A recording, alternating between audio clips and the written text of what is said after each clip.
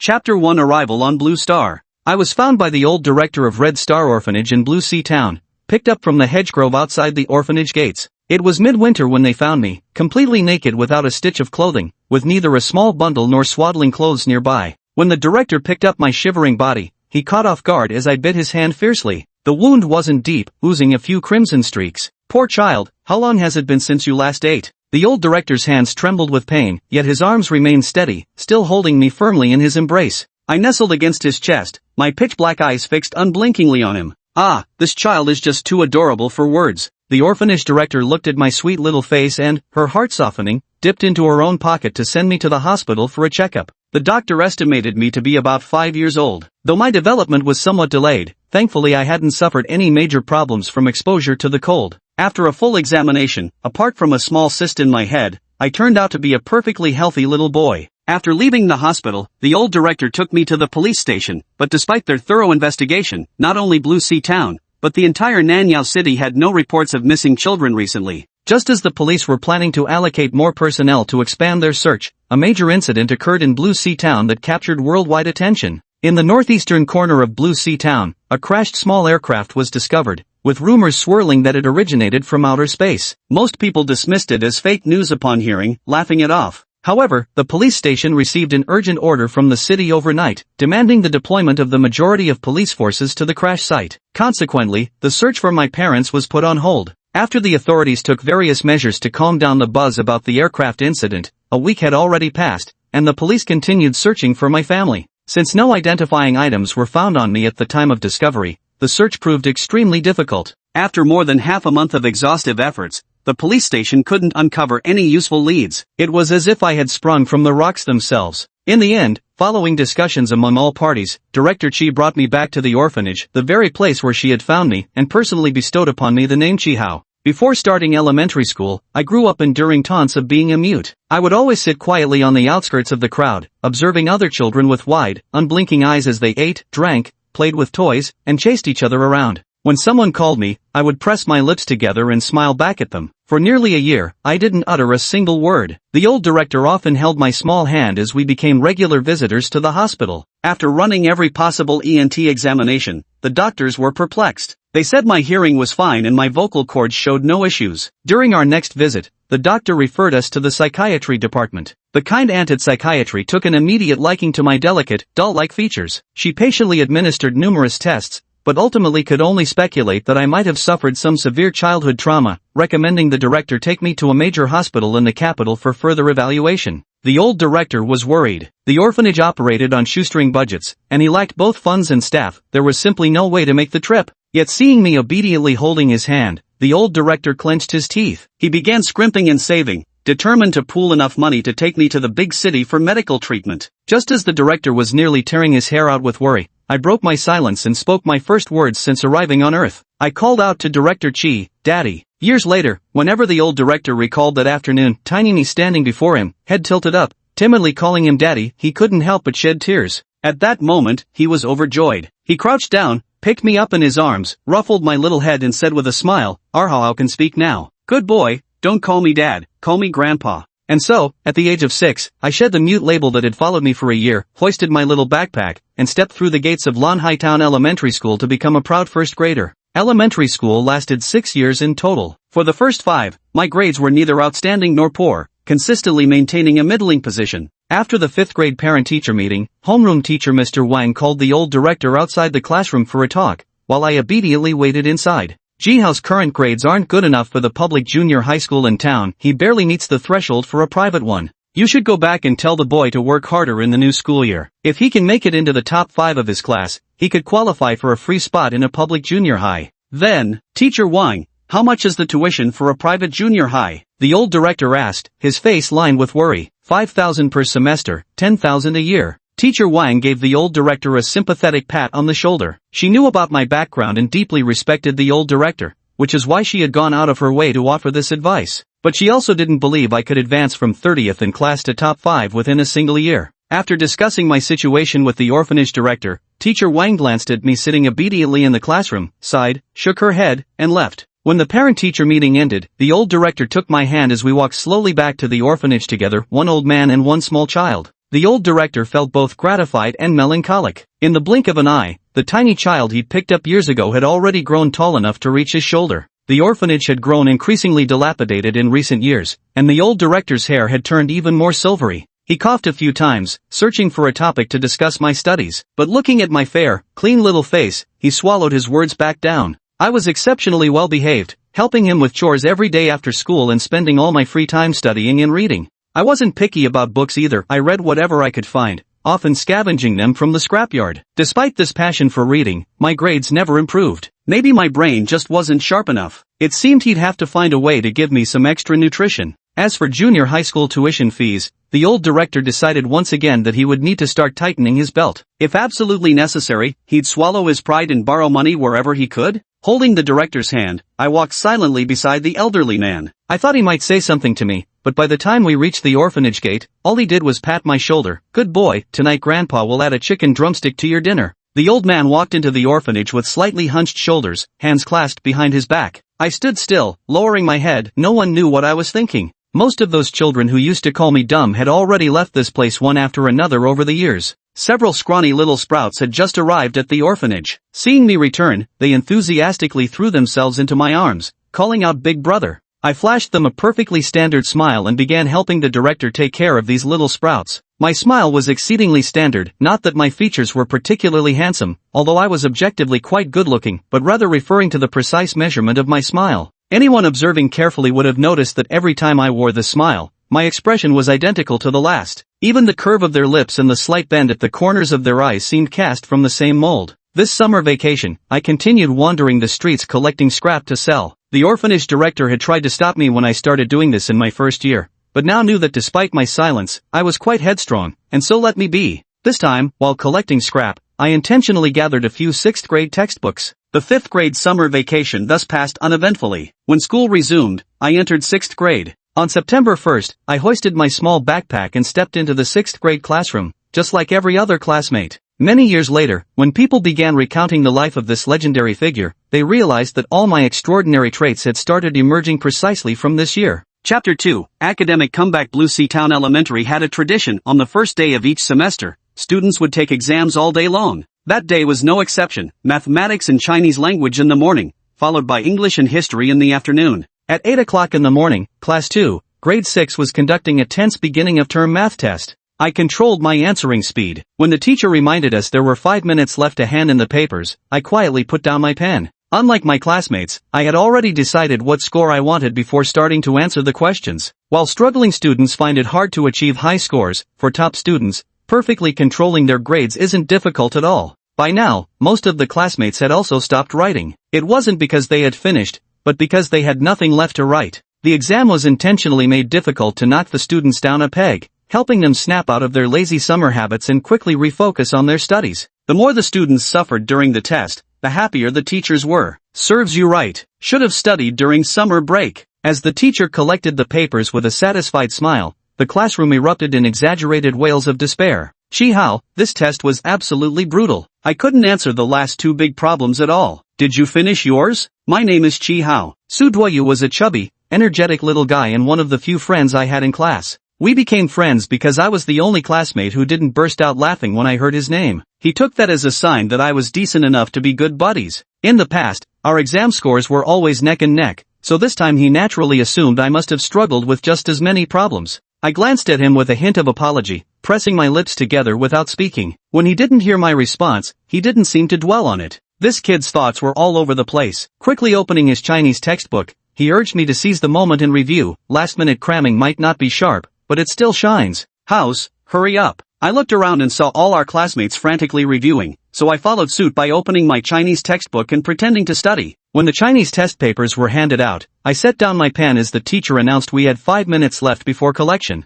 The same went for the English and history exams. When the last test was over, the atmosphere in the class finally relaxed. Su Duoyu said to me, "Haozi, the results come out tomorrow. Come to my place for dinner. Whether I get to eat meat or not totally depends on you." Su Duoyu's grades were average, and his mom was dead set on pushing him to excel. If his scores weren't good, she wouldn't cook any neat dishes. He was a bit of a foodie, so his mom's tactic hit him where it hurt. That's why, whenever he couldn't eat meat, he'd drag me over to his place for dinner. He even embellished the story of my tragic origins when telling Aunt Sue about it. Hearing how I was abandoned in the bitter cold of winter with no warm clothes, nearly freezing to death, she couldn't help but shed tears. That's why there was always meat on the table every time I visited. To motivate students, the teachers graded exams at lightning speed. The very next morning upon entering the classroom, the math teacher was already waiting at the podium with a stack of test papers. Same as usual, calling from the bottom up. Chen Zian, 61 points. Chen Zian, the class underdog, stuck out his tongue and trotted up to collect his paper.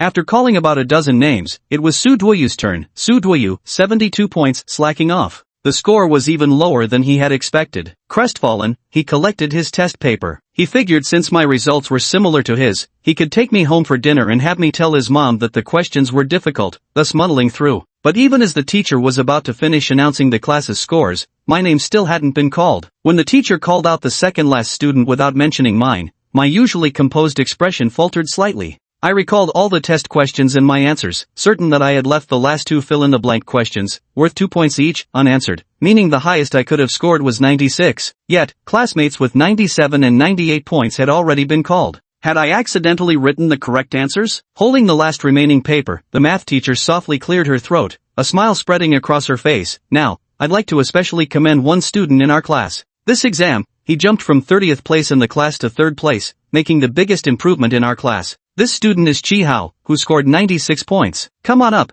Chi Hao, to collect your test paper. The classroom erupted in enthusiastic applause. Many were so shocked they forgot to clap, eyes wide open and mouths forming an O, thinking, I'm done for, there goes meat for a month. I was also stunned, never expecting the math teacher to do this. I stiffly stood up, quickly walked to the podium, lowered my head to take the test paper, and turned to leave only to be stopped by the teacher. The math teacher smiled and said, Chi Hao, this exam was very difficult. Scoring 96 points is no small feat. You've improved so much. Why don't you share your study methods with the class? I kept a low profile for years, not wanting to draw attention, but I had no choice but to reply, alright, teacher. I clenched and unclenched my fist, composing a modest speech in my mind. Just as I was about to speak, a discordant voice came from the back of the classroom. TCH, only 96 points? That's not first place. Who even wants to hear him talk? The speaker was Li Bing, the class PE monitor, a known troublemaker. He glared resentfully at me, then at Lin Shui, the class study monitor sitting in front of him. Lin Shui's parents were both teachers. During the summer vacation before 6th grade, they arranged one-on-one tutoring for her with a colleague. She studied diligently throughout the summer. Apart from that final out-of-syllabus multiple-choice question, she had answered almost everything correctly in this exam. After finishing, she was certain she'd top the class again. But instead of praising her,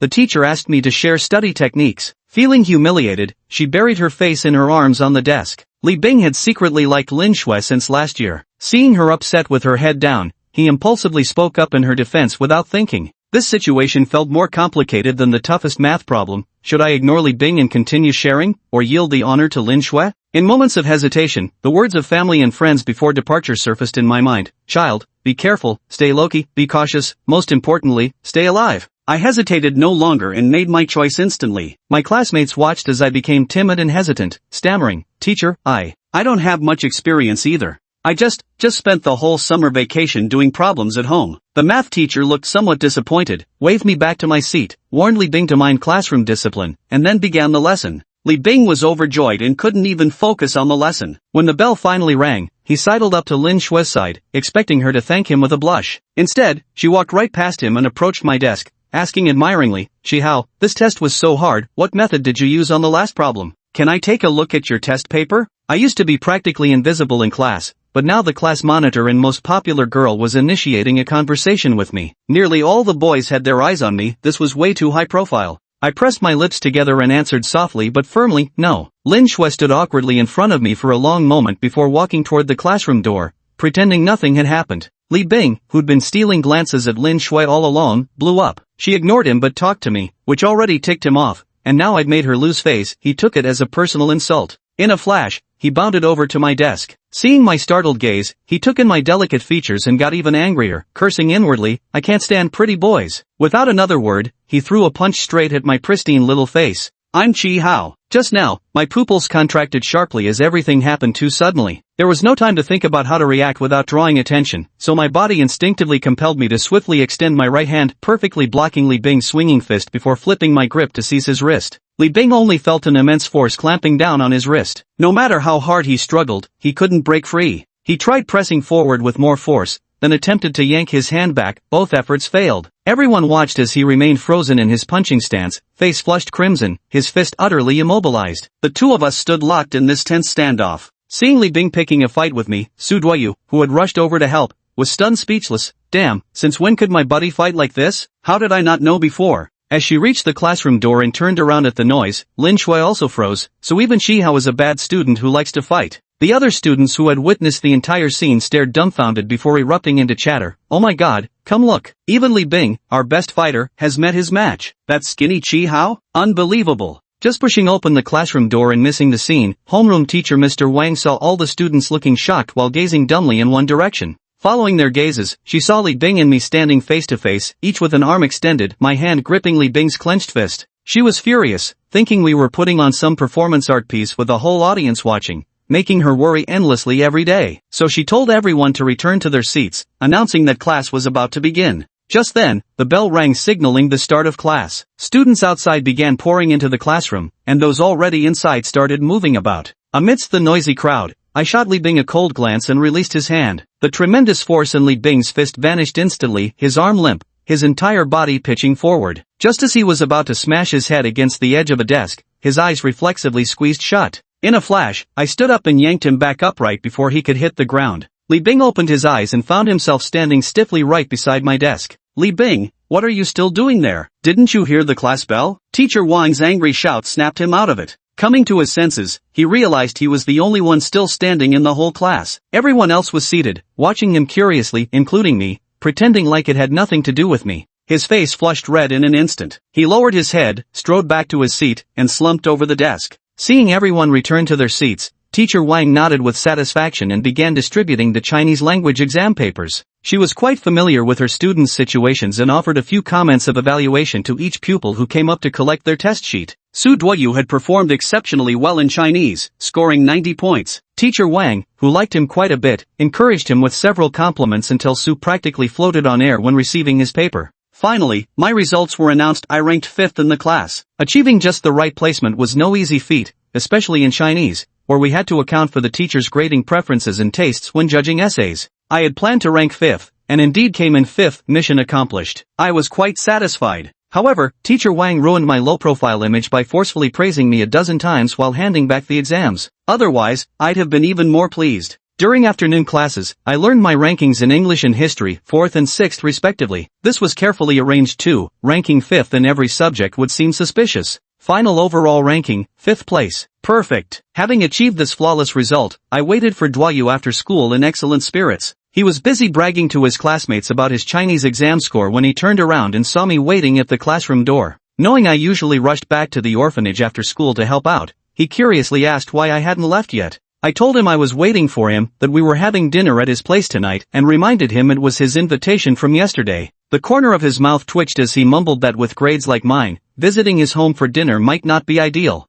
I did quite well on the test, I said in confusion. He stared at me for a long while, heaved a deep sigh, then slumped back to shoulder his school bag dejectedly. That evening, I got to enjoy the delicious sweet and sour pork ribs cooked by Aunt Sue. In a single day, I'd achieved both goals, saving Grandpa his chicken drumsticks and ranking among the top 5 in class. I was utterly content. The price, however, was Su Duoyu losing 2 pounds over the next month from hunger. During summer vacation, the old headmaster began cutting corners to save money. Even in sweltering heat, he wouldn't use the fan for himself, only turning it on in the children's dormitory. For 2 months he ate nothing but vegetables, no matter how much I tried to persuade him otherwise. When school reopened, my admission test placed me among the top 5 in class, enough to qualify for free tuition at the town middle school. Excited, I shared this good news with the headmaster. To my surprise, he asked suspiciously how I knew about the top 5 scholarship policy, assuming Teacher Wang must have told me. A cold sweat broke out on my back. My seat was far from the classroom door, and Teacher Wang and the principal had deliberately lowered their voices during their conversation. Theoretically,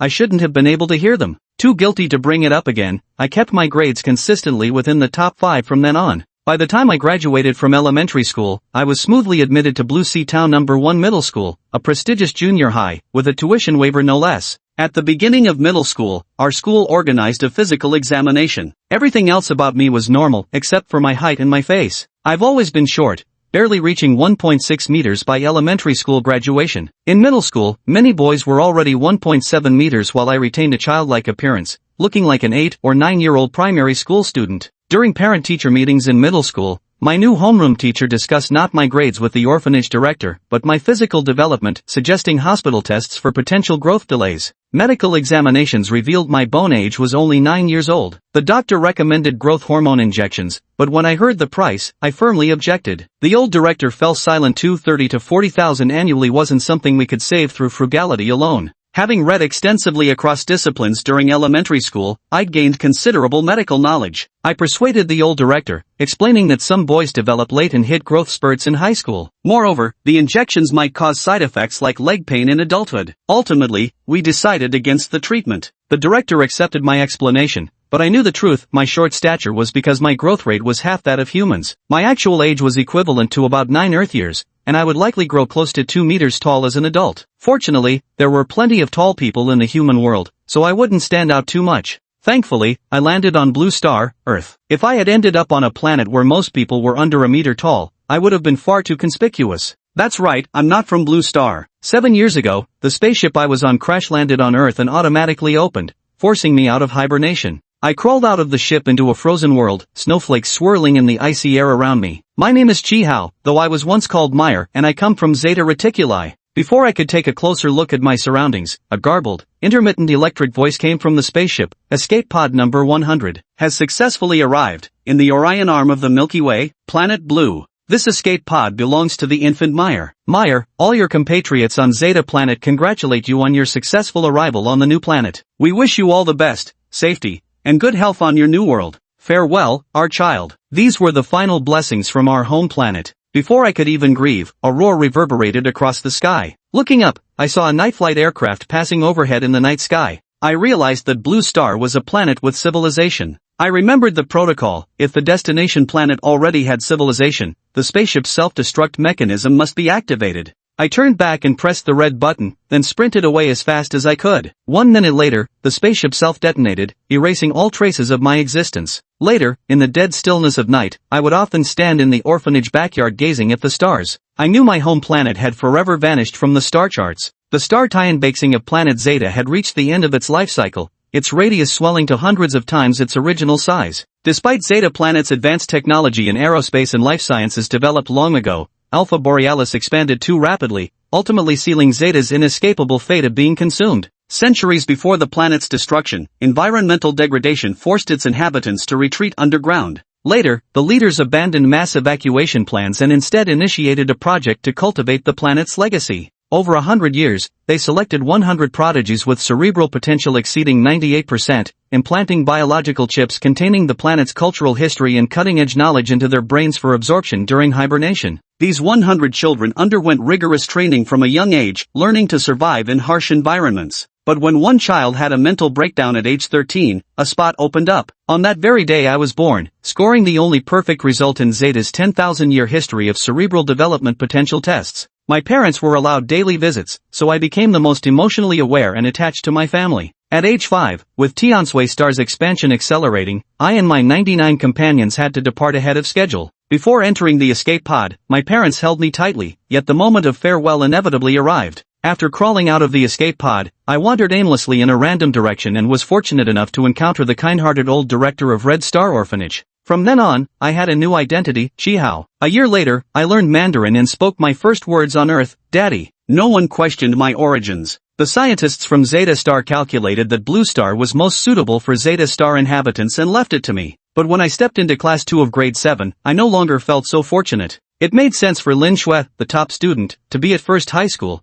but seeing failures like Su Duoyu and the brawny Li Bing here was downright strange. Su Duoyu said his mom had paid 50,000 in sponsorship fees. I guess teacher Wang hadn't mentioned this detail to the orphanage director. When I asked how Li Bing got enrolled, Su Duoyu explained he was a faculty child. His father Li Haoqiang was the school's PE teacher, adding a warning that old Li was notoriously protective of his cub. Li Bing's tendency to stir up trouble is connected to his father's indulgence. When parents came knocking at their door, Li Haoqiang would compensate this and that, yet couldn't bear to reprimand his son with a single harsh word. This wasn't just shielding shortcomings, it was outright pampering. As an alien concealed among humans, I've kept firmly in mind the directive to maintain my hidden identity. Even while at the orphanage, I knew my strength was incomparable to humans. During that conflict with Li Bing, I nearly exposed myself. When he threw a punch at me, my instinct was to shove him away. Fortunately, within a second I changed the push to a grasp, preventing him from being sent flying. I dare not even imagine what consequences would await me if I had merely waved my hand and Li Bing ended up severely injured.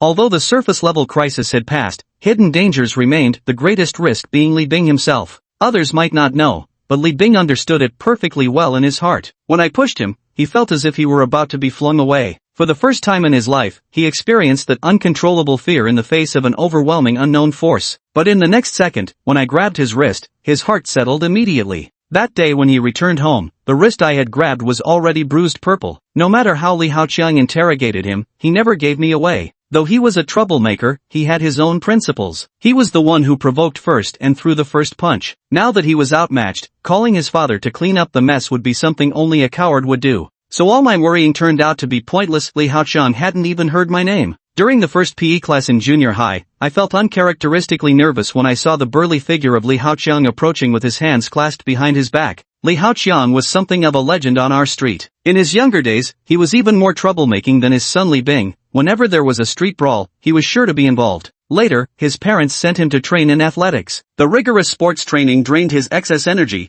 and the coach admired his relentless, never-say-die spirit. With several regional competition victories under his belt, he was specially admitted into a sports university. After graduation, his outstanding performance secured him a teaching position at Blue Sea Town No. 1 Middle School. Over a decade flew by in the blink of an eye. Now Li Haoqiang has become a seasoned veteran teacher. Whether a student is being sly or not, he can spot it at a glance. He sauntered toward the boys' line, spotting me in the front row from afar. I kept stealing guilty glances at him several times. Given my height, he probably thought I was some spoiled kid trying to fake an illness to skip training. His eyes darted between my cowering form and Li Bing, who stood as straight and tall as a poplar tree at the end of the line. A surge of pride rose in him. He thought only boys like Li Bing were real men. As he drew closer and saw how short I was, with fair skin and delicate features almost girlish in appearance, he secretly resolved to whip me into shape like Li Bing. No matter if I faked a stomachache, headache, or even a sprained ankle, he'd have his ways to deal with me. Our gazes locked unexpectedly, and though he quickly looked away, I couldn't shake the feeling there was something more behind his stare. Ding ding ding, the bell rang, marking the start of our first middle school PE class. At ease. Attention. Count off. After the standard opening drills, Li Haoqiang's lips curled into an odd smirk. All boys, 2 laps around the track. Su Duoyu groaned in anguish. Holy crap, 2 laps is 800 meters. Has teacher Li lost his damn mind? Other classes only run 1 lap. I looked around and saw that no one had started running yet, so I didn't immediately begin. In just that short moment, Li Haoqiang had already walked up to me with a frown. Why haven't you started running yet? Trying to slack off? I immediately lowered my head and obediently began running. Half a lap, 1 lap, 1.5 laps. Out of the corner of my eye, it seemed teacher Li's gaze was following me, or maybe it wasn't. Right, keep a low profile. Controlling my pace, I slowly ran to the middle of the group, neither leading nor falling behind. I must have misjudged them. Li Haoqiang had indeed been keeping an eye on me the whole time. Unexpectedly, it was only Tubby Su Duoyu who couldn't complete the second lap. All the other students gritted their teeth and kept running. Although I slowed down in the second lap, my stride and arm swings clearly showed I still had energy to spare. Everyone else was panting like oxen, while my breathing remained steady. Not bad at all. During the very first class, he spotted my potential as a promising long-distance runner. The boys were completely exhausted after running the 800-meter dash. Several of them collapsed onto the ground immediately, only to be barked at by Li Haoqiang to get up and keep moving. None of you are allowed to sit down immediately after running. Everybody keep walking. After barking this order, he waved at me with a kindly expression. You there, come here. He really had been secretly observing me all along. My heart was practically leaping out of my throat. I pretended to be panting heavily from exhaustion as I slowly shuffled toward him, my mind conjuring up several dreadful scenarios, though none came to pass. Li Haoqiang asked amiably, "What's your name?" "Shi Hao." He smiled and said, "Shi Hao, you're quite impressive. Would you be interested in joining our school's long-distance running team?" He pretended not to notice my confusion and decisively announced, "Great, it's settled then. Shi Hao will be joining the school's long-distance running team." Just like that, I inexplicably became a member of the school's running team. When class finally ended, Duoyu gasped like a fish out of water and said, "Howsy, teacher Li must have gone mad. Who the hell trains this hard on the very first day of school?" The backs of the other boys' uniforms were completely soaked with sweat. I felt perfectly fine throughout the entire class without breaking a sweat, but still chimed in, yeah, I'm exhausted. After school, Su Duoyu came to find me. Little Hao, come on, let's go to my place for dinner. Mom's come up with a new dish again. Thinking of Aunt Sue's cooking skills, I couldn't help swallowing and said wistfully, I can't make it. I joined the school's long-distance running team. Coach Lee wants me at the track field for training after school. Su Duoyu's eyes nearly popped out of his head. The long-distance running team is exhausting. They can never fill their roster every year. House, what possessed you to join the long-distance running team? I mumbled sullenly, I didn't sign up. Teacher Lee made me join.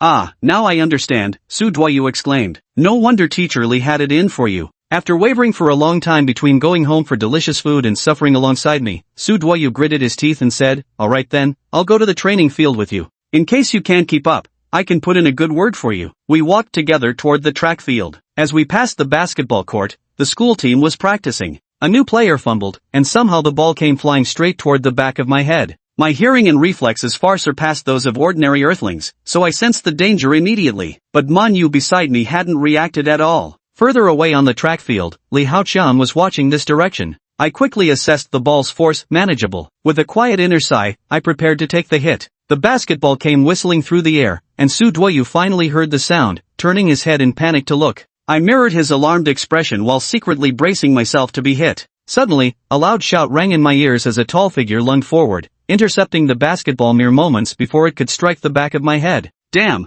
that scared me to death. You saved my life, Big Bing. Su Duoyu was genuinely startled. Once he recovered, he grasped Li Bing's hand and repeated thanks, even affectionately switching to calling him Big Bing. I didn't expect to dodge it in time. Still dazed, I followed along with my thanks. Li Bing had sprinted over, and after saving the ball, he gasped for breath while randomly muttering, no need to thank me. He picked up the basketball, hugged it to his chest, and trudged off toward the basketball team without another word. Just before reaching the team, he finally couldn't hold it in anymore and roared, which one of you bastards threw that ball just now? It nearly hit our classmate in the back of the head. Duoyu stared blankly at Li Bing's outburst, then suddenly sighed and said, Haozi, this is the first time I've ever thought that Li Bing is actually kind of cool. Shihao, you didn't get hit, did you? A loud voice unexpectedly called out from behind me. Turning around, I saw Li Haoqian running toward us. That shot scared him badly just now. The ball came so fast, and with my back turned toward its trajectory, there was no way to react in time. If it had hit my head. Though he reacted instantly, shouting while rushing over, unfortunately the track field was still some distance from the basketball court. Luckily, Li Bing came through. He ruffled my hair and said,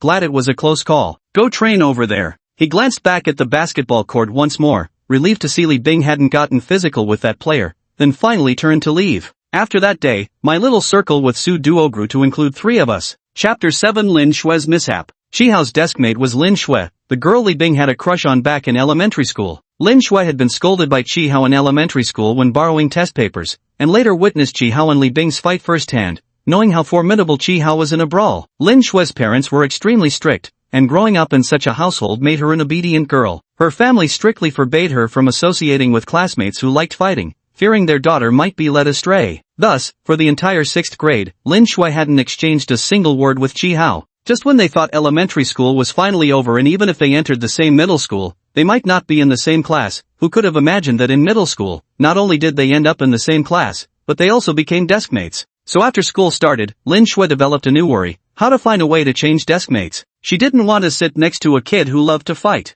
Apart from the deskmate situation, Lin Shue was quite satisfied with her middle school life. She had good grades, was pretty, loved public speaking, and had joined the school's publicity department in middle school. Every Friday after school, she had to work with other students to prepare the morning announcements for Monday's jogging session. She pondered about changing deskmates, slowing her work. By the time she finished organizing the draft and bid farewell to her classmates from the propaganda department at the school gate, she realized it was almost 6 p.m. Lin Shue's upbringing was strict. Even a few minutes late would lead to long interrogations from her parents. In elementary school, it was manageable, but starting middle school, Lin Shue grew increasingly intolerant of the questioning and criticism. She mentally calculated, her mother usually shopped after work, arriving home around 6:30. If she took the shortcut instead of the main road by the school gate, she could make it home in 20 minutes. Without overthinking, Lin Shue hurriedly turned into the small path to the left of the school gate. What she didn't know was that a new bar had recently opened in that alley. Its name was Backstreet Bar. Every Friday night, the crowd outside the bar was a mixed bag, and there was always someone drinking too much and causing trouble. As she hurried along, the sky gradually darkened, making her even more anxious, so she broke into a jog with her head down. When she reached the vicinity of the Backstreet Bar, a young man in a floral shirt,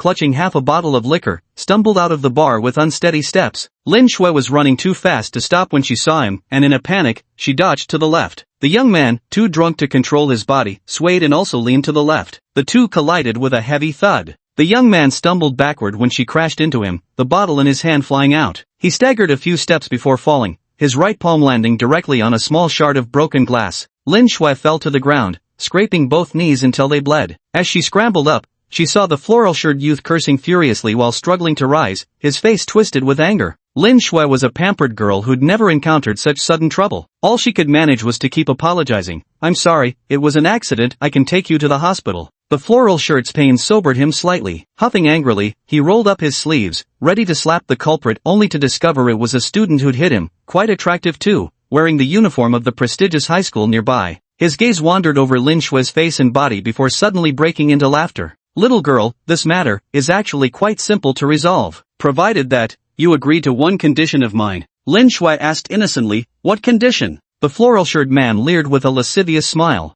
"School finishes at 5 o'clock, with both the track and field team and basketball team having 1-hour training sessions. Today is Friday, and it was Li Bing's turn to clean up the court. After practice, Chi Hao came over first to help Li Bing put the basketballs back in the sports equipment room before they went back to the classroom together to find Duo Yu. By then, the chubby Su was already starving, seeing stars in his eyes. Feeling a bit embarrassed in knowing Duo Yu's love for good food, Li Bing suggested, "Fat fish, since I'm always mooching meals at your place, today's my treat. There's a new burger joint on Lin Sui Road, their burgers are huge, with 2 patties stuffed inside." At the mention of patties, Duo Yu's eyes gleamed greedily. The trio left the school gate, and Li Bing led them left into a narrow alley. Cutting through this alley takes us straight to Lin Sui Road. "We're taking a shortcut." The group had excitedly walked halfway when they saw a crowd gathered ahead. The alley wasn't very wide to begin with, and just a small crowd could block it. Since all three of them were hungry and didn't want to squeeze through to join the commotion, Li Bing called out loudly, "Excuse me, friends up ahead, could you make way? Thanks, hey." Just as his voice faded, a woman's sob came from within the crowd. "Li Bing?"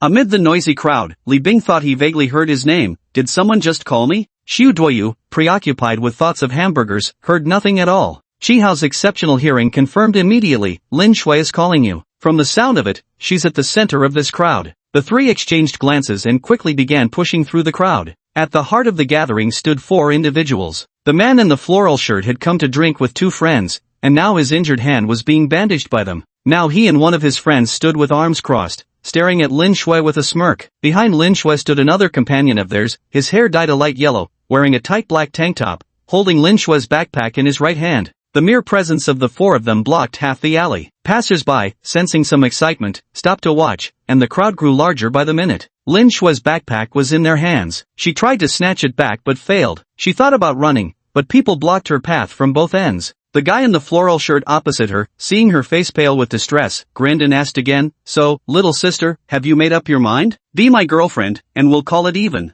As soon as he finished speaking, the man in the black tank top behind Lin Shui took a step forward. Without warning, he gave Lin Shui a hard shove on her back, sending her staggering directly toward the man in the floral shirt. Grinning, the latter spread his arms wide and taunted, "Come on, sister," right into Big Brother's arms. Humiliated and terrified, Lin Shui burst into helpless tears, a loud wah, escaping her lips in desperation. Just as Li Bing pushed his way through the crowd, he took in the unfolding scene before him. Instantly, his vision burned red with rage. Without another thought, he charged forward, grabbing Lin Shui's arm and wrenching her protectively behind him in one swift motion. The flower-shirted man stopped laughing, gave Li Bing a sidelong glance, and spat on the ground. "Oh, the chick's still wet behind the ears, yet dares to meddle in your granddaddy's business. You'd better scram while you still can." At that moment, Chi Hao had already pushed his way in. As soon as he entered, he noticed the burning stares of the surrounding onlookers fixed on their group. Suddenly becoming the center of attention overwhelmed him with pressure, and his courage began to falter. Su Duoyu followed Chi Hao and squeezed in, craning his neck to size up the opposite side before turning around and pushing his way back out. Chi Hao also wanted to turn and follow Su Duoyu, but there were 3 people on the opposite side, and Li Bing was alone. Chi Hao halted his steps mid-stride, and walked back to Li Bing's side, standing shoulder to shoulder with him, completely shielding Lin Shui from view. Chapter 8, Overwhelming Force. The tank top guy hesitated slightly and whispered to the Hawaiian shirt, "Bro Xiao, those are students from that key high school next door." Should we really do this?" The Hawaiian shirt snorted coldly, "No shit, we're doing it. Just hold back a little." With a nod from him, the tank top guy swung his noticeably heavy backpack and brought it crashing down on Li Bing's head. He really hadn't gone all out. Normally in their gang fights, they'd smash liquor bottles to use as weapons. A single strike usually drew blood. Seeing these were school-uniformed students, he figured he'd just teach them a minor lesson enough to satisfy the boss's anger, just going through the motions. Unexpectedly, Li Bing snatched the school bag with one hand, tossed it backward without looking, and said to Lin Shui, "Take the bag, get home quick." Lin Shui frantically crouched to pick up the backpack. When she straightened up with the bag properly gathered, those two figures, one tall, one short, remained steadfastly shielding her front. She had been trembling with fear, but now crouching on the ground, clutching her backpack and watching the two figures in front of her, she suddenly felt less afraid. "It's my fault, I can't leave," she thought. "At worst, we'll just get beaten up together by them." The moment Li Bing made his move, the man in the black tank top knew he was also an experienced fighter and stopped holding back, striking with increasingly ruthless blows. The man in the floral shirt and his companion, seeing Li Bing struggling to protect Lin Shui behind him, burst into gleeful laughter, as if watching a monkey show. They unanimously ignored the small and fragile-looking Chi Hao. Chi Hao stood quietly there, watching the vulgar expressions on the faces of the flowery shirt gang and listening to their increasingly offensive curses. A strange emotion suddenly welled up in his heart. It felt like a fire burning inside, making him somewhat uncomfortable and itching to vent out of control. Blue Star is a very beautiful planet. The star that this planet orbits is so young, neither too massive nor too small, providing just the right amount of heat for this planet. This planet has mountains, grasslands, rivers, valleys, and oceans. Everyone can happily bask in the sunlight on its surface. Such a beautiful blue planet, why do such hideous creatures exist upon it? By what right do they deserve to possess such a perfect world? Chi Hao suddenly murmured something, which Li Bing heard but couldn't comprehend. If there were a second surviving Zayton left in the world at this moment, they would understand that Chi Hao was now speaking his native tongue, Parish. In the next instant, everyone present only saw a blur before their eyes. A blue figure had already appeared behind the floral-shirted man. Lightning fast, his right hand shot out and clamped around the man's throat. The floral-shirted man's eyes bulged violently, his face turning purple-red as he desperately clawed at Chi Hao's hand with both hands, legs thrashing wildly. A companion rushed to help but was immediately seized by the throat with Chi Hao's left hand. The black tank-top-clad man and Li Bing froze in shock, halting their motions. The tank-topped man hurried over to assist while Li Bing, fearing Chi Hao might be at a disadvantage, also sprinted toward him shouting, "Haozi, let go now." Obediently, Chi Hao released his grip. The man in the floral shirt and his companion's vision darkened as they collapsed weakly to the ground, letting out agonized dry coughs. The man in the black tank top lifted his companions one by one, staring at Chi Hao in horror. "Teacher, hurry, over here." At that moment, Duoyu's panicked voice rang out from beyond the crowd. Lin Shui turned around in surprise to see the school security guards and several male teachers pushing through the crowd as they rushed over. At the same time, police sirens sounded at the entrance of the alley. "Didn't expect that, huh? I called the police too," Su Duoyu said triumphantly. The police officers took the entire group back to the station. The three men in floral shirts were regulars at the police station. Officer Bai frowned as soon as he saw the three of them. "You again. Last month it was fighting and almost got booked for disorderly conduct. So, what did you do this time?" The man in the floral shirt clutched his neck with one hand while raising his injured other hand, rasping out his accusation. "Officer, this time we're the ones who got beaten up." He pointed at Chi Hao. "That kid wants to kill us?" Officer Bai glanced back at the skinny Chi Hao and sneered at the floral-shirted man. "Chen Xiao, let me tell you something. There's surveillance footage of where you were fighting. Even if you're gonna lie, at least make it believable." The three men in floral shirts were utterly aggrieved. "We're not lying, officer. That kid really attacked us right on the street." While they were making a ruckus, Chi Hao sat properly opposite another officer, recounting what had happened. The officer facing him, Officer Niu, had worked at Blue Sea Town Police Station for 8 years and was famous for his exceptional memory. Any suspect he'd seen would remain etched in his mind for years. As he took notes, something about the boy's name and appearance struck him as familiar. Midway through the statement, he suddenly slapped his thigh. "It just came to me. You're that kid from Red Star Orphanage. The treasure director Chi found that winter." Chi Hao possessed an eidetic memory. Shortly after arriving on Blue Star, he had found himself in this very police station. To extraterrestrials, police stations represented the supervisory institutions of Blue Star, one of the most feared places where their true identities might be exposed. Every Zeta Star native had rigorously rehearsed interrogation scenarios. Back then, Chi Hao had successfully played the role of a pitiful mute child suffering from amnesia before the officers. When he walked in earlier, he actually recognized over half of the busy policemen in the precinct. Feigning bewilderment, he looked at Officer Niu and asked, "You know me?" "Hey, more than just knowing you, I even held you in my arms." Back when they were helping Chi Hao find his relatives, he stayed at the police station for over half a month. He was a sweet-looking kid with a tragic background, and all the officers at the station took extra care of him, especially Officer Niu. At the time, Officer Niu had been with the department for less than 6 months, and Shihao's case was a major one for him. Unfortunately, they never managed to locate the boy's family, which left Neo with lingering guilt. Now, 7 years later, running into the kid again got him a little emotional. Old Yang, old foam, come take a look, guess who this is? Shanyo. With all these people around, you're still playing your guessing games? Hurry up and get back to work. Officer Yang and Officer Foam walked over with playful curses, thinking Officer Neo was showing them another photo to guess the criminal's name. To their surprise, they were met with the innocent face of a well-behaved boy. Officer Yang frowned as he studied Chihao, then suddenly realized, I remember now, isn't this the kid old Chi brought along? While they were catching up over here, the three garishly shirted men on the other side were utterly dumbfounded. Unsure of Chihao's background, they didn't dare keep shouting about him trying to murder someone. When the officer checking the surveillance footage returned and everyone reviewed the recordings, it became clear the whole incident started when those flashy shirt men bullied a young girl. What, you say you're hurt? My leg is scraped too. Not to mention I avoided you in advance, you're the one who ran into me. What, you didn't mean to bump into me but were just drunk. It shows, you're definitely drunk. Chapter 9, The Debate Tournament. After much difficulty, the two parties finally reconciled with a handshake under the mediation of the police. After the three floral-shirted men had left first, Li Haoqian let the other teachers go home while he stayed behind at the police station to wait with the children until their parents arrived. Not having witnessed the incident, he assumed his son had single-handedly taken on 3 opponents to protect his classmates. So as they waited, he kept praising his own son. Kid, well done. That's exactly how you should help a classmate in trouble. The officers watched as the men in floral shirts left, exchanging glances. Officer Neo, picking up on the silent cue, stood up. Xiao Hao, come here. Uncle wants to have a word with you.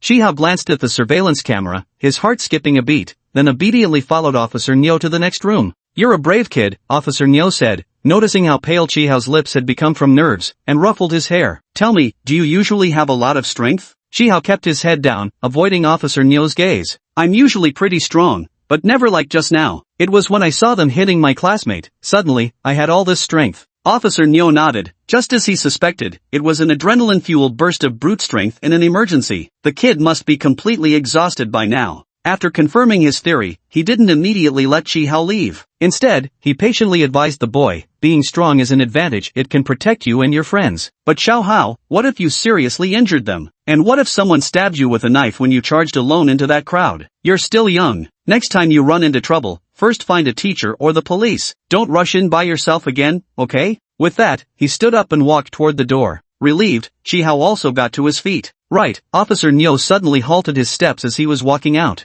Chihao's heart skipped a beat again. Here's my phone number. Officer Neo found a pen, wrote down his personal number on a piece of paper, tore it off, and handed it to Chihao. If you run into those guys you fought with today again, give Uncle a call. Officer Neo finished speaking and noticed Chihao looking up at him in surprise, his bright eyes glistening as if misted with tears. The officer chuckled twice and ruffled the boy's hair. Alright, you must be starving. Hurry home now. Chihao walked out of the Blue Star's regulatory facility, the police station, in a daze, his pocket now holding an extra slip of paper. Once again, Chihao felt grateful he had come to Blue Star. The oversight institutions here gave people such a warm feeling. But today was another close call where I almost got exposed. But the rewards from this adventure were immense. Chihao, an alien unfamiliar with the social landscape of Blue Star, learned for the first time that surveillance cameras were omnipresent on every street. How terrifying. Today I came within an inch of being exposed. I must never take action again. After this incident, the trio expanded once more, with Lin Shui, the model student, joining their ranks. Lin Shui joining the trio team brought the greatest joy to Li Bing, who had never given up his designs on her. But before he could enjoy his happiness for long, he received devastating news. The whole incident started from when they helped Lin Shui. Blue Sea Township No. 1 High School had 2 traditionally strong programs that ranked among the best in the city. One was the school debate team, and the other was the school basketball team. That's why joining the school debate team is extremely difficult. The first step is the easiest, sign up through your homeroom teacher, typically over half the class will register. The homeroom teacher then organizes a round-robin competition within the class. The top 4 performers advance as reserve debaters, representing their class in matches against others. Only members of the grade winning team earn the honor of becoming official school debate team members. Since Lin Shui was already part of the school publicity team, she skipped the round-robin and directly became a reserve debater for Class 2, Grade 7. Lin Shui's mother happened to be in charge of this year's debate competition. Ever since her beloved daughter was rescued by 3 male classmates, she had been looking for an opportunity to repay them. Now, it was like providing a pillow to someone ready to sleep, the perfect timing. Thanks to her strong recommendation, Shihao and the other two were fortunately spared the grueling elimination rounds within their class and directly advanced as reserve members of the debate team. When Lin Shue's mother, thrilled about what she saw as a great deed, eagerly shared this good news with her daughter, Lin Shue's vision darkened. Imagining her three friends, who had zero interest in debate clubs, only two words slowly emerged in her mind: "We're doomed." Sure enough, all three of them refused to participate in the debate competition. The most vehement opposition came from Li Bing. Li Bing had adhered to the principle of actions speak louder than words since childhood. The moment he heard that a military man like him was expected to engage in verbal debates, he immediately flew into a rage. "I absolutely refuse to participate in any ridiculous debate competition." Ridiculous. I don't need to reason with my opponents at all. If there's any disagreement, isn't it better to just settle it with our fists? Lin Shui turned to Chihao with pleading eyes. Chihao refused even more bluntly. "There'll be a big audience watching the debate competition. I don't like being in the spotlight." Lin Shui looked desperately at Su Duoyu. Su Duoyu didn't really care, only asking one thing: "Is there a prize for winning? Is it something delicious?" "Ha!" Surprisingly, Fatty, you didn't flat out refuse? Lin Shui, who loved debates, quickly turned to her mother to ask about the prizes. Lin Shui's mother was well aware of the competition rules and rewards. If you can become the school champions, the winning team gets a total of 1,000 yuan as prize money. Seeing her daughter's excited smile upon hearing about the 1,000 yuan, Lin Shui's mother teased, "1,000 yuan makes you this happy? If you can win the national championship, the prize money is 20,000 yuan. Lin Shui rushed off to share this exciting news with her three teammates, missing her mother's follow-up remark. "But in our school's 80-year history, the best result we've achieved is only 6th place nationally." The moment he heard about the prize money, Chihao was the first to waver. Over the years, Grandpa Chi had grown increasingly frail. The welfare home's salary wasn't substantial, and the elderly man had no additional income. Nearly all his money went toward the children's needs, while he himself practiced frugality in every way. Chihao had long wanted to install an air conditioner in the old man's room to make his summers more comfortable, but as an orphan without a penny to his name, he could only dream. "Fatty fish, let me ask you something. How much does an air conditioner cost these days?" "The cheapest would still be around 1,000 yuan. So that means all we need is to win first place in the whole school." Misunderstanding that every teammate would receive 1,000 yuan for winning the school championship, Chihao found himself torn between maintaining his hidden identity away from the spotlight and participating in the debate competition for the dean's sake. After a brief hesitation, he approached Lin Shui and declared his willingness to join the debate team. "Manyu, since Haozi signed up, and I've got nothing better to do, I'll register too." "Dabin, why don't you join us?" Li Bing, "Damn my poor judgment in choosing friends." Thud, falls over dramatically. In the end, these three complete novices who knew nothing about debate, along with Lin Shui, a half-baked amateur who'd only recently started, formed a ragtag team. The homeroom teacher and other classmates of Class 2, Grade 7 were quite pleased because these four didn't count against the class quota. Through elimination rounds, the teacher selected 4 truly skilled competitors to form another team. The entire class placed their hopes on this second, more promising squad. At this moment, nobody, not even Chihao and his teammates themselves, could have imagined that this ragtag team of theirs would bring back the first National Junior High Debate Championship trophy for Blue Sea Town No. 1 Middle School 5 months later. Chapter 10, A Rocky Start. The intramural debate competition of Blue Sea Town No. 1 Middle School officially began. As it was the school's traditionally strong program, the administration attached great importance to the event. Following standard procedure, they vacated the largest gymnasium on campus for the competition. The finals for the same grade level, as well as the cross-grade semifinals and finals, will be held in the gymnasium. However, all preceding matches take place in individual classrooms. Following the same rules as previous years, any competing team that loses twice consecutively in the preliminary rounds is immediately eliminated. Shihao's 4-person team, after undergoing 2 days of crash training from the half-hearted Lin Shui, is about to face off against Class 1's team on their home turf in their own classroom. The debate competition format at Lanhai Town No. 1 High School largely mirrors the national tournament structure, consisting of 4 distinct stages. Lin Shui explained the process to her friends like this. First stage, opening statements. The first debater from each side presents their argument. Second stage, cross-examination. The second debaters go head-to-head, followed by the third debaters. Finally, the first debaters from both sides summarize the exchange. Third stage, free debate, where all team members take turns going head-to-head. The fourth stage involves the closing arguments from both sides' fourth debaters. Considering that Chihao was usually reticent and the first speaker only needed to read from notes, Lin Shui thoughtfully arranged for Chihao to take the first speaker position. Li Bing, who loved to fight and was an aggressive contender, took the second speaker role. Su Duoyu, being quick-witted and full of clever ideas, was assigned as the third speaker. She firmly believed herself to be the most capable among the 4, taking the role of the fourth debater to deliver the closing statement. Perfect. With everything arranged, Lin Shui led the four-member team and sat confidently at their debate table, ready to welcome their first victory as a team. But ideals are beautiful, while reality is cruel. As the host, their homeroom teacher, announced the start of the debate, Team A's first speaker Chi-hao stood up and began reading from his notes with his head bowed. The teachers scoring at the back of the classroom frowned one after another. After quickly reciting his draft, Chi-hao promptly sat down. The first speaker for the opposing team was a handsome young man with bright eyes and gleaming teeth. He stood up unhurriedly, first bowed slightly to the host, and said clearly, "Greetings, host." Then, facing Chi-hao and others, he smiled and said, "Greetings, fellow debaters. I am the first speaker for the opposing side." Only then did he begin to methodically present his arguments. The contrast in etiquette between the two first speakers was strikingly apparent. Listening more carefully now, the opposing side's arguments were clearly more thorough. Chi-hao's heart sank. Their team had formed too recently, and their preparation had been too rushed. Moreover, he had been reading from notes just now, while they were speaking entirely from memory. Round 1, Chi-hao had been utterly defeated. The bewildered second debater, Li Bing, rose to his feet. The task Lin Shui assigned him was originally to cross-examine the opposing team's second speaker regarding the points raised by their first speaker. But the guy just now had rattled off 3 minutes worth of rapid-fire arguments. Li Bing desperately tried but only managed to remember a small portion. Li Bing had 30 seconds for questioning. He hesitantly asked a few questions, then ran out of words after only 10 seconds, leaving him standing there like an idiot. Some students from Class 2 covered their faces in embarrassment, while others simply sank onto their desks. Meanwhile, the Class 1 students gathered at the doorway were stifling their giggles behind their hands. The judging teachers shook their heads again. After barely enduring for half a minute, Li Bing quickly took his seat. The second debater on the opposing team was a sharp-tongued female classmate whose barely contained delight was evident on her face when she stood up. Li Bing then saw the girl holding a card and systematically questioning Chi-hao about his earlier statements following the script. Unable to contain himself, he slammed the table and pointed at her. "You brought notes, that's cheating."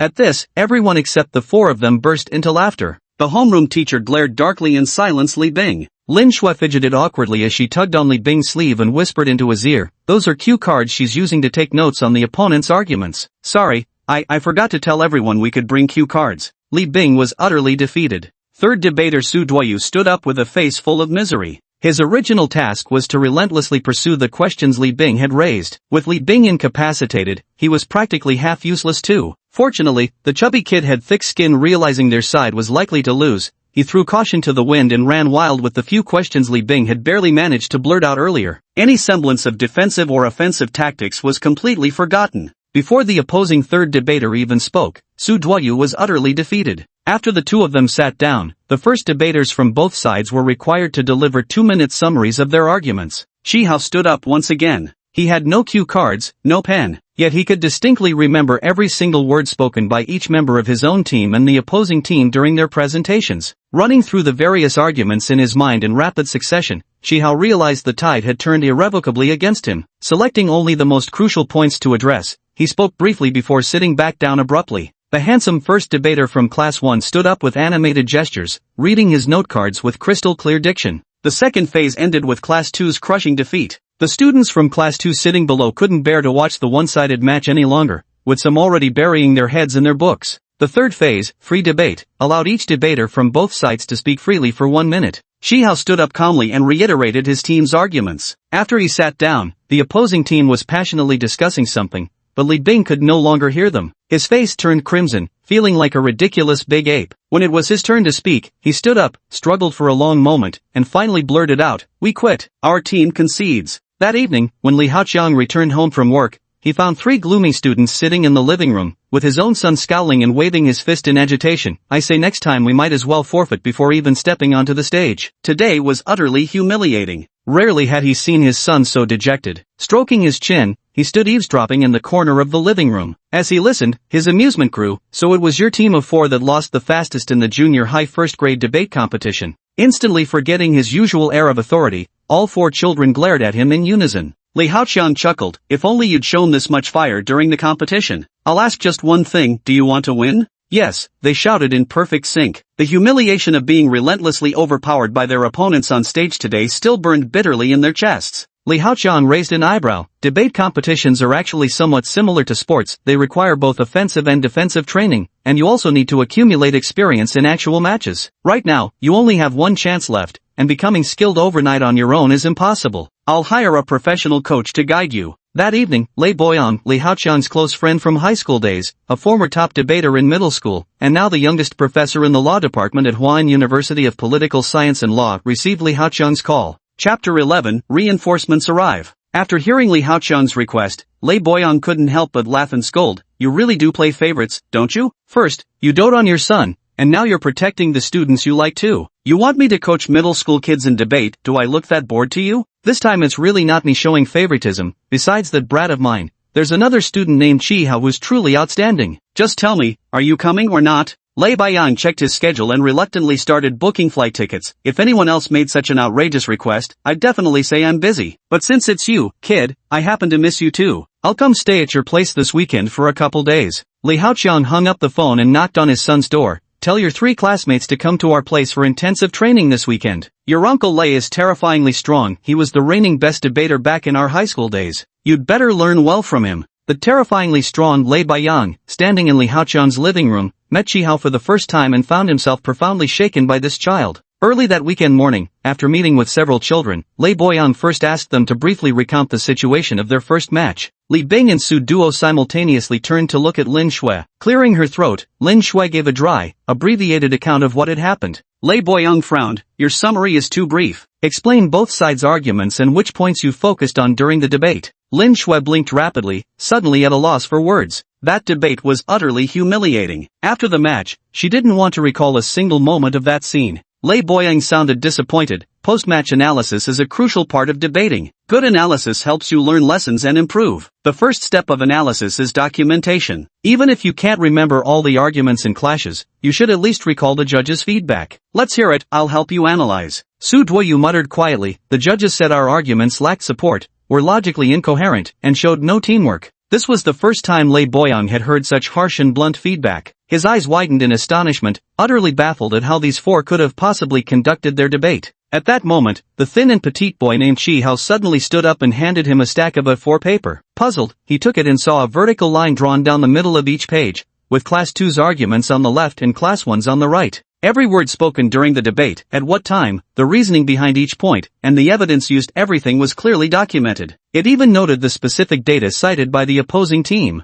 Does your school have a transcript of the live recordings? I thought only the debate teams in the capital studied this stuff. Your school's debate setup is quite professional. Lei Boyang was both surprised and puzzled. Wait, if you had a transcript, why didn't you bring it out earlier? Coach, our school doesn't have a transcript of the recordings. I wrote this last night from memory as I recalled the debate. Lei Boyang clutched the record sheet, his mouth hanging open in shock. He pointed at the numbers in the sentence. According to scientific research, approximately 63% of students, and exclaimed, you can even remember numbers? Chi Hao smiled sheepishly. My memory's not too bad. Lei Boyang stared at him for a long moment before suddenly clapping his hands. Forget being first debater, you'll be our 4th debater. He turned to Lin Shui. You'll be the opener. Lin Shui hesitantly pointed at herself. Me? The opener? Right. Your appearance and voice are perfect for opening statements. They'll make a great first impression on the judges and earn high marks. And him, he pointed at Chi Hao, he's a born closer. The kind heaven itself force-feeds talent. Originally, he hadn't been entirely confident about making this unreliable team win their next match within 2 days. But now, he was absolutely certain there was no way this team could lose next time.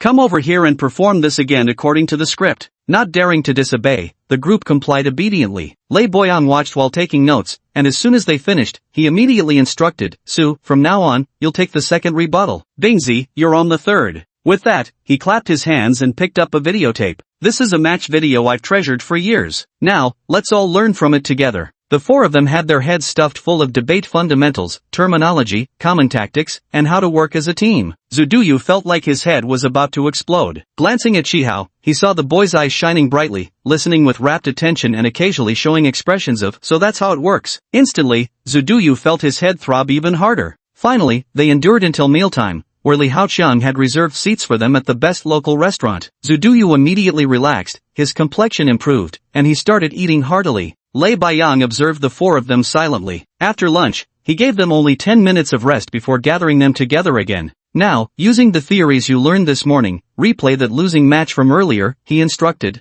You 4 will still be the affirmative side, and I alone will play the opposition. Su Duoyu was on the verge of collapsing and really wanted to throw in the towel right then and there. Unexpectedly, Lei Boyang waved him over. Bewildered, Su approached, and Lei pressed a piece of chocolate into his hand. Here, imported, tastes great. If you finish the match, I'll give you a whole box. The little chubby kid instantly revived, just about to cheer Coach Lei gets me, when he heard Lei Boyang instruct Li Bing, if he doesn't perform well, give him a good beating after the match. Hearing he had official permission to hit someone, Li Bing, who had been listless moments ago, instantly transformed into an energetic young man, glaring at Su Duoyu with piercing eyes. Shihao couldn't help but burst into laughter seeing Manyu's utterly defeated expression. Lei Boyang smiled as he watched Shihao, this debate genius he greatly admired. Now that's more like a teenager, he'd been too restrained before. After their practice debate session, Lei Boyang patiently explained how both sides had attacked and defended, then lavished praise on Shihao. The four students sighed in relief, thinking they could finally rest, only for Lei Boyang to smile faintly and say, alright, let's debate the same topic again. This time, you'll take the negative side and I'll be affirmative. This time, even Lin Shui, the most fervent debate enthusiast, couldn't hold on any longer. Lei Boyang glanced at the still energetic Shihao,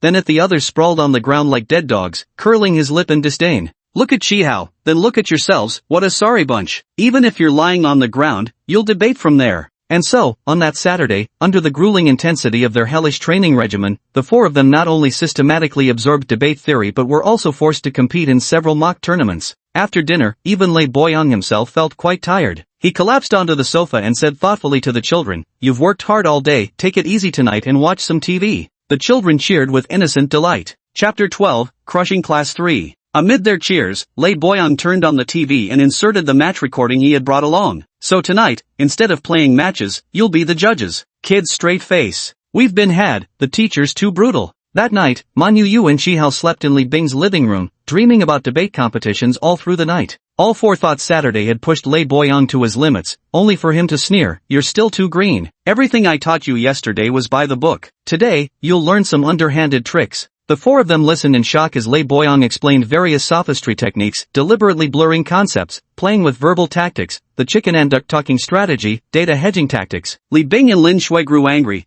Isn't this just muddying the waters, doing whatever it takes to win? Instead of responding to them immediately, Lei Boyang turned to Shihao, who seemed deep in thought. What do you think? Shihao pondered for a moment. If sophistry doesn't break the rules, then with me here, we're guaranteed to win. Lei Boyang nodded inside. I'm teaching you these things so you'll understand how far others might go to win, so you can be prepared. You don't have to use these tactics, but you should be aware of them. He patted Shihao on the shoulder. Shihao, trust me, you're a natural debater. You won't need sophistry, sooner or later, you'll win championships on your own merits. I know you all want to win badly, but what I want even more is for you to debate solidly, round after round, instead of relying on sophistry to claim victory. The children nodded repeatedly after hearing this. Lei Baiyang gave them some time to ponder before clapping his hands. Come on, kids. Today we're going to review all the most classic matches from your high school years. This Sunday marked the most talkative day in the lives of Shihao and the other three. When bidding farewell to Lei Baiyang, everyone's voices were so hoarse they could barely speak. After these 2 days of intensive training, everyone felt reborn. Debate, a term they just encountered days ago, suddenly seemed familiar, as if it had been with them for a long time. According to the elimination round groupings, the four would face off against Class 3 of Grade 7.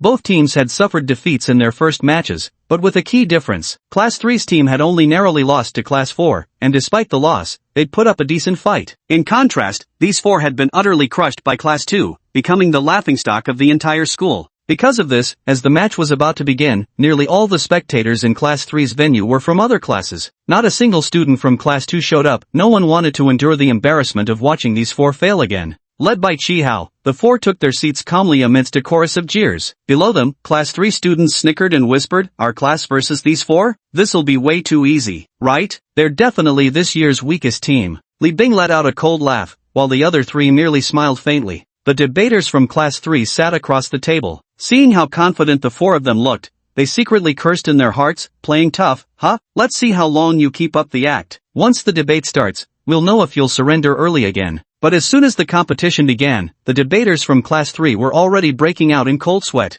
Were these four opponents truly the same ones rumored to surrender without a fight? They were way too strong. The arguments were clearly defined, the supporting evidence was substantial, and the debaters worked in perfect coordination. Even if they managed to find the slightest flaw, Shihao from the opposing team would immediately write a note and pass it to the questioned teammate, who would then instantly regain their train of thought. This match is impossible to win. The entire process held no suspense whatsoever. They were completely overpowered by the opposing four. By the final rebuttal, the fourth speaker from Class 3's voice was trembling with emotion. It's too hard. They're too strong. The intel was way off. Whoever said that Class 2's 4 debaters didn't know the first thing about debating and lacked basic debate etiquette was completely wrong. These are clearly seasoned veterans, especially that Chi Hao. Absolutely terrifying. Chi Hao's team crushing Class 3's debate team didn't even cause a ripple in our grade. Class 3 was so ashamed that they kept their mouths shut and refused to say a word about it. When students from other classes occasionally heard that Class 2 had easily defeated Class 3, they would dismiss it with indifference, saying, "They're both weak teams, just chickens pecking at each other. Nothing interesting."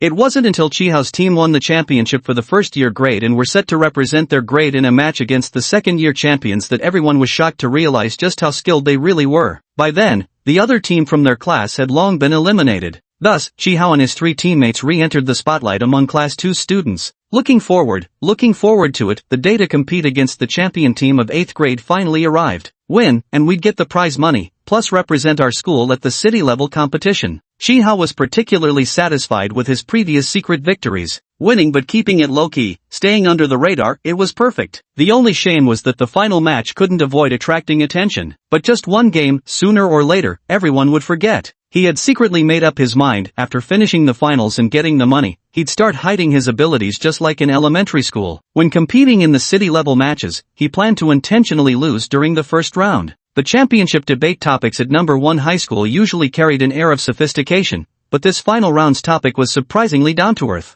If a classmate encounters troublemakers, would you choose to stand by your classmate, or leave them alone to go get help? As before, debaters drew lots to determine which position they would argue for. The lottery result for Chi Hao's team was to choose abandoning their classmate alone while going for reinforcements. Seeing both the debate topic and the lottery result, the 4 of them. How strange, this debate topic, this lottery outcome. Why does it feel so pointedly targeted? A faint unease stirred in their hearts. After the competition began, that unease materialized into concrete reality. They were indeed being targeted. As soon as the debate began and they presented their stance, choosing to leave their classmate behind to seek help, the opposing second speaker, a tall boy with a defiant air, sneered and asked, "But I heard that Lin Shui, the 4th speaker on your side, once encountered thugs in an alley late at night. At the time, both the 3rd and 4th speakers on your side chose to stand together. Doesn't that mean your team's actions actually support our argument?" The moment these words left his mouth, Lin Shui's face turned ghostly pale. Li Bing slammed his fist on the debate table and cursed, "Damn it." The boy grinned darkly, theatrically bowing mockingly in their direction. "Please mind your debate etiquette, opposing team." Shameless, Manhua cursed under his breath. Of the 4, only Chi Hao appeared completely unaffected. He pressed his lips together, then slowly raised his head to properly study the boy across from him for the first time. Chapter 13, Locking Horns. The boy's facial features reflected in his pupils, transforming into streams of visualized data that spun and tumbled rapidly in his mind until finally overlapping with another face stored in his memory. Brain analysis indicated a 91% biological similarity between the 2 faces, an unmistakable sibling match. Chi Hao raised his eyebrows in surprise, scrutinized the boy once more, then mirrored his sneer with deliberate sluggishness before indolently shifting his gaze away. The finals were held in the school auditorium, with Lin Shui's mother seated at the back. As Lin Shui was a girl, her mother, fearing gossip about her daughter, had pleaded with attending teachers never to mention the incident at school. Neither Chi Hao nor Li Bing ever discussed the matter at school either. The secret they had all carefully guarded was deliberately twisted by the opposing debater during the finals, who falsely claimed the incident happened at midnight instead of afternoon in front of hundreds of students, maliciously guiding everyone towards scandalous assumptions. This was exactly what Lin Shui's mother had feared most. Trembling with rage and terror, she nearly rushed onto the stage to drag that wretched boy down. Watching her daughter on stage biting her lower lip, swaying unsteadily as if about to collapse, Lin Shui's mother steeled herself and was just about to stand up when Chi Hao spoke. The boy's crystalline voice echoed through the auditorium, striking deep into her heart. "First, I'd like to correct our opponent, we've never encountered any hooligans with Lin Shui. As we have always maintained, when encountering hooligans, we would promptly seek reinforcements. But one day after school, the 3 of us ran into your older brother, who made some advances beyond friendship toward us. Since he was your brother, we didn't consider him a hooligan and accordingly treated him with the respect due to an elder senior brother. Just now, the opposing debater mentioned that their older brother is a hooligan. Apologies, we were unaware of this fact previously. Should we encounter your brother again in the future, we'll promptly notify the police. Secondly, I'd like to remind my opposing debater that the viewpoints held by each side in a debate competition are determined by drawing lots. Whichever side a debater draws, they must argue from that perspective during the debate. I'm truly surprised that my opposing colleague lacks even this most fundamental understanding of debate etiquette. Chihao spread his hands with a puzzled expression, shrugging helplessly as he spoke. The boy across from him flushed red with anger and couldn't help but shout, "You little bastard ##UN #$%. Mimicking the boy's earlier mannerisms, Chihao exaggeratedly bowed toward him. "May I remind my debating opponent to observe proper debate etiquette?" The classmates below the stage burst into laughter. Amidst this wave of mirth, Lin Shue's mother turned slightly sideways and discreetly wiped the corner of her eye. The debate was exceptionally fierce, with sparks practically crackling in the air. The debate team from Class 8, Grade 2 was actually quite talented. This same group had won first place among all Grade 1 teams last year, with their charismatic second speaker serving as captain. Right now, Chihao was driving him absolutely mad, so he rallied the entire team to launch a furious barrage of attacks. Working in flawless coordination, their arguments came thick and fast. Had they been up against any other debate team, their opponents might well have been caught completely off guard. Unfortunately, they ran into Chihao. No matter how tricky the attacks were, Chihao effortlessly deflected them all. By this time, Li Bing, Su Duoyu, and Lin Shui had gradually regained their composure. Just as the cross-examination phase concluded, the debate entered the free debate stage. The four members of Chihao's team exchanged glances, confirming their strategy with a look. They began to coordinate their efforts. Li Bing took charge of pursuing arguments, Lin Shui wrapped up discussion points, Su Duoyu intermittently jumped in to shift perspectives, and all worked in unison to unsettle their opponent's morale. Their original rhythm was thrown into disarray. The four of them were so flustered that sweat beaded on their foreheads,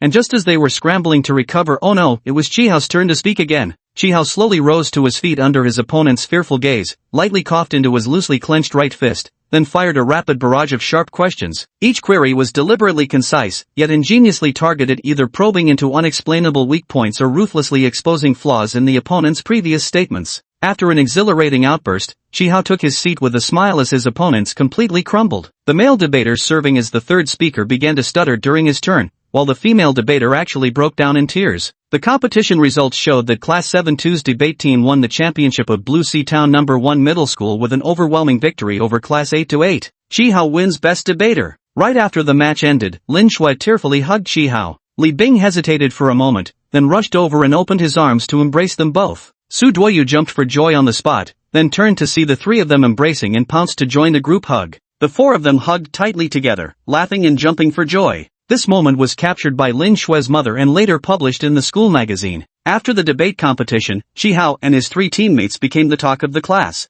The day after the competition, Chihao went to school as usual. The moment he stepped into the classroom, several loud bang sounds suddenly rang out, startling him. A shower of colorful ribbons and glittering golden confetti rained down from above, covering his head and face. Dazed, Chihao wiped the confetti from his face and saw his homeroom teacher Pan Yu standing just a meter away, smiling at him. When their eyes met, Pan led the applause. The students fanned out around the classroom door. Led by the teacher's applause, apart from those holding party poppers, the rest clapped their hands fervently while shouting in slightly uneven unison, "Best Debater, Chihao! Best Debater, Chihao!" After the debate competition concluded, Chihao thought he could return to his usual low-key life. The other three members of the debate team also received the same festive shower of confetti. However, Chihao remained poker-faced, passively accepting his classmates' cheers. In contrast, the other three enthusiastically joined in the celebration. The class meeting for grade 1-2 quickly turned into a victory celebration for four students. The one who shone brightest was Chihao. His usual image as the quiet loner had been so convincing that when this seemingly taciturn boy suddenly emerged as the best debater, the stark contrast doubled his allure. Chihao miscalculated, but for the sake of the bonus, I can bear it.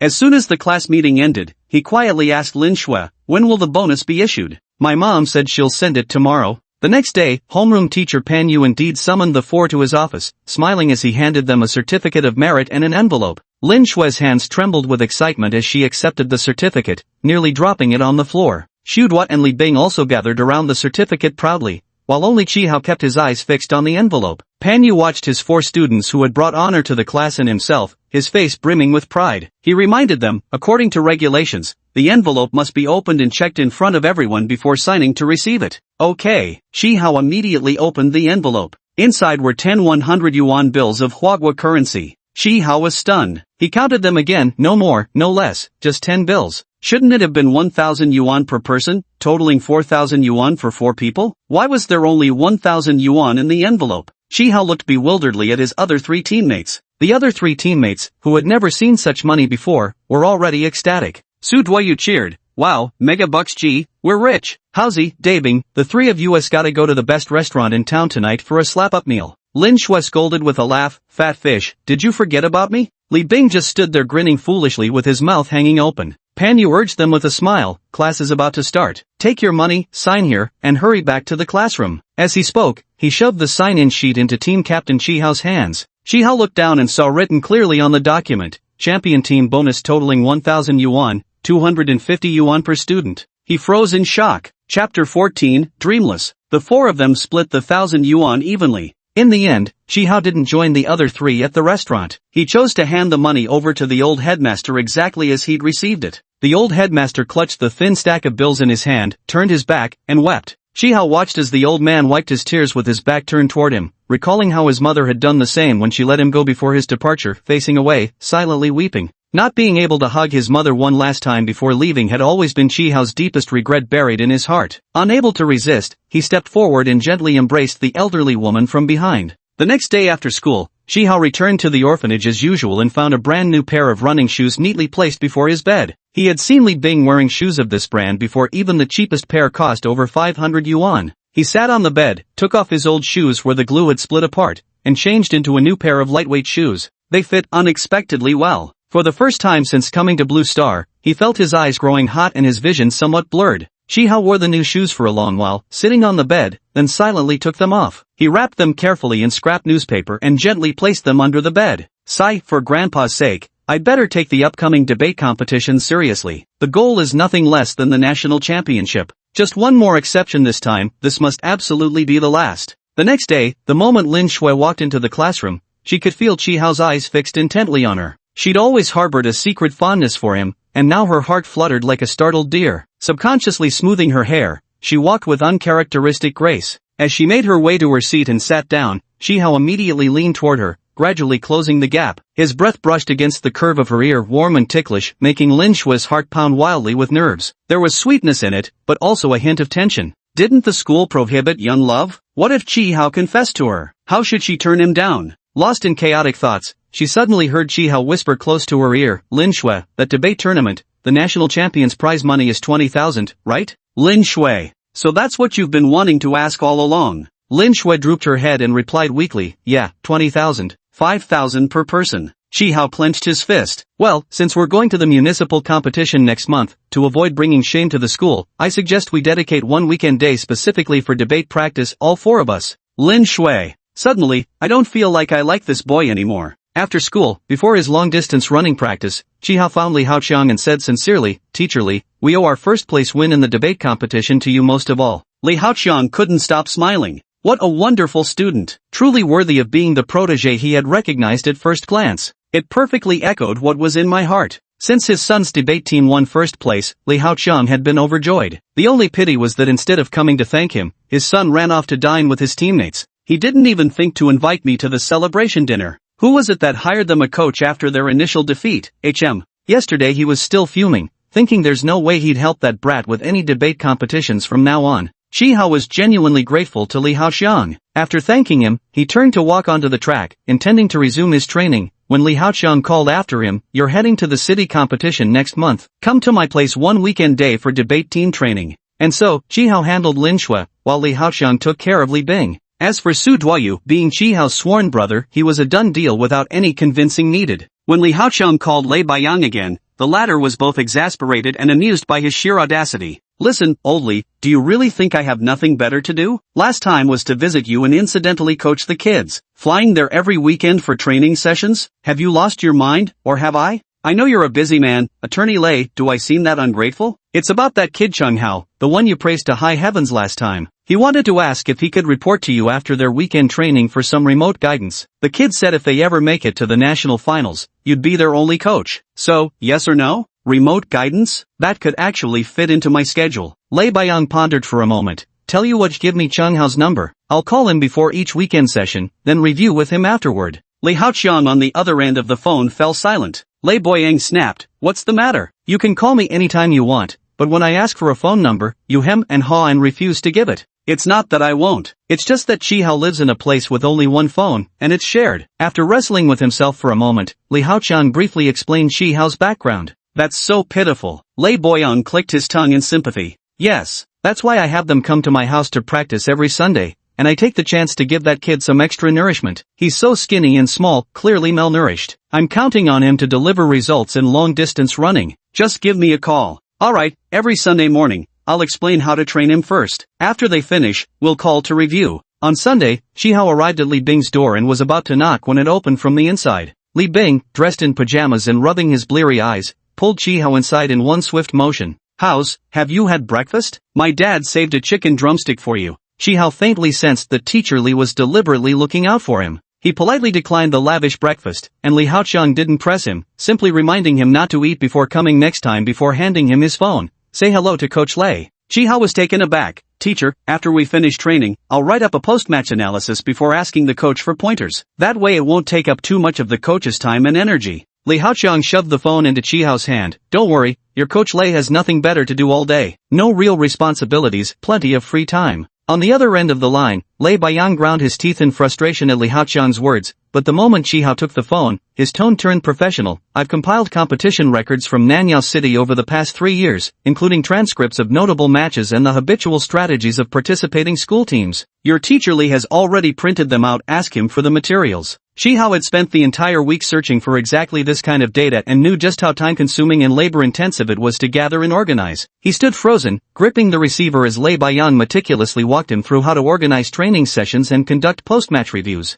After covering the essential points, Lei Baiyang added casually, "Oh, by the way, I bought a few books on debate for the 4 of you. Make sure all of you, study them carefully." Shihao had just finished his phone call when the door to the room was pushed open. Li Bing walked in carrying several thick books and piled them in front of him. Shihao lowered his gaze. How to Think Deeply, Debater's Code, The Power of Data in Debates, each one hefty and weighty. He flipped open one of the books, quickly scanning the table of contents. Exactly the kind of systematic knowledge he needed. As he leafed through the pages, Li Bing complained incessantly beside him, "My dad wants me to lug this whole stack of backbreaking books to your place soon. I swear, he's just trying to work me to death." Shihao raised his head in astonishment. Carry them to my house? So, these books are... Uncle Lei personally picked all these books for you at the bookstore. Li Bing looked at Shihao with sympathy. So many of them, and so thick. Howsy, you're so unlucky. Shihao didn't believe it. The coach bought these books for all of us. No, my dad was on speakerphone, and I heard it clearly. Uncle Lei said the books were bought just for you, perfect for you. The content seems perfectly suited for me. Such excellent books, all given to me, isn't that a bit unfair? Shihao paused for a moment. How about,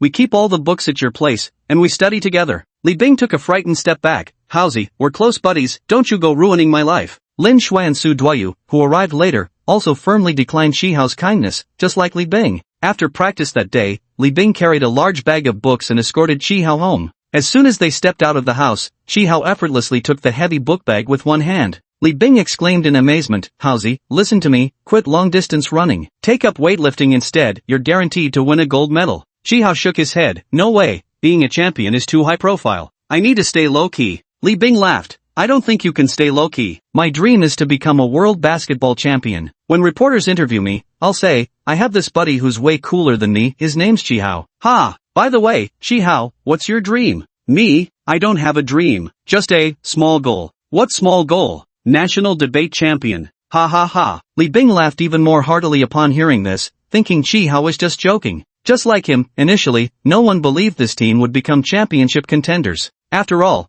they were only in 7th grade, the ones who usually achieved results were the 8th graders. Moreover, the championship has consistently been won by only those few top-tier key schools from the first-tier cities for many years. They figured they'd just play as far as they could go, at least it would be a chance to see the world beyond their own. The school leaders of number 1 high school thought so, the homeroom teacher of class 2 thought so, and the team members themselves thought the same. Except for Shihao. He reviewed all the materials from other schools in Nanyao City and read every book the coach had purchased, their contents instantly imprinted in his mind. Then came weekly training sessions, exchanges with the coach, and meticulous post-game analysis. Shihao devised the most suitable debate strategies for each team member, implementing them rigorously through training. Amidst their busy schedule, the municipal debate tournament commenced. At the beginning of the month, led by Lin Shui's mother, they traveled to the city for their opening match. At the end of the month, Lin Shui's mother absent-mindedly knocked on the principal's office door. "Principal, our Blue Sea Town number 1 middle school has won this year's debate championship in Nanyao City. Next month,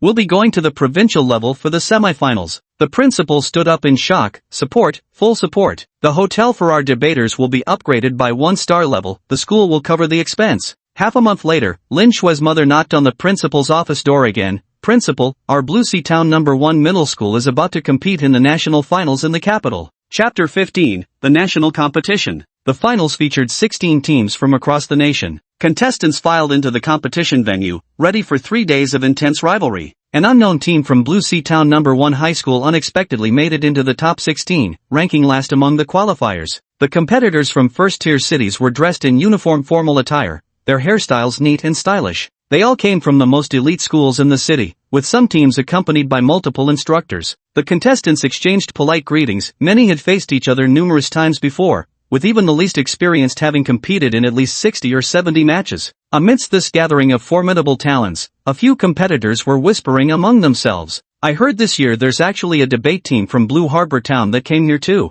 Blue Harbor Town? Which province is that in? I've never heard of such a place. In the eyes of these privileged students from first-tier cities, Blue Harbor Town was synonymous with the countryside. The competitors looked around for this dark horse team and quickly identified the obscure group from the countryside, because they stood out far too much. The debaters on this team weren't wearing formal suits but rather wore unflattering blue and white school jackets instead. The tall debater on the team had his uniform jacket sloppily draped over him. He looked more like a basketball player than a debater. The chubby one kept snacking non-stop. The lone girl wasn't bad looking, but she seemed so nervous she might faint at any moment. Truthfully, the only one who even vaguely carried himself like a professional debater was that short, handsome boy, except he had been glued to his phone, chatting away since entering the competition hall. So unprofessional. But the most startling thing was that the entire team only had 4 members. Not only were there no alternate debaters, there wasn't even a coach. The favored children of heaven shook their heads with smiles, turning their attention to more worthy teams. In their eyes, this rural team had already been eliminated. Standing at the center of the brilliantly lit competition hall was last year's champion, the debate team from Huan City's affiliated high school of Capital University. As everyone knows,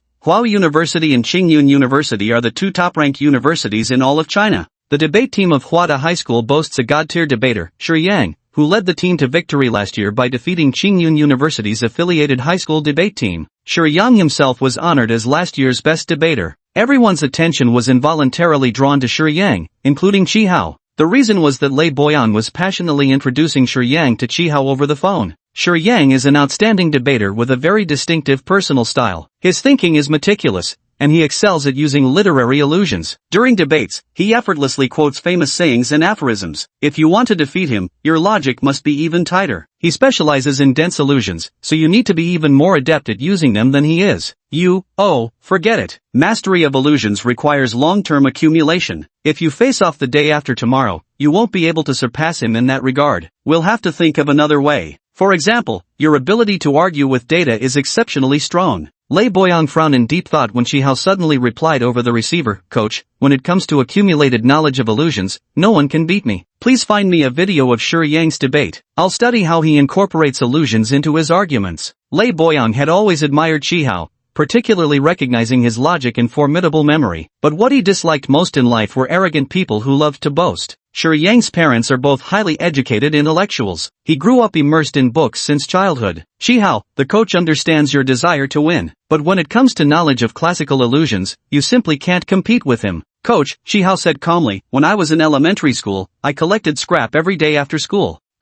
Collected scrap every day. So what? Lei Boyan genuinely didn't understand what Qi Hao was trying to say. The most common items in the trash were various dictionaries. Every graduation season, I could find thick dictionaries. Just idiom dictionaries alone, I've picked up over a dozen. Some were thin, some were thick. The biggest and thickest one was called Comprehensive Dictionary of Chinese Idioms. As for classical Chinese, I also collected many books. For example, I found multiple editions of Gems of Classical Chinese Prose and similar works. Qi Hao smiled sheepishly at this point. I've carefully read all these dictionaries and classical texts. I still remember their contents clearly. Qi Hao didn't know that the Comprehensive Dictionary of Chinese Idioms was renowned in China as the dictionary one could never finish reading, precisely because its coverage was so exhaustive and the volume itself so thick and heavy. Even linguistics scholars used it merely as a reference tool. But Qi Hao, being new to everything and fearful of exposing his true identity, seized every opportunity to voraciously absorb all available information around him. Every entry in that dictionary was imprinted in his mind. Is there really someone in this world who has nothing better to do than seriously read that dictionary? And, actually finished it? The three companions stared blankly at Chi Hao.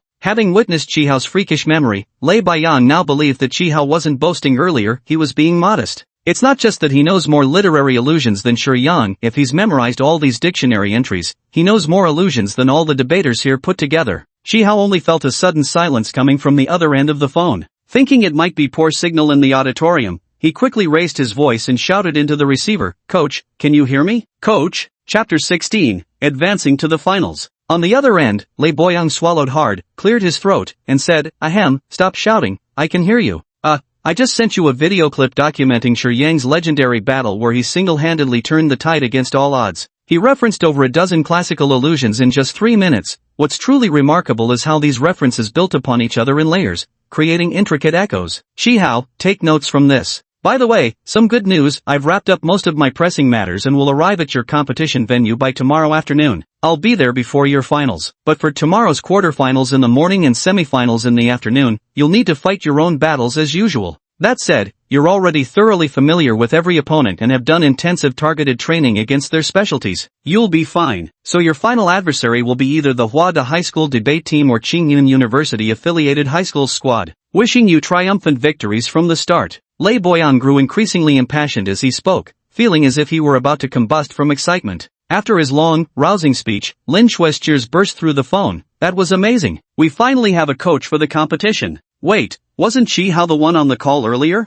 Where's Chi Hao? Oh, Chi Hao is studying the video you just sent. Lei Baiyang. Su Duoyu took the phone from Lin Shui. Coach, today's the elimination round. What if we get eliminated before you arrive? Lei Baiyang, what to do? I'll ban you from eating meat for a year. Threatened and trembling, Manhua hung up the phone. Seeing his expression, Li Bing couldn't help but laugh. Fat fish, relax. With Haozi here, there's no way we're losing today. Lin Shui also comforted him. Haozi has studied today's opponents countless times, so don't worry. How could we possibly lose? There's just no way. Just as she predicted, they smoothly advanced to the quarterfinals. When Lei Boyang arrived at the competition venue that afternoon, he caught the tail end of the semifinals. Lei Boyang hunched over as he entered the venue, quietly taking a seat in the very last row. In the semifinals, the host dressed in a white suit sat in the center, with Team Chi Hao on the left debate podium and the Changchun High School debate team on the right. The two teams were locked in a fierce battle. As Lei Baiyang sat down, he looked up and his gaze briefly met Chi Hao's across the room. Chi Hao gave him an almost imperceptible nod before shifting his eyes away. Lei Baiyang was startled. This kid really has nerves of steel to be pulling this during a competition.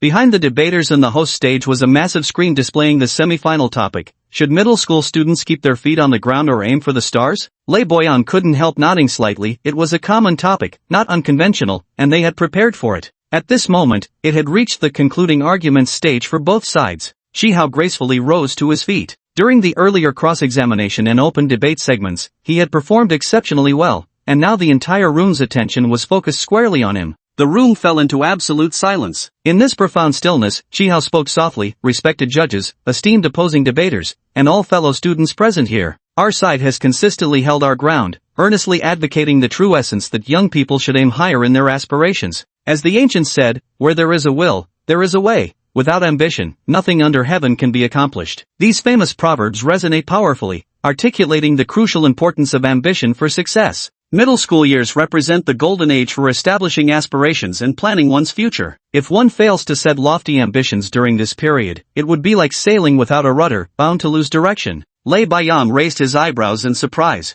This kid's on-the-spot delivery has significantly deviated from their prepared revisions. Must have been provoked by Shi Yang. Listen to how impeccably he's using those famous quotes. The competition concluded as the judges nervously computed their scores. This afternoon's two matches were being simultaneously conducted in two separate auditoriums. Chi Hao's team won against their opponents here and will face another qualifying team tomorrow morning. The judge announced the best debater with palpable excitement. In this intense and spectacular debate feast, debater Chi Hao has conquered not only his opponents but deeply impressed every one of us judges with his extraordinary talent, meticulous logic, sharp insight, and impeccable debating skills, particularly his effortless and perfectly timed use of classical allusions. Several accompanying teachers from the Huada affiliated high school debate team, seated in the audience, couldn't help but exchange glances. These four unpolished debaters from Lanhai Town First High School emerged as this year's dark horse in the debate competition. And in this student Chi Hao, one can seemingly glimpse traces of the genius debater Shi Yang's shadow. One teacher whispered to another, this kid must have secretly studied Shuyang's debating techniques. We need to tell Shuyang right after this. The other teacher nodded repeatedly. Exactly. Yesterday this Shihao hardly used any classical references,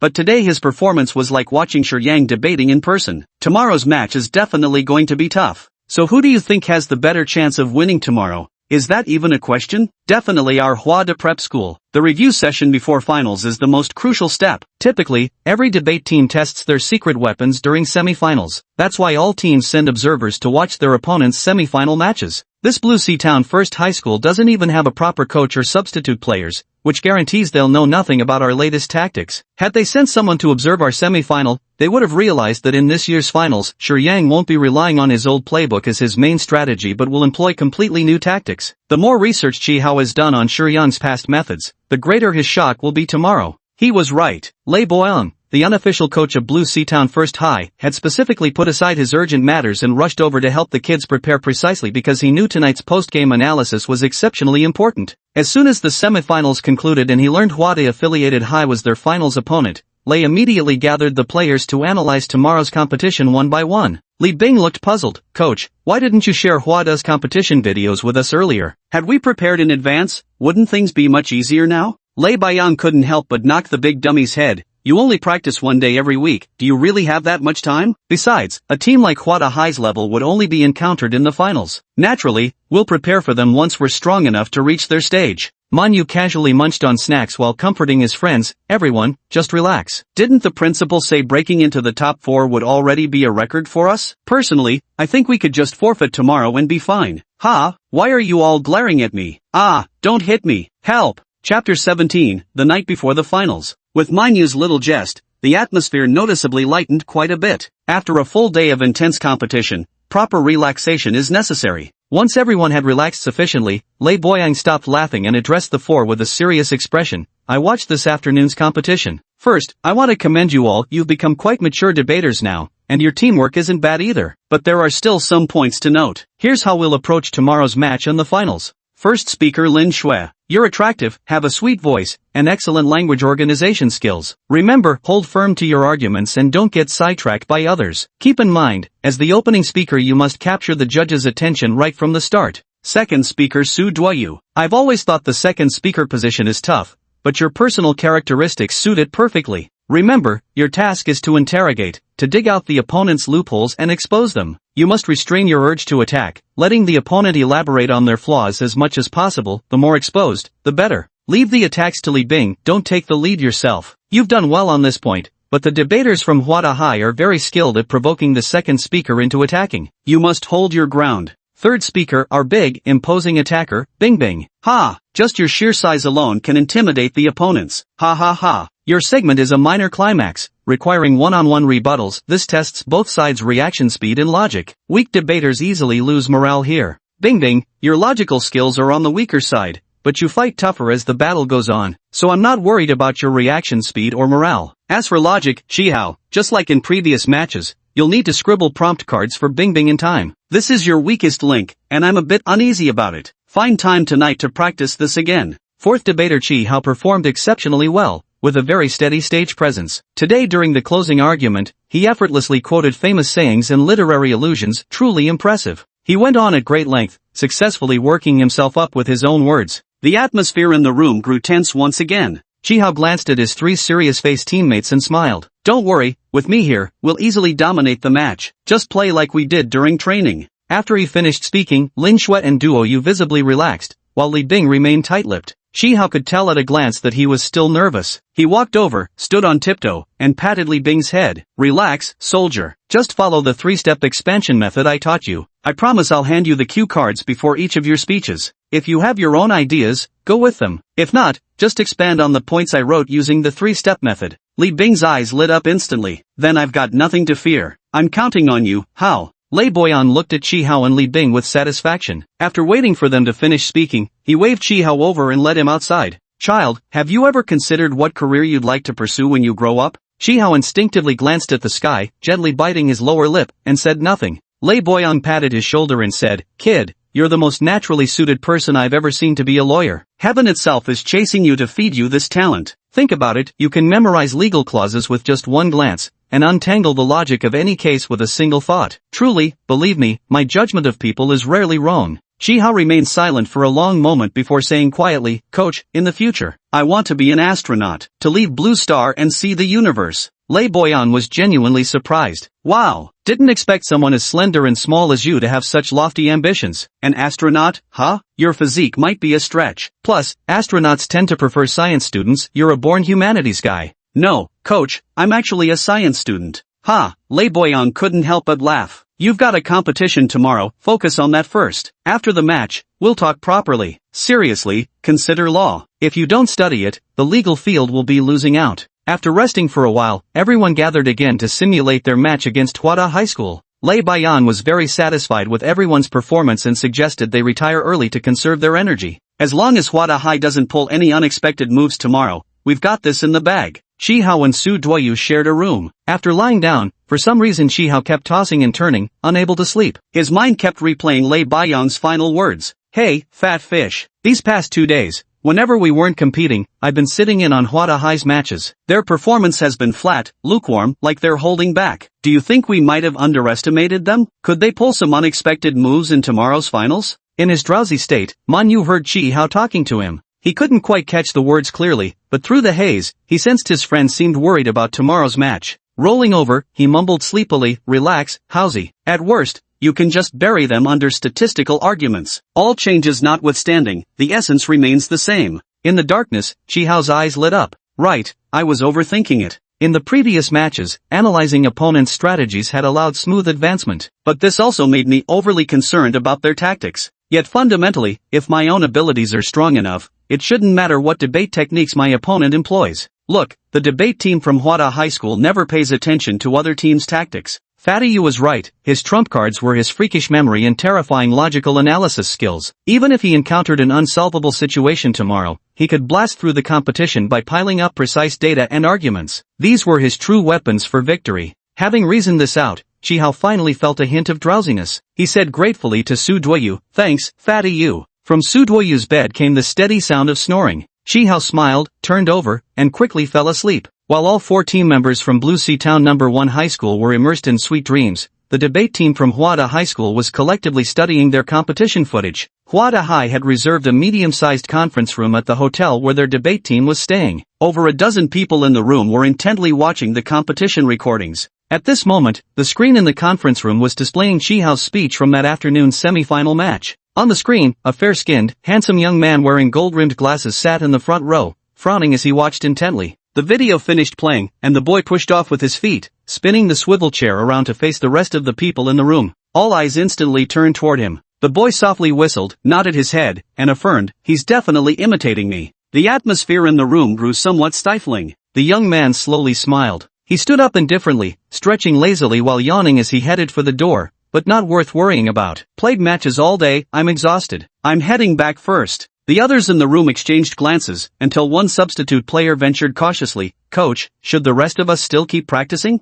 Their head coach, surnamed Jean, bowed his head in contemplation for a while before murmuring, I've watched the videos of Blue Sea Town's No. 1 High School. They understand every team's characteristics thoroughly and execute targeted tactical arrangements. But tomorrow we'll be employing an entirely new strategy. We can confirm that our opponents know nothing about our new tactics. Just recall how flustered they appeared this afternoon against Azure Cloud when faced with our sudden tactical change. The other teachers and teammates shared this perspective, engaging in hushed discussions. That Blue Sea Town No. 1 High School probably just got here through sheer luck. Exactly. Without even a proper coach or reserve players, they didn't even bother to observe our semi-final match. Being so complacent, they deserve to lose tomorrow. Coach Jean found this reasoning quite sound. In that case, everyone should go back and rest well. Meeting adjourned. Chapter 18, My Choice. The finals auditorium was spacious and brightly lit. Here, Blue Sea Town No. 1 High School finally faced their final battle. All the eliminated teams sat in the audience. With complicated expressions, the contestants watched Team Chi-Hao walk through the aisle between them,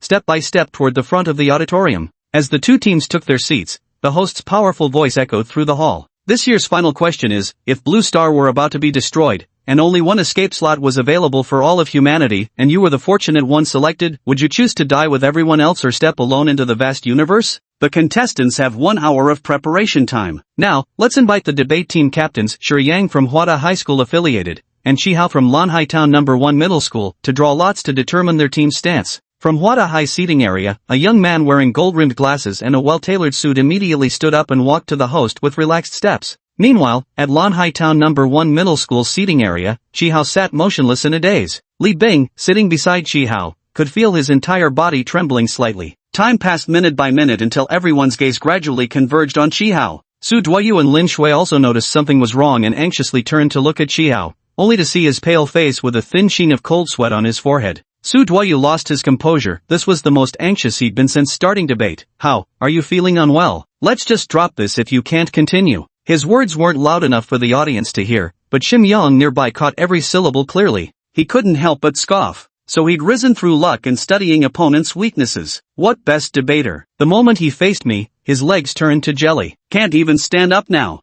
The host heard it too. Remembering Chi Hao's outstanding performance days prior, he noticed his pallor and asked with concern, Chi Hao, are you feeling unwell? Do we need a replacement? The host's voice carried through the microphone across the auditorium, drawing scattered laughter from the audience. The host was completely baffled, unaware that Chi Hao's team didn't have any substitute players at all. Lei Boyong sat calmly below, initially pleased with this year's creative and original competition questions. Now he could only assume Chi Hao had suddenly fallen ill, growing increasingly restless as he shifted in his seat. Winning the championship didn't matter, the boy's health was far more important. What if it was some sudden, serious illness? Just as he secretly resolved to request a competition pause in his capacity as coach, Chi Hao took a deep breath and stood up. His face was still somewhat pale, and he managed a forced smile as he approached the host. The host gave him a concerned glance before announcing, let the two team captains begin the draw. Chi Hao and Shi Yang simultaneously reached out, each picking up a blue envelope. Chi Hao's hands trembled as he opened the envelope. Inside, a single line of large characters was written on the letter. Your argument, venturing into the cosmos alone. Good, both sides have selected their positions. Preparation begins now, countdown starts. Audience members below may freely choose an argument and jot down debate ideas. As in previous years, staff will collect submissions and award prizes to outstanding contributors. Shi Yang returned to his seat where his three teammates had already opened their laptops. He tossed the envelope in front of the others, leaned back casually against the seat, and said, take it. Start preparing the materials needed for the new strategy. Meanwhile, he narrowed his eyes, scrutinizing the team sitting across from him. As he watched, a scornful smirk crept onto his face. What a bunch of penniless, unsophisticated bumpkins. 4 people, and only 1 computer among them. That Chi Hao looks like he doesn't even know how to use a computer. This young master is dying of laughter. He pursed his lips and averted his gaze. When Chi Hao returned to the debate podium, Li Bing had already turned on his computer. The remaining 2 members sat on either side of him, all anxiously looking toward Chi Hao, the intellectual pillar of their team. The 3 spoke simultaneously, yet none of their words were about the competition. Li Bing, Haozi, are you feeling unwell? Lin Shui, we can withdraw from the race. Su Duoyu nodded vigorously in agreement. I can withdraw from the competition, words shockingly uttered by Lin Shui, who had always been obsessed with debating.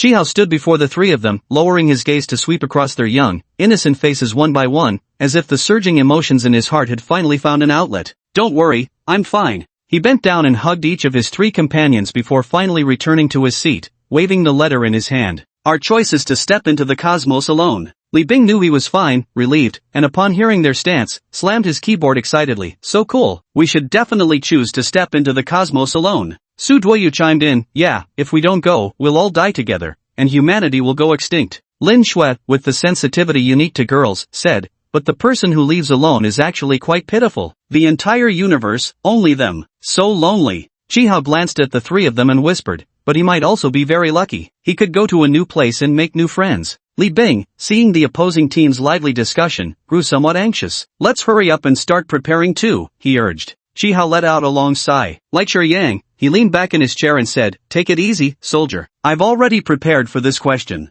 All 3 were astonished. No way, you even predicted this kind of question? That's downright miraculous. How long have you been preparing? Chi Hao replied softly, for a very, very long time. The hour passed by in a flash. As the crisp bell rang, the finals officially began. From the moment the first debater stood up, the debate competition immediately escalated into a white-hot stage. Lin Shui said with deep emotion, Facing the desperate situation of Blue Star's impending destruction, and bearing the heavy responsibility of being entrusted with the only escape quota for all humanity, our choice to venture alone into the vast universe is not born of selfishness. It carries within it the undying hope of human civilization. The universe is so vast that nothing is beyond possibility. Perhaps among the boundless sea of stars, other intelligent life exists. I chose to bear this loneliness and fear alone, in order to leave behind the last glimmer of hope for those remaining on the blue planet, like a mayfly in heaven and earth, or a single grain in the vast ocean. Though insignificant as a speck, I carry within me the memories and technology of the entire Chinese nation. I can pass on these precious legacies to extraterrestrial civilizations, allowing the flame of our people to continue burning throughout the cosmos. As Lin Shui read the script aloud, she marveled silently at Chihao's brilliance. He hadn't even consulted references, yet effortlessly composed such a moving manuscript. Her eyelids grew warm as she read on. The draft was written with such sincerity, it felt as though she was truly about to bid farewell to her loved ones, adrift alone in the cosmos. Her heart ached, and tears threatened to fall. By the time she reached the end, Lin Shui couldn't hold back a sob.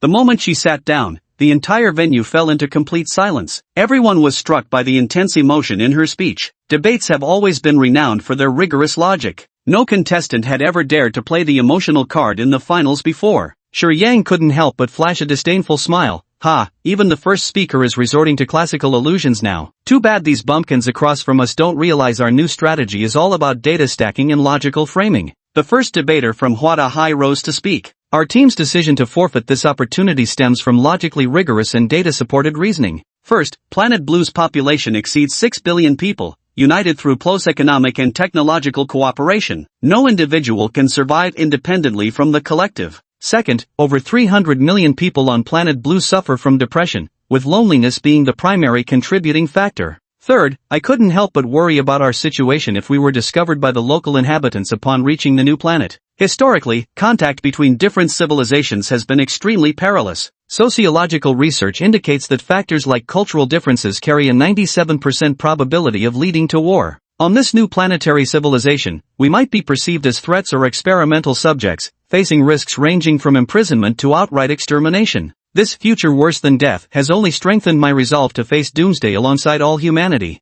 As he concluded his speech, Lei Boyang in the audience was stunned, and whispers of astonishment rippled through the crowd below. No classical illusions were used. They've changed their tactics. Last year's champion is truly unbeatable. It looks like Blue Sea Town First High School is done for this time. Huada Prep didn't use a single historical reference, their entire argument was built on precise data. Under such a sci-fi-flavored debate topic, this approach proved particularly convincing. In the audience, Lei Boyang sank into deep self-reproach. The accompanying teacher from Lanhai Town was participating in such a high-level competition for the first time. Lacking experience, they hadn't sent anyone to observe Huada High School's semi-final match. Even worse, the teacher had forgotten to give reminders. No one to blame but myself for being so careless. Shihao was the first to notice this oversight. But by now, he couldn't care less anymore. Whether the opponent used classical illusions or arguments, the outcome was predetermined the moment this debate topic was announced. Both sides engaged in a fierce battle of arguments, each demonstrating remarkable skill. At last, the two heavyweight debaters, the team captains from both sides, took the stage. Shi Yang truly lived up to his reputation as last year's best debater. His words were sharp, his attacks relentless, and most intimidating of all, every argument was backed by solid data. Against any opponent other than Shihao, one would likely have surrendered by now. Yet Shihao effortlessly pulls out various statistics as if they were at his fingertips. Their team only had one computer, and the other three debaters had clearly memorized numerous literary allusions. But Shihao didn't use a single one of those. Instead, he skillfully countered them with precise statistical evidence. As the competition progressed, Shi Yang felt a trace of unease surface in his heart for the first time. Amidst his apprehension, the competition finally entered the concluding arguments phase. Shihao slowly rose to his feet, his gaze steady yet moist. When Blue Star approaches its end, though my heart is filled with boundless sorrow, I will still choose to walk this path alone. Indeed, unknown civilizations may harbor hostility and danger.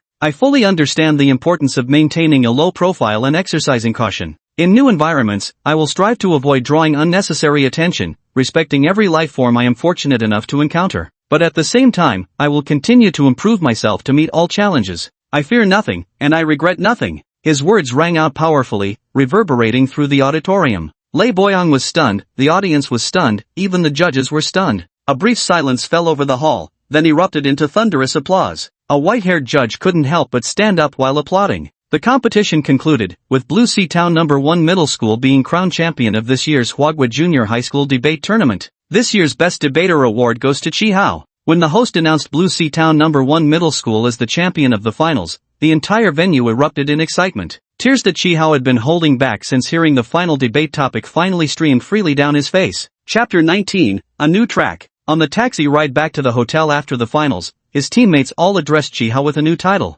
Hao Ji, I hereby declare you the god of debate in my heart. Brother Hao, even for such an abstract debate topic, you're prepared in advance. That's amazing. Chi Hao remained uncharacteristically silent the whole way. When they arrived at the hotel, everyone cheered and went to pack their luggage. Lei Boyang pulled Chi Hao aside, his eyes shining with excitement. Hao, now you believe in your own talent, don't you? So, have you considered studying law in the future? No, it has only strengthened my dream of becoming an astronaut. Coach, everything I said on stage just now was truly how I feel. Lei Bayan felt immensely regretful in his heart. For Chi Hao to become an astronaut, what a loss to the field of law. He couldn't help feeling a bit angry. If you don't like debates, why did you sign up for the debate competition in the first place? To earn money. What? Lei Boyang could hardly believe his ears. This barely amounts to anything. Chi Hao answered seriously, it's quite a sum. If we win the championship, each person can get 5,000. No one would believe such claims if word got out. Those debate specialists would be utterly destroyed by Chi Hao's humble bragging. Lei Boyang angrily called Li Haoshan, Old Li, you've got to talk some sense into Chi Hao. Not studying law would be such a waste of his talent. Besides, with that puny physique of his, an astronaut? That's pure fantasy. Unexpectedly, Li Haoshan burst into laughter. Don't let his slim build fool you, he's actually in phenomenal shape. Frankly, forget humanities, he should train with me for long-distance running. World champion might be a stretch, but a national champion? Now that's within reach. His physique is actually that strong. This was yet another revelation for Lei Boyang. That kid, is there anything he's not good at? Watching Chi Hao also pack his luggage, about to meet up with the school teachers and return to Blue Harbor Town, Lei Bayan, who genuinely cherished talent, grew restless with anxiety. Fortunately, he was quick-witted by nature. When Chi Hao came to bid him farewell, he finally came up with an idea. Becoming an astronaut isn't actually a bad idea. Chi Hao's eyes instantly sparkled with interest as he looked eagerly toward him. Lei Boyang's aged face flushed slightly as he began his bluff. Remember when I mentioned before that China selects astronauts based on exceptional math skills? From what I understand, your math grades are just average. That's easy, I'll study seriously and improve gradually.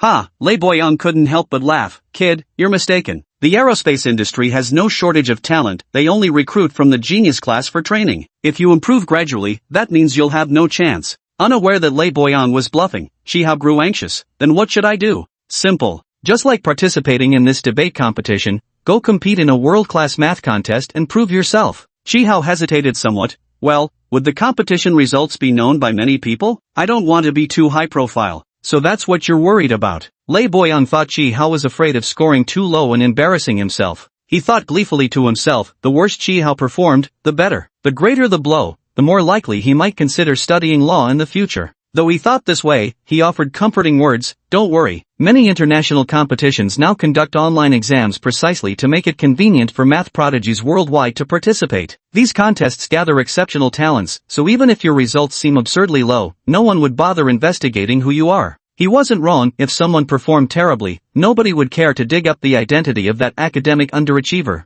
Then what if I achieve outstanding results? What happens after that? Later on, if your grades are good enough, just send your application to the relevant department's email. Lei Boyang spouted nonsense with his eyes closed. Chi Hao listened and found it quite appealing. Because the mathematics on Blue Star seemed extremely simple to him. Blue Star's technological advancement was far behind his home planet, Zeta Star. The cyst on Chi Hao's head is actually an ultramicroscopic biochip containing the technological and cultural knowledge of his home planet. The highly advanced technology of Zeta Star is the result of the entire planet desperately diverting all its resources towards scientific research for nearly a millennium in order to save itself. Meanwhile, the humans on Blue Star live entirely different lives. Lives that are leisurely, relaxed, and even somewhat self-indulgent. Chi Hao envied the state of Blue Star humans. Speaking of mathematics, Planet Zeta actually doesn't have such a subject. Chi Hao thought mathematics somewhat resembled a fusion between dimensional numerology and interstellar spatial configuration studies. The former resembles algebra, while the latter incorporates geometric knowledge. However, due to Blue Star's rudimentary understanding of the universe, all geometry books Chi Hao found while collecting scrap were confined to the specific space of Blue Star itself. During his daily review of knowledge from his home planet,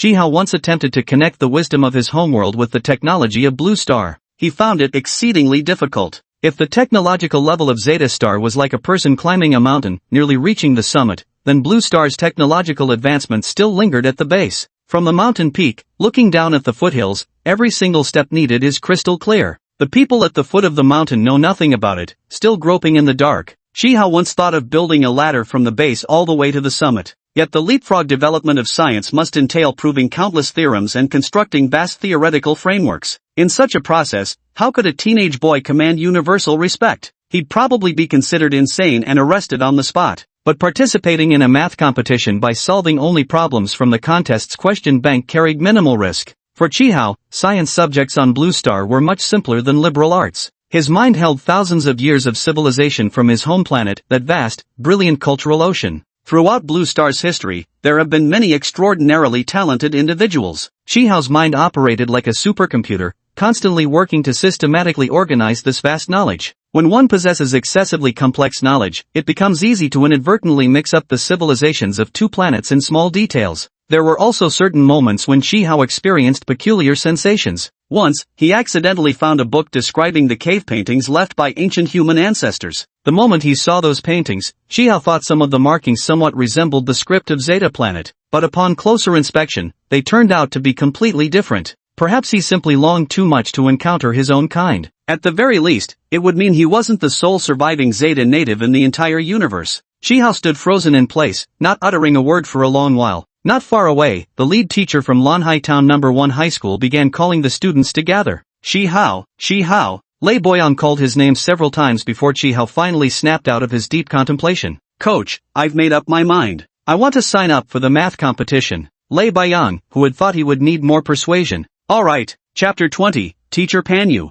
What? Did Chihao request to withdraw from the debate team? Why? The one who voiced this question was Mr. Panyu, homeroom teacher of Class 2, Grade 7. Before taking charge of Chihao's class, Panyu had been plagued by an unbroken streak of bad luck. No matter how hard he tried or how diligently he managed his class, every group he took over would either underperform academically or become utterly unruly. Damn strange. Ever since he was assigned to Lanhai Town No. 1 Middle School, every class he took charge of became an awards repellent in all school activities, big or small. Panyu was about to resign to his fate when he took over Chihao's class. From then on, the goddess of fortune finally began to smile upon him. His gradually hunched back straightened more and more as Chihao and his debate team advanced triumphantly all the way. When Chihao's team won the national championship, Teacher Pan strutted around proudly like a goose with its neck held high. He was even happier than Chihao and his teammates. The principal specially praised Panyu at the school-wide faculty meeting, calling him skilled at discovering talent and nurturing talent. Panyu secretly resolved to encourage and support Chihao, even if he insisted on practicing debate during math class. At Blue Sea Town's No. 1 high school, withdrawing from the debate team required a homeroom teacher's signature. But for all these years, people had schemed desperately to join, never once had anyone voluntarily sought out a teacher to quit. So when Chihao came to him with a debate team withdrawal application form, Panyu was utterly gobsmacked. Countless questions surged to my lips all at once.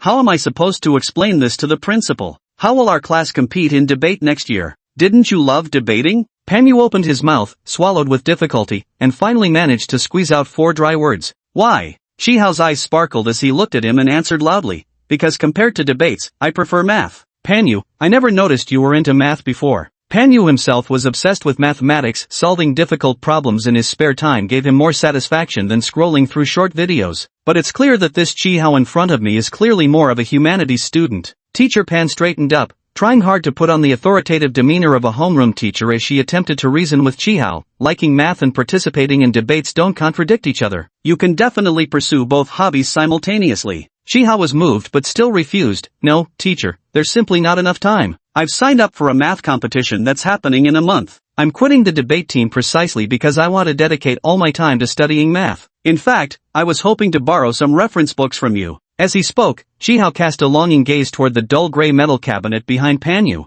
Through the glass door of the bookcase, one could see it was filled with hefty mathematics tomes. Panyu turned his head to glance at his crammed yet perpetually neglected bookcase, then slowly turned back to meet Chihao's gaze. At this moment, those eyes were brimming with passion. Though a frequently encountered student, Chihao seemed to appear before Panyu for the very first time. After a moment's hesitation, Panyu gritted his teeth and signed his name on the application form. Hurry up and withdraw from the debate team. Go now before I change my mind. Chihao grinned. Thank you, teacher. Then off he dashed, the application form in hand. With his abilities, he could certainly manage both, but debating was far too high profile for his liking. Taking this opportunity to quit was for the best. Sitting across from Pan Yu at the office desk, the homeroom teacher who had been pretending to doze off couldn't help but speak up. "Old Pan, you're falling back into old habits again. Your problem is that you're too soft-hearted, you can't control the students. You've got to make the students fear you and obey you, only then can you manage them properly. You're making a mistake by always going along with whatever the students want.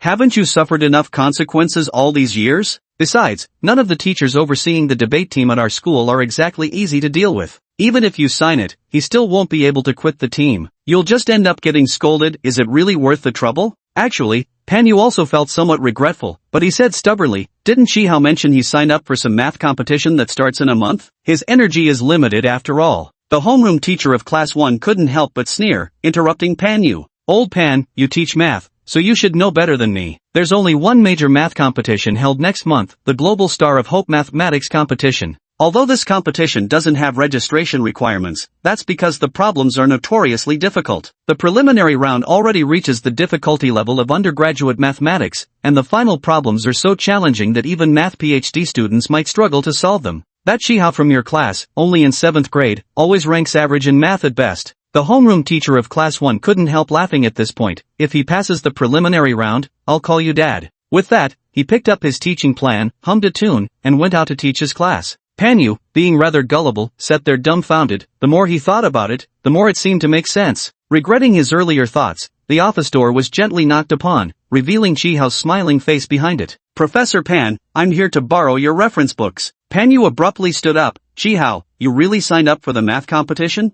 Chihao nodded. "Is it the Hope Star International Mathematics Competition?" Chihao recalled the competition name Lei Baiyang had told him and nodded. "Then, do you know about this competition?" Chihao, who had just learned about this competition before coming to school today, shook his head. Alas, it turns out he just signed up for any math competition to avoid debate training. Pan Yu felt somewhat dispirited, sighed quietly to himself, and weakly stood up. Walking to the bookshelf, he opened its door. "Take whichever book you want. If you don't understand anything, just ask me anytime." The school bell rang for class. Pan Yu turned around to pick up the teaching plan and was the first to head toward the office door. As he walked, he said, "Chihao, go back to class first. It's good that you like math, but you've got to master what's taught in class, otherwise, you won't solve even a single question in the preliminaries." Before he could finish, Chihao softly interrupted him. "Teacher, I've signed up for the Hope Star competition. I hope you can keep this confidential for me." "That goes without saying. With your current ability level, if you end up scoring 0, should I go around advertising it? Would that be honorable?" Pan Yu wiped his face with a bitter smile.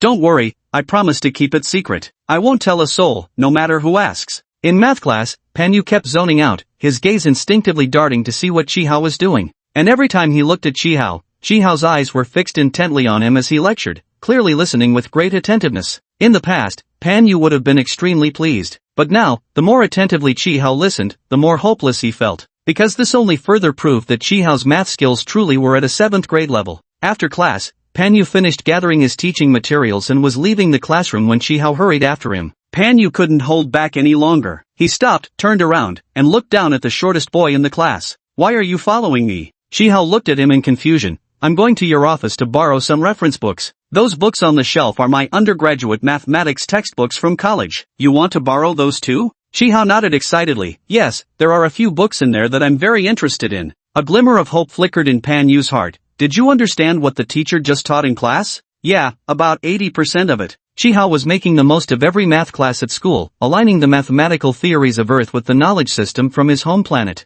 He'd left his home planet too young, and although his brain had been injected with this knowledge, truly comprehending and flexibly applying it still required time and practice. However, for ordinary people who might struggle for days to solve a difficult problem, Chihao, with his limitless brain potential, could find the answer in an instant. So far, the integration of knowledge systems from both galaxies has been progressing smoothly. Approximately 80% of Blue Star's mathematics can be comprehended within the framework of the home planet system. But to Pan Yu's ears, Chihao's answer implied that he couldn't even fully grasp the content taught in class. "Pan Yu, forget it, just lend it to him. When he can't understand it, he'll naturally give up." But with so many people in the office gossiping, what if the homeroom teacher steps in again and mocks the child? Pan Yu fell back into his old habit, instinctively considering the student's perspective. "Come to my office after school to get the book." No sooner had the words left his mouth than he realized, doesn't this mean I'll have to work late? By the time he wanted to take it back, Chi Hao had already dashed away with an enthusiastic shout of agreement. Pan Yu shook his head with a wry smile. Better start worrying about Chi Hao quitting the team first. How am I supposed to explain this at the principal's regular meeting next Monday? Chapter 21. Keep pretending then. Lin Shue's mother was equally worried at this moment. As the person in charge of this year's debate team, she did have the authority to approve withdrawal requests. Her daughter had given her a heads up, so she indeed approved Chi Hao's withdrawal request. But how should I explain this matter to the principal at Monday's regular meeting? Chi Hao actually told her the truth. Teacher, to be honest, I don't really enjoy debating. What I truly love is mathematics. Next month, I'll be competing in a math competition. Teacher, you must promise to keep this secret for me. Mother Yang Shui, how do we protect a student's privacy in front of the principal while coming up with a reasonable explanation for his withdrawal from the debate team? Urgent, waiting online. In the end, it was teacher Li Haoqiang who helped her solve the problem. The city will send people to our school next Monday to select promising long-distance runners. Just tell the principal that I recommended Chi Hao, and he withdrew from the debate team to focus on long-distance running. Chi Hao, is he really good at long-distance running? Yang Shue's mother remembered Chi Hao's slight frame and found it hard to believe. Didn't expect that, did you? That kid Chi Hao has the best stamina in his grade. Lei Haoqiang and Lei Baiyang were inseparable friends, and from Lei Baiyang, he'd already learned that Chi Hao didn't want to debate anymore. Having witnessed Chi Hao's terrifying reading and learning abilities firsthand, he actually agreed with Lei Baiyang's assessment of Chi Hao, a debate genius. He's a natural-born legal talent, spoon-fed by the heavens. Two middle-aged men put their heads together and came up with a cunning plan. Let's enroll him in the toughest math competition, make him admit defeat and return to the embrace of law. Solve the problem in one go. So, Lei Baiyang signed Chi Hao up for the Hope Star competition, afterward mentioning it only in passing. The exam's in a month. As for the exam's difficulty, however, he said not a word. Not to mention helping with training, finding materials, and conducting analyses like during their debate competitions. Chi Hao wanted to inquire about this competition, but Lei Baiyang's reply was always, sorry, professional barriers exist, I know nothing about it. Only then did Chi Hao think of borrowing books from his homeroom teacher and mathematics instructor, Pan Yu. Pan Yu deliberately waited until all the other teachers had left the office before getting up to find Chi Hao in the classroom. He pushed open the classroom door and found the vast room occupied by only one student, Chi Hao, who was intently reading a book with his head bowed. The sound of Pan Yu opening the door startled him. Chi Hao looked up, recognized Pan Yu, and promptly closed his book to stand. What are you reading? Pan Yu asked casually as he walked over to Chi Hao's seat, only to discover it was actually a 7th grade math textbook. For a moment, he couldn't quite articulate the complex emotions swirling inside him. It seemed the boy truly loved mathematics, but his math skills were genuinely lacking. Probably still trying to figure out that 20% he didn't understand in class. Chi Hao, in 6 months our city will hold a mathematics competition for middle school students. The teacher believes this competition suits you better than the Hope Star program. Chi Hao smiled shyly and said softly, thank you, teacher. But for me, middle school competition questions are a bit too easy. Pan Yu turned around and left. Didn't you want to borrow books? Go get them quickly, then go straight home. Every extra second looking at this idiot is torture. Finally standing before the bookcase in the most remote corner of the office, Chi Hao reverently and slowly opened the cabinet door, his eyes gleaming as he gazed at the professional books inside. Calculus, this one looks good. Back on the home planet, when studying the structural strength of spacecraft, integral methods were needed to calculate force and torque on the vessel. Linear algebra in system and control theory. Has Planet Blue already begun practicing system and control engineering? I must get this one too. He browsed through the books happily, but from Pan Yu's perspective, it seemed like Chi Hao was casually picking up a book, glancing at the table of contents, then flipping through the pages swiftly before setting it aside. He picked up the books Chi Hao had selected. Calculus, a first-year university textbook. Analytical Geometry, another university-level book. This one had indeed featured original competition questions from college math contests. As Pan Yu flipped further, he found the content grew increasingly difficult. Some sections even fell within the scope of graduate-level mathematics. The more he looked, the angrier he became, his temples throbbing painfully. Seeing Chi Hao still pretending to be engrossed in selecting books with his head down, he couldn't hold back any longer and shouted loudly, "That's enough. These are more than enough for you to read." Chi Hao, immersed in the book, was startled. He had been flipping through a thick copy of Advanced Algebra when suddenly interrupted. Bewildered, he looked up at Pan Yu, puzzled as to why the usually patient Teacher Pan had suddenly lost his temper. Teacher Pan no longer wished to say anything more to Chi Hao. He took the book from Chi Hao's hands, stacked it with the others, packed them in a bag, then urged Chi Hao to leave. You can borrow these books, but you must protect them well. No writing with ballpoint or fountain pens, not a single word allowed. If you absolutely must write, only use pencils, and no staining or wrinkling them. When you're done reading, return them to me immediately. Poof. The two parted at the school gate, with Panyu stomping off in a huff. Looking at the already darkened sky, Chihao began to understand why the teacher had been angry. It was his fault for taking up the teacher's time for so long. Grateful, he called out to Panyu's retreating figure, "Thank you, teacher." Chihao carried a heavy bag of books and turned back toward the orphanage. Blue Sea Town No. 1 Middle School was about 5 kilometers from the orphanage. Even walking briskly, it would take Chihao over half an hour to get home. It was early winter, and darkness fell early. The cold wind whistled through Chihao's collar, yet his heart burned with warmth. After walking just a few steps, hurried footsteps suddenly approached from behind. As the sound grew nearer, Chihao assumed someone was rushing and moved aside only for the stranger to reach for the bag in his hand. Chihao spun around sharply. To his surprise, it was Panyu, who had turned back after leaving. Panhao frowned sternly. "Where do you live? I'll take you home." Panyu regretted picking up the books the moment he took them. There were too many, too heavy, the shoulder carrying them visibly slumped under their weight. Chihao understood that seeing how dark it had gotten, his teacher had made the trip just to escort him home out of concern. Beaming, he took the books back from Panyu, hugging them to his chest. Loudly, he called out, "Thank you, teacher. My place isn't far, see you tomorrow." Then, hugging the books tight, he turned and dashed away. "Hey, slow down, be careful." Panyu, dragging his long untrained body, chased after Chihao for about a dozen steps before stopping, panting heavily. Suddenly, he felt like he and Chihao were performing a cops and robbers routine, shaking his head with a chuckle as his resentment towards Chihao gradually faded.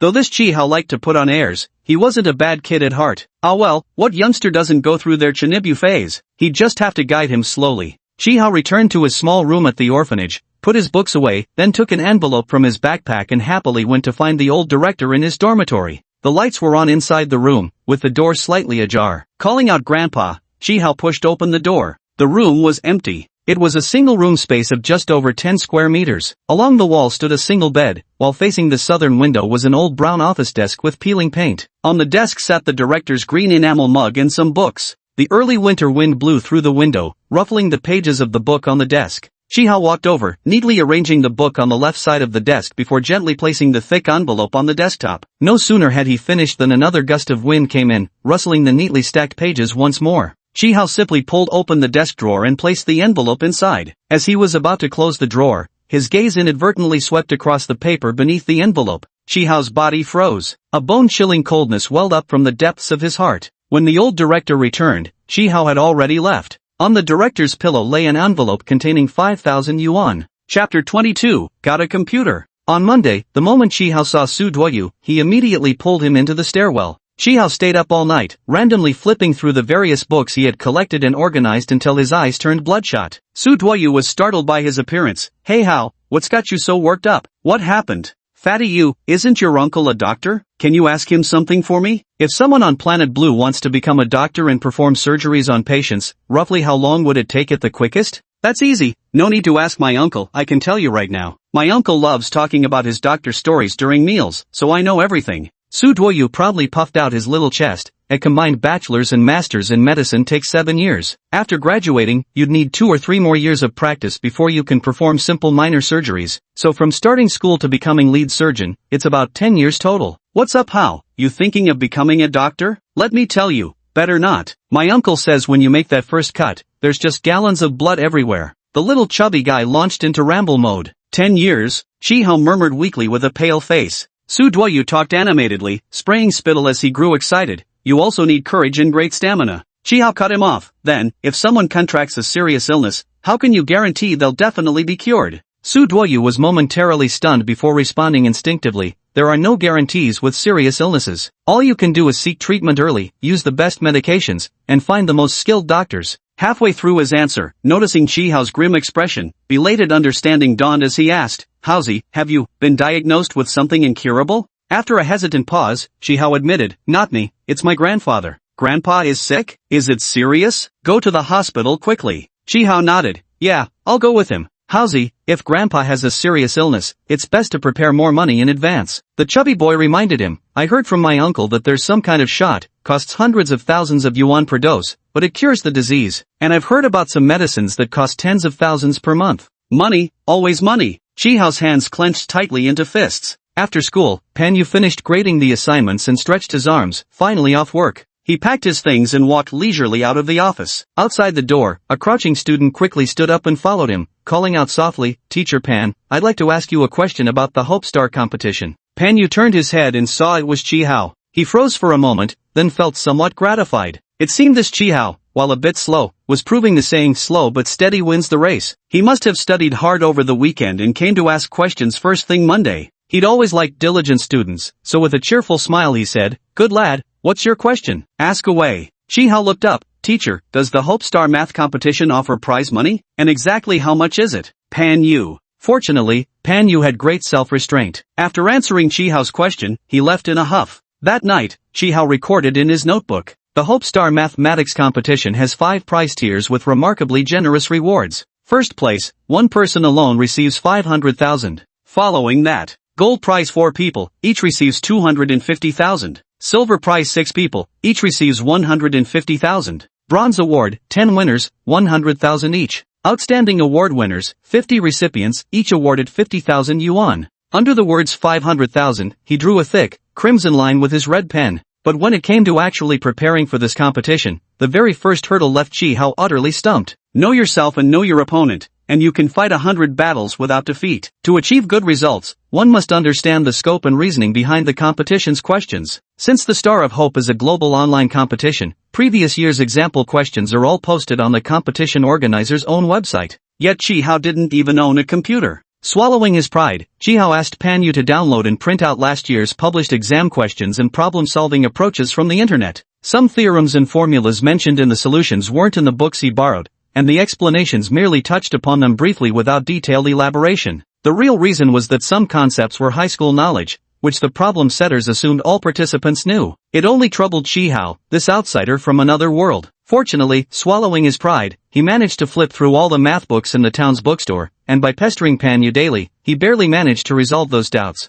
As for the remaining unresolved explanations, they belonged to extremely advanced problems that even the town's bookstore couldn't address, and Pan Yu didn't have the relevant books either. Chi Hao was in despair. Early Saturday morning, carrying the delicious food his mom had prepared for the director and Chi Hao, Duo Yu went to find his little friend to play. But when he arrived, he discovered Chi Hao's room was piled high with books and calculation papers, and Chi Hao himself sat dazed amidst the paper stacks. Duo Yu was startled. "Howsy, you've been acting sneakily lately, and now you look like a dead man standing. Did something bad happen? Spill it and make your buddy happy." Chi Hao hesitated without speaking. Duo Yu got angry. "We're best friends. What could you possibly not tell me?" Chi Hao then explained about the upcoming exam and his struggles with not having a computer. Su Duoyu puffed out his little chest again. "What's so difficult about that? I have a desktop computer. You can come to my place to study every day after school. On weekends, you can stay at my place. It's settled then." As the two were discussing inside the room, Chi Hao suddenly heard a faint sound coming from the door. He immediately stood up, walked to the door, and pushed it open. The completely oblivious Su Duoyu, utterly confused.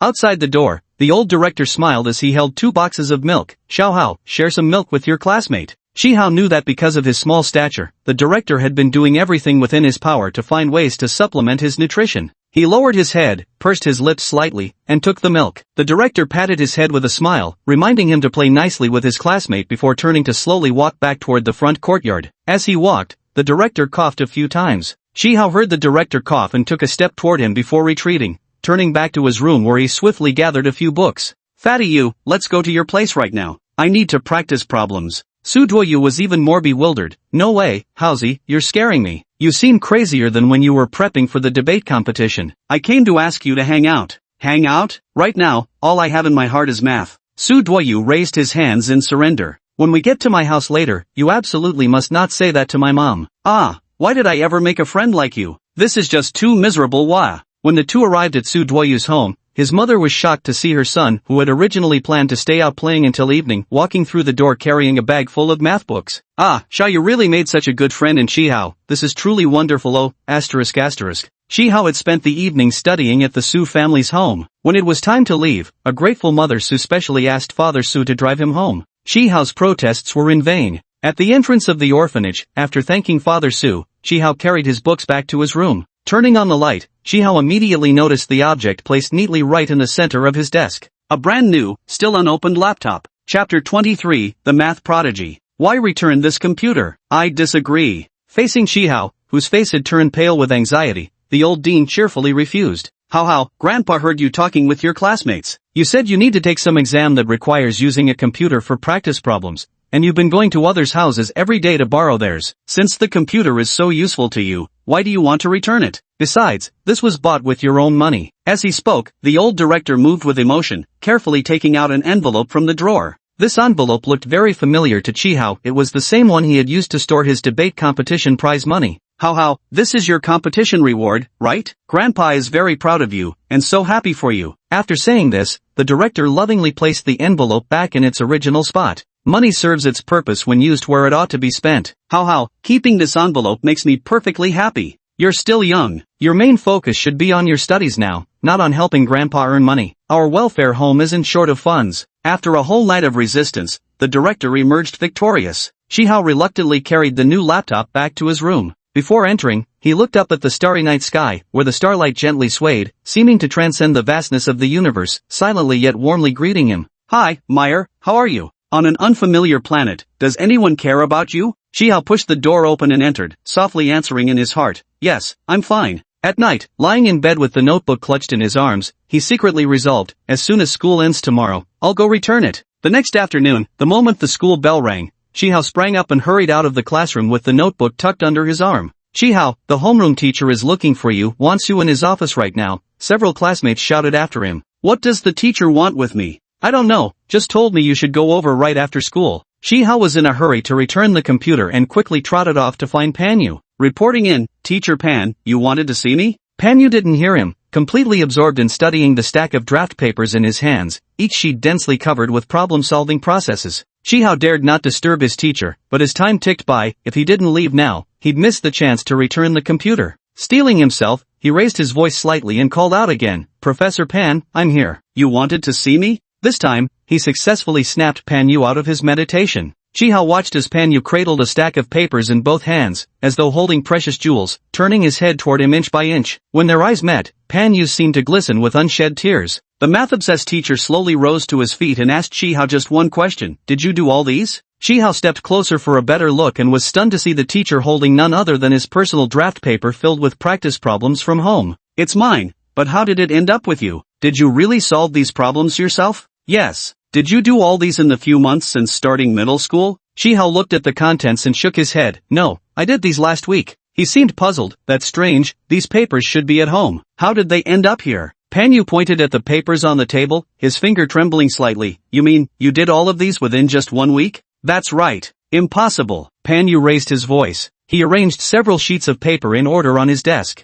From left to right, the papers showed topics ranging from elementary geometry to advanced geometry, culminating even in differential geometry. Knowledge of elementary geometry becomes accessible by the third year of junior high school, but advanced geometry and differential geometry require an understanding of advanced algebra, and differential geometry even demands some knowledge of mathematical analysis. The solver's learning trajectory becomes evident from the way they approach and solve the problems. No one could master all this material in just 1 week, not even the greatest of geniuses. It's impossible for anyone in this world to grasp all this knowledge within a week, absolutely impossible. Unless he's not human at all, unless he's a god. Chihao. He quickly backtracked, saying, Teacher, I was just joking earlier. Actually, I've been fascinated by mathematics since elementary school. I've studied these topics for weeks, no, months. You learned all this in just a few months? Panyu's voice trembled with excitement as his gaze burned into Chihao. Differential geometry was a course I didn't study until my sophomore year, yet you've already self-taught part of it now. By the way, advanced geometry as a standalone course no longer exists these days. The axiomatic deductive methods of elementary geometry have given way to analytic approaches. Back when I was in college, geometry had already merged with algebra and analysis, scattering across these disciplines. Even in my freshman year at the math department, we were already studying analytic geometry of space. Come,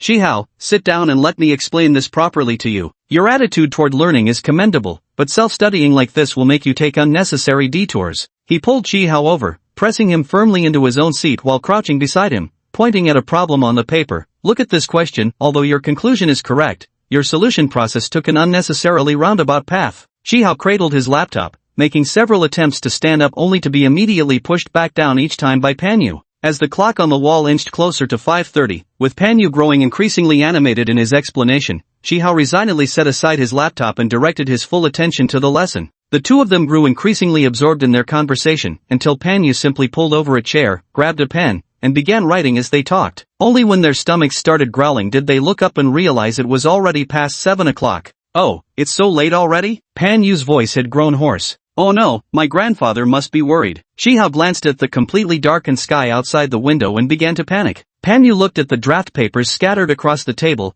densely covered with formulas and diagrams. He arranged them neatly according to the rules, stapled them together, and solemnly handed the stack to Shihao. No problem, I'll ride you home on my bike. We can review the unclear parts again along the way. Where do you live? Thank you, teacher, but my home isn't far. I can go back by myself. In Panyu's eyes, Shihao was now a golden treasure nugget. Besides, it was already dark, and Shihao was only 13 years old, still small in stature. Panyu simply couldn't feel at ease. No, it's too late. The teacher must see you home. Where do you live? Hongxing Orphanage. What? Panyu stared at Shihao in shock. You walk 5 kilometers to school every day? Wait, that's not the main point. Panyu hadn't known about Shihao's background before, but the fact that Red Star Orphanage exclusively took in orphans was common knowledge throughout Blue Sea Town, so Panyu instantly understood Shihao's situation. He had never been good with words. Though countless images of Shihao's tragic childhood flashed through his mind in an instant, all he managed to say was, "Kid, it's all in the past now. Things will only get better for you from here on out." Shihao sat on the back of Panyu's bicycle, cradling the brand new laptop computer in his arms. Panyu had originally planned to discuss some academic points while cycling, but now he rode in silence. After a long silence, Shihao was the one who finally broke the stillness. "Teacher, how did these calculation papers end up with you?" "Oh, these? Your grandfather brought them over this morning." That couldn't be right. Chunhao was an orphan. Where would he have any relatives? If he had a grandfather as his guardian, he wouldn't meet the welfare institution's admission criteria anymore. The thought crossed his mind, and he unknowingly voiced it aloud. Shihao subconsciously tightened his grip on the laptop in his arms. "No, he is my grandfather, also the grandfather of all the kids in our welfare home." Chapter 24, Narrow Roads Cross Paths. After returning home, Shihao immediately grabbed his computer and went to see the dean. From a distance, he spotted the warm, yellowish light from the dean's dormitory. Unconsciously, a smile crept onto Chihao's lips as he quickened his pace. Several figures flickered past the window. With sharp eyes and an excellent memory, Shihao immediately recognized one as the old dean, while the others, he'd seen them often during his childhood days of constantly running to the hospital. Shihao froze for a brief moment before immediately softening his footsteps. Upon reaching the director's office door, he didn't knock but instead stood silently outside, straining to catch the conversation within. Those inside remained completely unaware, continuing their relaxed discussion at ease. Yet with voices kept low and doors and windows tightly shut, all he could catch were fragments of the dialogue. "The surgery fees won't be a concern, there are policies, easy to resolve." The director seemed to whisper a quiet thank you. Then, a few faint fragments of conversation drifted from the room. "Worried about, came to visit you. Must rest well, mind your nutrition. Take care." The sound of a chair being pulled back came from inside the room, followed by footsteps approaching the door. Shihao quickly hid in the shadows alongside the house. The door opened, and the occupants filed out one by one. The director followed behind, cheerfully exchanging pleasantries as the group gradually walked away. After some thought, Shihao decided to return to his room first. Except for holidays, the orphanage cafeteria stopped serving meals after 7 p.m. As soon as Shihao entered the room, he spotted a dinner set on the table. He touched it, the food had already gone cold. There was a microwave in the kitchen. Shihao picked up the cold dinner and was about to heat it when the door behind him creaked open. The director walked in.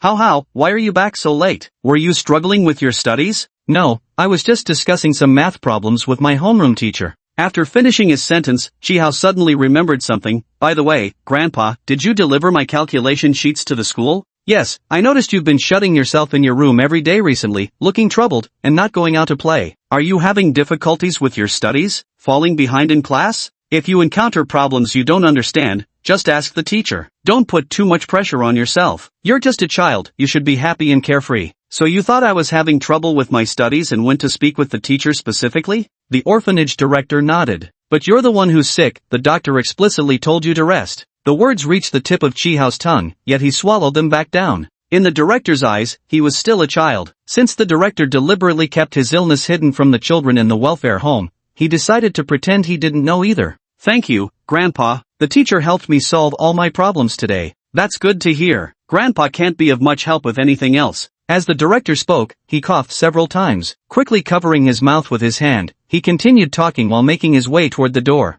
After dinner, don't stay up late studying again. Get some rest early. After the dean left, Shihao turned to look at the calendar on his desk. There were less than 2 weeks left until the competition. He quickly finished his dinner and opened his planner. Inside was a chart he had made by counting backwards from the exam date. Since the competition's inception, all the syllabi and tested knowledge points were listed on the left side of the chart. On the right side were the target completion dates. Under geometry, Shihao drew a checkmark and wrote completed. After a moment's thought, he added today's date, November 5th. The exam would take place 2 weeks later, on Saturday, November 16th. Before the exam, there was only 1 weekend left, and he needed to finish the entire advanced algebra syllabus. Shihao's schedule was planned down to the minute. According to his plan, he would need to stay up late this Saturday. But if he pulled an all-nighter, his grandfather would definitely worry about him. After much deliberation, Shihao finally came up with a solution. For the rest of that week, he turned off his lights and went to bed promptly at 11 every night, the warden's strict curfew. Then, he secretly began waking up 1 hour earlier than usual. On Friday evening, Shihao informed the warden in advance that he'd be visiting Su Duoyu's house the next day and might stay overnight there. This had happened before, so the director didn't think much of it and agreed. Early on Saturday morning, Shihao said goodbye to the director, carrying his backpack and a large plastic bag as he left the welfare center. He told the director that his backpack held a change of clothes, while the plastic bag contained some snacks. 30 minutes later, Shihao appeared at the entrance of an internet cafe. This internet cafe was the only 24-hour establishment in town, where people often stayed overnight gaming. The cafe owner was a burly middle-aged man with rumored powerful connections. Shihao arrived early when the spacious cafe was sparsely occupied, with only a few engrossed gamers scattered about. Occasional cheers of excitement mixed with angry keyboard pounding and muttered curses. Shihao scanned the room before choosing the innermost computer desk against the wall. As he walked past the internet cafe owner, the man gave a surprised look at the enormous backpack on his back. Most gamers who came to internet cafes rarely carried such large backpacks. It looked more like he was preparing for a wilderness hike than a gaming session. Shihao remained unaware that he'd drawn the owner's attention. He walked to a desk and placed both his backpack and the plastic bag in his hands on the floor. The backpack wasn't filled with spare clothes, but was instead crammed full of math reference books. He pulled out a scratch pad and pen from his bag, booted up the computer, and logged into the Star of Hope mock exam webpage. According to the plan, he would first spend 4 hours taking a practice test, then systematically review all related knowledge points. If any blind spots remained, he'd immediately consult the books to learn the missing material. The thick math textbook was to him what an English dictionary is to a language student, always at hand for reference, understood at a glance. In the morning, the internet cafe was sparsely populated. He sat too far inside, and the spot next to him remained empty all along, so few people noticed him. By noon, some people had ordered takeout, while others went out for lunch. Among the bustling crowd coming and going, there was still no sign of Shihao. He had brought 2 pieces of bread and a large bottle of water with him. Only after finishing the mock exam did Shihao take out his bread, quickly devouring the simple lunch in a few bites. Then, shouldering his oversized backpack, he went to the restroom. Upon returning, he quietly sat down, opened his backpack, and pulled out several thick books covered in protective jackets. Cross-referencing the weak spots he'd noted during the exam, he began an intensive study session. That afternoon, the internet cafe started filling up. A spirited young man with bleached blonde hair entered, humming a pop song as he walked in. Only a few seats remained available near the entrance. The constant foot traffic of people coming and going made it impossible for the blonde-haired guy to focus. Moving further inside, he spotted one last vacant seat in the back. Though not the most ideal spot, it was quieter than sitting by the entrance. He walked over and took his seat, humming a tune as he booted up the computer. While waiting for it to start, he glanced around. To his left sat a burly guy deeply engrossed in a game, where a monkey clad in rudimentary gear was wielding a staff, beating back a towering tiger monster with each swing. The guy on the left's pretty skilled. He was playing a well-known, top-tier game one Blondie had tried before. Super intense. After checking out the left, Blondie turned to see what game was being played on the right. The person sitting to his right was extremely quiet, keeping his head down as he scribbled on the table. Curious, the blonde guy peeked at his screen and couldn't believe his eyes.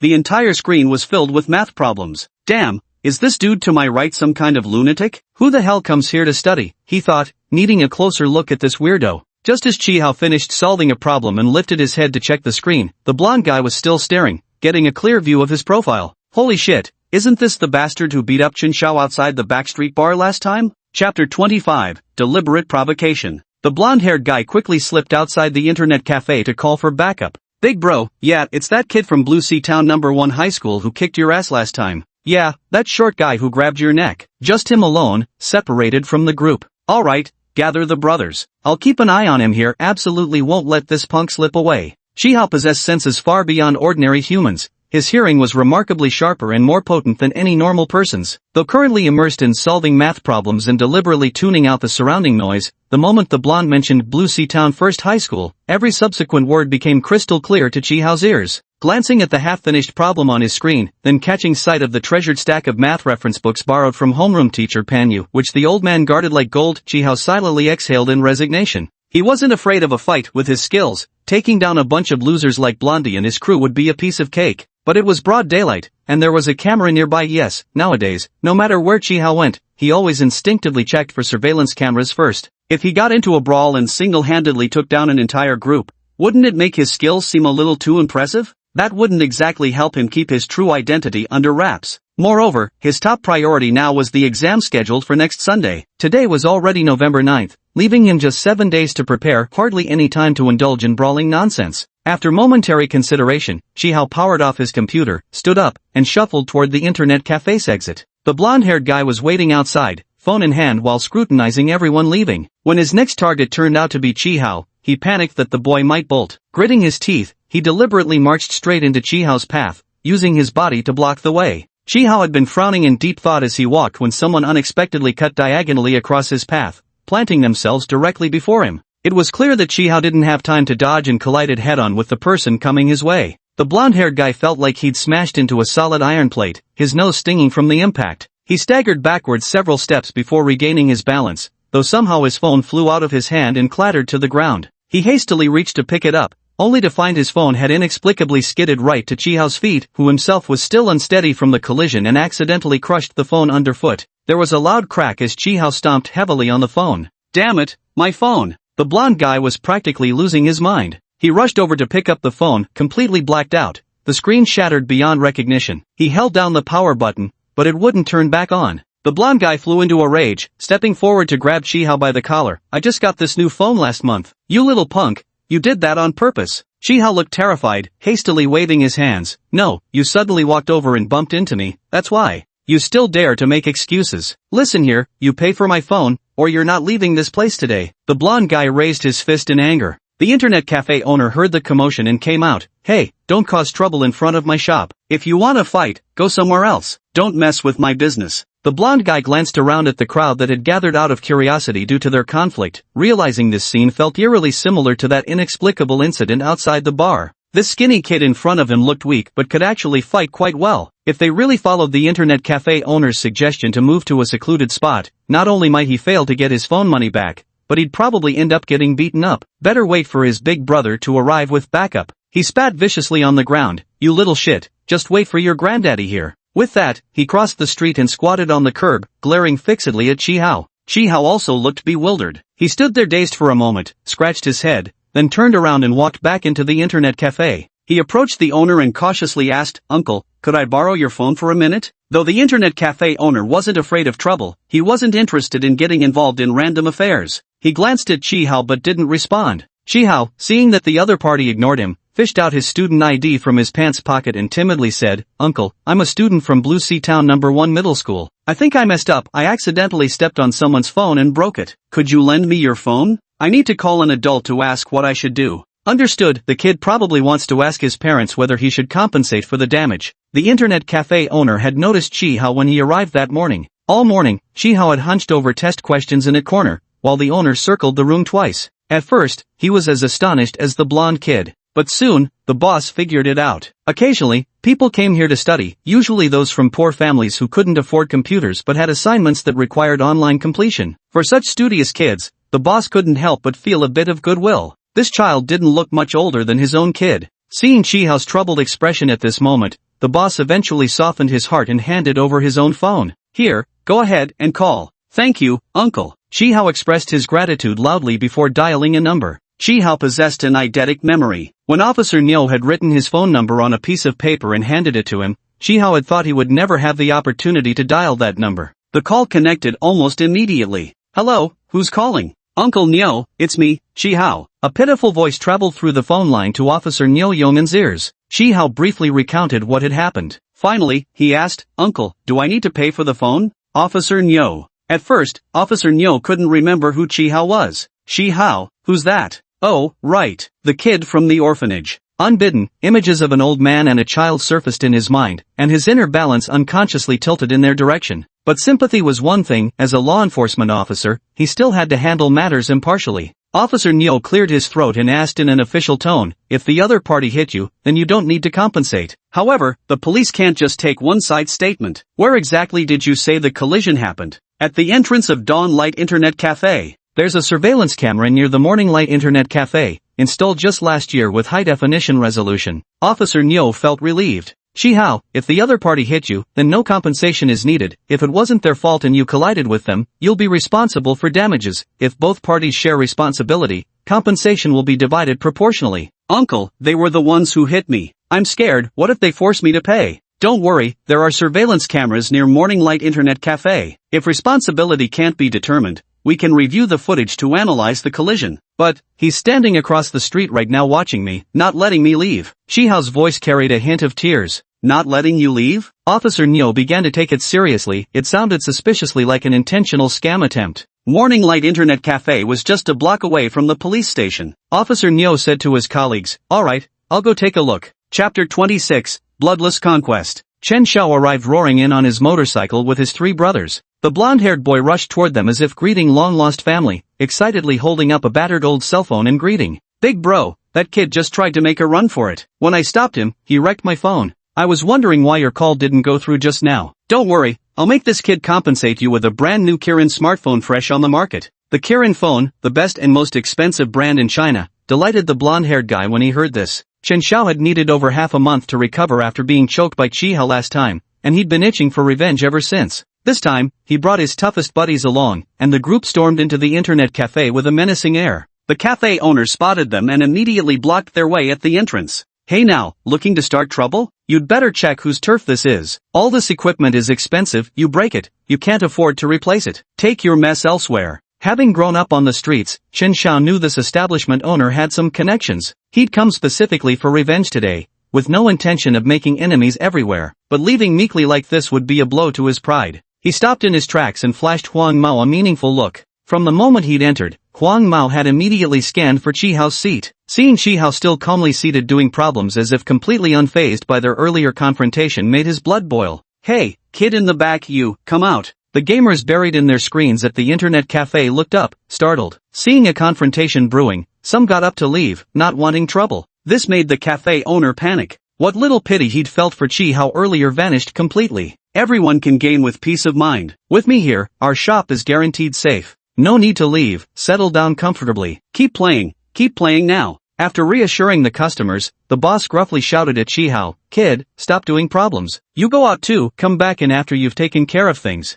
The eyes of everyone in the shop turned toward that skinny little figure in the corner. Chen Xiao and the others arrived slightly faster than Chi Hao had anticipated. Chi Hao silently calculated in his mind how long it would take Officer Nyo to get there, then obediently stood up. He lowered his head and shuffled slowly toward the exit. His slender frame looked quite pitiful compared to the group of burly men blocking the doorway. "Quit dragging your feet, move your ass faster," the blonde-haired man barked impatiently. Seeing Chi Hao being so cooperative and noticing these people at the door clearly weren't good news, the boss's heart softened a bit again and spoke up on his behalf. "What's the rush? Can't you see he's already heading out? Blondie. Fine, old man here will wait a little longer." As Chi Hao shuffled toward the door, Chen Xiao grabbed him by the collar and flung him outside with a powerful throw. "Get the hell out, kid." Chi Hao stumbled out of the internet cafe as he was yanked forward, colliding directly with someone. Caught off guard, the person staggered backward several steps before regaining balance. When Chen Xiao and the others rushed out of the internet cafe moments later, they saw Officer Nyo in police uniform helping Chi Hao up from the ground. "Why is there a cop here all of a sudden?" The group stood there in stunned confusion. After getting up, Chi Hao immediately pointed at the blonde guy and said, "Officer, it was him. He crashed into me and then demanded I pay for his phone." Then he pointed at Chen Xiao and added, "And he's the one who pushed me out just now." Officer Nyo took one look at Chen Xiao and immediately pieced together what must have happened, his face hardening with disapproval. "You lot again. Can't you ever stay out of trouble?" Chen Xiao cursed his rotten luck internally. "This is really unlucky. Was this guy some kind of jinx specifically targeting him?" Every single time they crossed paths, the cops somehow ended up getting involved. He didn't speak. The yellow-haired guy next to him got anxious. What do you mean I bumped into you? It was clearly you who crashed into me. Stop playing innocent and pay for my phone now. Officer Nyo chuckled. Your stories don't match up. Alright then, I'll ask around right here. Unfortunately, both the internet cafe owner and customers said they didn't witness the specifics of their altercation. Officer Nyo said helplessly, this makes things tricky. Haha, look, even the police can't do anything about it. The blonde guy glanced smugly at Chihao, only to find that Chihao completely ignored him. Officer Nyo continued, fortunately, there's a surveillance camera at the internet cafe's entrance. You lot, come with me to the station. After I check the footage, we'll see who's lying. The blonde guy was dumbfounded. What? There's a camera here? Chen Xiao and the others could tell from the delinquent's reaction that he was clearly the one in the wrong. Otherwise, he would have kicked up a fuss long ago. Gritting his teeth, Chen Xiao said, forget it, we don't need him to pay for the phone. Let's go. Seeing the delinquent looking pained and unwilling to leave, Chen Xiao whacked him on the head. Come on, Chuanzi, let's go. I'll cover the cost of your phone. They came full of bluster but left covered in dust. Officer Nyo watched with a cold smirk as several motorcycles roared around the street corner before turning around and sternly asking Chihao, what are you doing here? Playing games? No, Chihao replied sheepishly, scratching his head. Uncle, I wasn't playing games. I have an exam coming up and needed to take an online mock test. I was working on questions here. After hearing this, Officer Nyo's expression visibly improved. Then go home early, don't let anyone corner you again. After giving his warning, seeing that while Chihao nodded in agreement, his expression suggested he wasn't taking it seriously, the officer couldn't resist adding, go back early, it'll put the orphanage director at ease too. Once Officer Nyo had left and Chihao stepped back into the internet cafe, the owner stared at him with wary uncertainty. What sort of background did this kid have?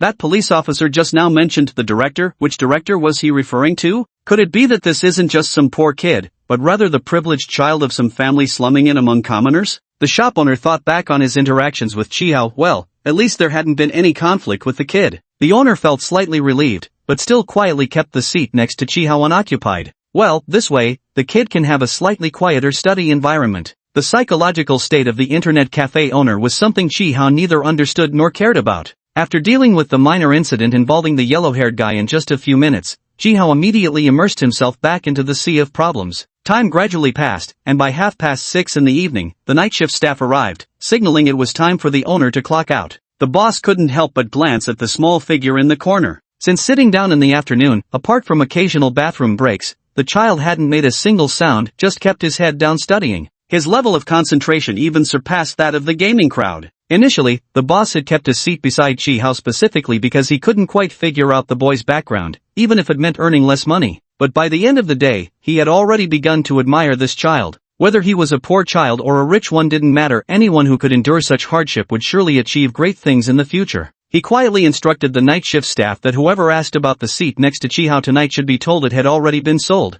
Chihao twitched his ears, glancing up at the boss's direction with slight surprise before lowering his head again to continue working on his problems. At 9 o'clock the next morning, when the internet cafe owner arrived yawning for his shift, the overnight gamers inside were sprawled haphazardly across their seats like a field of toppled dominoes. This is completely normal, the boss has seen it all before. He casually scanned the room and was astonished to discover that in the farthest corner, that small, thin figure was sitting perfectly upright before the computer, still wholly engrossed in solving problems. Boss, this kid studied all night long. Chapter 27, Burning the Midnight Oil with Practice Questions. The night shift employee, noticing his boss's astonished expression, couldn't resist adding more gossip. Last night I took a look at the problems he was solving, incredibly difficult. I couldn't understand a single one. The boss glanced at the other players who were sleeping in tangled positions, then looked back at Chihao who remained spirited and alert, unable to suppress a gasp of amazement. Holy crap! Chihao seemed to have entered a marvelous state. After prolonged continuous studying, numerous challenging points that had troubled him for days were effortlessly conquered.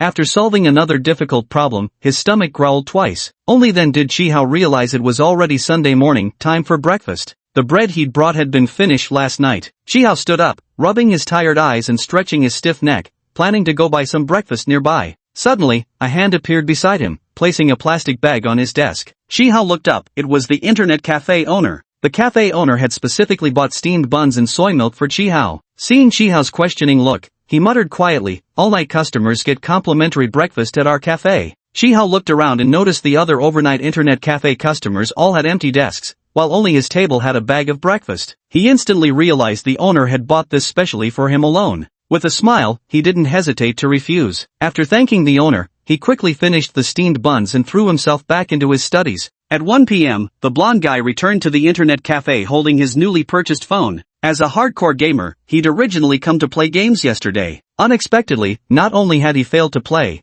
but he'd also lost his phone in the process. Before stepping into the internet cafe today, Huang Mao was still thinking how uncanny it was to bump into that kid here yesterday. There's no way that kid would still be around today. Who in their right mind comes to an internet cafe every day just to solve problems? That's downright bizarre. Then, he spotted Chihao, still sitting in the same seat as yesterday, with a tall stack of books piled beside him. Huang Mao was stunned. No way, is this kid seriously back at the internet cafe to study again? The internet cafe owner snorted through his nose. Not just coming today, this kid never left yesterday. What? The blonde-haired guy couldn't comprehend this and showed extreme shock. Seeing the stunned expression on the blonde's face, the internet cafe owner felt an inexplicable sense of petty satisfaction. Oh right, where are you sitting today? Let me make this clear first, you're not taking that seat next to that kid. TCH, it's not like I wanted to sit next to him anyway. The blonde guy chose a seat behind Chihao. From this diagonal rear position, he only needed to tilt his head slightly to see Chihao's back. After sitting down, he waffled briefly between calling friends for a fight or letting it go, ultimately deciding to play a few rounds of games first. Judging by Chihao's current state, it seems he won't be leaving anytime soon. The moment the blonde guy entered the game, he quickly became completely immersed in the virtual world. During brief pauses, he stole a few glances at Chihao, who hadn't even changed his posture. Gradually, the blonde poured his entire focus into the game. When he finally finished the castle siege mission and relaxed with a long exhale, casting another glance at Chihao's seat suddenly made him leap up from his chair. Chihao's chair was empty, and the desk that had been piled high with books was now completely bare. That little brat actually slipped away when no one was paying attention. Smart move on his part. Chihao had no idea the blonde guy had come again. Even if he knew, he wouldn't have cared. At 5 o'clock in the afternoon, he completed studying all the knowledge points. By this point, he had explored every direction listed in the Hope Star mathematics competition. As for the remaining challenging edge cases, he planned to discuss them with Pan Yu next week. Turning off the computer, Chihao walked out of Starlight Internet Cafe with light steps. As he passed by the Internet Cafe owner, Chihao stopped and sincerely said, "Thank you." The Internet Cafe owner inexplicably blurted out, "Best wishes for your exam success." Chihao responded with a smile, "Thank you for your kind words." After arriving home, Chihao slept soundly for a long time. On Monday, he gathered most of the books Pan Yu had lent him, took them back to school, and returned them to Pan Yu. Pan Yu took the large bundle of books and flipped through them. Mathematical analysis, complex variables, real variables. As expected, biting off more than one can chew. But it's understandable, these books are all undergraduate mathematics textbooks, so it's quite normal for Chihao to struggle with them. At least he has the courage to borrow these books, that should be encouraged. Pan Yu paused in thought before offering reassurance. These books are indeed challenging, but don't be discouraged. Especially this one on real variable functions. I had to read it multiple times myself before grasping proofs about countable additivity of measures, dominated convergence theorems, and so on. Wait until you get into the math department as an undergrad, you'll have plenty of time to master these topics. Chihao's eyes sparkled as he interrupted excitedly, "Professor, I already know how to prove those. I just don't fully understand the relationship between outer measure, inner measure, and measure. The book doesn't explain it clearly enough." Pan Yu said expressionlessly, "Alright then, come find me in the office after school today, and I'll explain it to you." Chihao happily went to class, leaving Pan Yu standing alone in a daze. Could it be that Chihao was already finished reading this book? Pan Yu quickly opened the book and carefully examined its contents. This book, Real Variable Functions, had been Pan Yu's textbook during his junior year as a mathematics major. Aside from the notes Pan Yu had taken during lectures, there were pencil-written formulas on the most challenging pages, some marked with question marks. The handwriting was faint, evidently written with deliberate lightness. Yet as the homeroom teacher, Pan Yu instantly recognized these marks as Chihao's distinctive penmanship. So if Chihao has even finished reading the most difficult book among these, could it be that he's also completed the freshman year textbook mathematical analysis and the sophomore year textbook complex variables already? Pan Yu hurriedly picked up those two books to check. Sure enough, on all the books Chihao returned, he had marked the challenging sections with pencil notes. This is absolutely terrifying. Back when Pan Yu was in school, during every final exam period when classmates were fervently preparing, he deeply felt that trying to master 4 or 5 subjects simultaneously meant you'd either go crazy or turn foolish from overstudying. Now, how can Chihao's current workload compare to just 4 or 5 subjects? Furthermore, what they studied back then was merely a semester's worth of material, whereas what Chihao must learn spans from middle school all the way through university. Ultimately, even if Chihao is a once-in-a-generation genius who comprehends everything at a glance, with so many books to cover, it still requires time to finish them all. Where did all this time come from? Could it be that he doesn't sleep and studies all night? Pan Yu was amused by his own wild imaginings. After school, Shihao came to find Pan Yu right away. Pan Yu carefully explained the morning's questions, thinking that would be it for the day, when suddenly Shihao pulled a notebook out from his backpack. Teacher, these are all the difficulties I've summarized over the past few weeks, along with some problems I couldn't solve. Could you please take a look? Pan Yu took the notebook and opened it, only to realize he couldn't solve the first problem himself. He closed the notebook and sighed. Just as he was about to admit he couldn't do it, his eyes met Shihao's hopeful gaze in the next instant. His words took a turn at the tip of his tongue and were swallowed back down. No one understood better than himself how agonizing it was when no teacher was willing to instruct him. If he couldn't provide answers to this child, who else could the boy possibly turn to? I have something to attend to tonight, so I'll be leaving first. Leave these problems with me, and you can come ask again tomorrow. Pan Yu hurried home and immediately began rummaging through his university textbooks upon entering, concentrating deeply in contemplative thought. Fortunately, he loved mathematics and had never given it up since graduation, continuously studying it for over a decade. He actually managed to solve most of the problems in that notebook, but the last two problems were truly too difficult. Pan Yu pondered over them all night in his study until dawn broke, yet still found himself utterly clueless. Time slipped away minute by minute, and before he knew it, it was nearly 6 in the morning. Pan Yu had to leave for school by 6:30 at the latest. After a sleepless night, as the clock hand gradually approached 6, Pan Yu finally surrendered and gave up on doing it himself, deciding to seek external help instead. Once he passed the age of 50, Professor Liang Hajong, the vice president of Huan University, began paying attention to health preservation. Every morning, he would wake up promptly at 6, go for a slow jog around the neighborhood, and then buy breakfast on his way back home. At 6 o'clock on Tuesday morning, the alarm rang, and Liang Hajong got up on time as usual. Just as he finished washing up, the landline on the table rang. Liang Hajong and his wife exchanged surprised glances.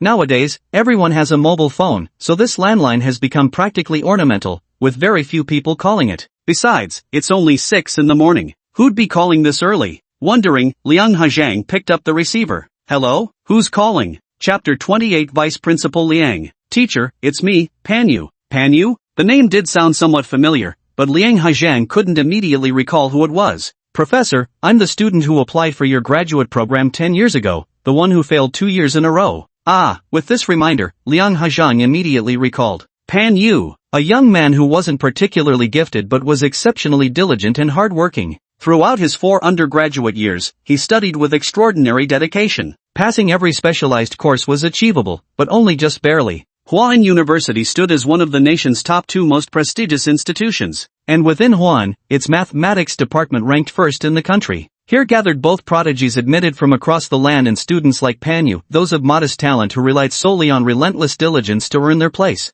At that time, the hidden hierarchy within Huan University's mathematics department was this: the brightest minds pursued pure mathematics, the next tier studied applied mathematics, followed by those in financial mathematics or statistics. Those who still struggled switched to computer science. Pan Yu genuinely loved mathematics, but his mind was truly a bit slow. Liang Hajong specialized in pure mathematics and served as the department chair at the time. All the department's brightest students vied to study under him. First, each mentor can guide at most 3 to 5 students. Second, Liang Hajong truly didn't believe in Pan Yu continuing with pure mathematics. With his intellect, he wouldn't achieve significant results, there's no future in it. When Pan Yu first applied to be his graduate student, Liang candidly advised him to switch to financial mathematics instead. Stubborn Pan Yu refused. The following year, Pan Yu came again. After decades of teaching, Liang Hajong had a keen eye for judging character. He genuinely didn't think highly of Pan Yu. Out of concern for Pan Yu's future career prospects, Liang Hajong reluctantly rejected him once more and suggested that Pan Yu pursue computer science in graduate school. Pan Yu, in my opinion,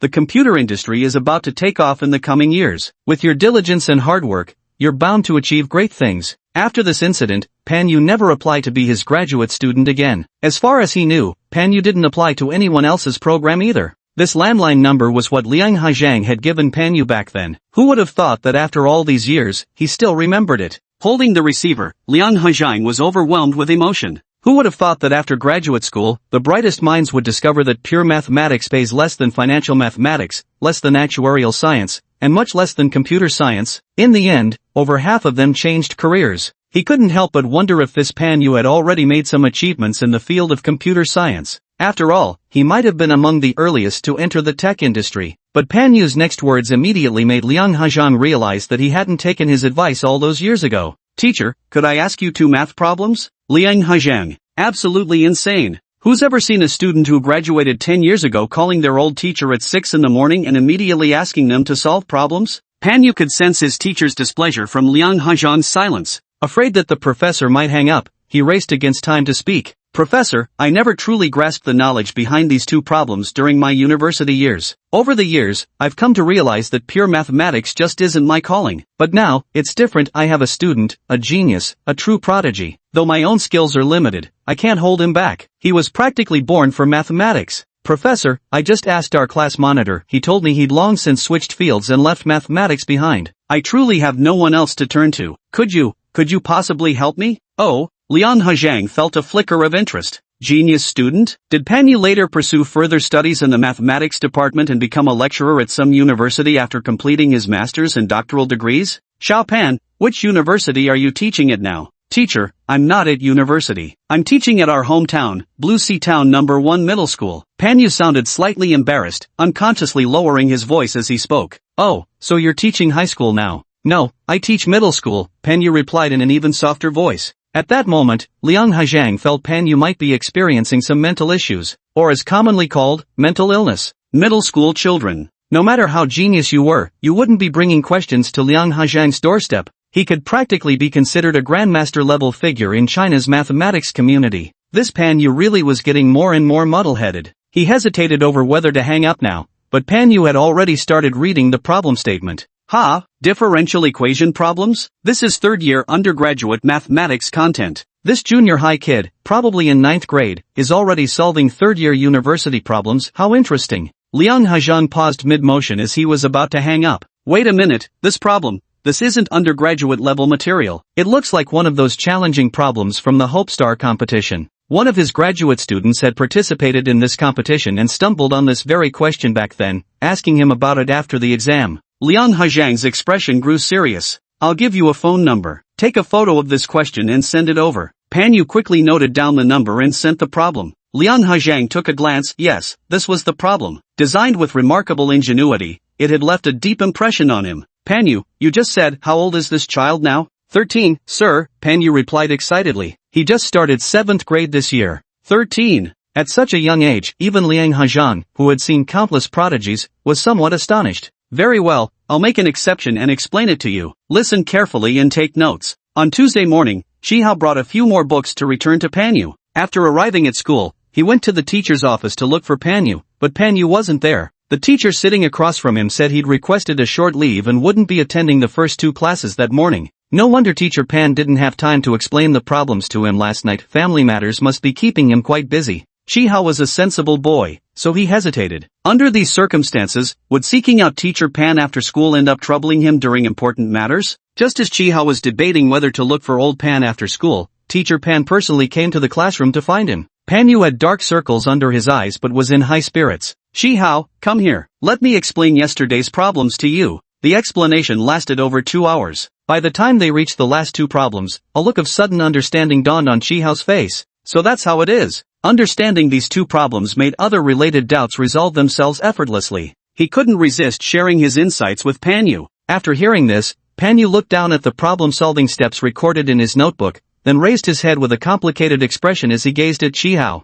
So this was the genius their teacher had spoken about? Learn by analogy and grasp the whole through the parts. At this moment, he inexplicably felt like crying. He didn't know if it was for Chihao's happiness or something else. He had reached his limit in mathematics. He just hoped this child before him could go farther. Shihao, write down any questions you have in this notebook. I'll explain them in detail to you the next day. Mum. Shihao nodded gratefully, then asked with concern, Teacher, won't this take up too much of your time? Not at all. I'm actually very happy to have this opportunity. Pan Yu left his sentence unfinished. With a gentle smile, he glanced at the darkened sky outside before reaching for his coat. It's getting dark. Come on, let me walk you home. No need, teacher. I can go by myself. Come on, just let me walk with you for a while. That evening, Pan Yu opened a few books that Chihausen had returned. These books are completely new, without any of his own notes in them. They weren't Pan Yu's undergraduate textbooks, but rather the graduate-level materials he'd once dreamed of studying. One of them was actually authored by Liang Hezhang himself. After being rejected by his dream advisor for the first time, the defiant Pan Yu inquired about the textbooks used in Liang Hezhang's graduate courses and purchased them for self-study. After buying the books, he found he could barely understand them.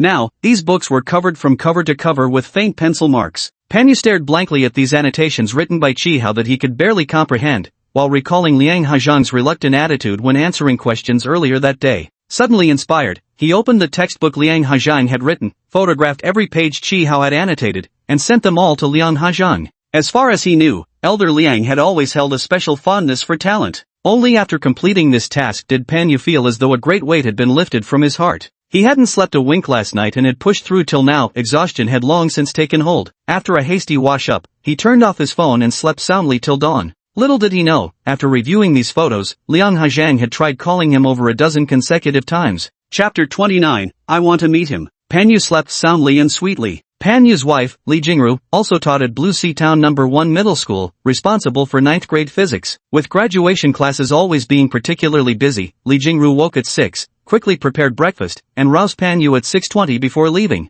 Having caught up on sleep and enjoyed a loving breakfast, Panyu leisurely rode his bicycle to school. Only after settling into his office did he finally turn on his phone. Almost the second he turned on his phone, a call came in. Panyu was surprised to see that the caller was actually Teacher Liang. Even though he had graduated years ago, he still felt an inexplicable nervousness. In his flustered state, he answered the call but accidentally hit the speakerphone button. And so, Liang Hajang's resentful voice instantly filled the entire office.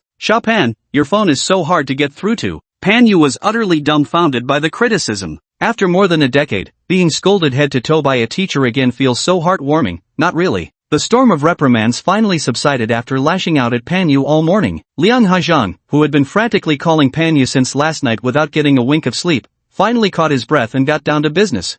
"Pan, give me your address. I'll visit you this Saturday. Make the arrangements. I want to meet this young friend of yours." Panyu heard, but didn't immediately understand. What? Vice Dean Liang, with his packed schedule, was making a special trip to see him? According to their class monitor yesterday, Liang Hajang was currently swamped. Teaching responsibilities, administrative duties, and piles of university affairs filled every waking hour. These days, getting an audience with Vice Dean Liang required advance appointments and waiting in queue. What virtue or ability do I possess to deserve such honor, that the teacher would take time out specifically to visit me? Oh no, the emphasis is on the young friend. Which young friend? Could this young friend possibly be referring to Chi-Hao? Panyu opened his mouth, but no sound came out. Liang Hajang was renowned for his appreciation of talent, especially his nurturing attitude towards mathematical geniuses. Yet even he was astonished when a master mathematician whose students spanned the globe personally came to pay homage to a 13-year-old boy. So this is how geniuses are treated? Panyu couldn't quite articulate the complex emotions swirling in his heart. After Liang Hajang finished speaking, there was a long silence from the other end. Thinking the signal might be poor, he walked over to the window and asked loudly, "Hello? Pan, can you hear me?" "Yes, I can hear you," Panyu quickly replied. "So, does the timing work for you?" "No." Panyu was about to agree when his gaze fell on the desk calendar. He realized this Saturday was November 16th, a date he'd circled heavily in red with a note beside it, Hope Star Competition. Panyu, N. On the other side, Liang Hajang couldn't hear the sound again and complained slightly, "Pan, your signal is really too weak." Panyu swallowed hard and replied with difficulty, "Professor, this Saturday, this young friend, doesn't have much availability." Liang Hajang had squeezed out this time by canceling a lecture scheduled for Saturday. In recent years, no one had ever declined an invitation from Liang Hajang. The other party was only a first-year middle school student, and he hadn't anticipated the current situation. Therefore, he had no contingency plan. This was troublesome. What were his original plans for Sunday? Let's see if they could be postponed. After Panyu said these words, noticing silence on the other end, he felt quite uneasy, fearing the teacher might be angry. He hastily covered the phone receiver while stepping out of the office. Finding a quiet corner in the hallway where no one was around, he whispered, "Teacher, here's the situation. Chi-Hao has registered for this year's Star of Hope competition, and the exam date is this Saturday." "What? You said he registered for Star of Hope?" The Star of Hope exam content covers algebra, geometry, analysis, encompassing every aspect of foundational mathematics. Not only is the scope broad, but the depth examined is also profound. What middle school student would take this? This is absurd. Why didn't you stop him? Though he knew the teacher made a valid point, thinking back to Chi-Hao's thick stack of densely filled scratch paper and that shelf full of reference books, Panyu couldn't help whispering a small rebuttal. "Teacher, you might not know, but a few years ago, it seems there was also a high school student who registered for the Star of Hope." Of course I know. That person you're talking about is Shiryu, who attended the elite class at Qingyun University High School. He was only 16 years old when he signed up for Star of Hope, making him the youngest competitor in its history to date. He ranked 19th globally in the finals, a rare genius who was exceptionally admitted to Tsinghua University's mathematics department. Ranked 19th globally in the finals. That's unbelievably impressive. Pan Yu couldn't help but exclaim in admiration. If the photos you sent me yesterday were genuine, just focusing on the geometry portion alone, a 13-year-old student like you could have been a teacher to Shiryu when he was 16. Pan Yu? Alright then, once I get to the office, I'll rearrange my schedule and get back to you. After saying this, Liang Hajong paused for a moment. Xiao Pan, you are a good student. Thank you for never giving up on mathematics. Pan Yu stood motionless at the corner of the hallway, staring blankly after hanging up the phone. The class bell rang. A student rushing to the classroom failed to stop in time while turning the corner and accidentally bumped into Pan Yu, immediately offering profuse apologies. Sorry, teacher, I didn't see you there.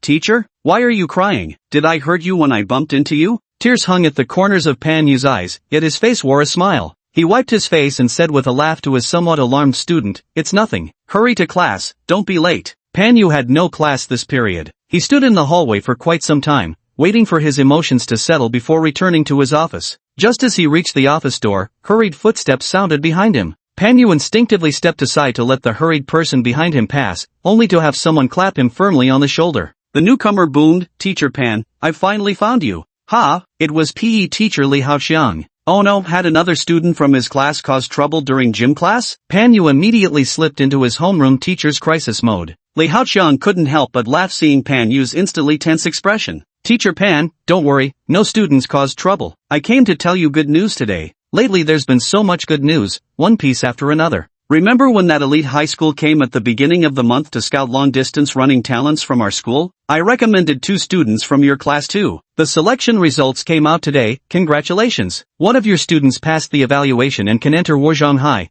our city's best high school, without taking the entrance exam. Full tuition waiver plus a scholarship." Pan Yu's eyes lit up with excitement. Wonderful. Only the top 10% of students from Blue Sea Town First Middle School get admitted to 5th high school each year, and fewer than 1% receive scholarships. Securing a spot in advance during junior high, with the future prospect of direct admission to 5th high as a sports specialized student, was simply incredible news. Pan Yu was so overjoyed he couldn't stop grinning. Li Haoxiang was also delighted and waved the document in his hand at Pan Yu. The 5th high school said they need to go through the formalities. They want us to submit the student records first. Miss Pan, let's fill out the forms first. After class, we'll need to notify both the students and their parents to come and sign. Alright, we'll fill it out right away. By the way, why is 5th middle school in such a hurry this time? I remember they used to request this during the 3rd year of junior high. At the mention of this, Li Haoxiang couldn't help but beam with pride. Because our school's talent pool is strong this year. That kid ran the 1,000 meter in 2 minutes and 35 seconds, smashed our school's boys' 1,000 meter record.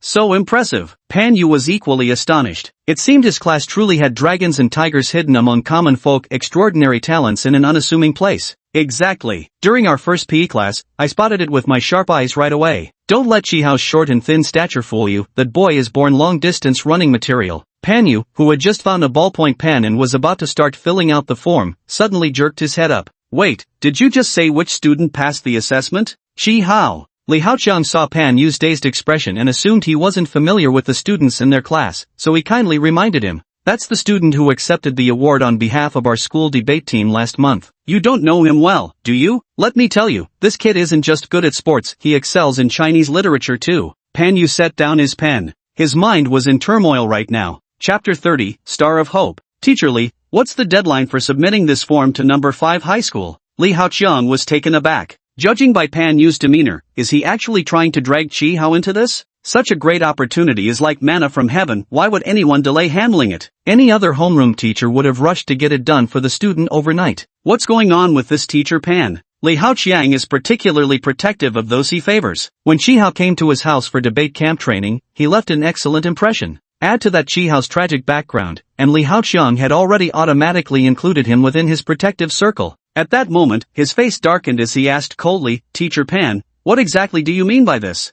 Seeing Li Haoxiang's confrontational demeanor, Pan Yu responded with a mix of amusement and exasperation. Teacher Li, you've misunderstood. I have no intention of making things difficult for the student. It's just that, well, this and that. Li Haoxiang let out a scoff when he saw Pan Yu struggling to explain. He grabbed a chair, placed it firmly beside Pan Yu's desk, and sat down confidently. Teacher Pan, I'll wait here until you sign the form before I leave. This is forcing me to sign. With no other options left and seeing the office empty, Panyu revealed that Chihao was participating in a math competition that Saturday. Finally, he said with a bitter smile, "Teacherly, the student specifically asked me to keep it confidential. If he performs exceptionally well in the competition, wouldn't it be a bit of a waste for him to take the sports scholarship route?" So Panyu had also been considering what was best for Chihao all along. Li Haoqiang's eyebrows relaxed. "Hey, is that what you're worried about? I know all about the Star of Hope global competition. I was the one who suggested signing Chihao up for the hardest one. Don't worry, this competition isn't something middle schoolers can handle. Chihao won't get good results. Case solved." No wonder Chihao signed up for a competition that was clearly too difficult for him. It turns out the PE teacher was behind the idea. "Teacher Pan, you've heard of Hawaiian University of Political Science and Law, the top-ranked law school in the country, right? I have a classmate there, the youngest professor in the law school, who wants Chihao to apply there in the future. He said Chihao has what it takes to excel in jurisprudence, criminal procedure, civil law, commercial law, anything legal." The boy was born for this profession. Panyu, usually so mild-mannered, grew agitated after hearing Li Haoqiang's words. "Chihao was born for mathematics, Teacher Li. If you don't believe me, look at these." He opened the drawer and pulled out a thick stack of draft papers. Then he picked up several thick math exercise books from his left side. "These are the final challenge problems from Star of Hope. Chihao solved them all by himself. And these are my undergraduate specialty textbooks." Chihao finished reading them all in just a few weeks. Finally, Panyu delivered the final blow to the already stunned Li Haoqiang. "Professor Li, you know Hawaiian University, ranked first in mathematics nationwide, right? I have a teacher who is the vice dean of Hawaiian University and is extremely passionate about nurturing talent. He's coming to our little town of Lanhai this weekend to meet Chihao." After hurling verbal attacks at each other, both parties sustained 100 points of critical damage and barely managed to reach a consensus in the end.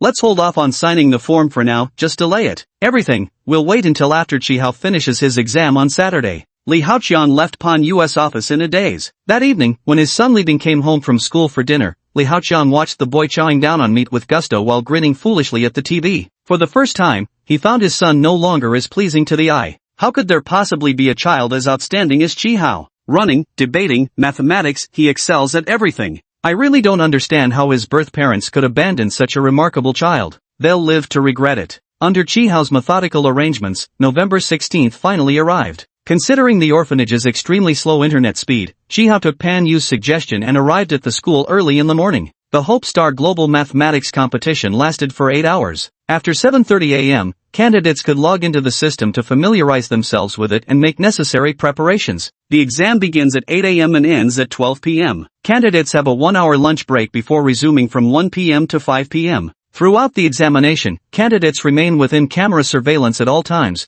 with online proctors conducting virtual patrols to eliminate any possibility of cheating. The camera must be movable and required to perform a 360 degrees room scan for proctors before the exam begins. Only the examinee is permitted in the testing room during the session. The exam follows an open book format, allowing consultation of both digital and printed reference materials. The use of artificial intelligence for assistance in answering is prohibited. Having someone else answer on your behalf is also forbidden. During the examination, sharing the test questions externally is strictly prohibited. Contestants who find themselves unable to complete the questions may click the forfeit button to withdraw from the competition at any time. At exactly 8 o'clock, Chihao, having already prepared his computer, logged into the examination system on time. The screen abruptly turned pitch black, with a blue planet slowly rotating at its center. A line of green text gradually appeared above the planet. This competition aims to select the brightest hope of humanity. Participants who feel unqualified may withdraw at any time. During practice tests, Chihao would immediately encounter exam questions upon logging into the system. He never expected to see such an interface during the actual examination.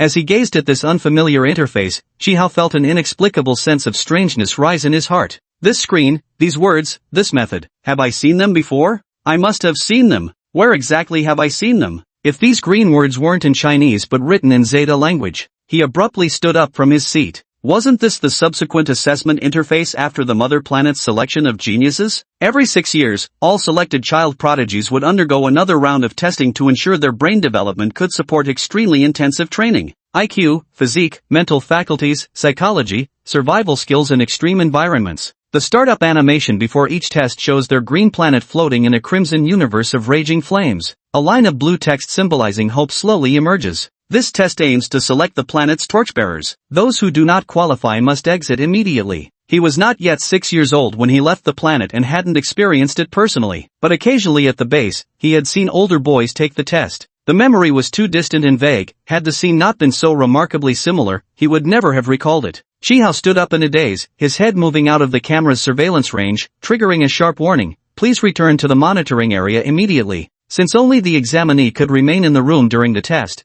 Pan Yu left after helping Chihao adjust the equipment. The upper half of the office door was glass, through which Pan Yu had initially been watching Chihao with satisfaction. Now, he was startled by Chihao's sudden movement. The alert tone had already repeated 3 times, but Chihao remained standing there dumbfounded. Pan Yu grew impatient. He opened the office door from outside, then slammed it shut with a heavy bang. The loud slam made Chihao lift his gaze. Through the glass, Pan Yu met his eyes and couldn't suppress a shiver. He had never seen such an expression from Chihao before. Those eyes seemed to blend confusion, helplessness, emptiness, and utter despair. The prompt sounded again. Countdown begins. Please return to the monitored area. The exam will automatically terminate upon countdown completion. The frigid countdown had begun. 10, 9, 8. Chihao remained standing there in a daze. 7, 6, 5. Pan Yu closed his eyes in despair. At the same time, the sound of a chair moving echoed through the room. 4, 3, 2, 1. Before the countdown ended, Chihao sat back properly in his chair, his eyes fixed intently on the camera. The exam has officially begun. Chapter 31, Act 1st, Report later. So, what exactly happened to you when you first logged in this morning? That afternoon after handing in his exam, Chihao sat eating the lavish dinner Pan Yu had bought him while weathering the storm of Pan Yu's relentless interrogation. Chihao kept his head down and ate without a word. Pan Yu was fuming with anger at him. After finishing his meal, Chihao brushed off the crumbs from his hands. Teacher, I don't know how to explain it, and I don't want to lie to you either. So, you just decided to say nothing at all? Chihao nodded. Pan Yu. Fine, don't tell me then, as long as it didn't affect your performance. So, how did you do on the exam? Throughout the entire 8-hour exam, Chihao maintained an extraordinary level of intense concentration. No matter who had altered the selection interface from his home planet to appear like this, it confirmed what he had always sensed. His instincts were right. There might very well be more than just him, a Zayton, living on Earth. To find this person, Hope Star could be the key. From the moment he saw that interface, this was no longer just an ordinary exam. Pouring all his energy into it, Chihao felt his mind become extraordinarily clear during the test. Solving problems seemed divinely assisted. At this moment, faced with Pan Yu's questioning, he did a quick calculation in his head and confidently replied, I think,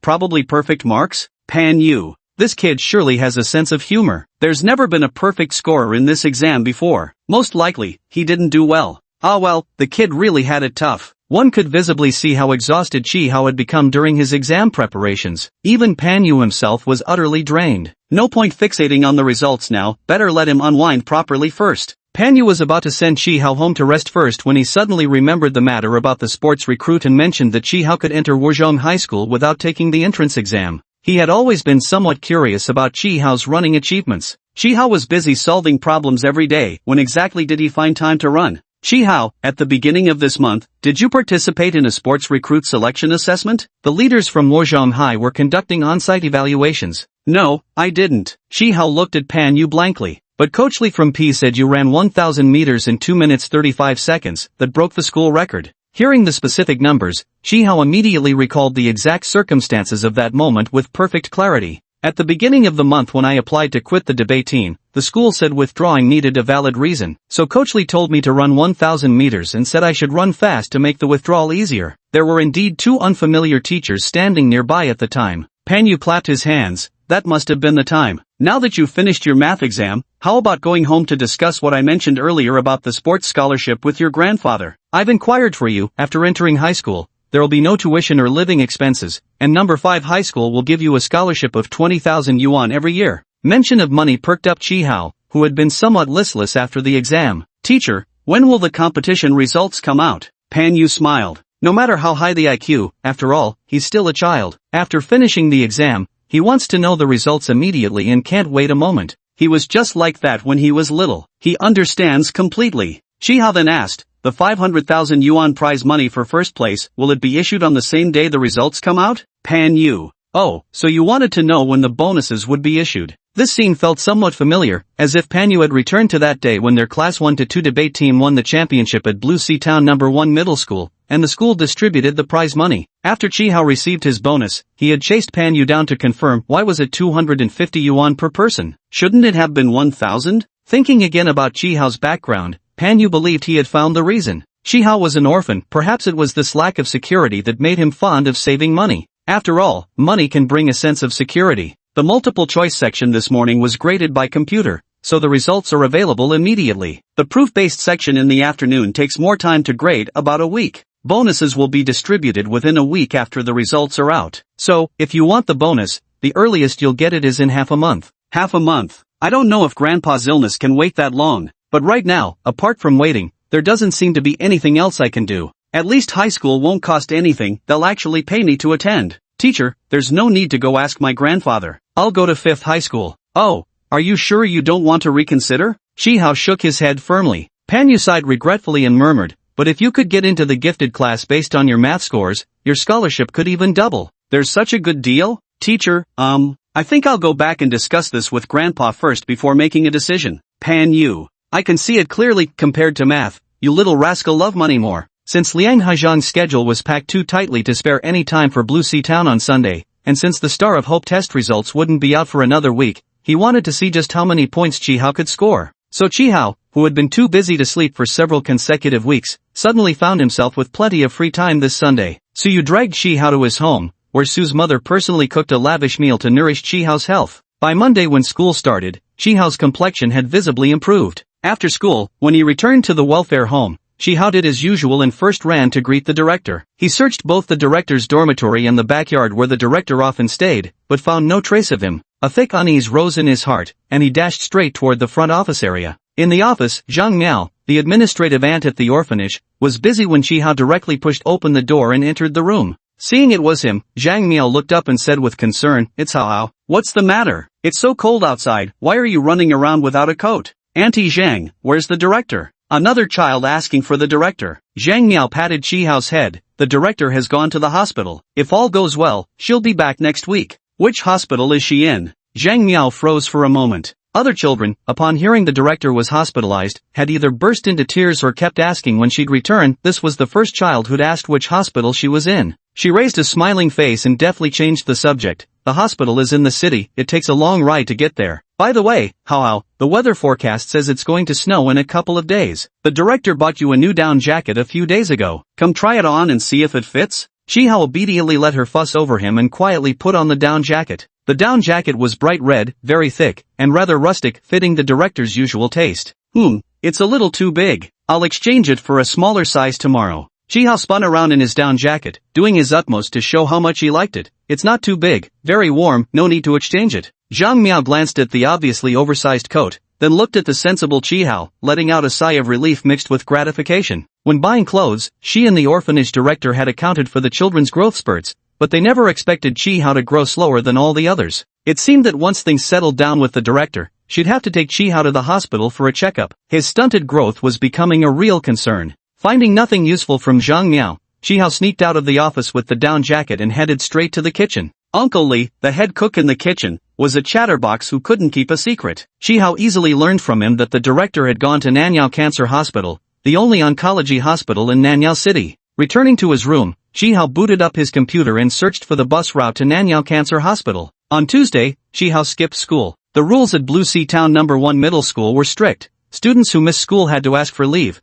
but Chihao hadn't submitted any request. When the school called the orphanage to inquire about his absence, Zhang Rui was utterly astonished. Every morning, she would stand at the orphanage's main gate, watching the children set off for school with their backpacks. She recalled clearly that this morning Chihao had shown no signs of abnormality. He had left the orphanage carrying his school bag as usual, chatting and laughing with the other children. Since Chihao didn't own a phone, no one now knew where he had gone. The school asked if they needed to call the police to search for him, but Zhang Rui suddenly had an absurd guess in her mind. She hurriedly called the caregiver at Nanyao Oncology Hospital. "Hello, is there a child visiting old man Chi there?" "Nothing. If someone comes to visit later, please call me immediately." The caregiver agreed. After some thought, Zhang Rui went to Chihao's room first. Knowing Chihao as she did, the boy wasn't the type to cause unnecessary trouble. If he had sneaked out to see the director, he would have left a message to prevent them from worrying. Sure enough, neatly placed on Chihao's desk was a piece of paper with a line of bold characters. Auntie Zhang, don't worry, I've gone to the oncology hospital. Humph, this kid, knowing full well I wouldn't agree, still went ahead and did it without permission. Zhang Rui couldn't help feeling both exasperated and helpless. She took a leave of absence for Chihao at school, and afterward, everything she did felt somewhat distracted. It takes nearly 3 hours by bus to get to the city hospital. Chihao, now grown up, had never traveled far alone before. Will anything unexpected happen along the way? Can we find it smoothly? We won't lose the child, will we? Fortunately, after more than an hour, the caregiver called to say that a student named Chihao had come to visit old man Chi. Only then did Zhang Rui's heart settle. She decided to wait for Chihao's return, determined to have a proper talk with him about reason and responsibility. At Nanyao Cancer Hospital, in the oncology ward, Chihao couldn't find his grandpa Chi. Chapter 32, A Successful Operation. Director Chi's ward is in the second ward area, room 3. Visiting hours for family members are limited to 1 hour each in the morning and afternoon. At any other time, the hospital does not permit entry. Chihao arrived at the perfect time. Director Chi had just finished surgery, and family members could enter the ward at any moment. Chihao sat awkwardly on the edge of the director's bed in ward number 3, clutching an apple that an orderly had pressed into his hand. The caregiver poured him a glass of hot water while chuckling. What's gotten into you, child? Running here alone in this freezing weather, you gave all the adults quite a scare. Your grandfather has just been wheeled into the operating room, and the surgery will take several hours. Even if you camp outside the operating room, you won't get to see him. Just wait here calmly. But if I'm not waiting outside the operating room, what if something happens during Grandpa's surgery and the doctors need to find family members? The caregiver gave him a once-over. Your grandfather was named an exemplary worker in the city, a model laborer for many years. There are city officials personally waiting outside the operating room. Besides, how old are you? Still in elementary school, aren't you? Chihao. Uncle, what illness does my grandpa have? Is it serious? The caregiver scratched his head. I heard from the doctor doing rounds that it's something called lung adenocarcinoma, early stage. Probably nothing too serious. Chihao had read many miscellaneous books, and hearing the word early stage made him feel much more at ease. He sat in the corner of the bed, facing directly toward the hospital room door. Outside in the hallway, several patients shuffled slowly back and forth, brown objects dangling in bags attached to their waists. Chihao asked curiously, why aren't they resting? And what are those bags hanging on them? The caregiver glanced outside the door and said casually, oh, those are colon cancer patients. They have to walk around. What's in those bags is, well, you know. Ugh, that sounds painful. Chihao asked anxiously, then does my grandpa need to go through this too? No need. Your grandfather probably just needs a drainage bag, at most a catheter. Chihao didn't quite understand, but seeing the caretaker speak so casually, he relaxed slightly. Still, his thoughts remained entirely focused on Director Chi. After eating an apple in the ward and drinking some warm water, he thanked the caretaker, asked the nurse for directions, and went straight to wait outside Director Chi's operating room. The caregiver didn't lie to Chihao. The old director never married in his lifetime, devoting all his energy and personal wealth to the welfare home. For many consecutive years, he was honored as an outstanding individual by the municipal government. After he fell ill, the city assigned dedicated personnel to assist with his medical treatment. When Chihao arrived, a middle-aged man was leaning against the wall outside the operating room scrolling through his phone, occasionally taking calls, some inquiring about work instructions, others asking about the director's surgery status. Hearing the middle-aged man say that the hospital's best doctor would operate on the director, Chihao finally felt slightly relieved. He had barely slept all night and felt somewhat dizzy. There were no chairs outside the operating room, and the floor was icy cold, so he mimicked the middle-aged man and leaned against the wall to stand. At first, the man didn't know whose family member he was and glanced at him, just as Chihao was also looking his way. The man froze for a moment, then politely nodded at Chihao. It wasn't until 2 hours later, when the director was wheeled out of the operating room, that Chihao ran to the stretcher calling Grandpa, that the man realized Chihao was an orphanage child. In society, people like Director Chi command great respect. Yet one can't help but wonder whether it's truly worthwhile for someone to devote their entire life to helping others without reservation. Seeing Chihao's anxious face, the middle-aged man's eyes flickered with an inexplicable touch of emotion. After the surgery concluded and Dean Chi awoke from anesthesia, he was wheeled out of the operating room. Though still somewhat groggy, through his dazed state he faintly heard Chihao's voice. The dean immediately became alert, struggling to open his eyes, only to find the boy's small face hovering beside him. This child. At that moment, the old dean's heart swirled with a tumult of mixed emotions. The operating room nurses efficiently transferred the dean from the stretcher to the hospital bed with the help of nursing assistants, while neither the middle-aged man nor Chihao could intervene during the entire process. Remember, the patient just woke from anesthesia but the medication hasn't worn off yet. Don't let him sleep within 2 hours, and no water either. No matter how thirsty he gets, absolutely no drinking. Call us immediately if there are any issues. After delivering the medical instructions, the nurse hurried away. A nursing assistant moistened a cotton swab and gently wiped Old Man Chi's lips. The dean felt profoundly exhausted and drowsy. Just as he was about to drift off, Chihao softly called to wake him. Grandpa, don't go to sleep. Let me tell you a story about the stars, then you won't feel sleepy. In the distant depths of the universe, there's a planet strikingly similar to Earth, with azure oceans, emerald forests, vast grasslands, and a thick atmosphere. Intelligent beings with wisdom beyond their time inhabit this planet, possessing technology far ahead of their age. Later, the planet was destroyed, but all its intelligent beings managed to board interstellar spacecraft before the catastrophe, and not a single one perished. Grandpa, you won't die either. The middle-aged man standing behind Chihao couldn't help but whisper reassuringly, "Good lad, don't worry." The surgery was very successful. The pathology taken during your grandfather's operation showed carcinoma in situ. He's completely cured now. Really? I'm not lying to you, the middle-aged man said, growing fonder of Chihao the longer he looked at him. Putting on a stern expression deliberately, he continued, "You're still just a primary school student, aren't you? The orderly just told me you sneaked here alone. Alright, I'll arrange a car to take you back. Don't ever sneak out like this again, you'll make the adults worry." Petite junior high student Chihao. He glanced around the hospital room. A private room, equipped with monitors, nurses bustling in the hallway, and a caretaker who seemed quite conscientious inside the room. It seemed he really couldn't be of much help here. Chihao was a rational person. Logically, he knew he should leave now. But emotionally, he couldn't bear to go. Director Chi meant something entirely different to him compared to everyone else. The middle-aged man's phone rang. After finishing the call, he urged Chihao, "Child, the car's here. Time to go back." Chihao had already reached the ward door when he suddenly turned and ran back to the director's bedside. Gently holding the hand without the foredrip, he whispered in the director's ear, "Grandpa, the down jacket you bought me is so warm. I'll go back first and wait for you at home." After saying goodbye to the director, he looked up at the middle-aged man and asked, "Uncle, do you know when Grandpa's surgery fee needs to be paid? I might have money soon." The middle-aged man who had already paid Dean Chi's surgery fees, Gao Junfeng, the mayor of Nanya City, chuckled at this and teased Chihao, saying, "Alright then, when the hospital notifies us about the fees, I'll come straight to you for payment." Only then did Chihao feel relieved. After Chihao left with the driver, Mayor Gao went to the doctor's office to inquire about the details of the surgery. Before leaving, Mayor Gao repeatedly reminded the caregiver,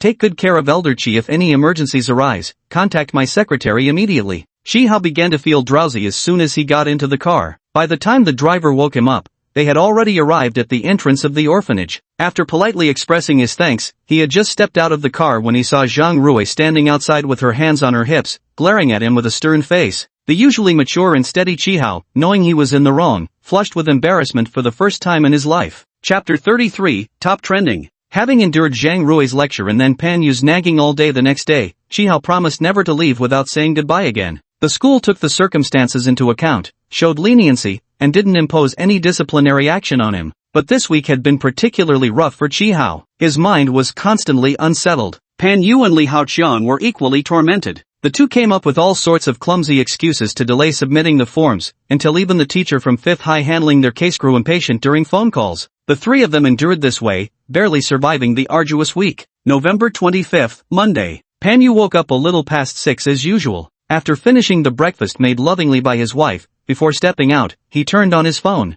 He got scolded by Liang Haizhan for the last shutdown incident, so now he doesn't dare to wait until arriving at school to turn on his phone. Luckily he turned it on. Less than 5 minutes after powering up, a call came through. At that moment, Pan Yu had just walked downstairs, pushing his bicycle out of the building's entrance when, before he could even mount it, his phone rang. He absent-mindedly pulled his phone out of his pocket and was surprised to see the caller ID showed it was the school principal. Pan Yu didn't even have time to prop up his bike properly when he immediately answered the call. His heart fluttered with unease. Could it be that the principal had found out about him dragging his feet on submitting the Wuzhong application forms? "Hello, Teacher Pan, it's Wang Hongliang." Principal Wang's voice carried an irrepressible note of joy. "Don't worry, it's probably nothing bad." Pan Yu, Principal Wang, hello, you wanted to see me. Teacher Pan, you are a rare and excellent educator. It is precisely because of outstanding teachers like you that our school has been able to nurture exceptional students like Chihao. On behalf of the school leadership, I thank you for your dedication. Pan Yu was utterly bewildered by the praise, while Principal Wang continued showering him with compliments. Pan Yu had never received as much praise in all her years as a homeroom teacher as she did during that one phone call. Principal Wang, accustomed to giving reports, showered her with compliments without repeating a single word. Pan Yu knew Chi Hao was exceptional, but how did Principal Wang know about this student? The math competition's confidentiality had been handled extremely well. Even when tutoring him in the office, they always waited until after school. On the rare occasions when other teachers stayed late, she simply explained he was asking about class materials. She realized it must be because Principal Wang had heard about Chi Hao breaking the long-distance running record. After finally enduring the principal's endless praise, Pan Yu quickly interjected, "I don't deserve such credit. Much of it goes to Coach Lee from the PE department. He has a keen eye for spotting promising talent." Principal Wan was momentarily stunned by his unexpected remark. What does Chi Hao's first-place honor in the Rising Star Global Mathematics Competition have to do with Coach Guan? Professor Pan, haven't you checked the internet this morning? Take a look at the top trending search right now, then quickly draft a statement for me. I'll help you polish it. Reporters from Nanyao City TV station are already on their way to the school. TV station reporters? An interview? No, this couldn't just be about running. Pan Yu's mind slowly conjured up 4 words, child prodigy. Back when the exam ended and he asked Chi Hao how he did, how had Chi Hao responded exactly? Alright, Chi Hao had said he answered every question correctly. Got them all right? After hanging up the principal's call, Pan Yu frantically opened his browser. His hands were shaking slightly, and today the web pages seemed to load unusually slow. At last, he saw that pinned trending topic. 13-year-old prodigy Chi Hao achieves the first perfect score in the history of the Star of Hope competition. Pan Yu's mind went completely blank. It defied all logic. Chi Hao, 13 years old, only started self-studying 1 month before the exam? He even borrowed textbooks from me, couldn't understand many parts at first. He only finished learning all knowledge sections 1 week before the exam. You should know that the Star of Hope is a globally recognized examination. Indeed, Chi Hao works extremely hard, but the world is full of diligent students. Chi Hao is also undeniably brilliant, but anyone daring to sign up for this exam can't possibly be foolish. Dazed and confused, he mounted his bicycle and wobbled his way toward school. Let alone drafting a speech, he himself felt as though he were still trapped in a dream. After writing for just a few minutes, his phone rang again, forcing Pan Yu to stop the bike with resignation. This time, it was Liang Haizhong calling. Xiao Pan, I've cancelled all my engagements for today and will be arriving at your place tonight. Make the arrangements, I need to meet Chi Hao. Pan Yu hastily agreed. Just after hanging up with Elder Liang, Teacher Pan received another call from the school's publicity department. Teacher Pan, Mayor Gao of Nanyao City and key leaders from the Municipal Education Commission will visit our school this afternoon, followed by a banquet in the evening. Principal Wang suggested that you attend the banquet as well. Pan Yu and Chi Hao arrived at the school almost simultaneously. Upon their arrival, both were separately summoned to the principal's office. Chi Hao arrived at school before Pan Yu. Every teacher he encountered after entering the school gate was unusually kind to him today. The head of the junior first grade teaching and research group, a typically stern-faced teacher, even stopped deliberately when she saw him and exchanged several words with him. Chi Hao walked into the classroom in confusion. He had barely touched his seat when he was summoned to the principal's office. Fortunately, he had barely stepped into the office when Pan Yu arrived right behind him. Principal Wan was dressed in a crisp midnight blue suit today, looking dignified and imposing. It was clear his hairstyle had been carefully styled, and he wore a radiant smile with excellent complexion. After Chi Hao entered the room, Principal Wang actually stepped out from behind his desk, walked up to him, and shook his hand. Chi Hao had no idea what was happening and numbly shook the principal's outstretched hand. Principal Wang held his hand and began praising him. Student Chi Hao, what a fine name, excellent, truly excellent. All the school leaders have been quietly following your development with great care. You are the model of all-round development among Blue Sea Town No. 1 high school students, a veritable hexagonal warrior. Chi Hao grew increasingly bewildered as he listened, shifting his pleading gaze toward Pan Yu. Following Chi Hao's line of sight, Principal Wang also looked at Pan Yu. Finally releasing Chi Hao, he stood smiling in place and extended his hand toward Pan Yu. Pan Yu quickly stepped forward and grasped the principal's hand. Xiao Pan, an outstanding young teacher, remains silent until the moment comes for a stunning display. Over the years, he has meticulously nurtured each student, safeguarding their all-round development with unwavering dedication. Having worked for years, Pan Yu naturally recognized this as official praise, yet it still made him mentally give the principal a thumbs up. The principal's eloquence is truly remarkable. The dean cheerfully finished praising Pan Yu, then shifted gears. So, Teacher Pan, have you brought your speech with you? The turn of events was too sudden, making Pan Yu break out in instant sweat as he stammered, Principal, I just arrived at the school and haven't had time to write it yet. I'll get to it right away. Principal Wang continued with his kindly demeanor and warm smile, saying, "Indeed, the timeline is quite tight, Teacher Pan. Go to the publicity department and find Teacher Zhang Su, he oversees this area normally. I've already spoken with him, and the two of you can brainstorm together." Zhang Su was in charge of the school's external relations and was known for his exceptional writing skills. Pan Yu was overjoyed upon hearing this and, after thanking the principal, hurried off to seek Teacher Zhang Su's help in drafting the speech. After Pan Yu left, only Principal Wang and Chi Hao remained in the office. Principal Wang securely locked the office door from the inside, circled back to settle behind his desk, then gestured for Chi Hao to take the seat opposite him. Chi Hao noticed the principal gradually fading his smile, his expression turning solemn. Seeing this, Chi Hao arched an eyebrow. He had a feeling earlier that the principal had intentionally sent Pan Yu away to have a private word with him. Sure enough, after a brief silence, the principal spoke. "Student Chi Hao, first of all, on behalf of the school, I want to congratulate you on achieving a perfect score in last Saturday's Hope Star Global Mathematics competition. Since the establishment of this competition, no one has ever been able to complete all the problems within the allotted time. As the first perfect scorer globally, coupled with your young age, this achievement has already shocked the mathematics communities both at home and abroad. I've received notice that the city will send a team to conduct a special interview with you. This morning, our school's leadership convened an urgent meeting to discuss this. Student Chi Hao, the following question may be somewhat offensive, but after discussion, the school leadership unanimously decided to confirm with you before the journalists arrive. Were the problems in the Star of Hope mathematics competition solved by yourself? Did you receive any external assistance?" This was the polite way of phrasing it. Translated bluntly, it means, did you fucking cheat during the exam? Chapter 34, can we talk about this? Have the competition results come out? Did I get a perfect score? I actually got all the answers right. It seems the startup animation of the exam stimulated me into performing beyond my usual capabilities this time. After finishing his questions, Principal Wang stared unblinkingly at Chi Hao, observing every subtle expression on his face. Noticing Chi Hao first showing surprise, then beginning to smile, yet still not answering, he felt a tightening in his chest. Oh no! Could it really be as the head of the 9th grade teaching research group and our school's special grade math teacher analyzed that he's cheating using a substitute test taker? Fortunately, Chi Hao quickly responded, "Don't worry, teacher, I didn't cheat. I answered those questions myself." Good.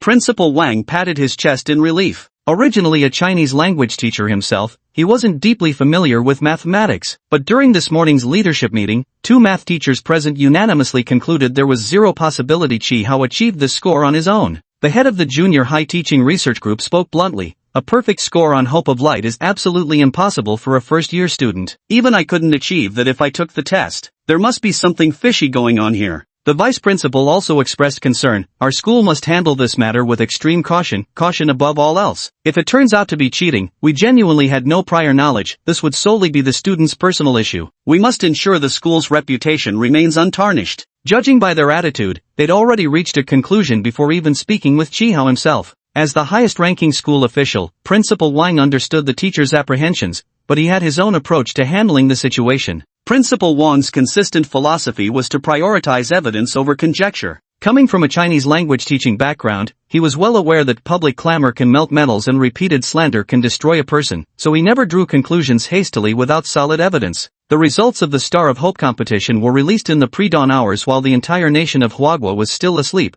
yet they had already caused an uproar abroad. At 4:30 a.m., Principal Wang was awakened by an urgent phone call and became one of the first to learn about the incident. He rushed to the school immediately, simultaneously dispatching staff to notify the school leadership for an emergency meeting while assigning additional personnel to retrieve surveillance footage from the school corridors. One of the cameras was installed directly opposite the homeroom teacher's office for the first-year students. Several teachers worked together, fast-forwarding through the footage from that Sunday in segments. They had already reviewed all the recordings before Chi Hao and the others arrived at the office. According to the footage, Pan Yu hadn't set foot in the office once during the 8 hours of exams. Even during the 1-hour lunch break from 12 to 1 p.m., when Pan Yu returned with food, he only knocked on the door to call Chi Hao out, handed him the meal, then brought a chair from another classroom and sat outside the office, reading with his head down. Principal Wang informed the school administrators of the surveillance findings, and everyone collectively breathed a sigh of relief. Although the two math teachers still refused to believe Chi Hao could have achieved such scores on his own, even going so far as to vow that if Chi Hao hadn't cheated, they'd eat shit standing on their heads. At least teacher Pan Yu was cleared, and the school's reputation remained untarnished. Even if issues were discovered later, it would be the student's own problem, with no connection to the school. Having confirmed this point, Principal Wang finally agreed to the journalist's interview and made that early morning phone call to Pan Yu. But as Principal Wang looked at Chihao's childish face before him, akin to an elementary school student, he couldn't resist asking the question aloud. Fame and fortune are a double-edged sword. If you're truly capable, you can reap all the benefits. But if you resort to fraud to obtain them, the outcome is often tragic. If Chihao had indeed cheated, the situation hadn't yet spiraled to its worst possible outcome. But if the interview went ahead and the story spread nationwide, or even globally, the future would spiral utterly beyond control. Principal Wang looked at Chihao, who was sitting calmly across from him, and recalled the resume the teacher had submitted this morning. This child's current achievements include breaking the school's long-distance running record, leading the debate team to win the National Middle School Debate Championship, and most astonishingly, becoming the first-ever champion in the history of the Global Hope Star Mathematics competition. Each accomplishment alone would be remarkable. All three concentrated in a single individual made it even more unbelievable. At this moment, in the quiet office, the principal suddenly felt an inexplicable intuition. Perhaps this child possessed more than just the brilliance currently on display. In the future, he might shock the world once again. The thought flashed through the principal's mind, and even he couldn't help feeling how absurd it was. Glancing at the time, the reporter should be arriving soon. He stood up, straightened his attire, and made one final confirmation with Chihao. Student Chihao, if you cheated, tell your teacher now and there's still room for redemption. But if your scores are genuine, then come with me now to greet the city TV reporters. Chihao was startled. Reporter? What reporter? The principal patiently explained, as I mentioned before, your academic results are simply astonishing. Right now, I'm afraid the entire country, no, the entire world, is waiting to interview you. But this was simply far too high profile. Chihao's first instinct was to refuse. But then he thought again, what if this competition was set up by someone from his home planet? If they found out someone had taken first place, would they notice him and reach out? At the thought of this possibility, Chihao nodded with great difficulty.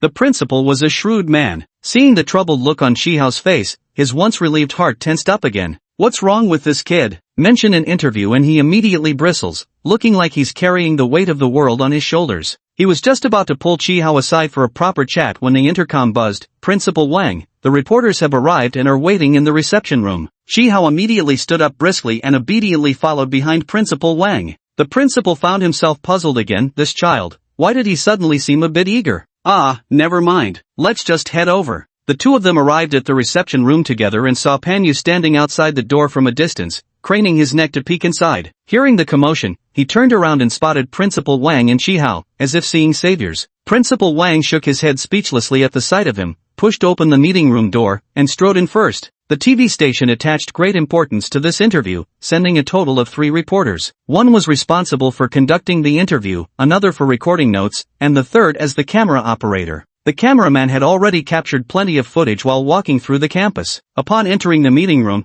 he glanced around to find the best shooting angle. The other 2 reporters were exchanging pleasantries with the school's reception staff. As soon as Chihao and the others entered, the gazes of the 3 reporters simultaneously converged on the short figure standing behind the principal. The print journalist and the interview reporter exchanged glances, their eyes reflecting surprise. They had done some research beforehand and knew the interviewee was only 13 years old, just starting 7th grade, exceptionally young. But they hadn't expected the boy to look like a 4th or 5th grader, his face still brimming with childlike innocence. After exchanging pleasantries with the director, both sides took their seats and the interview officially began. Reporter, respected Principal Wang, Teacher Pan, and our little genius Chihao. Hello everyone. I'm Bai Yutong, a reporter from Nanyao television station. It's truly an honor to have this face-to-face exchange with all of you at the intellectually vibrant Blue Sea Town No. 1 Middle School. After the opening remarks, the reporter first interviewed Principal Wang. Principal Wang spoke eloquently, effortlessly commanding the entire room. Then, it was Teacher Pan's turn.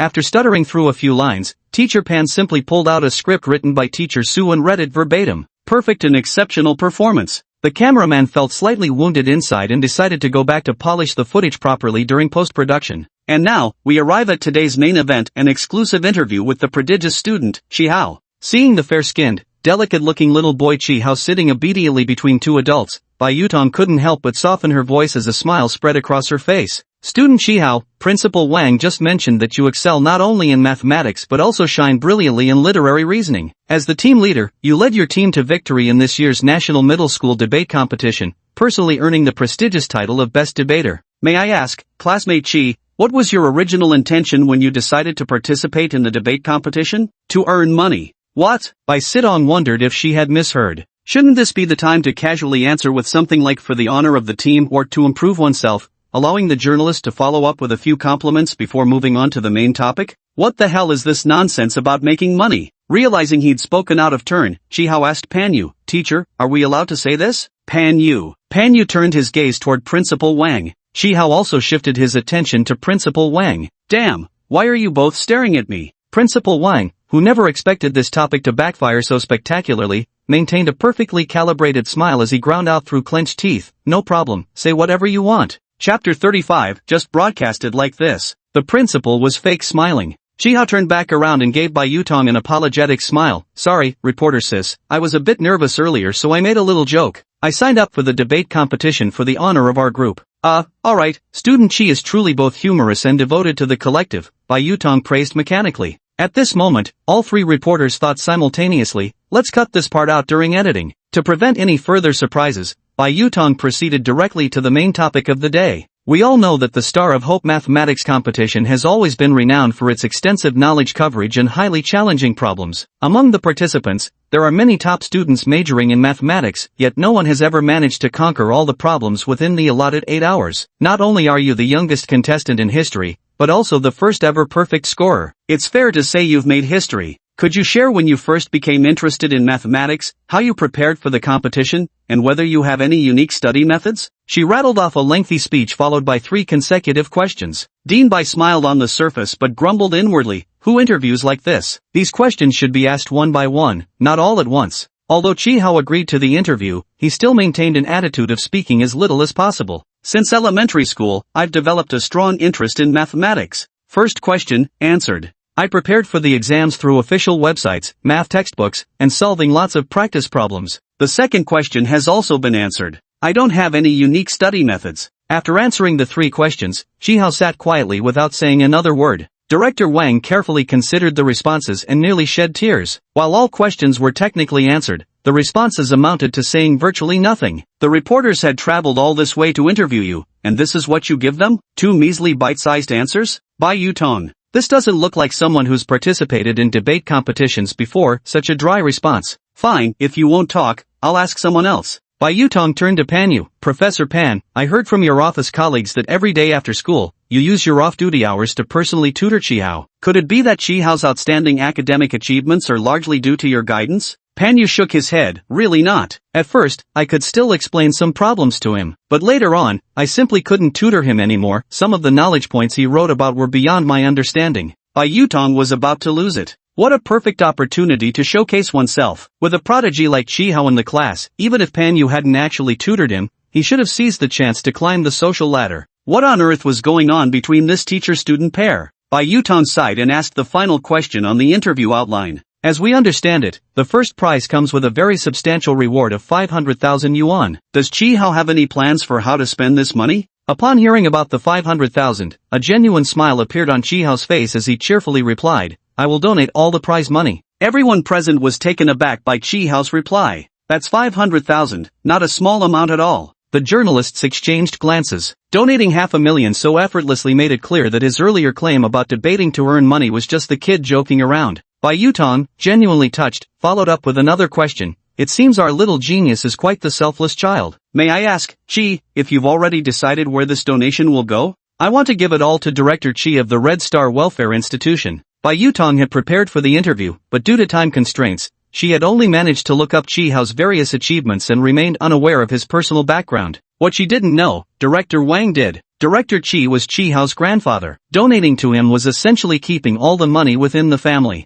He felt the smile on his face beginning to falter. Will broadcasting this interview lead to cyberbullying against Chihao once people dig into his background? Should I say something? Would revealing Chihao's origins now benefit or harm this child? I didn't discuss this with Chihao beforehand. Should I speak up or stay silent? Principal Wang's internal conflict remained unresolved as the interview hastily concluded. After seeing off the somewhat emotional TV reporter, Chihao and Panyu thought they were free to go and planned to return to class. Principal Wang quickly stopped them. "Teacher Pan, the mayor and education committee officials will arrive after lunch. Why don't you memorize your speech now? I've already arranged for another teacher to cover your classes today." Panyu reluctantly began memorizing the script with a pained expression. "Chihao, you just mentioned preparing for the Hope Star competition through the official website, study guides, and practice questions. If the leaders ask this afternoon, elaborate on how you utilized the official website, which study guides you consulted, and how many practice problems you completed. Seeing Chihao nod in agreement and then turn to leave for class,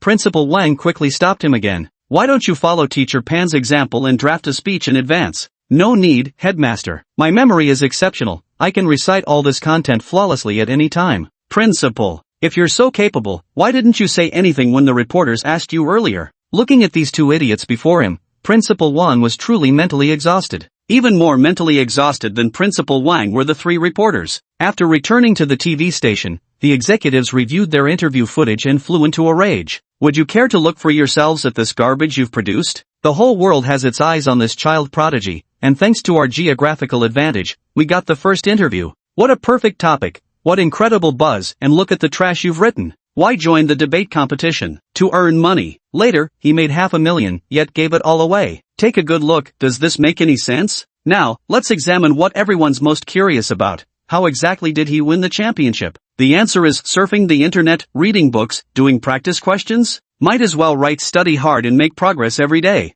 I'm so pissed off. After the leaders finished their frenzy, Bai Yutong cautiously asked, so, should I cut out the debate competition part from earlier? Don't cut anything, there's barely any runtime left. Seems like this child prodigy is probably all hype, maybe even bought those results. Just air it as is. Leader, what if there's a reversal in the public opinion after the show airs? What should we do then? Then do another round of an expose interview. Even if people criticize it, it's still hype. Just broadcast it like this. Mayor Gao Junfeng is a very low-key leader who avoids pomp and ceremony and generally dislikes conducting inspection tours. But at the same time, he placed great importance on education. The Blue Sea town under the jurisdiction of Nanyao City had produced a child prodigy, causing such a stir that even leaders from the capital's education sector took notice. Among the delegation visiting number 1 high school today was a certain comrade surnamed Sher, rumored to hail from the capital's education circles, who showed particular interest in Chihao. Chapter 36, Come to Qingyun. Gao Junfeng deliberately scheduled the school visit after lunch. Let the school staff have a proper lunch in peace.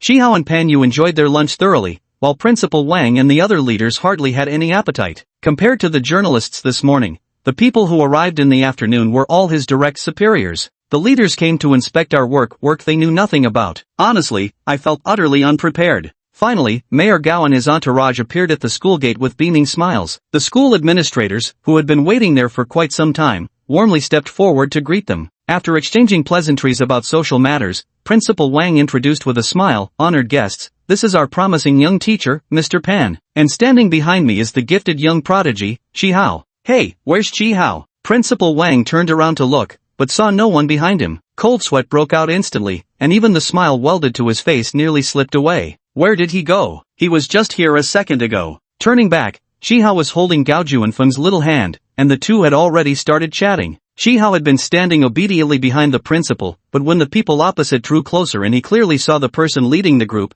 he could no longer remain calm. Gao Junfeng also spotted Chihao at first glance. Based on the welcome formation listed by the school, he immediately came to a conclusion. The child he visited Chihao at the hospital last time couldn't possibly be an elementary school student, it must be the prodigy who's been rising to fame. Director Chi and Chihao, same surname. I should have realized that earlier. Old Chi had brought home nothing short of a prodigy. At the hospital last time, Chihao had left an excellent impression on him. After exchanging pleasantries with the adults, Gao Junfeng waved at Chihao and said, "Good boy, come here." Ever since Chihao saw Gao Junfeng, he had been gazing at him eagerly. Upon hearing the call, he immediately emerged from behind the principal and dashed across to the other side. "Principal Wang, is this still the same taciturn Chihao from this morning?" The first thing Chihao said upon meeting Gao Junfeng was, "Uncle, I have the money to treat Grandpa's illness now." This wasn't the best time for a reunion. Mayor Gao smiled and nodded, casually offering a compliment. "Is that so? You're amazing." Then he took Chihao's hand and said to the principal and others, "The teaching standards at Blue Harbor Town No. 1 Middle School have consistently remained exceptionally high, which is inseparable from the dedication and hard work of all the leaders and frontline teachers. Everyone has worked diligently, so there's no need to accompany us any further.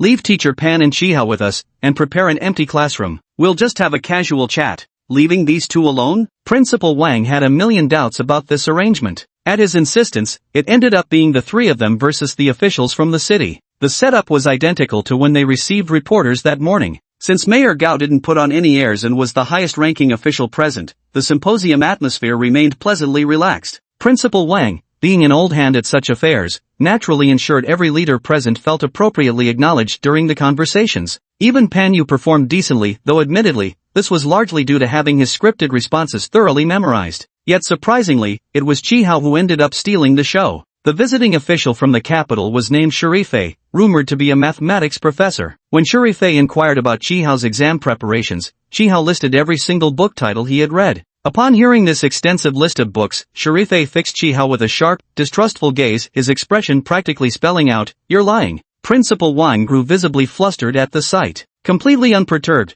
Chi Hao casually picked up a blank sheet of paper and swiftly wrote out a proof problem. Then he flipped the paper over and penned a multiple-choice question on the back. After finishing writing, Chi Hao pointed to the proof question on the front and said to Sharifei, "Teacher, this problem is on pages 128 to 129 of comprehensive algebra. During the exam this morning, the third multiple-choice question tested this exact concept. I've reproduced that exam question on the back of this paper, along with my solution written beneath it." Chi Hao handed over the paper. "Teacher, please take a look." Sharifei adjusted his glasses while pressing his lips together tightly. He accepted the paper with both hands and bent his head to examine it carefully. After reading the front, he looked up at Chi Hao in astonishment. Then he flipped the page and began studying the actual exam question on the back. This problem was cleverly designed, and Sharifei couldn't help but praise it. The question is well crafted, and the solution method is ingenious, excellent, truly excellent. After reviewing it, he carefully folded the paper and placed it in his briefcase. After this little episode, Chi Hao clearly sensed that the leadership team's gazes had softened considerably when looking at him. Principal Wang had originally been accompanying them with trepidation, never expecting the atmosphere to be so harmonious. Seeing that the conversation was winding down, he cheerfully said, "Dear leaders, you haven't yet had the chance to try our Blue Sea Town specialty dishes, have you? Tonight, I'll host, let's continue our chat over dinner." Just as Mayor Gao was smiling and about to nod in agreement, unexpectedly, Pan Yu threw a wrench in the works again.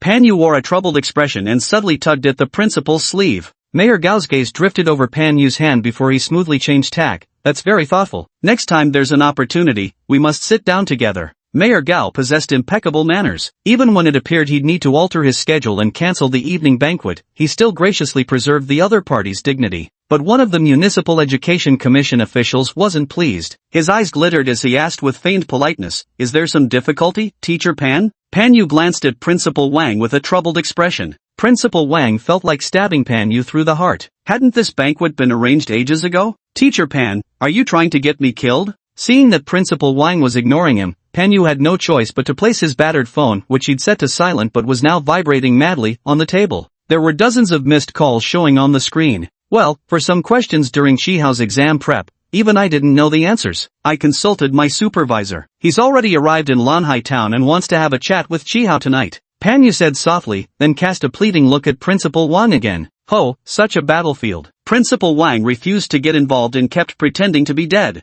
In the end, Mayor Gao offered Pan Yu an out. "Oh, so this teacher of yours is also a contributor. Would you mind sharing who this teacher is and where they're employed?" Vice President of Huan University, Professor of Mathematics, Liang Hezhang. Sharifei suddenly looked up. "Professor Liang also tutored Chi Hao?" Mayor Gao asked with a smile. "What, do you know each other?" Sharifei smiled. "Professor Liang is a world-renowned mathematician. We've met at seminars before." Only at this moment, upon learning that Liang Hezhang had also mentored Chi Hao, did his suspicions toward the boy completely vanish. That old fox Liang Hezhang sure had keen instincts. He'd actually lowered himself to come personally to Blue Harbor Town. Pity he was still a step behind me. At this thought, Sharifei couldn't help feeling somewhat smug. He cleared his throat, cupped his hands respectfully toward Principal Wang, and smiled apologetically. "Principal Wang, I do apologize, but I'm actually here on official business today. I've come to poach talent." With those words, Sharifei took out a red invitation letter with gilded edges, stood up, walked over to Chi Hao, and personally placed it in his hands. Dean Wang's heart sank with an ominous premonition. This was outright talent poaching right before his eyes. Not necessarily damaging, but certainly insulting beyond measure. "Student Chi Hao, on behalf of Qingyun University, I sincerely invite you to join the gifted class at Qingyun University Affiliated High School. Not only will we provide you with the finest faculty, but we can also design customized growth pathways tailored specifically for you. After graduation, you'll have guaranteed admission to Qingyun University. We firmly believe your talents and potential can only be fully realized at our institution." Principal Wang, who had originally intended to persuade the boy to stay, silently closed his mouth upon hearing the words Qingyun University. Qingyun University, one of China's two most prestigious institutions renowned for its science programs, was indeed the most suitable place for Chi Hao. Although everyone present had long heard about how Qingyun and Huan universities competed fiercely for top talent, this was their first time witnessing such an open recruitment battle firsthand. It seems the vice president of Huan University arrived a bit late. Chapter 37, Not Studying Mathematics. In the end, this dinner banquet never happened. A professor from the capital university came to their territory to poach talent right in front of the mayor, education committee, and the current school principal. Mayor Gao deserves credit for his composure, or the atmosphere would have gotten even more awkward. As Mayor Gao and his entourage were about to leave, Chi Hao chased after them. He now knew Gao Junfeng was the mayor, and that his words carried weight. Uncle, could you please talk to the hospital about giving Grandpa the best medicine? I don't know how much Grandpa's treatment costs. My competition prize money is 500,000 yuan, but I'm not sure if it's enough. But I can earn more. Mayor Gao gazed at the frail child before him, profoundly shaken in his heart. He patted Chi Hao's head. So you've been worrying about this all along, kiddo. Don't worry, the treatment costs aren't much to begin with. Healthcare insurance covers most of it, and we'll take care of the rest. Your job now is to study hard and grow up to contribute to Hua Nation's development. Understood? Mayor Gao praised Chi Hao enthusiastically a few more times before finally leaving together with the city's other officials. Sharifei parted ways with them, staying behind alone. Now, he had both good news and bad news to share. The bad news was that Chi Hao hadn't yet agreed to attend Qingyun High School. The good news was that, at the very least, he had kept the admission letter they'd sent. Normally, Qingyun University assigned specialized teachers to recruit promising students. In reality, there were very few candidates worthy of a personal visit from someone of Sharifei's stature. But in the past, whenever he stepped in, success was almost guaranteed. Though it hadn't worked out yet this time, Sharifei never gave up pushing for it, and had now gotten to the part about scholarships. Pan Yu was pacing anxiously around the two of them, thinking, "Teacher, if you don't get here soon, the opportunity will be gone." Finally, his phone rang. After answering, Pan Yu said excitedly, "Teacher Liang is here, he's downstairs." Sharifei finally smiled slightly and stood up to take his leave. "Chi Hao, please believe me, Qingyun University is absolutely the best fit for you. Contact me anytime if you have any questions." As soon as he turned to leave, the smile instantly vanished from Sharifei's face. What's going on? Liang Hajiang tutored Chi Hao before? Huan University is utterly shameless. Are they trying to play the emotional card now? Liang Hajiang had come prepared, bringing with him several textbooks he had authored. These were intellectually connected to the book Chi Hao had previously read. Upon meeting, he immediately presented the books to Chi Hao. Liang Hajiang employed strategy as well. He avoided discussing future plans with Chi Hao, instead focusing on addressing the unclear passages that Chi Hao had annotated in the book he'd read. While expanding on these questions, he skillfully wove in mentions of Huan University's faculty strength, various honors, and its commitment to nurturing talents. Pan Yu watched in awe on the sidelines, wishing he could split himself like Chi Hao, half to follow Sharifei to Qingyun,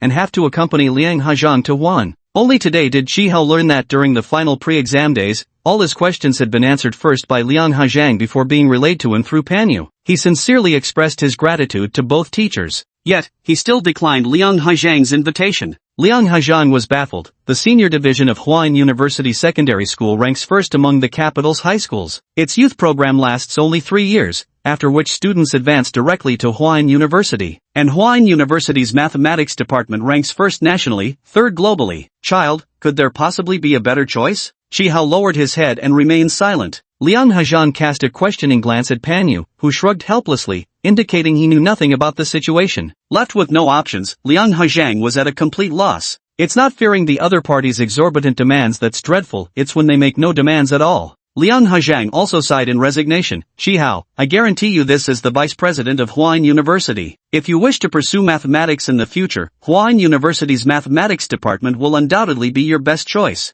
Chi Hao finally raised his head. Teacher, I'm sorry, I'm afraid I'll have to disappoint you. Liang Hajiang sensed trouble in his tone and urgently said, actually, with your grades and talent, you could still take the special talents track. First thing tomorrow, I'll submit the application. In the future, you could study under me. The special talents track, no need even for the gifted youth program. Direct university admission was possible. However, this approach would actually be detrimental to normal adolescent development. Beyond mathematics, Chi Hao still needs to supplement his knowledge of other foundational subjects, establish normal interpersonal relationships, and make friends with peers his own age. If he entered university at 13, the age gap with other students could create certain social barriers. Moreover, university curricula don't provide the foundational courses taught in secondary school. Therefore, for Chi Hao's own benefit, neither institution was willing to force his growth prematurely. Liang Hajiang had resorted to this as a last-ditch effort, with no other options left. Pan Yu stood nearby, anxiously muttering to himself, this is just.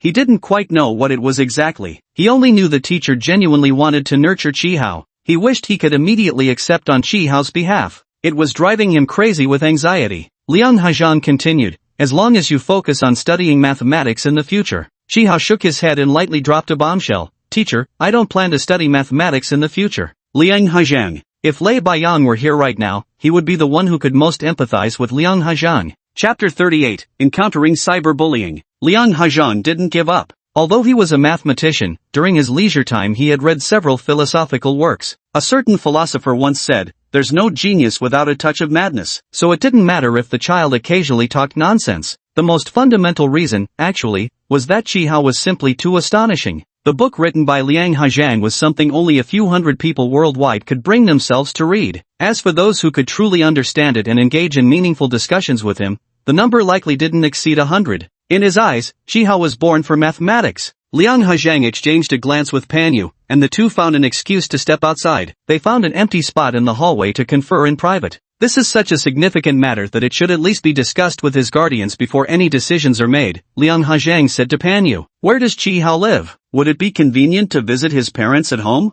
Pan Yu forced a bitter smile. Chi Hao is an orphan who lives at Hongqing Orphanage in our town. He has no relatives left, so he's taken the orphanage director as his grandfather. Ah, what a tragic background. Liang Hajang didn't dwell on sympathizing but pressed on, then, would it be convenient for me to visit the orphanage director? Pan Yu continued with a wry smile. Professor, I'm afraid that won't be possible. I just heard that the director fell ill and was hospitalized. Liang Hajang. What a classic case of a beautiful, strong yet tragic protagonist. Chi Hao sat in the reception room, listening to their conversation with mixed amusement and exasperation. Sometimes, having overly keen hearing can be quite a nuisance. By now it was already late. Chi Hao and Pan Yu had received several groups of visitors since morning, with visible weariness showing on their faces. Liang Hajang temporarily called off his efforts, planning to return to the hotel to brainstorm solutions. Pan Yu originally intended to send Chi Hao home but was stopped by Principal Wang. Nonsense. It's so late. You're riding a bicycle in this howling cold wind, you'll make the students sick. Everyone get in the car, I'll drive you back. For the first time in his life, Pan Yu enjoyed the privilege of being chauffeured by the principal. There's no denying that riding in a car is much more comfortable than bicycling. After exhausting themselves all day, they could finally rest. Meanwhile, the staff at Nanyao City TV station were still working overtime in full swing. In the early hours of Tuesday morning, their overnight efforts bore fruit. A freshly completed feature interview titled Pride of Huawei, an exclusive conversation with the 13-year-old perfect score prodigy. All three journalists felt this headline was somewhat exaggerated, but their several preliminary drafts had all been rejected by management. First draft, future star of mathematics, interview record of the perfect score teenager, commented by the editor as too plain and lacking trending keywords. Bai Yutong came up with a title that could ride the trend, the bright new star of the Hope Cup, uncovering the story behind the perfect score teenager. The editor was instantly furious after reading it. Take a look at your interview draft, what story is there behind it? In the end, there was no alternative. When substance runs short, elevate the concept. Thus emerged the final version, Pride of Huawei, exclusive interview with the 13-year-old perfect score prodigy. Bai Yutong whispered to the cameraman. The higher-ups insisted on adding Huawei at the front. It's blown way out of proportion, dragging the nation into it. If things take a bad turn, can this kid handle the fallout? The cameraman chuckled. If you're so morally upright, go tell the higher-ups to scrap those two words yourself? Bai Yutong shrank her neck. Pfft, I'm not going looking for trouble, it's got nothing to do with me. I just have this bad feeling. It turned out the veteran journalist's premonition was spot on. Just as their editor had predicted, the entire world was now waiting to unveil the veil of this global trailblazer. Once the exclusive interview was released, its popularity skyrocketed. By morning, it was already firmly perched atop the trending charts. As the fervor intensified, doubts about the authenticity of Chi Hao's results also surged. Liang Hajang woke up to multiple news alerts pushed by various social media platforms. Just by glancing at the headlines of these news articles, Liang Hajang could guess their content without even clicking on them. Math prodigy or fabrication scandal? The controversy over the authenticity of Hope Cup results. Math industry titan voices doubts about 13-year-old's perfect score record. These two were fine, both focusing on Chi Hao. Once Chi Hao provides proof, these doubts will quickly dissipate. But when Liang Hajang saw the headline of the last news piece, he grew visibly agitated. China's math under scrutiny. Can the perfect score record withstand the test? The subject of this sentence is incorrect. Why has it escalated from an individual to a national level? He hurriedly called Pan Yu, urging him to be extra careful today. Your school's name and both of your photos were shown during the TV station's feature. I'm worried someone might track down the address, so be extra careful today and protect Chi Hao too. Poor Panyu had just woken up when he received such devastating news, leaving him completely distraught. With a grimace, he asked Liang Hajang, "Teacher, will the situation really be this serious?" Having seen it all before, Liang Hajang sighed, "Our country has always placed great emphasis on education, and the academic community despises fraud the most. Add to that, this is a global incident drawing attention from multiple nations. The situation can only get worse." Upon hearing this, Panyu didn't even stop to eat breakfast, hopping onto his wife's bicycle pillion and rushing straight to school. Shihao didn't have a phone and rarely went online, except during exam periods. What if that kid encountered trouble? After all, he was just a frail bookworm, standing only 1.6 meters tall, weighing less than 50 kilograms, without even the strength to bind a chicken. At the same time, oblivious as usual, Shihao set off for school with his backpack under Zhang Rui's watchful gaze, marching toward the morning sun. There really was a disturbance at the school gates. Fortunately, the troublemakers had clear targets and didn't attack students. The only unlucky individuals affected were the three who had appeared in the news interview, Principal Wang, Panyu, and Shihao. Principal Wang was simply in the wrong place at the wrong time. Blue Sea Town No. 1 High School had a tradition where every week, a school leader would stand at the entrance in the morning to greet students. This week happened to be Principal Wang's turn. As usual, he drove into the school, parked his car, walked out humming a tune, and stood right in the middle of the entrance, smiling as he greeted the students. Winter had already set in, and the chilly weather made Principal Wang think about leaving after standing for just 10 minutes. Just as he spotted Panyu sitting on the back of his wife's bicycle from a distance and was about to raise his hand to greet Pan, several people rushed out from the alley next to the school and threw a handful of rotten vegetable leaves right in his face.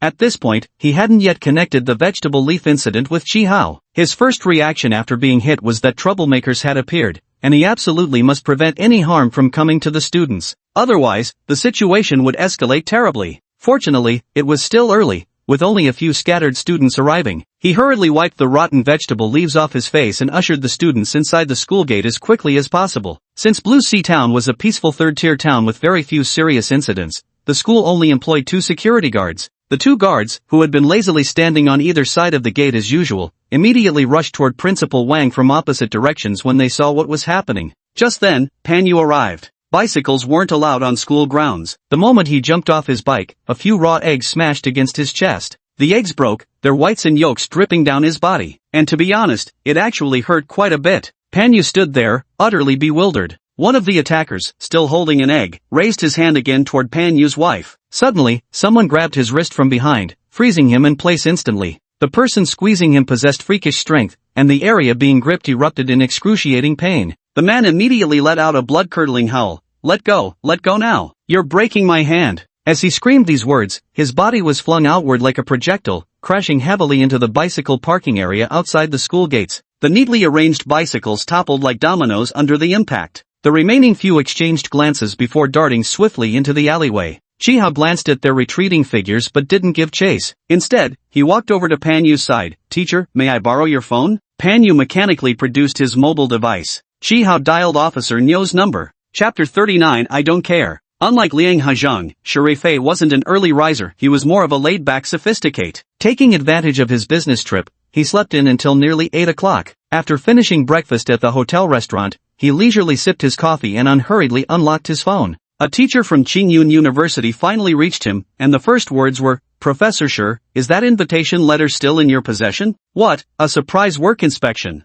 Sharifei replied with a hint of pride, "I handed it out yesterday." "Ha, this time, our Qingyun University has finally gotten ahead of Huan University." The teacher on the other end urgently interrupted, "Get it back." "What?" Sharifei thought he must have misheard. Then the voice on the other end repeated, "Please go retrieve the invitation letter today as soon as possible." Sharifei immediately realized something major must have happened last night. He hurriedly opened several websites he frequently used, and without even needing to search, the news he was looking for was glaring right on the homepage. Sharifei clicked in and quickly skimmed through. Shihao cheating? To be honest, he had doubted it himself before. Sharifei swiftly finished reading the entire article. Fortunately, it was all conjecture without any concrete evidence. On the phone, the teacher on the other end, having received no response for a long while, raised his voice and asked, "Professor, are you still there? Can you hear me?" The signal was bad just now. Did you say, you want to withdraw the invitation letter?" "Yes." Sharifei couldn't help but let out a cold laugh. Since when has our Qingyun University started doing such things, casually tearing up promises made in all sincerity? The teacher on the other end paused, then said in a low voice, "Actually, breaking contracts has precedence. It's just that you're unaware of them. Sharifei was genuinely taken aback this time. The other party continued, Qingyun University has always cherished its reputation and must never be associated with any academic misconduct. So we must ask you to. But so far, there's no evidence whatsoever to prove that Qihao cheated during the exam. Yet there's equally no evidence to prove he didn't cheat either. Sharifei smiled faintly. I have evidence. He took photos of the 2 handwritten pages from Qihao and sent them over. The voice on the other end sounded pleasantly surprised. I'll submit these materials to leadership immediately. Please wait for my update. It would probably be a long wait. Sharifei simply turned on his computer and started tackling the work that had been delayed by his unexpected business trip yesterday. Before he could even finish drafting one email, the phone rang again. This time, the teacher on the other end spoke with noticeably more firmness than before. The administration's position is that these 2 photos don't prove Qihao didn't cheat. Any math student could recite the proof process of a theorem or recall an exam question related to it. Sharifei sounded annoyed, but he didn't even know he would encounter this exact question before taking the test. It might just be a coincidence, or perhaps this question wasn't even tested at all. We all know the Star of Hope competition has a massive question bank, and the exam randomly selects questions from it. Sharifei still refused to give up. Finding out whether this question appeared is simple enough. We could either contact the Star of Hope organizers directly to ask, or post the question online to ask people who took the same exam. Perhaps he sounded a bit agitated, because the person answering the phone on the other end was replaced by another instructor. Professor Sure, I acknowledge the validity of your method. However, your approach requires time that our Qingyun University cannot afford. To uphold the century-old reputation of Qingyun, we cannot tolerate even the slightest suspicion of academic misconduct. But, the instructor on the other end didn't give him a chance to continue speaking. Professor Sure, even if we take 1,000 steps back, can you personally assure us that Qihao didn't plagiarize? Sharifei was just about to impulsively reply, I can. But the other party anticipated his reaction and pressed further, let me rephrase that. Are you willing to stake your reputation and career on guaranteeing Qihao? Naturally, he wasn't willing. He had no personal ties to Qihao, so just speaking up for him was already quite decent of him. There was a pause on the other end of the line. Sensing that Sharifei no longer objected, the voice continued, the school leadership's position is that we can keep observing the situation. If there's any official statement debunking the rumors by 3 p.m. today, you won't need to do anything. But if Qihao's side hasn't taken any action by then, we'll have to trouble you to make another trip. After hanging up, Sharifei found himself completely unable to focus on work. He kept glancing at the clock and refreshing the news feed. He had thought he'd have to endure until 3 in the afternoon before deciding his next move. Unexpectedly, within just 2 hours, a video of Qihao assaulting someone exploded online, rapidly climbing to the trending list before firmly securing the second spot that day. It was utterly impossible to pretend not to have seen it. Sharifei stared dumbfounded at the screen, watching the wiry figure effortlessly lift a man a full head taller than him and hurl him backward.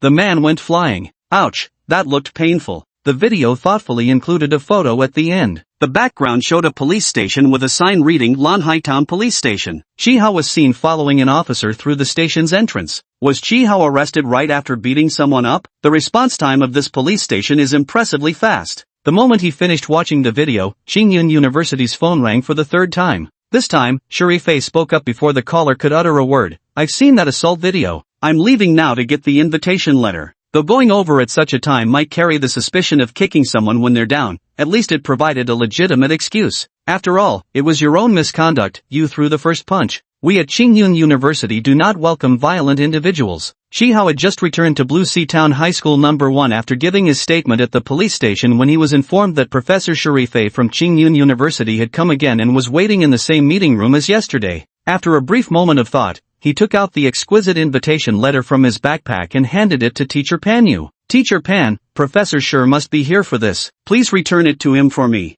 Qihao didn't lower his voice while saying this. It was lunch break at school, and the classroom was packed with students eating their meals. As soon as Qihao finished speaking, everyone put down their chopsticks silently, watching Panyu accept the invitation letter and walk out of the classroom. Qihao sat down and began eating his lunch as if nothing had happened. Someone in the class let out a sob, followed immediately by Lin Shui, Qihao's deskmate, who also sniffled quietly. Then, many students in the classroom started crying. They had all heard bits and pieces of the whole story through various rumors. Just yesterday, they learned their classmate was a child prodigy, being fought over by 2 prestigious schools in the capital. Today, that same prodigy was accused of cheating and wrongly framed for assault. Some classmates who arrived early at school witnessed Qihao's actions. He had stepped in to stop a bad person from attacking their teacher. It was truly the other party who struck first, hitting the principal and then teacher Pan. But that part wasn't caught on video, only the footage of Chi-hao hitting someone was recorded. This classmate told the others, and after discussing it, they decided to speak up for Chi-hao together online. During recess, classmates with smartphones secretly went online, only to find the internet flooded with voices cursing Chi-hao. Outnumbered and isolated, every post they made in support of Chi-hao was instantly drowned in a torrent of abusive replies. Some girls completely broke down under the barrage of insults. If defending Chi-hao could provoke such fury, how would Chi-hao himself feel upon seeing these messages? They silently agreed to keep it all from Chi-hao. As long as he didn't see those words online, he wouldn't be affected. But it was only at this moment that his classmates realized how naive they had been. How could he not be affected? Look, a prestigious school in the capital had already withdrawn its offer to Chi-hao. This is just unbearable, too much to take. Wah! Su Duoyu wept the most violently. Lin Shui kept shoveling rice into her mouth between sobs. Li Bing didn't cry, he clenched his fists tightly, his eyes bloodshot. Amidst everyone's crying, Chi-hao set down his chopsticks and looked around. Countless times before, the complexity of Blue Planet inhabitants' emotions had astonished him. Yesterday, the subtle expressions on his classmates' faces had told him they greatly admired him, perhaps even felt a hint of petty jealousy. But today, all those petty jealousies transformed into genuinely heartfelt tears. He remained silent for a long moment before suddenly standing up and scanning the classroom with his gaze. Thank you, everyone. Though Chi-hao stood only 1.6 meters tall, the commanding presence he projected in that moment might as well have measured 1.8 meters. Everyone, stop crying. Actually, there's nothing to regret. To be honest, I don't care about any of these things. Su Duoyu sobbed and said, but online they're saying you cheated, and they revoked the invitation letter. Chi-hao shrugged. It doesn't matter. I don't care what they say about me online, so they can't hurt me. I also hope my situation won't cause any harm to you all. The classmates' cries gradually subsided, punctuated only by occasional sniffles. Li Bing suddenly asked, how's he? I'll just ask this once. Did you cheat? Of course not. Li Bing immediately shouted, good, I believe you. The classroom fell silent for an instant, then suddenly erupted into cheers. Chapter 40, The Award Ceremony. Unlike the warm atmosphere in Class 2 of Grade 7, the internet had exploded into an uproar. Experts of all fields jumped into the discussion, citing various examples to prove that Chi-hao must have cheated. A small number of netizens who believed in Chi-hao desperately tagged the official Hope Academy account, hoping they would make a statement. The Hope Academy officials remained as silent as chickens. At this critical moment, news about Qingyun University rescinding their offer was leaked by an unknown source, instantly causing an uproar like a drop of water hitting boiling oil. This was almost universally taken as concrete proof. After all, if they hadn't obtained undeniable evidence of Chi-hao's cheating, why would Qingyun University retract their offer? More professionals stepped forward under their real names, explaining from various perspectives how outrageous a 13-year-old scoring full marks really was. Regarding this, the leadership of Nanyao City's television station expressed great satisfaction. They couldn't wish for the situation to become even more sensational. The exclusive interview program featuring Chi-hao initially failed to break 10% in ratings, but riding this wave of attention, it surprisingly surged to an astonishing 15%. You should know, it's been many years since any program achieved a viewing rate exceeding 10%. On Wednesday morning, the first thing the leader did upon arriving at work was ask Bai Yutong, any news from Chi-hao?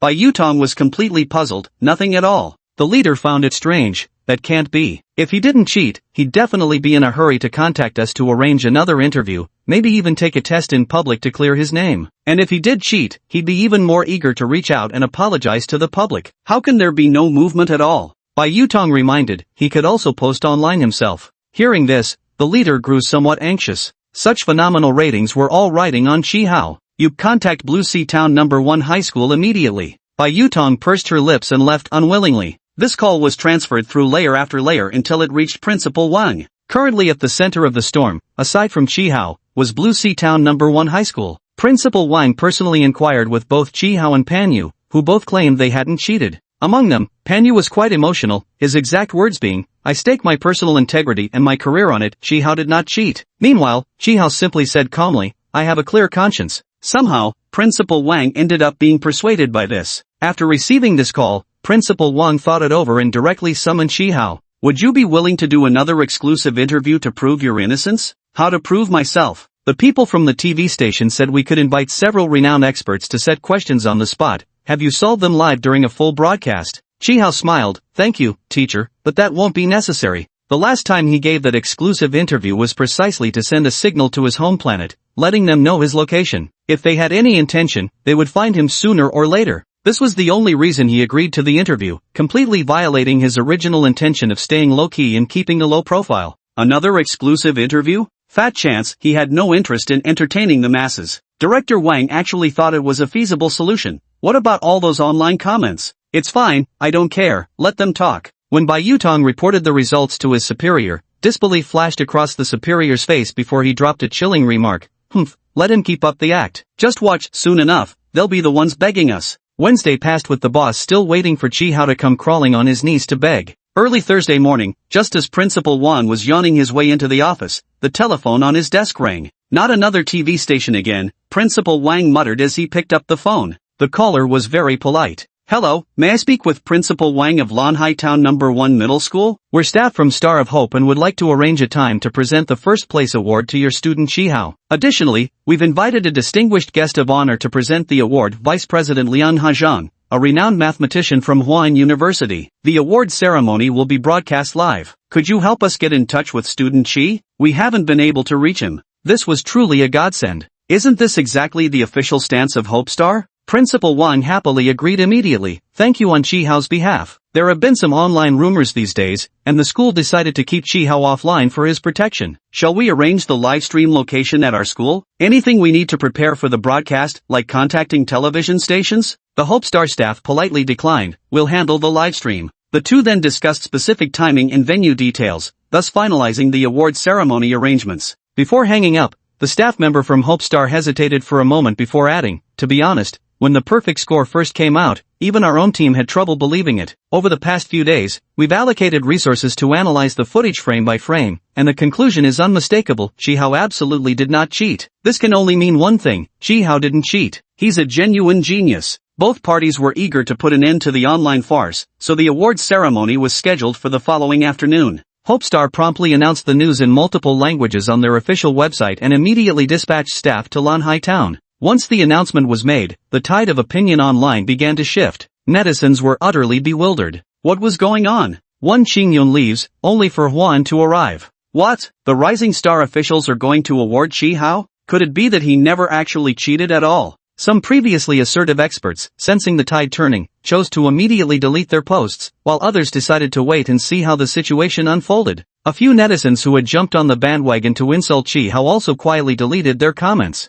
On the computer screen, with each refresh, a batch of hateful comments disappeared. The classmates who had secretly been defending Chi Hao online finally breathed a sigh of relief, but they tacitly agreed not to mention any online discussions in front of him. After school, Chi Hao also maintained an innocent demeanor, bidding them farewell with a smile. Silently, Chi Hao returned to the orphanage, had dinner, turned on his computer, and began browsing the web with intense focus. He didn't turn on the lights. The screen's bluish glow reflected off his expressionless face. He quietly read every criticism from various internet personalities/experts about his statements, scrolling down after finishing one to continue with the next. Those who conducted serious analysis of his abilities, even if their conclusion was that he cheated, he'd skim past. For those who hurled insults, simply venting and cursing, his gaze would pause momentarily. Chi Hao didn't close the computer until he'd finished browsing through dozens of web pages. Leaning back in his chair with eyes shut, he interlaced his fingers. He'd narrowed it down to several dozen individuals. Despite such fervent attention, it actually stems mainly from the malicious and provocative remarks of these few dozen individuals, which have stirred up everyone's emotions. While online comments can be deleted, once he's seen them, they cannot be erased from his mind. He can accurately recognize any person or event he's encountered in the future. Just like those hoodlums who threw eggs at the school gate. Just like the mysterious person who anonymously provided the footage of the fight. Chi Hao participated in Zeta Star's Fireseed project for too short a time. While others trained for over 10 years, many training programs, including endurance training, hadn't yet been completed by Chi Hao. After enduring verbal abuse for 2 full days, the child began holding a grudge. Chapter 41, Off to 1. Friday afternoon at 2 p.m., Blue Sea Town No. 1 High School Auditorium. Under the witness of the entire school faculty and students, Chi Hao received the shimmering gold first-place certificate from Lian Haizhang's hands. Thunderous applause erupted from the audience, with Su Duoyu clapping so hard his palms turned red. Star of Hope had hired a highly professional live streaming team to broadcast the entire awards ceremony. Panya specifically prepared a PowerPoint presentation showcasing the problems Chi Hao had solved, the books he had read, the notes he'd made in them, and his notebook of challenging exercises. After him, Liang Hezhang took the stage and presented his own textbook to the audience in person. Next up was a staff member from Hope Star. She displayed excerpts from the surveillance footage of the exam venue and presented the company's final conclusion after a thorough investigation. Shihao was innocent. When you have eliminated the impossible, whatever remains, however improbable, must be the truth. After the award ceremony, Liang Hezhang once again sat across from Shihao. Professor Pan told me it was you who personally called the Rising Star Foundation to secure the live broadcast for this award ceremony. Liang Hezhang chuckled and shook his head. I wouldn't flatter myself to think I have that much influence. Truth be told, it was more of a meeting of minds between both parties. But I really can't study mathematics. Liang Hezhang keenly noticed that Shihao said he couldn't, not that he didn't want to. His smile turned somewhat bitter. After having gone this far, was it still impossible to move the other person? In the future, I plan to apply for aerospace engineering. When I grow up, I want to pilot a spaceship, fly into space, and see what the universe really looks like. After getting a computer and internet access, Shihao looked up some information and already knew that Lei Boyang's suggestion wasn't reliable. Back then, Lei Boyang had tricked Shihao into believing that to become an astronaut, he first had to compete in a math contest, then used the competition results to apply to various aerospace research institutes, and he'd actually fallen for it. Looking back, Shihao couldn't help but laugh at himself. He'd been so gullible just a few months ago. Liang Hezhang sat across from Shihao, his heart bleeding silently as he noticed the eager anticipation that crossed Shihao's face at the mere mention of aerospace. Damn, he really wasn't planning to take the math path at all. Thinking again about those exceptionally talented students who had switched majors midway, Liang Hezhang couldn't help but let out a heavy sigh. Professor Liang, you've helped me so much. I'm really sorry. Sigh, to each their own path. With words spoken to this extent, there was clearly no room left for reconsideration. Liang Hezhang finished his tea, stood up, and extended his hand to Shihao, then, farewell for now. Next semester, we'll meet in the capital. Shihao. This time, it was Chihao's turn to be bewildered.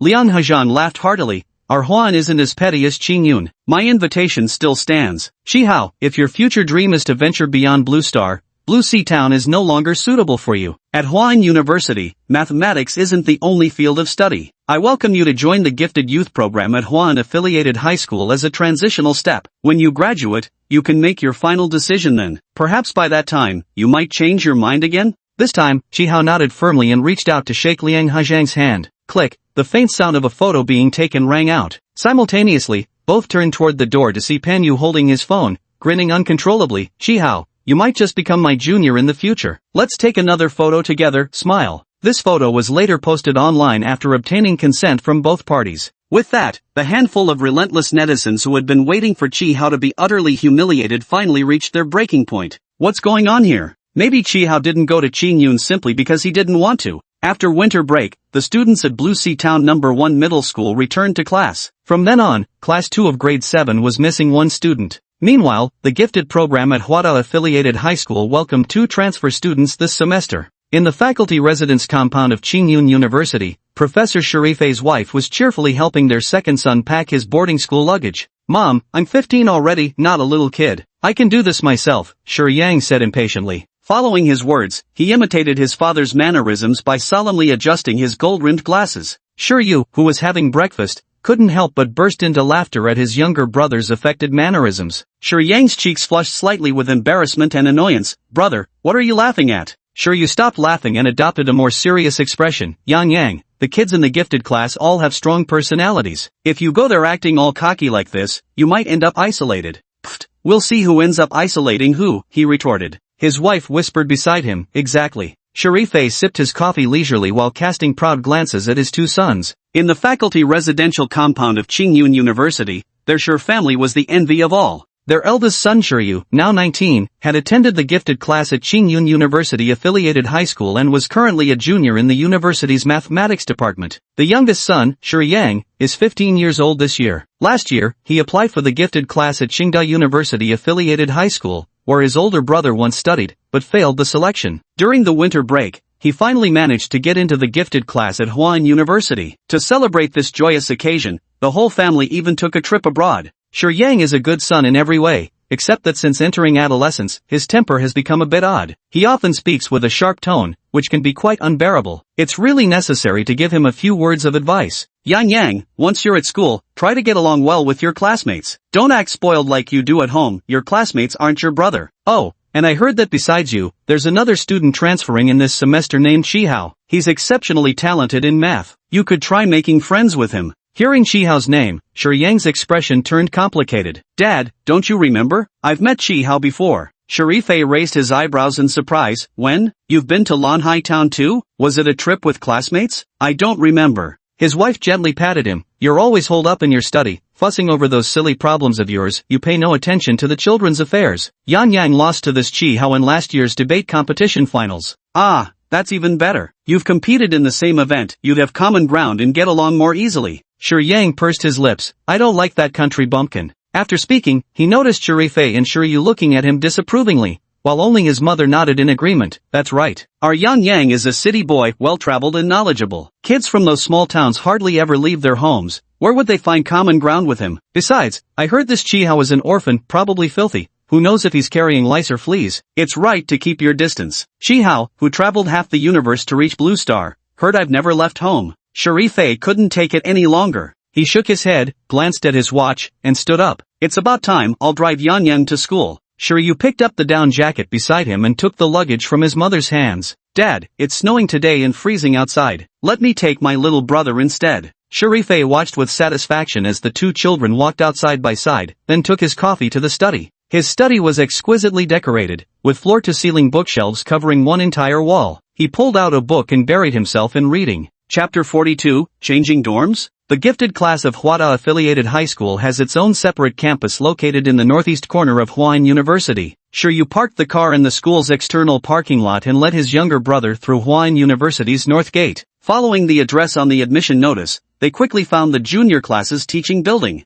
The teacher at the student affairs office patiently helped Shi Yang complete the enrollment procedures and then handed him a key, smiling as she explained, our affiliated high school's dormitory conditions are quite good. Each room comes with a small balcony and private bathroom, accommodating 4 students. Although there's currently one room with only 3 occupants, considering 2 new students are enrolling this semester, the school has arranged for you two to share a dormitory together to keep each other company. In other words, he'd have to room with that country bumpkin Chihao? Shi Yang frowned as he recalled his mother's judgmental remarks about country folk. Seeing the teacher's puzzled look at his younger brother, Shiryu quickly stepped forward to grab the dorm keys. After thanking the teacher, he pulled Shi Yang along while chiding, Yang, that was rude. The school went out of their way to accommodate you. Why the long face? Shi Yang shook off his brother's grip. Stop dragging me around like I'm some kid who'll get lost. Shiryu instantly recognized his brother's moodiness. Unwilling to argue in public, he could only shake his head with a wry smile. The younger brother isn't bad by nature, it's just that mom spoiled him a bit and he's developed a temper.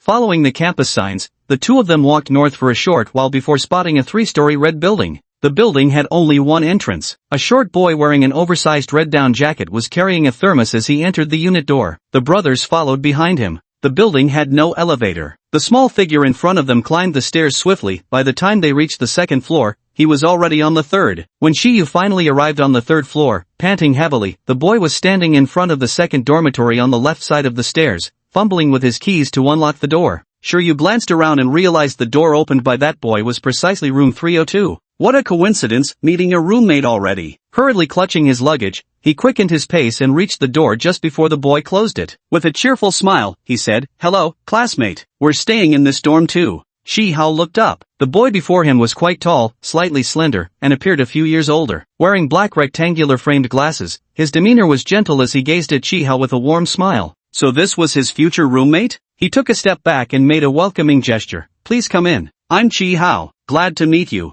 Shiryu followed Chihao into the room. The dormitory wasn't large, featuring a small balcony outside and a compact bathroom to the right of the entrance. Along both walls stood 4 bunk beds in total, sleeping quarters above and study desks below. Among them, the bed closest to the balcony on the right side already had fresh bedding neatly arranged. On the desk beneath lay Chihao's recently removed red down jacket. It seemed this was the bed Chihao had chosen. Shiryu glanced at the other 3 beds again, tempted to pick one randomly, but gave up upon remembering his younger brother's particular nature. He turned back and called into the hallway, Yang, hurry up. The door creaked open again as Shi Yang sauntered leisurely into the dorm room. Chihao looked from Shi Yang to Shiryu. So the later arrival would be his actual roommate. He smiled warmly. Hi, I'm Chihao, your roommate. Nice to meet. Before he could finish, Shi Yang swept his gaze around the room and pointed directly at Chihao's bed. Brother, I want that bed. Shiryu and Chihao were both stunned. Shiryu said with a pained expression, Yang, classmate Chi has already chosen this bed. Pick one from the other three, they all look fine to me.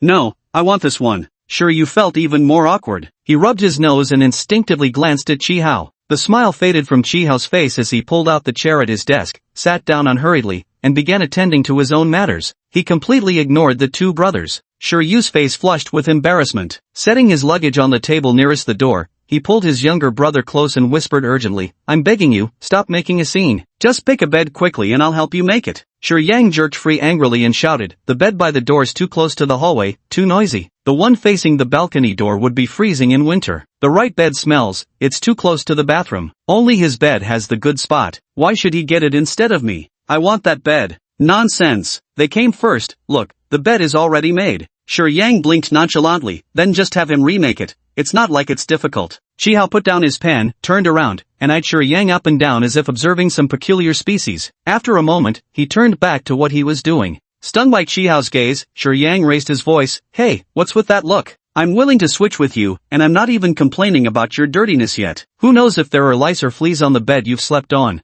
After speaking, seeing Chihao completely ignore him and his elder brother also disapprovingly glaring at him, he grew even angrier. He strode forward personally, reaching out to grab the bedding on Chihao's bunk. "If you won't change it, I'll change it for you myself." Chihao sprang up abruptly, stepping to the right to precisely block the space between Shiryang and his bunk bed. Slowly lifting his head to face Shiryang, who towered a full half-head taller than him, he uttered a single icy word, "Leave." Ms. Ma from the Student Affairs Office was sorting through documents with her head down when she suddenly heard a light knock at the door. But only one new student had come to register today, and that had already been taken care of. Who could it be? She wondered with some puzzlement. "Come in." The person who pushed the door open was the older brother of that new student who had just completed the registration process not long ago. He gave the teacher an apologetic smile, hesitated for a moment, then gritted his teeth and finally asked, "Teacher, may I ask, could my younger brother have a dorm room to himself?" Teacher Ma's smile faded slightly. "I'm sorry, but according to school regulations, only doctoral students get single dorm rooms. Even postgraduate students share double rooms."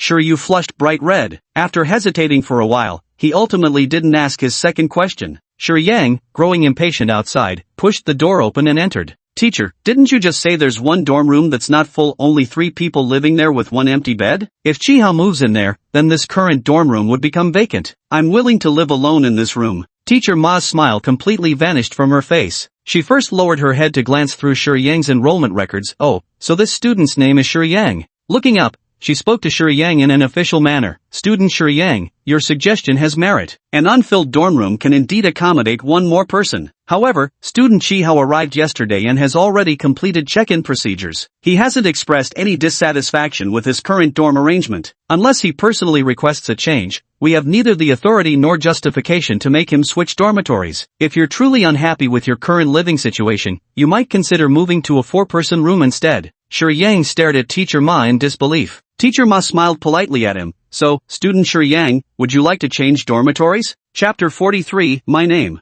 Half an hour later, the door of room 302 opened again. Before leaving, Shiryang, who had sworn he'd be a dog if he ever set foot in room 302 again, returned with a sullen expression, reluctantly trailing behind Shiryu. When the two of them opened the door and entered, Chihao remained seated calmly in his chair, not even lifting an eyelid. Earlier, after Chihao had uttered the word scram, Shiryang had rolled up his sleeves, ready to fight Chihao to the death. Fortunately, Shiryu had desperately pulled him back. Though he didn't get to punch Chihao, Shiryang hadn't come off worse, fully leveraging his skills as last year's best debater to thoroughly humiliate Chihao. Seeing how hostile the two had become, Shiryu had ultimately dragged his younger brother off to the Student Affairs Office. Shiryu knew his brother had provoked the incident first. This time when he entered, he gave Chihao an awkward glance, rubbed his nose, and muttered softly, "Sorry." After that, he fell silent, keeping his head down as he helped Shiryang pack his belongings. In the end, Shiryang settled down on the bed by the door, the one farthest from Chihao. By the time Shiryu finished making the bed and organizing the luggage, it was nearly lunchtime.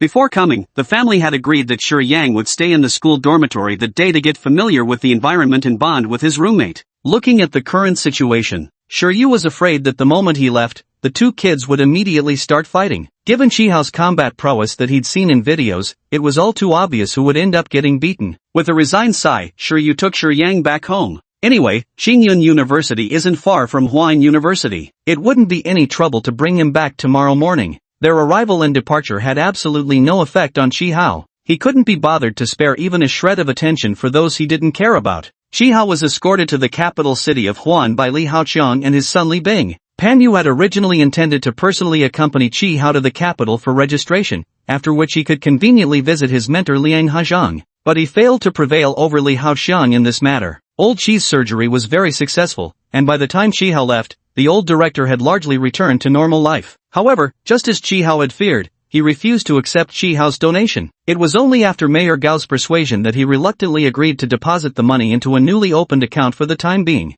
I can see Chi Hao is dead set on giving this money. You might as well pretend to accept it first and help him save it. After all, Chi Hao is only 13, it's not safe for him to carry so much cash. Seeing the logic in this, the old director deposited 450,000 yuan into the new passbook. Upon returning to the orphanage, he immediately locked it away in a cabinet. He also took the opportunity to open a passbook for Chi Hao with 50,000 yuan deposited in it. Thus, with 50,000 yuan tucked safely in his pocket and surrounded by the Li father and son, Chi Hao arrived at his new school. The three of them arrived in Huan City 2 days early. After helping Chi Hao complete the enrollment procedures, Li Haoqiang immediately rented a car, took the two children to try some local specialties of the capital, visited several famous attractions, and the next morning even took Chi Hao to buy a mobile phone, reminding him to keep in touch whenever possible. Only after settling everything did he finally take Li Bing, who kept looking back every few steps, back to Lanhai town. And so, for the first time since coming to Blue Star, Chi Hao found himself without any relatives or friends by his side. When the student affairs teacher told him he'd be getting a roommate, he was actually quite looking forward to it. Little did he know his roommate would be that arrogant boy he'd seen at the debate competition. If his roommate was Shi Yang, he'd genuinely rather be alone. Apart from this minor housing hiccup, Chi Hao was thoroughly satisfied with everything about the gifted class at Huada High School. Every student in the youth class was hand-picked from all over the country, each having demonstrated exceptional talent in various academic disciplines. For these prodigious teenagers, the school implemented educational approaches completely different from regular schools. They deliberately located the campus within Huada University precisely to allow the children convenient access to all of Huan University's outstanding educational resources. The junior special class curriculum was exceptionally diverse. Beyond standard subjects like language, mathematics, English, chemistry, physics, and politics, it offered astronomy, archaeology, geology, computer science, music, fine arts, drama, and many other courses unavailable at regular middle schools. Students could freely choose courses aligned with their interests. The junior special class had 3 grade levels, third year with just 2 classes, second year with 3 classes, and Chi Hao's incoming freshman class being the largest cohort with 5 sections. Each class maintained around 20 students. Both Chi Hao and Shi Yang were assigned to class 5. On the first Monday after school began, Class 5's homeroom teacher Wang Meixin briefly introduced the new students before distributing course selection forms. New students, please checkmark the courses you're interested in, she instructed. Chi Hao skipped over courses like music, art, and drama, marking ticks behind all the remaining subjects. When teacher Wang collected the forms, she couldn't help but laugh. Chi Hao, you've chosen too many courses. Here's a new form, pick again. Chi Hao looked perplexed, but teacher, I'm genuinely interested in all these subjects. Sure enough, another endlessly curious kid. Teacher Wang had grown accustomed to these prodigies' insatiable curiosity and thirst for knowledge, patiently explaining, the courses you've selected have overlapping class times. Check the schedule on the back of the course selection form and choose accordingly. Chi Hao flipped to the back and discovered that many popular courses indeed had conflicting schedules. For instance, both astronomy and computer science were scheduled for Wednesday afternoons from 1:30 to 3 p.m. Children from Zeta Planet grew up studying star charts and could recount cosmic knowledge like counting family treasures. He estimated that all of Blue Planet's astronomers combined wouldn't possess as much cosmic understanding as a single Zeta child. Originally intending to gauge Blue Planet's cosmic knowledge level, now, however, Chi Hao decisively crossed astronomy off his list. Both archaeology and geology seemed appealing, but unfortunately their class schedules overlapped. This time Chi Hao hesitated a bit longer before finally crossing out geology with great difficulty. After filling out the form, he handed it over to Teacher Wang once again. Teacher Wang looked at the 2 course selection forms placed before him. Chi Hao, computer science, archaeology. Shi Yang, music, drama. The hobbies of these 2 new classmates are really quite different. The efficiency of the gifted class is truly remarkable. On their very first day of school, the homeroom teacher swiftly covered school rules and important notices during the first period before distributing textbooks. Regular classes began starting from the second period. Their first official class in Class 5 was history. The history teacher was a spirited little old man named Su Anji. He was lean and wiry, with a rather stern expression. After entering the classroom, he gave a very brief introduction about himself, a first-class professor from the history department of Huan University, and then immediately prepared to start the lesson. Having heard that there were new students in the class, He made a special reminder before beginning. The 2 new students this semester, come find me this weekend to make up the content from last semester. We won't review these topics during class, so as not to delay the other students' time. After he said those words, Chihao had no issues whatsoever, but Shi Yang wasn't happy. He had already planned it out. The moment school let out on Friday afternoon, he'd rush straight home and refuse to spend another second in the dorm with Chihao. That way, out of the 7 days in a week, he'd only have to share the room with Chihao for 4 nights. But if both weekend days were occupied by makeup classes, wouldn't that mean seeing Chihao every single day? No way, absolutely unbearable. At that thought, he immediately raised his hand high. Teacher, I finished studying all of middle school history during winter break, so I don't need makeup classes. Let Chihao come to you for tutoring by himself. After speaking, Shi Yang felt he had gotten the upper hand over Chihao and gave him a somewhat smug glance. His triumph lasted less than a second. Teacher Su's attitude was firm. No, both of you must come to me for extra lessons. The textbook you're using was personally compiled by me and contains many of the latest archaeological research findings. You can't buy this material elsewhere. Without giving Shi Yang another chance to speak, he turned and wrote in bold letters on the blackboard, "The mystery of human origins, the evolutionary leap."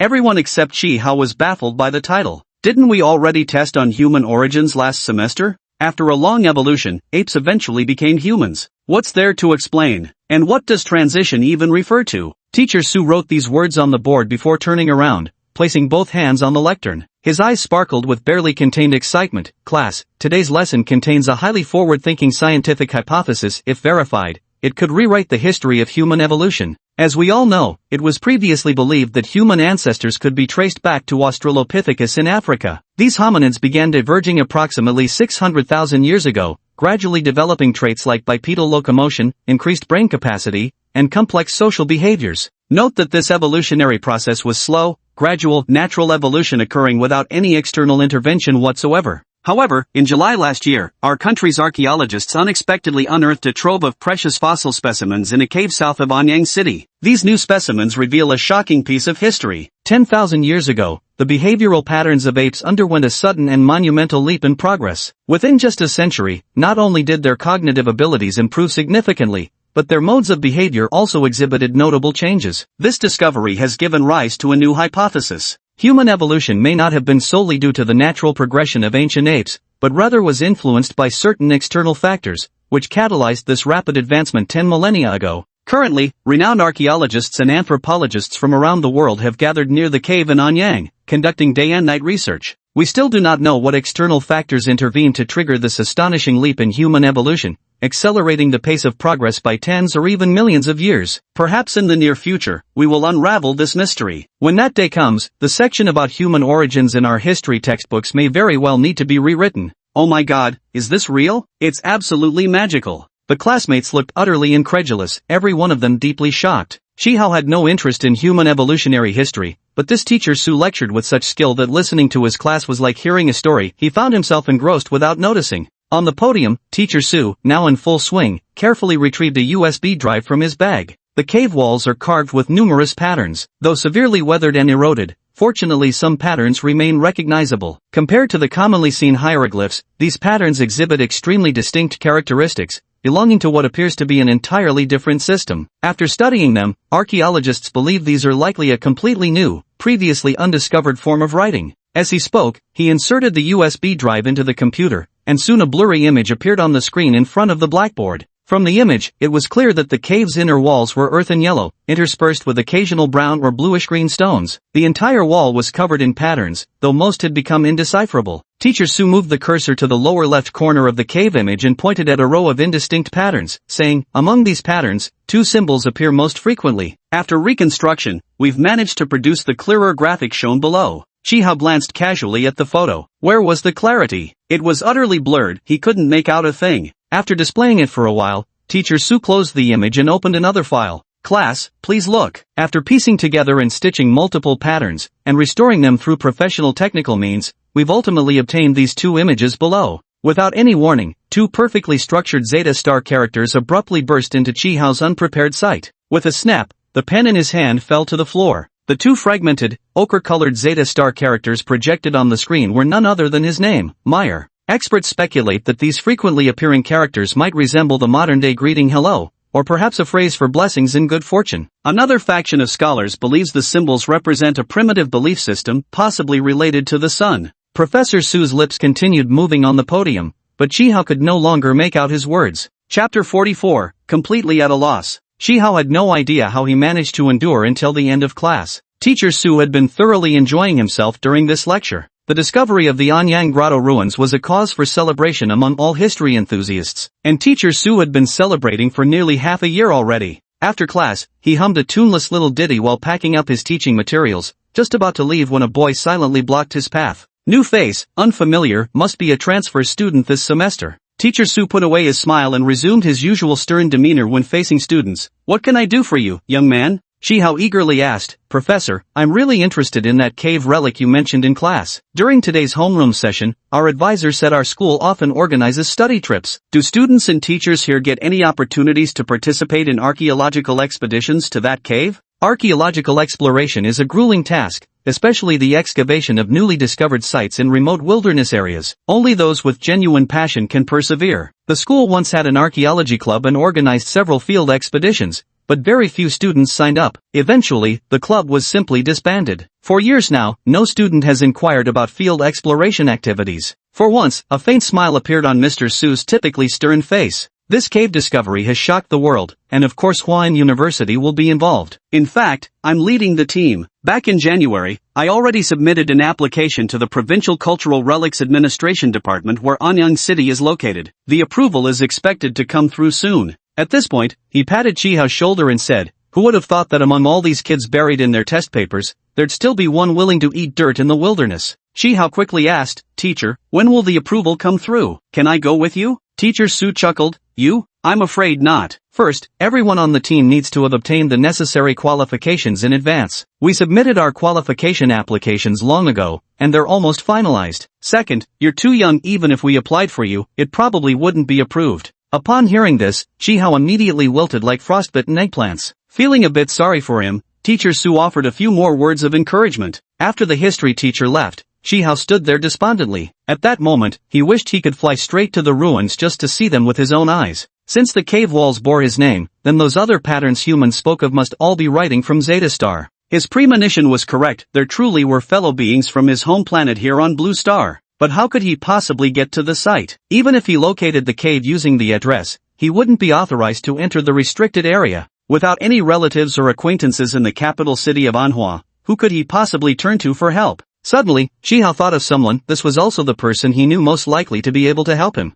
After school in the afternoon, Chihao pulled out his phone and dialed Liang Hezhang's number. Liang Hezhang was entertaining an old classmate he hadn't seen in a long time. When the phone rang the first time, he glanced at it, an unfamiliar number, so he hung up and kept chatting. But soon, the phone rang again. With a hint of impatience, Liang Hezhang answered, Hello? Who is this? Professor Liang, it's me, Chihao. Liang Hezhang's demeanor immediately softened, becoming both kind and patient. Ah, Xiaohao. School must have started already. Is everything going smoothly? If you need any help, don't hesitate to reach out. I live in the faculty housing compound of Huayan University, not far from your gifted class. There is something I'd like to ask for your help with. Liang Hezhang, are all kids nowadays so straightforward? After muttering this small complaint internally, Liang Hezhang immediately sent his home address to Chihao. His old friend Xiao Jianhong, sitting across from him, couldn't help but laugh. Well, old Liang, you're always the one who avoids trouble and usually forbids students from visiting your home. Who's this kid with such prestige?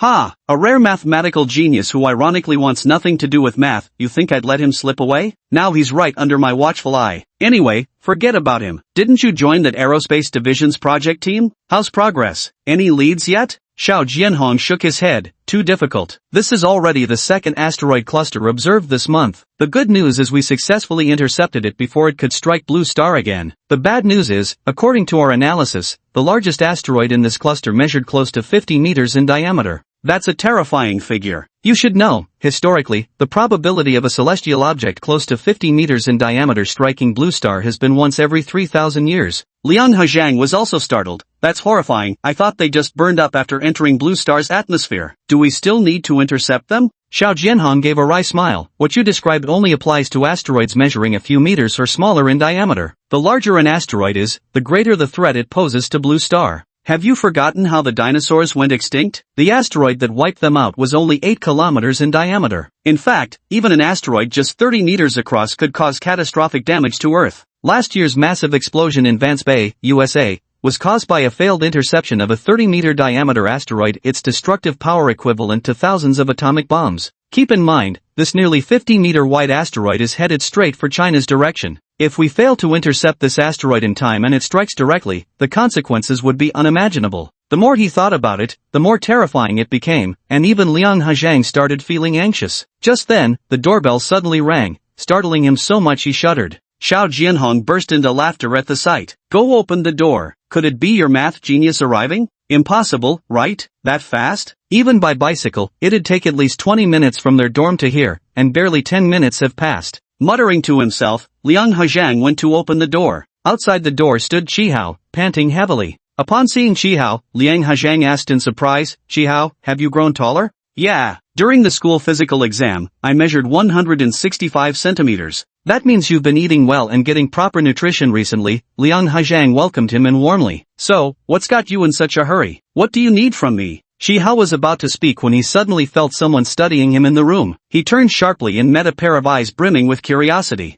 Oh, let me introduce you. This is my old classmate, Professor Xiao from the Department of Aeronautics and Astronautics Engineering. And this is the mathematical genius I mentioned earlier, Qihao. After politely greeting Professor Xiao, Qihao pressed his lips tightly together. If it were any other day, Professor Xiao might have left upon seeing such a situation. But today he had come to Liang Hajang with a purpose, and since he hadn't even had the chance to mention it yet, leaving was out of the question. If anyone should leave, it ought to be the latecomer. Xiao Jianhong smiled and poured himself another cup of tea. Seeing this, Liang Hajang couldn't help but feel amused. Clearly, old Xiao had made up his mind to sit back and enjoy the show. He led Qihao to a nearby armchair and poured him a cup of hot water on the coffee table in front of him. It's cold outside. Have some hot water first to warm up. No hurry. Qihao clutched the steaming cup with both hands, feeling the warmth gradually spread from his palms to his chilled body. For a while, no one spoke in the room, and silence slowly settled in. Liang Hajang glanced around and lightly cleared his throat with some helplessness. Ahem, Xiao, today's your first day back at school, right? Having any difficulties with your studies? Qihao hurriedly put down the cup, placing both hands obediently on his knees as he nodded. Teacher Liang, have you heard about the ancient cave ruins newly discovered last year in Anyang City? What cave? Ancient? This was beyond Liang Hajang's knowledge. He couldn't answer the question. Xiao Jianhong, who had been sipping tea with his head lowered, jerked his head up in surprise upon hearing the words Anyang Cave. Chapter 45, Connecting the Dots. The moment Xiao Jianhong raised his head, Qihao's sharp gaze immediately locked onto him. Qihao was usually steady, remarkably calm and composed for a child, but no matter how hard he tried now, he couldn't quite hold himself together. Xiao Jianhong hadn't paid much attention to Qihao at first. As if recalling something amusing, he chuckled and gossiped with Liang Hajang. They always talk about interdisciplinary collaboration, but I never imagined archaeology would ever overlap with aerospace. One's up in the stars, the other buried in the dirt. Liang Hajang perked up with interest. How so? It's about that Anyang cave the kid just mentioned. As soon as he said it, I remembered. That cave was discovered last year, and rumor has it its walls are covered in strange symbols. Those old archaeology scholars treated them like treasures, insistent it was evidence of a new linguistic system. They excitedly filed a report, only to have it shot down. Guess which department rejected it? Qihao quietly perked up his ears nearby. Liang Hajang casually remarked. It was rejected by the National Cultural Heritage Administration, right? They've always been in charge of that area. You're talking ancient history. It used to be under the Cultural Heritage Administration. A few years ago, for some reason, it suddenly changed to multi-departmental oversight. Now any major archaeological discoveries must be reported simultaneously to the Cultural Heritage Administration, the Public Security Department, and our Aerospace Administration. For this significant discovery, the other two departments raised no objections, yet it was the Aerospace Administration that rejected it. You really do live long enough to see everything. Liang Hajang seemed skeptical. Wasn't your Aerospace Administration only established 8 years ago? That's quite some authority. And aren't you supposed to manage affairs in the sky? Since when do you oversee things dug up from the ground too? Isn't that like the unqualified overseeing the qualified? No. It's not like you can just casually reject it. The department seems to have submitted some evidence proving these symbols have another origin. It said the Bureau has backups of all the characters unearthed from that cave. Even the two most frequently appearing symbols were restored with their help. Can you believe how absurd that is? Liang Hajang exclaimed in surprise. That's unbelievable. Where did you get all this data? Could it be these symbols appeared in outer space? Maybe this cave was left by aliens. Haha, impossible. The cave still has plenty of primitive human skeletal fossils and the like. Honestly, this is just going to end up as another unsolved mystery. Still, our Aeronautics and Space Administration sure has enormous authority, it oversees everything. Aside from archaeology, I hear they even have a say in what astronauts eat aboard spacecrafts. The two were chatting happily when Liang Hajang noticed Chi Hao listening attentively beside them. He asked gently, "Warmed up now? Can you tell me what brought you here?" Chi Hao set down his cup. He had originally come about the cave in Anyang City, but since the space agency already possessed extensive writings from Zeta Star, visiting that cave was no longer his top priority. "Professor, you know I've always been fascinated by aeronautics and astronautics. I came to ask if Huayin University has any student clubs related to that field." "Oh, if you're asking about math-related clubs, I can recommend several right away. But when it comes to aerospace ones, I'm not so sure myself." The moment Liang Hajang heard this, he realized Chi Hao had changed the subject after coming to his home. This definitely wasn't what the boy originally wanted to discuss. Being someone who truly valued talent, the thought of steering Chi Hao toward another department had never crossed his mind. Even though Xiao Jianhong from the School of Aeronautics and Astronautics was sitting right there on the sofa, he deliberately avoided passing the conversation his way. So long as he didn't facilitate any connections, Chi Hao would remain completely unrelated to aerospace. Never in a million years did he expect that Xiao Jianhong, who usually avoided trouble, would initiate a conversation without prompting. "Huayin University has an aerospace club open to undergraduates. I'll ask for you later to see if they accept students from the gifted program. I occasionally give guidance there and know the club quite well. It's actually quite impressive." Liang Hajang was furious at old Xiao's sudden interference. "Seriously, old Xiao, what's your game here? Trying to steal my prized student?" Actually, he had misjudged Xiao Jianhong. Xiao Jianhong said those words mainly to save Liang Hajang's face, because he had completely misunderstood Liang Hajang's intention. In his eyes, he had specifically come to discuss challenging project issues with Liang Hajang. What a coincidence that he encountered a student who was so passionate about his field. It must be that Liang Hajang wanted to help this kid make connections and find internship opportunities in the aerospace field. Was there a more convenient path than through himself? Certainly not. Realizing he had a favor to ask of Liang Hajang, Xiao Jianhong even reluctantly took out his phone. "Here, Chi Hao, was it? Let's exchange contact info." He thought to himself, "Lao Liang, oh Lao Liang, look at all I've done for you. When it comes to the project later, you'd better give me a proper hand." Liang Hajang angry face. Made bad friends indeed. After Chi Hao left, Liang Hajang turned to Xiao Jianhong with a stern face. "Lao Xiao, why did you come today? Just to ruin my mood?" "No, old Liang, I actually need to ask a favor of you." Xiao Jianhong instantly became serious as he got down to business. "Our department's research institute originally specialized in asteroid capture and defense, right? Over the past 2 years, near-Earth asteroids have noticeably increased, so the research focus has shifted toward defense. And when it comes to defense, the most critical aspects are astronomical observation and orbital calculations. Old Liang, you once wrote a textbook precisely about how to use mathematical modeling to calculate an orbit's semi-major axis and inclination based on existing observational data. That's exactly the work we're doing now, but we've hit many obstacles. When calculating orbital trajectories, there are too many factors to consider. The gravitational pull between planets and disturbances from other celestial bodies will all affect the asteroid's path. Given our urgent need for more accurate computational results,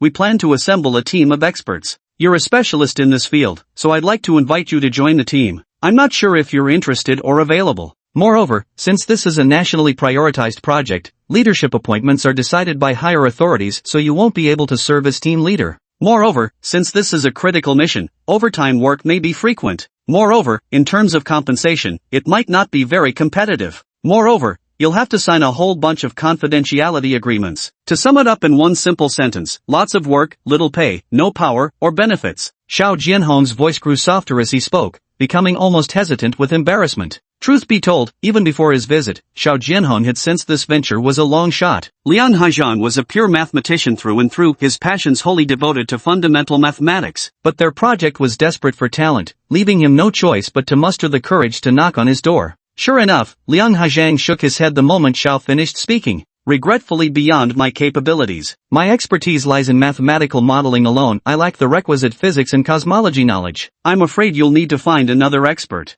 Though it was an excuse, it did contain some truth. Xiao Jianhong let out a long sigh. Where could he find someone who possessed Liang Hajang's mathematical expertise, had ample free time, was passionate about aerospace science, loved the universe, was obedient, willing to work hard, and didn't demand high wages? Such a person simply didn't exist in this world. He stood up dejectedly, ready to bid Liang Hajang farewell. Liang Hajang frowned deeply, then suddenly slapped his thigh. I've got just the person. He's actually studied my textbook, we've discussed it in person, and his research is remarkably thorough. He's available at short notice with plenty of free time, and wages are entirely negotiable. What's more convenient, he's right here in our university, so collaboration would be seamless. Xiao Jianhong's eyes brightened with each passing word. Old Liang, how could we have such a hidden gem at Huayin University? Which faculty is this professor from? Introduce us immediately, I'll pay him a visit right now. Liang Haizhang shot him an odd glance and suddenly laughed, a rather peculiar laugh. You've got his contact information. Chapter 46, so it was you.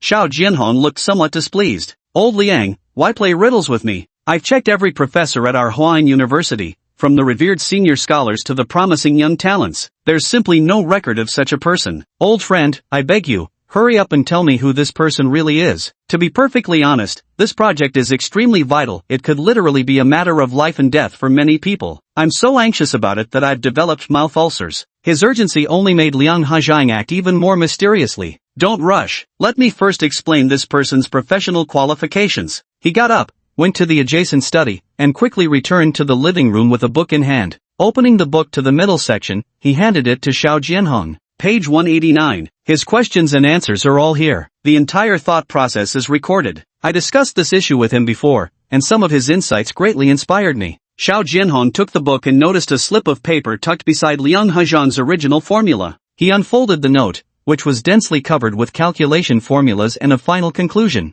After accounting for factors such as gravitational forces between planets, perturbations from other celestial bodies, and orbital eccentricity, precise orbital radius and inclination of the near-blue star asteroid Wanderlustja can be calculated through mathematical modeling. Comprehensive consideration of Wanderlustja's orbital period and longitude of the ascending node indicates that asteroid Wanderlustja may intersect with blue star's orbit in approximately 10 years. Below this statement was a set of equations. These equations were precisely the transformations made based on the equations in Liang Haizhang's book. This new formula, beyond all the aforementioned factors, actually accounts for the orbital velocities of asteroid W and the blue planet. Xiao Jianhong rubbed his eyes in disbelief, his hands trembling slightly as they clutched the note. This is exactly the equation we've been desperately seeking. Asteroid W is precisely the challenge we've been struggling with in this project. To accurately calculate its orbit and predict its collision time with blue star, all members of our task force haven't been home for months, living and working entirely at the project site. If I hadn't come to ask for your help today, I would still be at my post. Yet now, you're telling me there's actually a professor at our Huayin University who can predict with such pinpoint precision. Quick,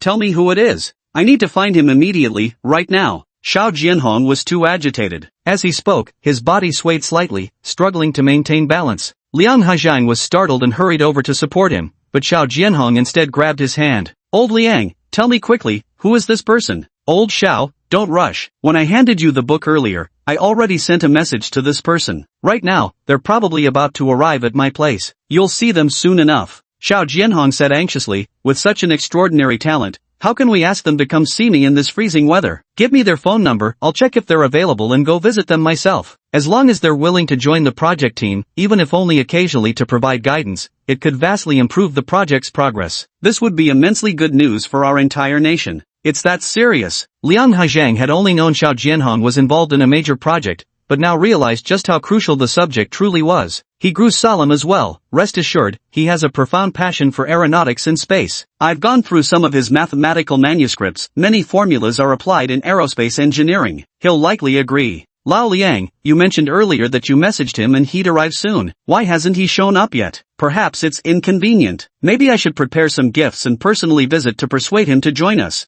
Liang Haizhang hastily stood up again to stop Xiao Jianhong. Just then, the doorbell rang. Liang Haizhang wiped the sweat from his brow and was about to open the door when Xiao Jianhong had already slipped past him, jogging briskly toward the entrance. The door opened, and Qihao remained frozen in his knocking stance, standing outside. Xiao Jianhong's excitement vanished in an instant. He peered over Qihao's shoulder, craning his neck to look down the hallway. The corridor was deathly quiet. A cold winter breeze drifted up the stairwell, and Xiao Jianhong, wearing only a sweater, shivered as the chill seeped into his bones. With his great expectations dashed, he felt a twinge of resentment toward Qihao. Just what kind of connection does this Mr. Liang have to be so obsequious, he thought. Visiting someone's home twice in one day, didn't he see they had guests earlier when he came? But he had always been well-mannered, and though inwardly he wished he could chase Qihao away to avoid disturbing the professor who was about to arrive, on the surface, he still nodded politely at Qihao. Inside the room, Liang Hajang noticed Xiao Jianhong blocking the door without making way, leaving both him and Qihao standing in the cold draft. Puzzled, he casually remarked, "Old Xiao, weren't you the one waiting for Qihao? Let him in already so you two can discuss the asteroid orbit properly. I'll make you both some hot tea. With this freezing weather, we wouldn't want the kid catching a cold."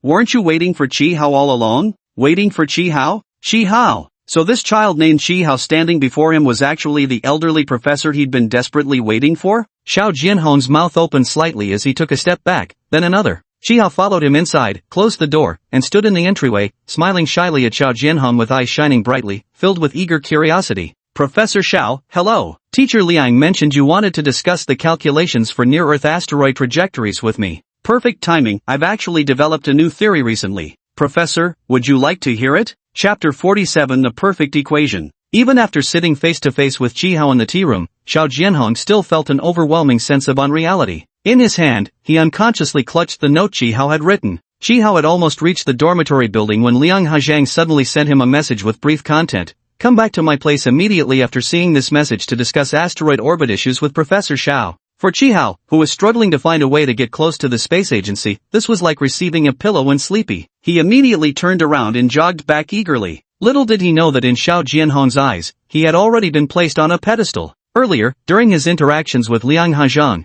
Qihao could clearly sense that these seasoned professors particularly detested vagueness and hesitation when discussing professional matters. So after sitting down in the tea room, Qihao immediately took out a pen from his pocket, grabbed a blank sheet of paper from the coffee table, and began writing and calculating directly on the spot. "Professor, these are my thoughts. I've classified the approaching blue planet asteroids into 3 categories. Small ones that mostly burn up in the atmosphere, or even remnants falling to blue planet wouldn't pose a threat. Medium-sized ones would cause significant damage near the impact zone on blue planet, but the threat would still be manageable. For large-scale objects, like the Wanderlustja asteroid with a diameter exceeding 1 kilometer, the impact would be catastrophic. According to my calculations, in 10 years, asteroid W will intersect with Blue Star's orbit, and the intersection point will be directly above the southeastern region of our Hua Nation." "What? Orbit intersection? Above Hua Nation?" Qihao's words were cut off by 2 simultaneous exclamations of shock. Liang Hajang was carrying a cup of tea when he walked in, and upon hearing this deduction, his hands shook so badly that some tea spilled out. A few drops of scalding tea splashed onto Xiao Jianhong's hand, but he seemed completely unaware. "Friend Qihao, I won't hide it from you. Before you arrived, I reviewed your calculation notes. The formula you derived is nearly identical to what we ultimately obtained. Our formula just missed one parameter you considered. According to our formula, in about 10 years, asteroid W will fly towards Blue Star, which aligns with your conclusion. However, based on our calculations, asteroid W will narrowly pass by Blue Star rather than collide with it. Do you have confidence in your calculations?" Qihao nodded immediately with absolute certainty. "Absolutely. There's no way I could be mistaken." He wasn't boasting. The cosmic environment Zeta Star once existed and was thousands of times harsher than Earth's current conditions. Its parent star, Tianbei, began to expand, vaporizing portions of its nearest planet and turning the rest into meteors and asteroids of varying sizes. Among them, nearly 100 were large enough to be considered sizable meteorites. Any one of them, if it were to collide with Zeta, could bring about catastrophic destruction. Back then, the first battle Zeta Star faced was accurately calculating the velocity, trajectory, and impact points of these meteorites within a limited time frame. Then, various methods were employed to eliminate the dangers in advance. Faced with seemingly hopeless situations, the Zetans unleashed unimaginable energy, producing countless outstanding scientists over thousands of years. Time and again they saved the fate of Zeta in nearly impossible circumstances. Had it not been for the sudden accelerated expansion of the celestial North Star in the later stages, Zeta, already capable of building super spacecraft and human hibernation fluid, would surely have had far more survivors. It's just a pity that when calculating the death rate of Tianbeixing, they made a mistake overlooking a seemingly insignificant parameter. And this ultimately led to the planet's destruction. Just one tiny parameter. All these past events, worthy of praise or regret, were recorded in chips and implanted into the minds of 100 planetary survivors. It looked just like a small cyst. Now, Qihao was able to read most information. Because of this, he was more cautious than any scientist on Blue Star when making predictions. Because he knew better than anyone that if the predictions were inaccurate, they had to prepare for the worst-case scenario. For Zeta aliens, even prenatal education consisted of various cosmic knowledge. Calculating the orbital trajectories of asteroids and precisely estimating impact points, these tasks fell comfortably within Qihao's intellectual wheelhouse. Previously, his diligent study of mathematics had merely involved integrating the knowledge systems of Blue Star with those of Zeta Star. He used the mathematical and physical language of Blue Star to decipher the knowledge from Zeta Star. This was precisely why Chihao's derivations of formulas could achieve such elegance, why he could propose angles Liang Hezhang hadn't even considered, and why he could astound Xiao Jianhong. In his presence, humanity's understanding of the cosmos was like a newborn babe facing a scientist who had studied cosmic science for centuries. They were entirely incomparable. Xiao Jianhong sat motionless, staring blankly at the tea-stained calculation papers on the coffee table, his entire body chilled to the core. Emotionally, he refused to believe the results Chihao had calculated. But rationally, he knew there was a high probability that Chihao was actually correct, because deep down, he understood that the formula derived by their own research institute was incomplete compared to Chihao's version. That missing parameter wasn't intentionally omitted, they simply lacked the capability to factor it in. It seemed that incorporating this parameter would, no matter how the equation was adjusted, inevitably clash with other existing conditions, until he saw Chihao's equation. Perfect. It was a perfect equation. Therefore, Chihao was most likely correct. But if Chihao was truly right, then in 10 years, that damned W asteroid over a kilometer in diameter would strike the southeastern region of their homeland. Currently, the only method Hua Nation possesses to address asteroid impacts is launching nuclear missiles. This involves detonating nuclear weapons to shatter the asteroid. However, for a 1-kilometer wide asteroid, it's simply too massive. The resulting fragments would still hurtle toward Earth, potentially causing even greater catastrophe. These scenarios have already been analyzed exhaustively over 100 times by the scientists in our division. But according to the predictions, W will pass by Blue Planet, so people aren't feeling fearful yet. We still have time to find more effective solutions. But now, Huagua only has 10 years left. He muttered unconsciously, only 10 years, it's not enough time, not enough at all. Liang Hezhang completely understood his panic,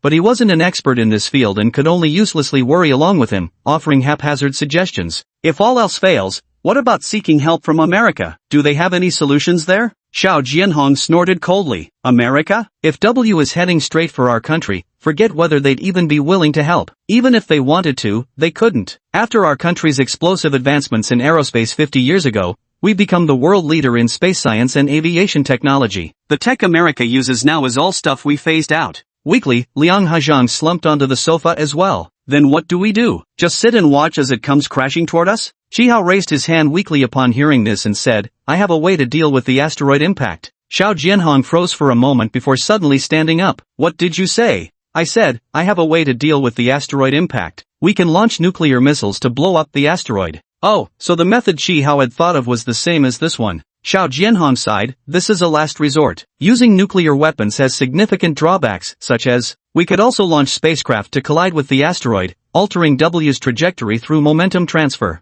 Xiao Jianhong gradually widened his eyes. Yes, that's also a line of thinking some comrades have proposed. We're currently researching the feasibility report on spacecraft collision with asteroids, but time-wise, it might already be too late. But I believe the best method is to install a thruster on W, using sustained thrust to alter its trajectory and make it change direction. Xiao Jianhong's eyes widened. Installing a thruster on an asteroid. What a genius idea. No one had ever thought of this method before. Just how does Chihao's brain work to come up with such a brilliant solution? The consequences of a nuclear explosion are too difficult to control. Crashing a spaceship into an asteroid is even harder to accomplish. First, you'd have to ensure the unmanned spacecraft can precisely target and collide with it. Second, the mass of a spacecraft is utterly insignificant compared to an asteroid. How many spacecraft would need to be dispatched? How many rounds of collisions would be required to produce an effect? Nobody knows. The astronomical cost required for this endeavor remains incalculable. Attaching thrusters to an asteroid. What a brilliant idea! Isn't rocket propulsion currently their Huaxia nation's strongest technological expertise? While this approach still faces numerous challenges, it at least presents a feasible possibility for realization.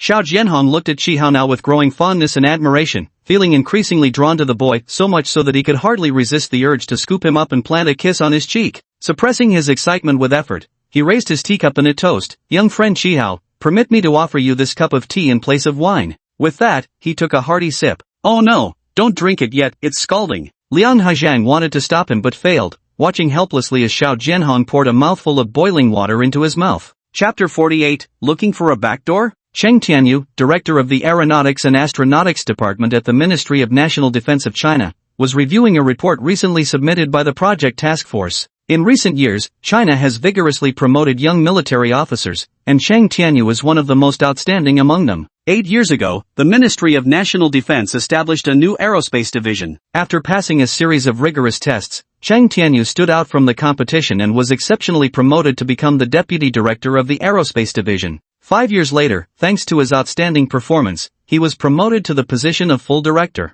Due to his personal upbringing, Director Chang's approach to selecting personnel was rather unconventional. Under his leadership, all key positions went to those who proved themselves most capable. The Research Institute project led by Xiao Jianhong directly reports to the Aerospace Administration. Chang Tianyu serves as their ultimate authority. Within the project team, all member selections must pass rigorous assessments and ultimately require approval from Chang Tianyu himself. Only with his endorsement can one join. Otherwise, regardless of one's social standing, be it the president of Huayan University where Xiao Jianhong studied, or his immediate superior during university days, no one could even set foot inside the research institute housing the project team. The report in Chang Tianyu's hands was the culmination of the project team's 3 months of painstaking effort, a trajectory prediction report for the Wanderlustja asteroid they had been closely monitoring for several years. After reading it carefully, Chang Tianyu's furrowed eyebrows gradually relaxed. Good. Wonderful. The project team had made a significant contribution. They had finally succeeded in deriving the formula. According to the calculations, though asteroid W will revisit Blue Planet in 10 years, it will merely pass by without intersecting orbits. It's good that we won't intersect. Chang Tianyu finally let out a sigh of relief,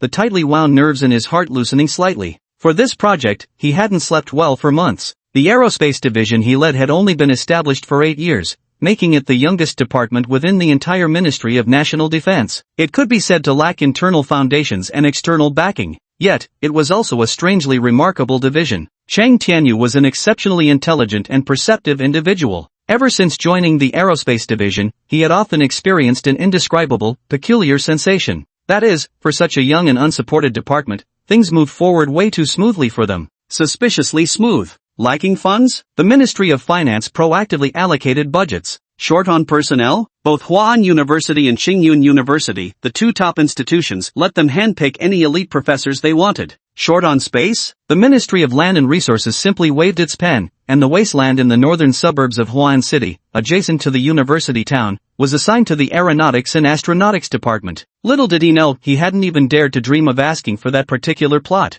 Battles over that land had nearly turned ministries into sworn enemies. Yet without even making a direct request, just a modest application proposing to build a research institute on any remote wasteland, it fell effortlessly into his lap. This piece of land fell right into his pocket. When the approval came through, not only was he in disbelief, but every ministry in Huaguo was astounded. Many people, overtly and covertly, probed into his background. What background could he possibly have? He was just an ordinary person. But every single one of these matters required layer upon layer of reporting and approval. Not a single one was easy to pull off. Once assigned to their department, any genuine need would be quietly and efficiently resolved before long. It went so smoothly that it made him uneasy. It was as if someone had been silently watching over them, generously extending a helping hand the moment any difficulty arose. Chang Tianyu was an astute man, unlike his predecessor who blindly attributed all successes to his own abilities with unwarranted optimism. He buried his doubts deep in his heart and approached his work with even greater diligence, caution, and care. He adhered strictly to rules and procedures, refusing to step a single foot out of line.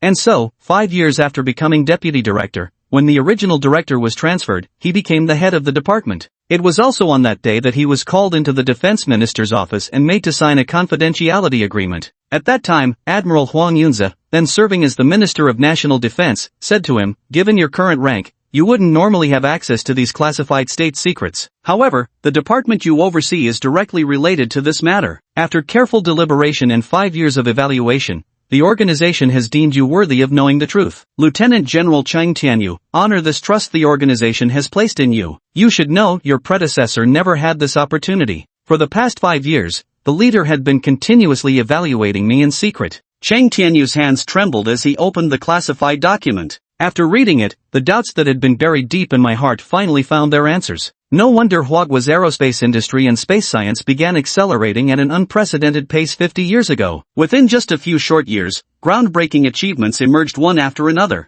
New aerospace materials unveiled. Next-generation rocket thrusters developed. Despite Huaguo's deliberate efforts to maintain a low profile, major global powers detected the scent of progress like vultures drawn to blood, sending waves of spies to investigate. But in the end, all the agents returned empty-handed. Cheng Tianyu remembered a famous international joke from his childhood that China had shot down a UFO, captured the alien inside, and then used torture to extract advanced alien technology, which was then used to develop their aviation industry. This rumor had once been a household joke in China, growing up with his generation. No one took it seriously. Even he himself had heard several versions of the story. As Cheng Tianyu's generation grew up, Hua Nation's leading edge in aerospace grew increasingly formidable. The major powers, led by Mi Nation, had no choice but to gradually accept the reality of Hua Nation's rising strength and began making conditional concessions. This finally allowed Hua Nation to leap forward and become a true superpower. Thus, their generation became the one with the strongest sense of national pride and patriotism. Who could have guessed that the origin of all this was actually written in the document he now held in his hands? 50 years ago, 8 years ago, this was an immense secret, and what an extraordinary trust it represented. He, Cheng Tianyu, born of ordinary origins and barely past the age of 40, by what virtue or merit could he have earned such trust? Cheng Tianyu trembled with excitement, his entire body tense, eyes rimmed red. I, Lieutenant General Cheng Tianyu, shall bear the organization's mandate close to heart, live up to these high expectations, and pledge to defend this post with unwavering devotion. Returning to the present, he lifted his pen, ready to sign his name on the report. There was a gentle knock on the door. "Come in." His aide entered, holding a mobile phone. "Chief, it's a call from the task force." "Oh, the task force just submitted their report this morning. Did they leave out some crucial information? Hand me the phone quickly." "No," the aide hesitated slightly. "It's Professor Xiao Jianhong, the deputy leader of the project team. He wants to recommend someone to join the project group." Cheng Tianyu frowned with displeasure. "The evaluation process for newcomers is already well established. Just follow the procedure and report to me during the approval stage."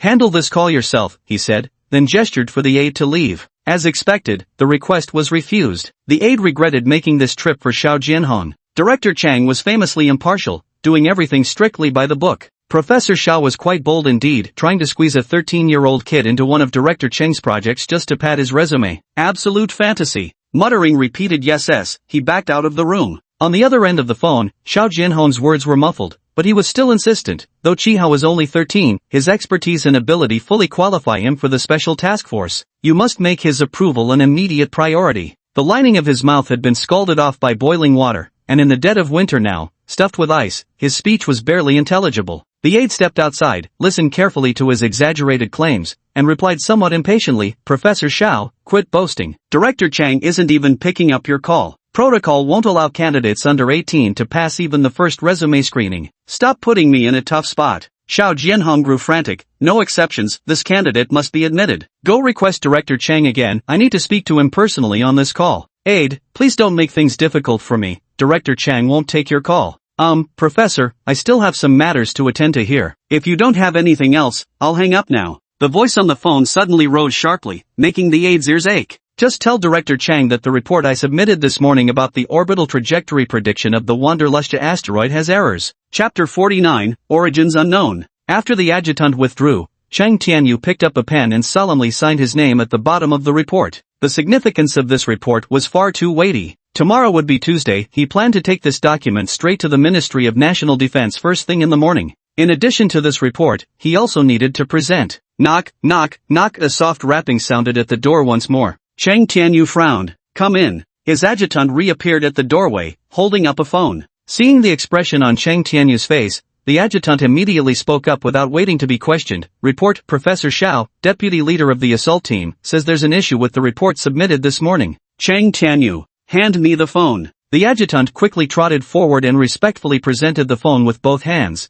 then stood to the side holding his breath, silently praying, "Professor Xiao, you better have a real issue with that report, or you're about to get me in serious trouble." Cheng Tianyu answered the phone, and just as he greeted the other party, Xiao Jianhong's excited voice came through the receiver. "Boss, the equation we used considered a total of 7 parameters, and the results showed that planet W would pass by Blue Star without collision. But now, someone has come up with a new equation that accounts for all possible interference factors. According to the new equation, 10 years from now, planet W's orbit will intersect with our Blue Star, and the intersection point will be in the southeastern part of our Hua Nation." Even though Xiao Jianhong's words were rushed and unclear, Cheng Tianyu grasped them instantly and thought he understood why Xiao Jianhong had insisted on calling him. First, their project had failed, the results they had reported were likely wrong, and now, a new professor had emerged, presenting findings that directly contradicted theirs. Secondly, this person isn't currently a member of the project team yet, so many details can't be disclosed freely. That's why Xiao Jianhong wants to pull some strings to expedite the newcomer's approval. Yes, time is tight indeed. He sighed and cast a complicated glance at the signed report on his desk, speaking gently into the phone. I understand, Professor Xiao. The path of scientific research has always been fraught with challenges. Every step forward is built upon tremendous effort. The project team members have all had a tough few months, but it's alright, we'll start over and fight again. No, sir, you've misunderstood me. There's no need to fight again. This new equation, after repeated verification, it's flawless. Its predictions are reliable. Which means, so you're saying, Chung Tianyu quickly interjected, that in 10 years, Planet W will directly collide with our country? On the other end, Xiao Jianhong sighed, yes. In an instant, Cheng Tianyu felt his scalp tingle and his entire body turn cold. He often interacted with Xiao Jianhong, and just now when Xiao was speaking, his words unconsciously sped up, his emotions ran high, and his voice grew louder. These traits indicated the speaker's absolute conviction in his own words. In other words, Xiao Jianhong wasn't lying. As a scientific researcher, Xiao Jianhong has always given people the impression of being extremely reliable. He never speaks unless he's absolutely certain. Cheng Tianyu steadied himself.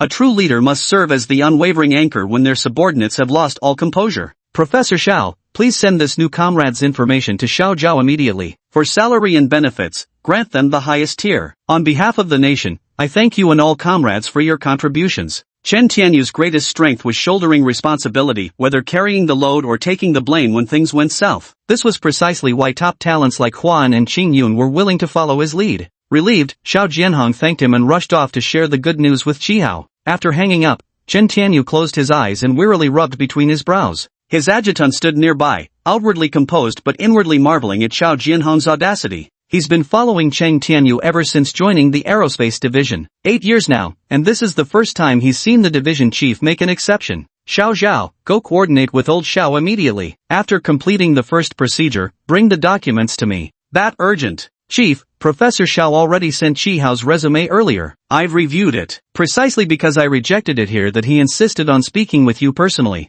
It's extremely rare for Xiao Zhao outright rejecting applications. On the few occasions this happened before, it was always because the professors were too old and in poor health. Presumably, this is the same situation. Any issues with this person's qualifications? He's too young, only 13. Our policy clearly states applicants must be at least 18 years old. 13 years old? Even someone as experienced and adaptable as Cheng Tianyu found this hard to believe. After a rare moment of hesitation, he finally ordered his adjutant, special circumstances call for special measures. Go and expedite the procedures immediately. Yes, sir. An hour later, a thick stack of documents was placed on Cheng Tianyu's desk. This thick? Cheng Tianyu's eyebrow twitched. The aide delivering the documents also seemed surprised. Indeed, I didn't expect it either. Just 13 years old, yet he's already achieved so much. Cheng Tianyu opened the file cover with keen interest. The first page of the document contained Chihao's personal information. On the right side of the A4 paper was a photograph of Chihao. In the photograph, an exceptionally handsome young man wore a faint smile as he gazed calmly ahead. This photo was taken at a random studio when Li Haoqian took Chihao to get his student ID for the elite class at Huada High School. Director, look at this child, such striking features. The aide had wanted to say this ever since receiving the photo. Cheng Tianyu ignored his aide, his eyes settling on the personal information listed on the left side. Name, Chihao. Age, 13. Place of birth, unknown. Ethnicity, unknown. Parent name, workplace, age, and address all listed as unknown. Home address, Red Star Orphanage, Lanhai Town, Nanyao City. Seeing the words Lanhai Town, Cheng Tianyu's eyebrows furrowed intensely. When he noticed all those unknowns, his expression grew quite grim. The adjutant, sensing his superior's mood, thought the department chief was displeased with his work efficiency and hurried to explain, Chief, this person is an orphan. Even the local police station doesn't have this information. Orphan, origin unknown. Cheng Tianyu's expression grew even more solemn. Are there any medical examination reports for him? Medical reports? The adjutant was somewhat startled.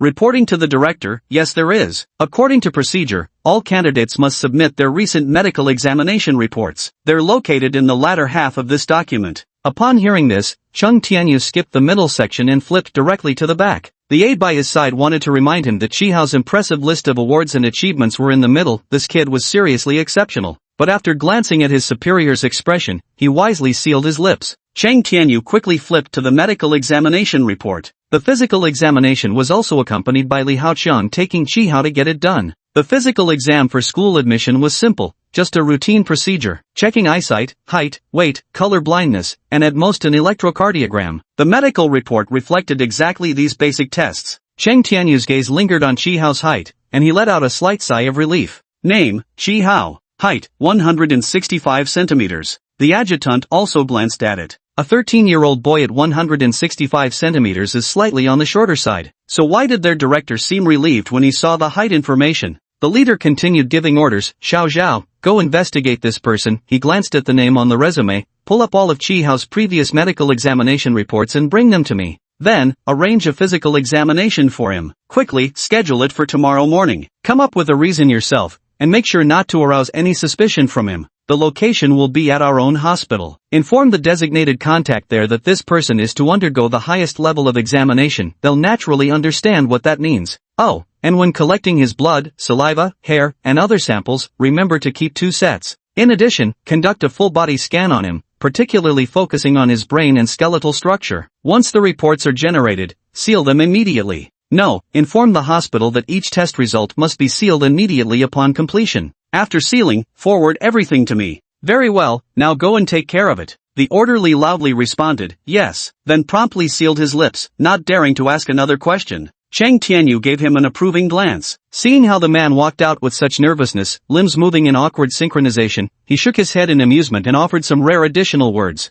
There's no need to be so tense. This is just a standard screening procedure for those who came from Blue Sea Town and can't confirm their biological parents. Only then did the orderly relax somewhat. As for why orphans in Blue Sea Town needed to be investigated, he didn't know, nor did he want to find out. By the way, regarding Chi Hao, all information collection and disclosure procedures must comply with Confidentiality Protocol Document Number 1. The adjutant stuck out his tongue in shock. Wow! Confidentiality Protocol Document Number 1 represented the highest level confidentiality standard within the Aerospace Department. This is the first time it's been used since the establishment of the Aerospace Division. Just who is this Chi Hao, and where does he come from? Chapter 50, Knowing the Face but Not the Heart. Yet Chi Hao, blissfully unaware of all this, was currently as happy as a lark. Xiao Jianhong gave him a clear promise, guaranteeing to bring him into the project team. Even Lian Haizhang, who never budges on his principles, showed support for his dedication to the aerospace industry for the first time. Perhaps it wouldn't be long before he could unravel all these mysteries and reunite with his fellow survivors from their home planet. He wondered if they still remembered him, the youngest member of the Spark team.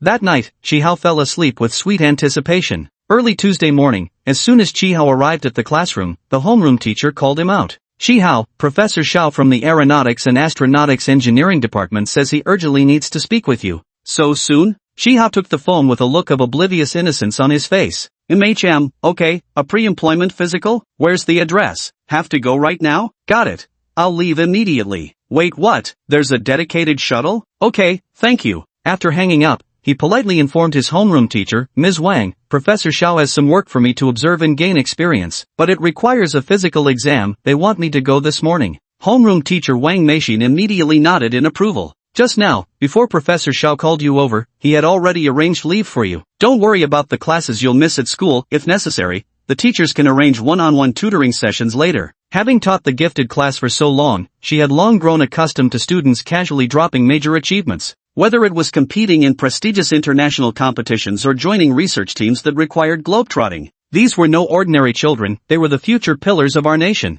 Special talents deserve special treatment. Chi Hao smiled sheepishly, wanting to first enter the classroom for lessons and only leave when the person sent to pick him up arrived. Unexpectedly, right after his conversation with teacher Wang concluded, a black figure slowly stepped forward from the corner of the hallway. This figure seemed to have been lingering in the corridor since Chi Hao arrived at school. For some reason, people coming and going hadn't paid him much attention until he stepped forward on his own. The newcomer was a young man, appearing to be in his 30s, with a somewhat round face sporting a friendly smile that instantly made people feel inclined to trust him. Still several meters away from Chi Hao, he extended his hand toward him. You must be Chi Hao, right? Pleasure to meet you. My surname is Zhao. From now on, we'll be working in the same project team. Come on, I'll accompany you to your medical checkup.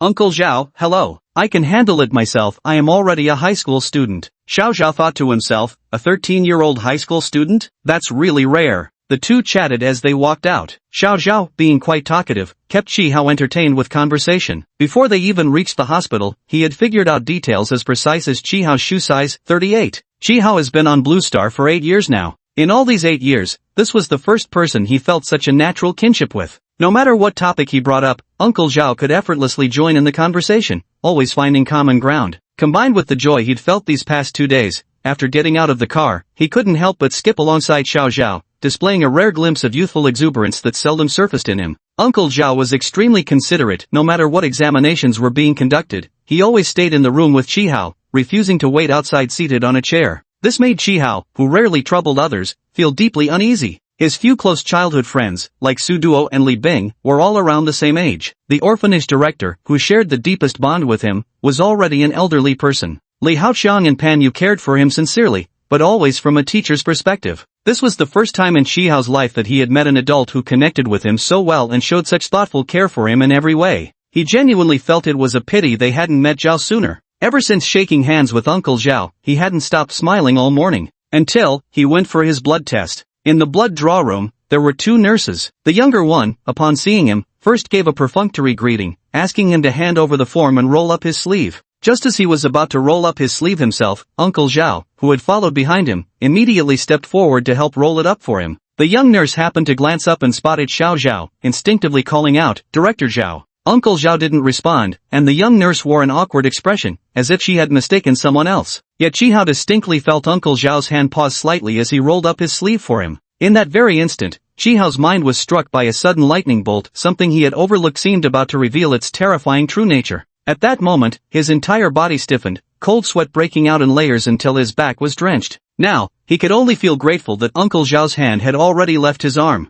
The young nurse tapped his arm a few times, found a vein, then picked up the needle and gave him a slight smile. "Just a little pinch, student." Like any ordinary teenager would, he turned slightly away and closed his eyes as if afraid of the needle prick. Director Zhao. Earlier when Uncle Zhao introduced himself, he said they were both just regular members of the project team. No research institute would ever send a department head specifically to accompany a completely backgroundless newcomer who hasn't even shown their face yet for a medical checkup. Qihao was absolutely certain that not even Professor Xiao would receive this kind of treatment. The nurse finished drawing 1 vial of blood and replaced it with another. Qihao still kept his eyes shut, head bowed, not daring to look at the needle. Nurse Zhao found his tightly shut eyes amusing as she watched the blood slowly flowing from his arm into the vacuum blood collection tube. It seems this child is a bit squeamish at the sight of blood. After drawing blood, the nurse applied a medical band-aid to the wound and instructed Qihao, "Press it firmly for a while, keep the pressure straight down." Qihao hastily thanked her, then sat pitifully on the bench in the waiting area. Xiao Zhao glanced at the nearby restroom,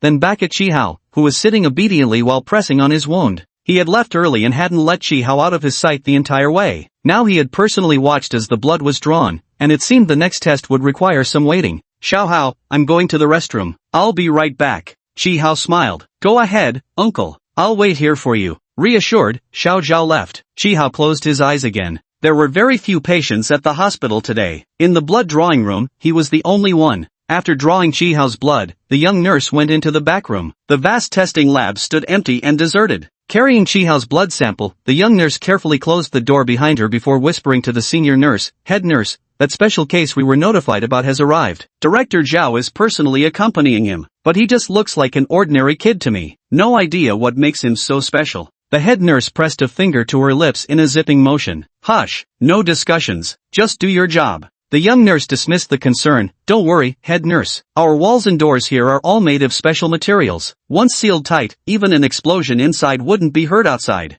The head nurse thought it over and realized she might have been overly cautious. She then relaxed into conversation. "It is quite unusual. In the past, only astronauts returning from space missions would come here for these special checkups. They practically examine you from head to toe. This child is truly the first ordinary person to undergo such examinations." Their conversation faintly reached Qihao's ears. "So that's how it is." No wonder he felt the world was so quiet after entering this hospital. Even now, it took all his concentration to overhear this conversation. "Xiao Hao, does it still hurt? Is the wound still bleeding?" Uncle Zhao's concerned voice suddenly rang right beside his ear. The moment the sound reached him, Qihao, who had been fully engrossed in eavesdropping, couldn't help but give an intense, full-body shudder. At this moment, he was immensely grateful for the intense special training his home planet had once put them through. Struggling to suppress the fear within, he slowly opened his eyes. Uncle Zhao was leaning slightly toward him, hovering near his arm, clearly wanting to examine his injury. It was still the same Uncle Zhao with his ever-present warm smile. Still the same Uncle Zhao, overflowing with thoughtful concern. Chi Hao had to summon all his strength just to force out a smile similar to the one he wore during their first encounter that morning. In front of Xiao Zhao, he carefully peeled off the band-aid to reveal the wound.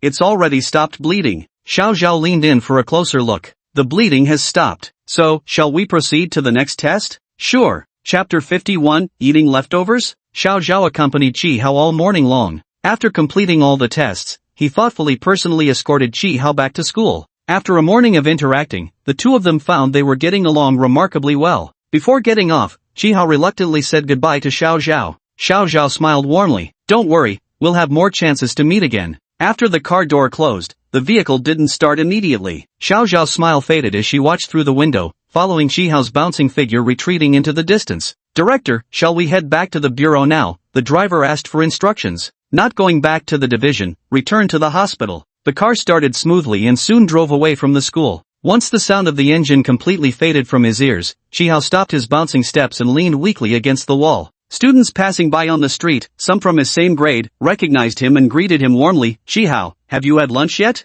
Chi Hao lifted his head. The midday sunlight shone into his eyes, rendering his surroundings a blinding white haze. The smiling faces and voices of his classmates seemed somewhat illusory and distorted. Chi Hao blinked his eyes, forced out a smile, and shook his head. Let's go together, the cafeteria's almost out of food. Chi Hao shook his head vacantly once more, squeezing out a faint reply from his lips. Not hungry yet. All right then. The classmates walked away chatting and laughing. Chi Hao stayed where he was for another moment to recover, then straightened up and slowly walked back to his dorm. The steps he used to climb in just a few strides felt unusually exhausting today. He greeted everyone he encountered in the hallway with his usual calm expression. With that same composed demeanor, he arrived at his dorm room door. He stood at the door, mechanically took out his key, aligned it with the keyhole, inserted it, and turned. The dormitory door opened. He pushed the door open, entered the room, and closed it behind him. Then, leaning against the back of the door, his strength instantly drained away as he slid down and collapsed onto the floor. This noon, the cafeteria's dishes were exceptionally good, with many dishes that Shi Yang particularly liked.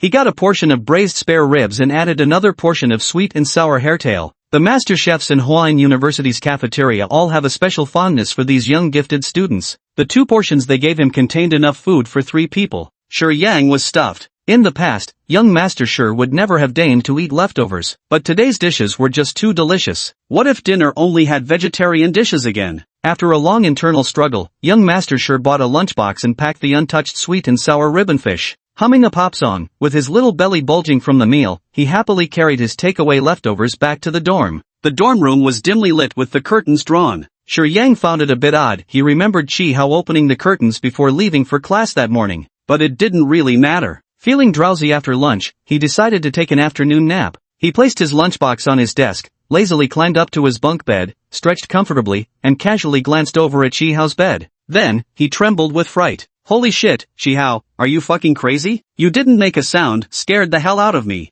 On Chi Hao's bed, a small lump was visible under the covers. Even with Shi Yang's loud shouting, that little lump didn't budge. Tell me, did you hide under the blankets on purpose to scare me? The lump still didn't move a muscle. Ignoring me? How infuriating. Shi Yang wanted to curse again, but suddenly remembered a few days ago, after returning from school registration, the disappointed look on his father's face when he learned about his behavior at school from his elder brother. Shi Yang had always admired his father. The young Master Shi, who dared to defy heaven and earth, feared neither his mother's scolding nor his brother's punches, but the one thing he dreaded was seeing disappointment in his father's eyes. Remembering the tragic backstory of Chi Hao that his father had once explained how he had been abandoned naked at the orphanage doorstep in the dead of winter, the usually outspoken young master fell uncharacteristically silent. Chi Hao, who always carried himself with such arrogance, was looking unusually listless today. Could he be sick? Hey, what's wrong with you? Are you feeling unwell? Have you eaten? Are you out of money for food? He glanced at his packed meal, wrestling with himself for a long moment before finally asking reluctantly, do you eat leftovers? Hello? Chi Hao curled up under the blanket, his entire body trembling uncontrollably. Before Shi Yang entered, he had almost been unable to hold back his tears. He knew in his heart that he shouldn't cry, that his eyes would swell if he did, but he just couldn't hold it in. At this moment, Shi Yang returned. After the young master entered the room, he quickly climbed onto the opposite bed and chattered noisily at him like a magpie, so annoyingly loud that it made him swallow back his tears. Seeing that Chi Hao remained completely motionless despite all his shouting, Shi Yang grew somewhat panicked. After hesitating for a moment, he climbed down from his bed, approached Chi Hao's, and reached out to pull back the covers. Hey, are you running a fever? Burning up until you passed out? Before the hand could touch Chihao, he couldn't take it anymore and abruptly threw off the blanket, glaring furiously at Shi Yang. Get lost. At noon on the second day of school, young Master Shi stood crying pitifully before his roommate's bed in the dormitory. Chihao never expected the tears he held back would flow from Shi Yang's eyes instead. The moment Shi Yang cried, he instantly regained his composure. All morning, he had expended too much mental and emotional energy. Everything that happened after returning to school felt hazy and unreal. Only when Shi Yang wept did he feel like he'd returned to the real world. Wake up, Chihao. There's no space for you to hide. He climbed down from the bed and stood opposite Shi Yang, pursing his lips awkwardly as he tried to console her. I'm sorry, please stop crying. Shi Yang only wept louder. Chihao stood utterly at a loss. What should I say in this situation? Manhwa and Libing aren't usually like this. He quickly recalled what Shi Yang had just said, then tentatively asked, don't cry. How about, I eat your leftovers? Ha, so poor he can't afford food? Was he actually passing out from hunger just now? Oh my god, Dad wasn't lying. Chihao really is pitiful. Compared to Chihao, I shouldn't complain about my own happiness. Shi Yang gradually stopped crying, feeling somewhat embarrassed. What happened to you just now? I thought you were dead. Chihao. I had blood drawn this morning. I might be a bit hypoglycemic? That must be hypoglycemia then. Shi Yang pretended to understand without actually knowing. He picked up that leftover meal from his desk. Bet you didn't expect this. I've got sweet and sour ribbonfish here.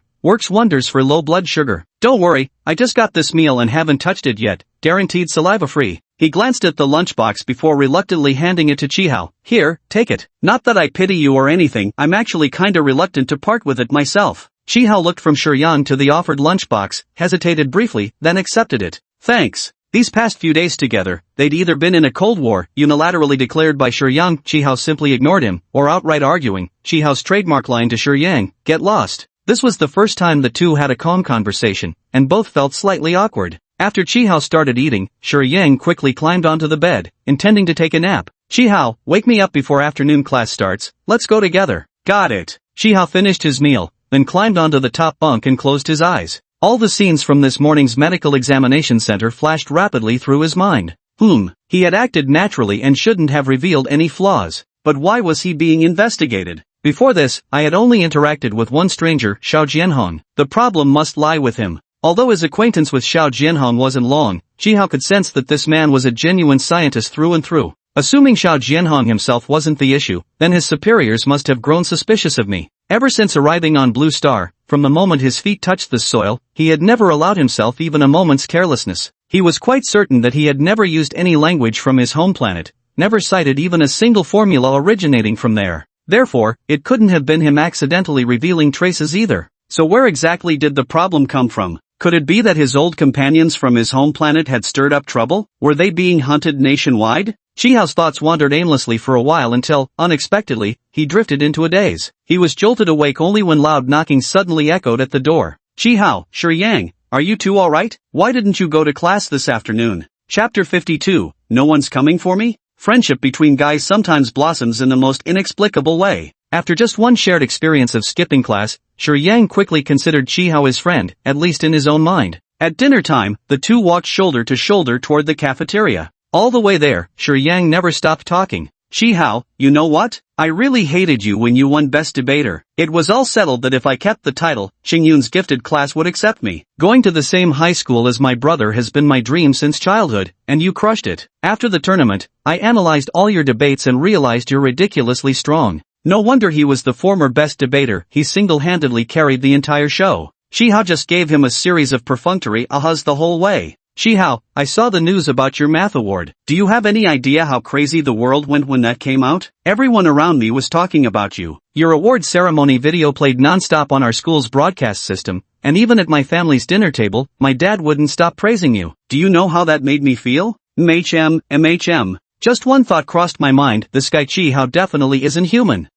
Huh? It's the cattle. Ha ha ha ha. Chihao, you're absolutely amazing. Chihao, that was a false alarm. Fortunately, after getting his meal, Shi Yang was too busy eating to keep talking. At the same time, Adjutant Zhao returned to the aerospace department with all the examination results. Cheng Tianyu was waiting for him in the office. On his desk were already laid out two other physical examination reports, one from the day Chihao was found at age 5, and another from his recent enrollment in the genius class. After Adjutant Zhao handed over the freshly printed results, Cheng Tianyu casually placed them alongside the other two reports. Well, Lieutenant Zhao thought for a moment and truthfully evaluated. He was cooperative throughout the entire process. Oh, didn't he have any questions at all? He did. After completing the full-body MRI, he asked me what kind of examination it was, why it took so long, and that he'd never had anything like it before. Normal. If he hadn't asked at all, that would have been suspicious. Cheng Tianyu remained silent for a moment before asking again. Were all the tests confirmed to be personally conducted on him? Director, rest assured. Even the blood draw, I watched it being taken with my own eyes. How was the coagulation speed? The puncture wound stopped bleeding in about 3 minutes. For ordinary people, bleeding typically stops within 1 to 5 minutes, completely normal. Good. You've worked hard. After the adjutant withdrew, Cheng Tianyu opened the inspection report and meticulously reviewed each item. According to the report, Chi Hao appeared to be nothing more than an ordinary human boy. If anything unusual had to be mentioned, it was merely a congenital cyst in his brain, with slightly delayed overall development. His bone age was significantly younger than his peers. Though Chi Hao was already 13, his bone age was only around 10 years old. This was normal. Many people had such conditions. Cheng Tianyu closed the report and leaned back in his chair. It seemed they had hit another dead end. Chi Hao wasn't it? I must be going crazy. 8 years have passed since the wreckage of that self-destructed spaceship was discovered in Blue Harbor Town.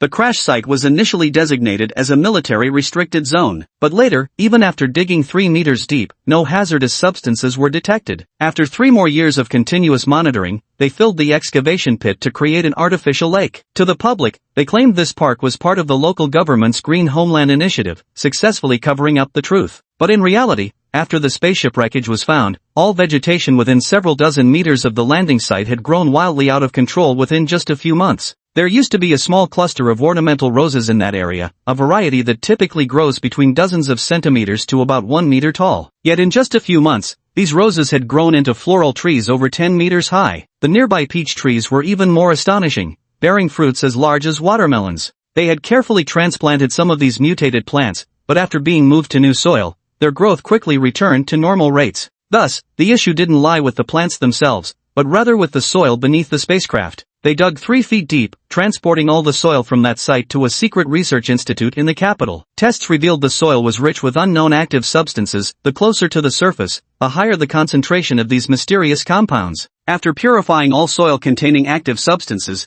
they obtained a small test tube of liquid. They first diluted the liquid and conducted experiments on animals. When a single drop of the active substance was diluted 1,000 times and injected into a white mouse, the mouse could survive without eating for an entire year, appearing even healthier with glossy fur. After confirming it was non-toxic, they began experimenting on death row inmates. By diluting 1 drop of the active substance 100 times and injecting it intravenously, the prisoners nearly eliminated their sense of hunger within a month. After undergoing numerous additional tests, this miraculous active substance was proven to be non-toxic and free of side effects. Cheng Tianyu was deeply impressed by the test results of this substance after reading the confidentiality agreement. Based on the final description of the substance, if he had to give it a name, Cheng Tianyu would willingly call it the elixir of immortality. After numerous internal discussions, they unanimously concluded that although the spacecraft had suffered an internal explosion, leaving only fragments of its outer shell for humans to find, the presence of such extraordinarily potent bioactive material meant that whatever lifeforms had been aboard the spacecraft must have survived and successfully escaped.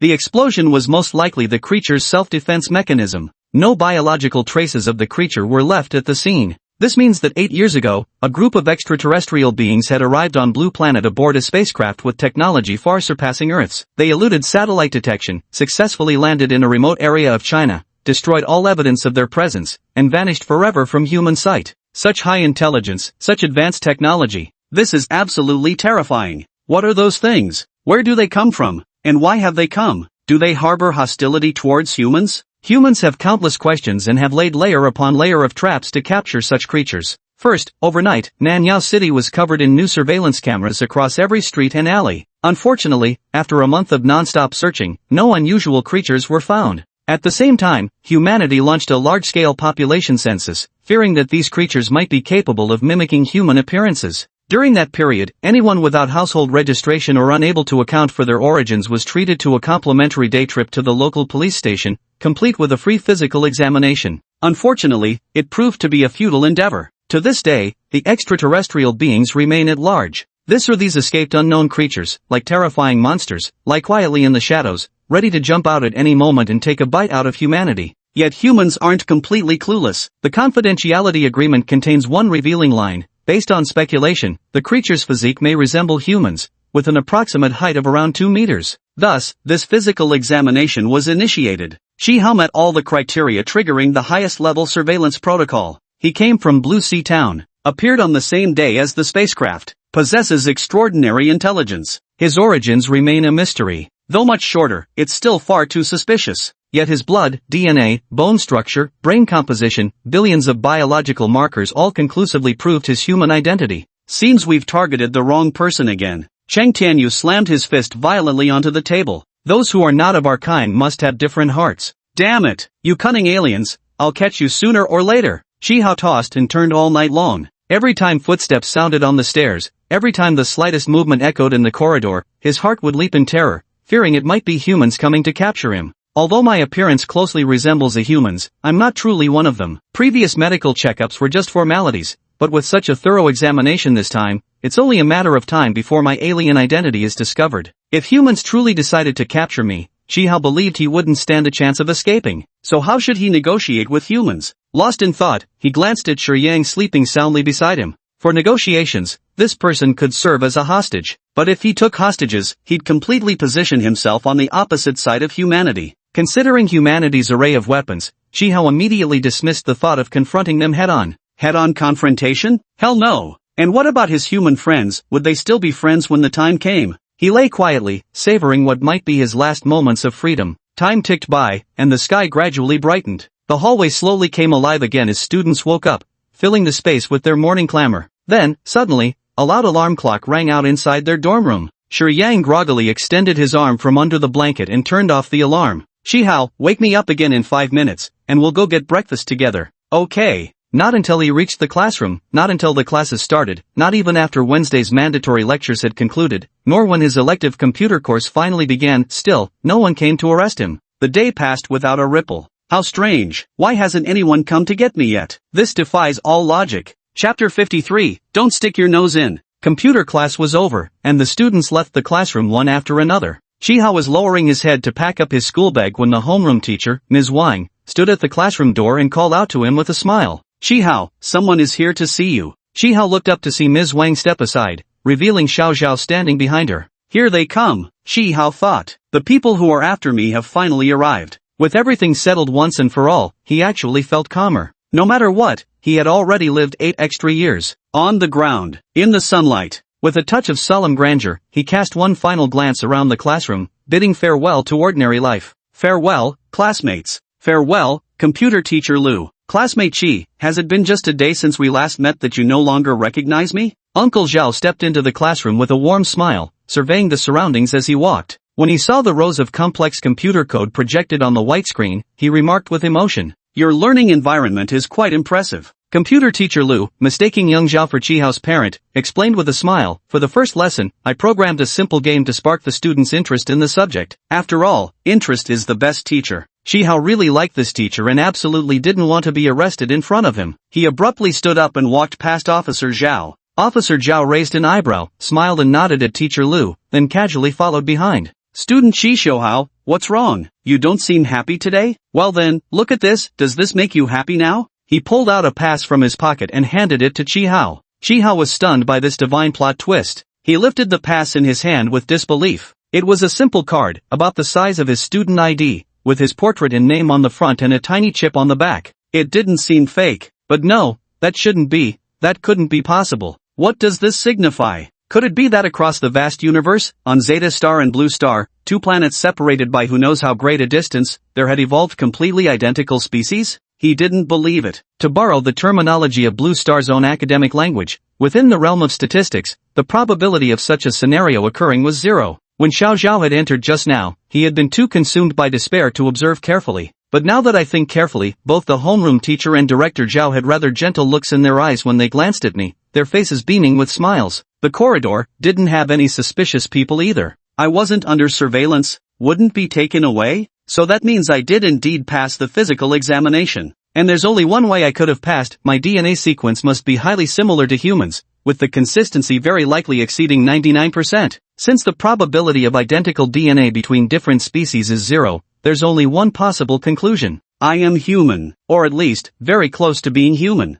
How could this be? Chi Hao felt his brain was struggling to keep up for the first time. Little Zhao couldn't help but laugh when he saw him holding the pass with a dumbfounded expression. Chi Xiaohao, are you so happy you've gone stupid? You're celebrating too soon. Chi Hao's heart skipped a beat again. We originally planned to send you to the project team this weekend, but Professor Xiao and Professor Wang got into an argument. Professor Wang insists that planet W's orbit won't intersect with Blue Star. Old Xiao can't hold out any longer and asked me to bring you over now. As he spoke, Xiao Zhao walked up to Chi Hao, put an arm around his shoulders, and guided him toward the exit. Come with me, little Hao. By the way, let me reintroduce myself. I'm your project team colleague. Feel free to come to me anytime if you have questions. Everyone calls me Director Zhao, but you, he winked at Chi Hao, can call me Uncle Zhao. The moment Director Zhao put his arm around Chi Hao's shoulders, the young man's body briefly stiffened. He subtly relaxed himself before responding straightforwardly, got it, Uncle Zhao. You've got to watch my back from now on. To Chi Hao's surprise, the research institute turned out to be not far from Huayin University.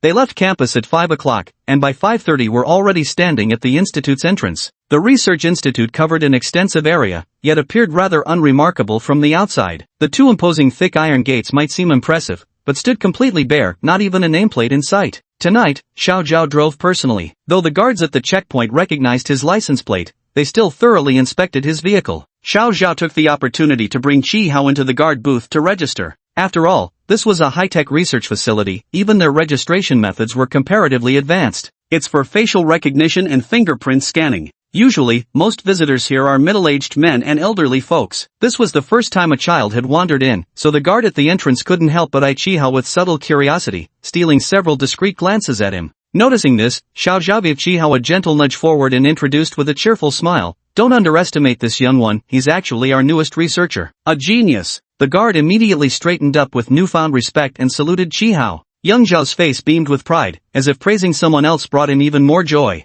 Chi Hao silently glanced at him. No wonder he liked Uncle Zhao so much, the man was thorough in everything he did. Being with him made every situation smooth and comfortable. It was hard to imagine, had yesterday's physical examination revealed any problems, how different Director Zhao's attitude toward him might be today. He didn't want to dwell on it further. After completing the registration, he thanked the guard and got back into Director Zhao's car. The two iron gates slowly swung open before him. The car gradually drove into the research institute. The car continued until it reached the center of the institute, stopping only in front of a towering circular structure. This time, a plaque was finally hung upstairs, bearing 6 grand, sweeping characters written in a bold calligraphic style, Celestial Dome Research Center. Chi Hao stepped out of the car door and stood beneath the massive plaque, tilting his head back to observe it before nodding approvingly. Xiao Zhao parked the car and walked over to Chi Hao. Seeing him scrutinizing the plaque, he also lifted his head and proudly remarked, "Well, this was personally inscribed by our esteemed General Huang Yunzi. Isn't it impressive? The strokes are forceful and vigorous, brimming with grandeur."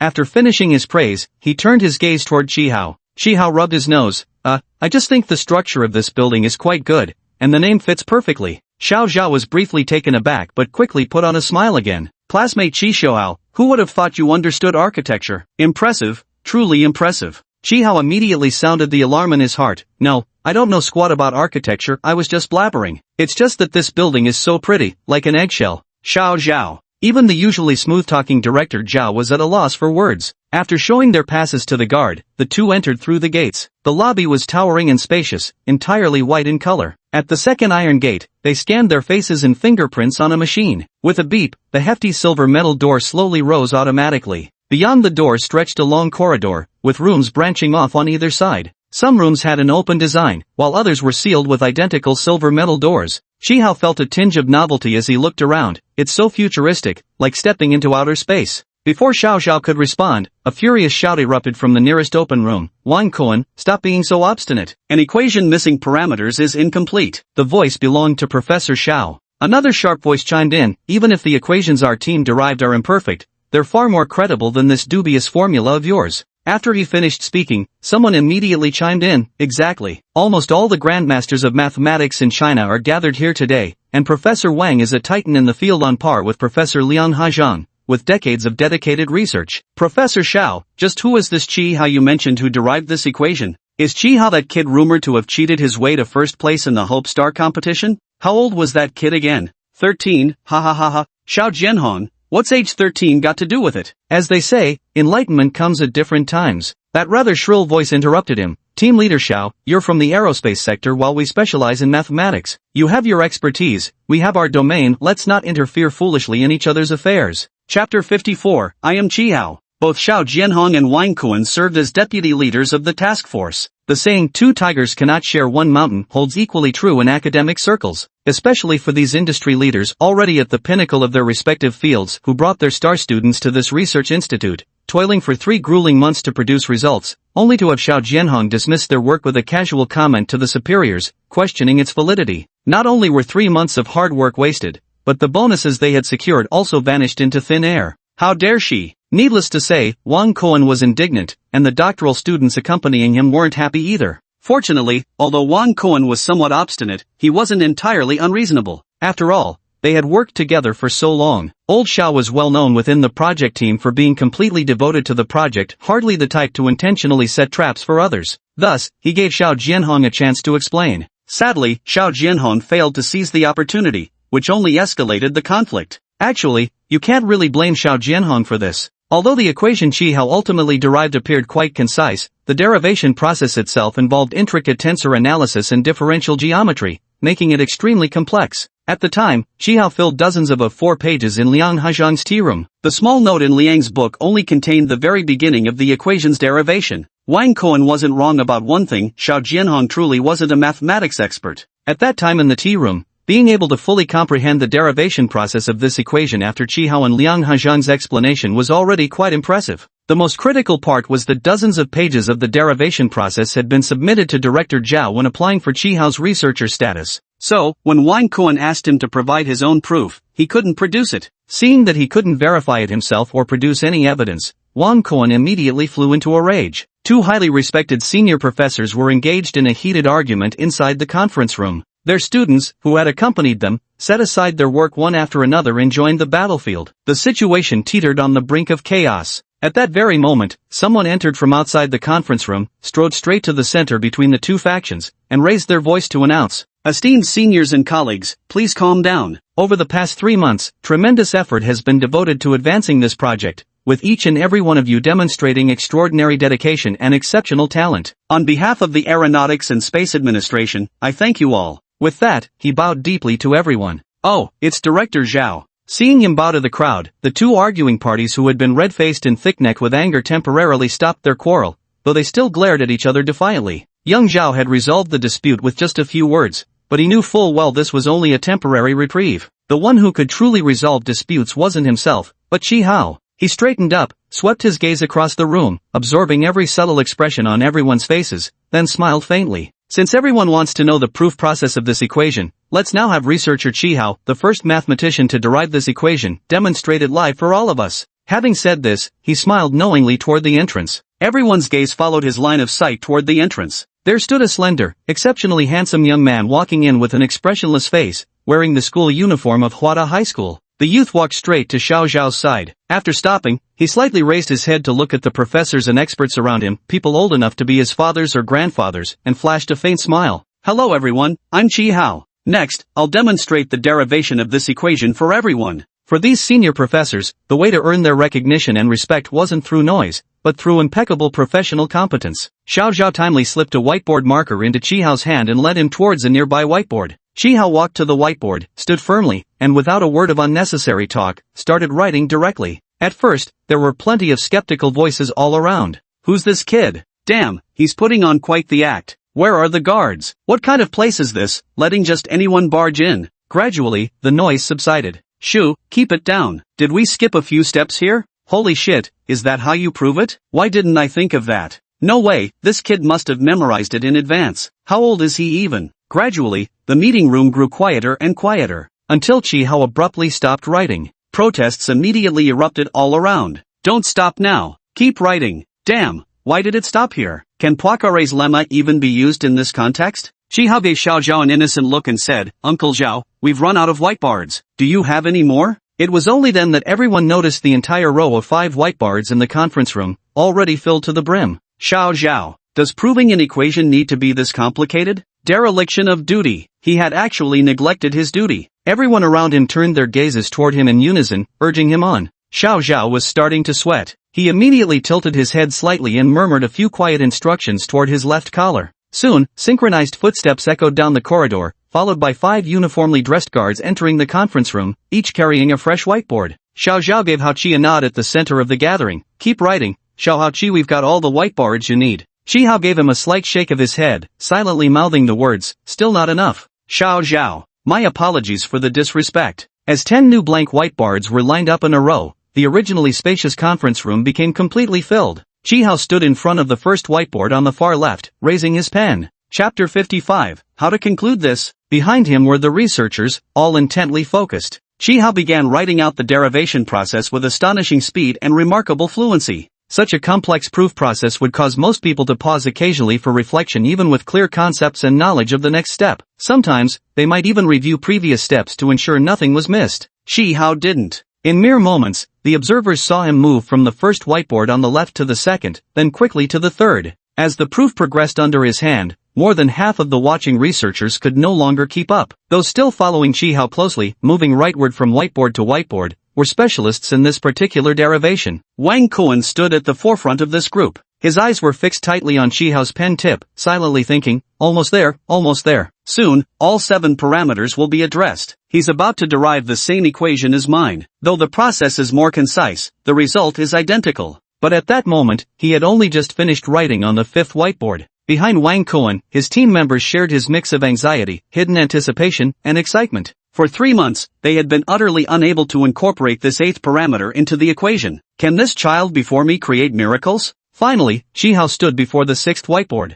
In the vast conference room, not a single person spoke. The silence was so profound that one could hear the collective breathing of those present, as a tense atmosphere pervaded the air. Even Xiao Jianhong, who had already witnessed the entire proof process firsthand, was swept up in the electrifying atmosphere, his right hand unconsciously clenching into a fist. Shi Hao raised his arm and wrote the first formula on the 6th whiteboard. A researcher with slightly graying temples stared intently at the tip of Shi Hao's pen, his lips silently mouthing each letter and number written. Suddenly, someone leaned close to his ear and whispered in an extremely low voice, "What's so difficult about proving this equation? It's just adding a variable." The researcher reflexively retorted, "Nonsense. It's not that easy, even Professor Wang couldn't do it." The other person continued whispering faintly, "Professor Wang couldn't because the time was too tight. This person is so annoying, buzzing like a mosquito, utterly detestable." The researcher's train of thought was interrupted yet again, his irritation mounting. Without even glancing at the person speaking beside him, he nudged them aside with an elbow, muttering under his breath, "Absolutely not. Give us another year, and we'd still never have guessed that these 3 theorems must be combined to incorporate this parameter." Brilliant, utterly brilliant. Xiao Zhao followed the same approach, exchanging a few words with another mesmerized researcher on the outskirts of the crowd. Then, after casting a deep look at Shi Hao, still scribbling feverishly at the whiteboard, he quietly slipped out of the conference room. He failed to notice that although his whispered conversations with others were nearly silent, the tip of Shi Hao's pen had paused imperceptibly the moment he made contact with the first person. "So, is there any problem with my physical exam report or not? I'm going crazy." Even with 1,000 thoughts swirling in his mind, his pen continued to write fluently. Finally, Shi Hao finished writing the last formula. He lowered his slightly sore right arm, turned around, and looked at everyone with a smile. No one paid him any attention. The people gathered around the whiteboard still had their eyes fixed on its surface. Shi Hao froze momentarily, his gaze darting rapidly around the room. Xiao Zhao stood at the very back of the crowd, as if he'd never left. Shi Hao turned to look at him, and the man immediately raised both hands high, giving Shi Hao 2 thumbs up while mouthing the word awesome without sound. Shi Hao instantly beamed, like a child who'd just been rewarded with candy. He carefully squeezed his way out of the crowd gathered around the whiteboards and headed toward Xiao Zhao. Xiao Zhao immediately stepped forward, pulling him close and affectionately massaging Shi Hao's sore arms. "Honestly, I'm stunned. I could never wrap my head around math back in school. These whiteboard formulas of yours, they'd be the death of me." Shi Hao showed the shyness of a teenager, opening his mouth slightly toward Xiao Zhao as if about to say something, then closing it again. "Shi Xiao Hao, is something wrong? Well, Uncle Zhang, do you have the derivation process for that earlier equation? I'd like to take a look." "But that equation, wasn't it already proven incomplete by you? Just let me take a look." Shi Hao dragged out his words in a lingering tone, acting coquettishly. The moment his exaggeratedly sweet, high-pitched voice escaped his lips, even he himself felt a little disgusted. Xiao Zhao clearly couldn't hold on any longer. "I have the digital version. I'll pull it up right now for you to see. Please, stop talking already." Shihao continued speaking in a high-pitched, clipped tone. Can you send it to my phone? No, this phone of mine is a secure device. You'll have to look at it here on mine. And one more thing, stop talking like that. Oh, alright then. Shihao regained his normal tone, took Xiao Zhao's phone, walked to the corner of the meeting room, and began to watch intently. Xiao Zhao followed closely behind him without a care in the world. Shihao quickly finished reading the entire derivation process. Raising his head, he noticed Xiao Zhao was still keeping him company, and felt somewhat embarrassed. Uncle Zhao, sorry for using your phone for so long. Here, it's all yours now. By this time, Wang Kuan had carefully reviewed the entire process. His right hand clenched and unclenched repeatedly. Suddenly, he took a step forward and walked towards the sixth whiteboard. He wanted to watch it again from here. Several of Professor Wang Kuan's postdoctoral students exchanged glances after noticing his hand gestures. Those who've spent enough time with Professor Wang knew he had this peculiar habit. Whenever he became deeply engrossed in thought or particularly emotional, he'd unconsciously make these small movements. It's just unclear whether it's the former or the latter now. After graduation, Professor Wang's students all assumed important positions at major universities, becoming renowned figures in the mathematics field. After reviewing the entire derivation process, they were completely convinced. Though reluctant to admit it, the truth was undeniable. Xiao Jianhong was right. They're the ones who are wrong. But this is practically throwing their mentor, Professor Wang Kuan, into the fire. A public execution, no less. It's impossible to predict how this affair will conclude today. Chapter 56, Resolving the Dispute. Wang Kuan stood motionless before the sixth whiteboard for what felt like an eternity, staring at that critical step with boundless regret flooding his heart. This very step, it was what had been missing from his proof all along.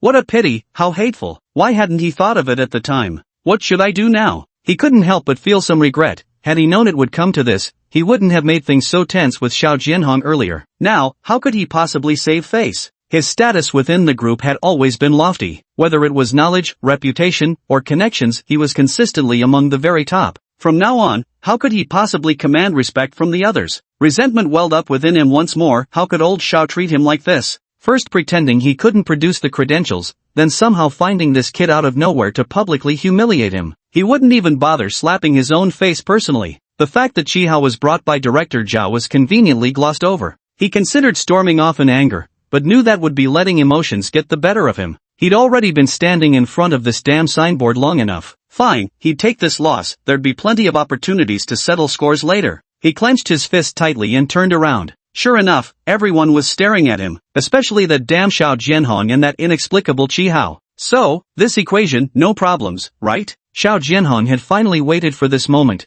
feeling an overwhelming sense of triumphant vindication. Wang Kuan's face darkened as he slowly nodded, waiting for the other party to continue humiliating him. If it were up to him, he would never pass up this opportunity. Come on, Qihao, step forward. Tell everyone your reasoning. How did you come up with the proof? Qihao was pulled by Xiao Jianhong to the center of the crowd. All eyes turned to this youthful-faced boy. Qihao gave everyone a shy smile and said in a clear voice, "The reason I could prove this equation is because I stood on the shoulders of giants." The researchers exchanged glances, their eyes filled with bewilderment. Giant? Was he referring to his teacher? Qihao paused for a moment before continuing. These two giants are teacher Liang Hajiang and teacher Wang Kuan. At these words, everyone was stunned. Wang Kuan paused slightly, but his expression visibly softened. Professor Liang has written a book precisely on this subject, which I've never fully grasped. That was until I happened to see Professor Wang's proof process. He casually recapped several of the most groundbreaking steps from Wang Kuan's team. These steps were truly ingenious, representing the achievements Wang's team had taken greatest pride in. Qihao's ability to articulate this point proved he genuinely knew his stuff. Wang Kuan's expression grew subtly complex as he properly sized up Qihao for the first time. This kid actually had some substance. Not only did Wang Kuan's demeanor improve, but even his subordinate researchers felt considerably more at ease. At that moment, I happened to be reading one of Professor Lingbo's books where he used two theorems when deriving indefinite integrals. Suddenly, an idea struck me. What if I combined those two theorems with the one from Professor Liang Hajiang's book on page 189 and applied them to this step? He pointed to the sixth whiteboard. And just like that, it worked. The proof was complete. Qihao finished speaking and turned his gaze to another mathematics professor present, Professor Lingbo. His reputation was second only to Liang and Wang. In the very work Qihao had mentioned, he had indeed used those two equations. Lingbo was usually quite close to Xiao Jianhong and often kept to himself, speaking little. At first, he froze in surprise, then quickly assumed an expression of sudden enlightenment. So that's it, just coincidence coupled with sudden insight. Much like Archimedes discovering buoyancy, Such instances are frequent occurrences in the history of science. Student Chi, you must really enjoy mathematics in your daily life. This Professor Lingbo seems quite interesting. Regardless of whether Professor Ling truly thought this way or had other motives, Chihao immediately nodded in agreement. It's all I think about day and night. Unable to prove it, I've lost all appetite and can't sleep peacefully. These words perfectly resonated with all the researchers present. Even Wang Kuan's face showed a rare hint of a smile. Then, according to this transformed equation, will planet W intersect with blue planet's orbit in 10 years? Chihao cautiously asked, his face full of concern. Not the correct equation, but the transformed equation. So his equation wasn't wrong, but rather the pre-transformation equation. Chihao's meaning was quite clear. The final equation was an improvement based on Wang Kuan and his team's work. So does half the credit belong to Wang Kuan as well? Wang Kuan suddenly looked up and shot Chihao a glance. This was what concerned him most. Yet none of what mattered most to Wang Kuan held any significance for Xiao Jianhong. He waited for what felt like an eternity before finally hearing the question that concerned him most. Correct. Planet W's trajectory will intersect, and the intersection point is right above our Hua nation. Xiao Jianhong took over the conversation. So next, we must prepare for battle. Time is tight, comrades. Planet W has only given us 10 years. Among the researchers present, many specialized in cosmic science. Hearing this, they couldn't help but nod repeatedly. Just think, the universe is 13.8 billion years old. In comparison, 10 years is practically negligible. It was just a fleeting moment. At this thought, everyone lost the will to argue further, and thus the turmoil quietly subsided. Some even went out of their way to thank Wang Kuan, expressing gratitude for his leadership in pinpointing this crucial 10-year milestone. Wang Kuan's expression was deeply ambiguous. He glanced at Chihao, who was obediently trailing behind Xiao Jianhong, and thought to himself, since you're so compliant, maybe it wouldn't hurt to let you stay in the research institute after all. Otherwise, he had hundreds of ways to kick Chihao out. Xiao Zhao stood at the edge of the crowd, witnessing the entire spectacle unfold before him. Only then did he understand why Chihao had earlier asked him for proof regarding Wang Kuan's team. In less than 10 minutes. I lent my phone to Chihao for no more than 10 minutes. In these 10 minutes, Chihao memorized all the steps and picked out the useful parts. Then, with just a few words, he defused the conflict. This shocked Xiao Zhao even more than that mathematical proof. Is this even human? Without even looking at Xiao Zhao's expression, Chihao knew he'd played a dangerous gamble, but he had no other choice. To enter this research institute, he had already paid too great a price. He must stay here at all costs. Nothing, least of all inexplicable interpersonal conflicts, could be allowed to jeopardize that. Nothing was more urgent than finding his own kind. For now, however much Xiao Zhao and the others might have uncovered about his secrets, their attitude toward him still seemed primarily observational. But who's to say the specimen under the microscope can't escape? Chapter 57, First Trial of Skills. Though undercurrents stirred beneath the surface, Chihao's life finally entered a temporary period of calm. Neither Thursday nor Friday held any unusual occurrences. The first week of school was intense and thrilling for the first 3 days, then uneventful for the last 2. Fortunately, it's all over now. As soon as school ended on Friday afternoon, Shi Yang couldn't wait to go straight home. Chihao first returned to the dormitory to retrieve his original laptop, then followed the route he'd researched beforehand to arrive at the capital's largest computer market. There, he found the shop called Geek World. During Wednesday's computer elective class, Teacher Lu had mentioned the name of this shop. Recalling how Teacher Lu had just finished introducing contemporary hacker culture, Chihao felt a sudden inspiration and silently committed the shop name to memory. The shop owner was a stylish man with a tattoo on his left arm and wearing a red earring. His tattoo was quite interesting. It depicted a ferocious little robot head baring its teeth. When Chihao arrived, the owner was wearing headphones and playing a game. Chihao walked around the shop and stopped in front of the innermost counter. Leaning against the glass display, he examined the specifications of the laptop inside. Hey kid, this notebook is for business use. Might not be right for you. Tell me your needs and budget. I'll find something suitable for you. Chihao thought for a moment, then mentioned the name of a currently trending online game. I needed to play this game. Want something with higher specs. The shopkeeper's eyes lit up as he sized up Chihao. Didn't expect that, little bro's a pro gamer?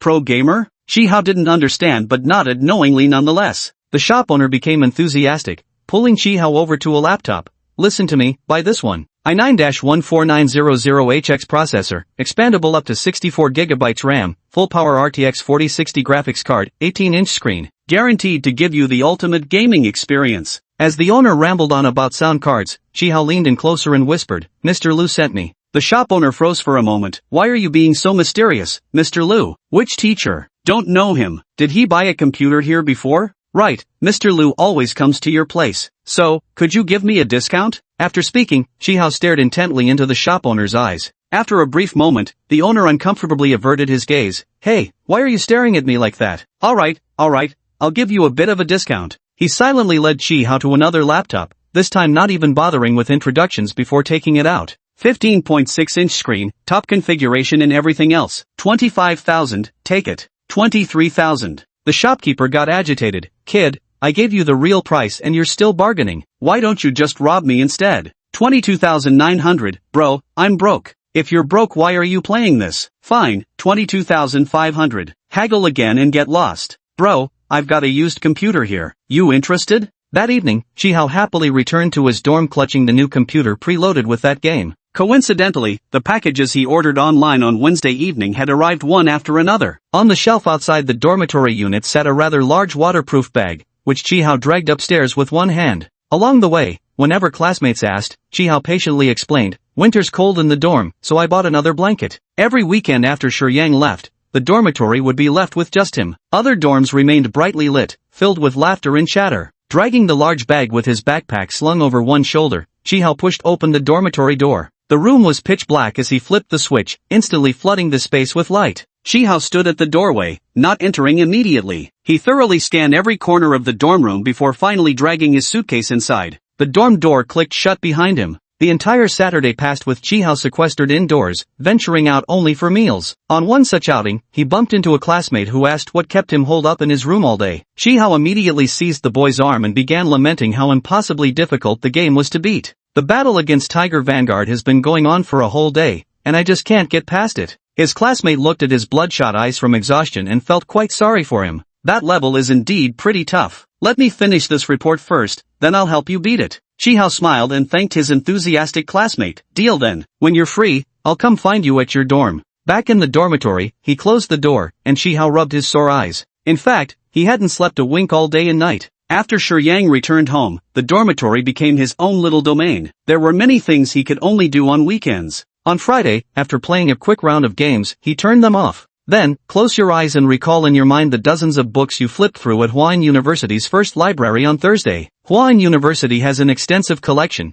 and he had picked up one copy of every book about hacking and cybersecurity. Hacker Attack and Defense, From Beginner to Master. The Hacker's Handbook. The Art of Human Hacking, Psychological Attack and Defense. Cybersecurity and Penetration. Mastering Encryption and Decryption. Fundamentals of Hacking and Penetration Testing Practice. Advanced Penetration Testing. On Thursday, he stacked these books beneath a pile of mathematics textbooks, found an empty corner in the library, and sat cross-legged on the floor. He flipped through each book meticulously from the first page to the last. Once finished with one, he immediately moved on to the next. The books covered diverse fields: hacking techniques, cybersecurity, penetration testing, malware analysis, and countermeasures, offering content ranging from beginner to advanced and ultimately expert levels. When the library closed, Chi-Hao returned the books to their original places, his mind already formulating a rough plan. With his brain fully developed, his learning ability is terrifyingly fast, comparable to artificial intelligence. Now, after a day and night, he already has a well-thought-out plan. For Chi-Hao, whether the infiltration would be successful wasn't the most important thing.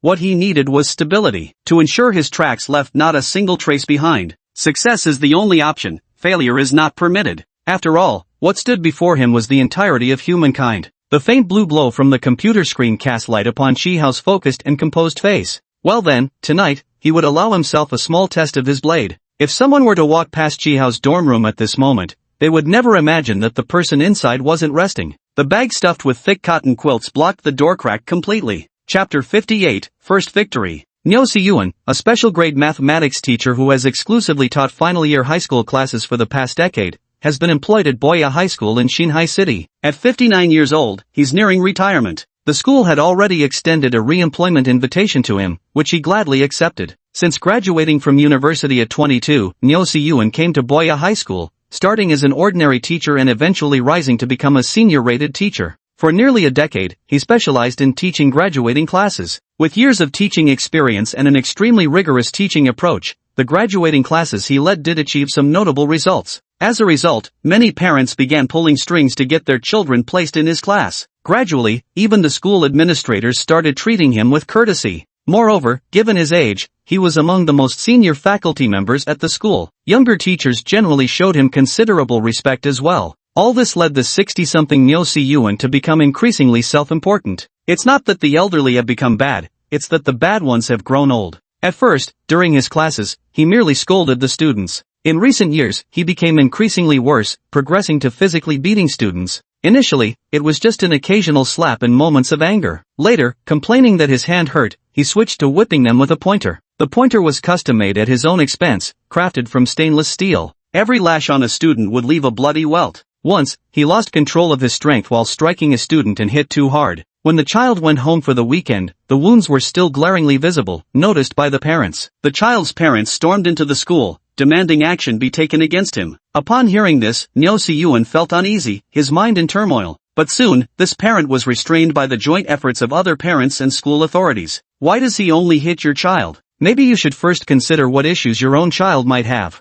Exactly. Always look for reasons within yourself. Why does he only hit you and not others? The college entrance exams are just around the corner. What exactly were you thinking by having the school transfer teacher Nyo away? What else could it be? Just because their own child isn't studying, they don't want other kids to succeed either. My God, how could there be parents and students like this? The school administration also took the opportunity to make a few remarks at the appropriate moment. It's senior year, and the teachers are anxious for the children to achieve good results. Deep love makes for stern discipline. We hope parents will cooperate with the teacher's instruction. The victim was a girl who, under the triple pressures from the school, her parents, and public opinion, suffered a mental breakdown and dropped out. Due to the impending college entrance exams, the incident was quietly swept under the rug. After this incident, Nyo Si-yuan became even more uninhibited. He learned his lesson from the previous student. For example, he now only hits boys. And only boys with poor academic performance. This way, even if the child complains at home, the parents will stand on his side. Part of his teaching method relies on emotionally manipulating students. Those with good grades receive lavish praise from him, while in his words, those with poor grades aren't worthy of living. In his eyes, a student cheating on an exam was equivalent to committing a capital offense. And if a cheating child also had moral flaws, such as fighting in public, once he discovered it, he would relentlessly pursue the matter with that student. Online, it was even simpler. When Nyo Si-yuan saw the news about Chi Hao allegedly cheating in the Hope Star competition, he instantly flew into a rage, like a bull provoked by a red cloth. They immediately launched a fierce attack toward Chi Hao. He didn't even glance at the news details before immediately venting his anger. Alone, he posted no fewer than 100 threads across various websites about this matter. The worst part was, he was also the math teacher. Although his abilities weren't enough to qualify for the Star of Hope competition, he began every forum post with the sentence, as a mathematics special grade teacher with decades of teaching experience. Highly deceptive. Later, when public opinion suddenly reversed, he immediately deleted all his posts overnight. For Nyo Si-yuan, this matter was completely over the moment he deleted those posts. Just like that first time he hit a student. It's over when the beating and cursing are done, and the post is deleted. That's the end of it. If this time he wasn't yelling at Chi Hao. Or perhaps, had his post not been quoted so many times enough to catch Chi Hao's attention, things might have turned out differently. And indeed, things would unfold just as he anticipated. Among the dozens of people Chi Hao later identified, his ID ranked first. In the darkness, Chi Hao's eyes gleamed brightly before the screen. You're the one, Nyo Si-yuan. Let's test whether my hacking skills are up to par on you. Late on a Saturday night, news of a high school teacher physically punishing and verbally abusing students quietly dominated major news portals, securing the top spot among trending headlines. No matter how hard the programmers tried, they couldn't remove the news from circulation. The programmers were practically going insane. Employees at every news portal were working up a frantic sweat, while some off-duty technicians were urgently called back to the office by their companies. Everyone was inwardly cursing, wondering which hacker group was behind this, who could possibly breach multiple layers of security, including firewalls and intrusion detection systems, all at once.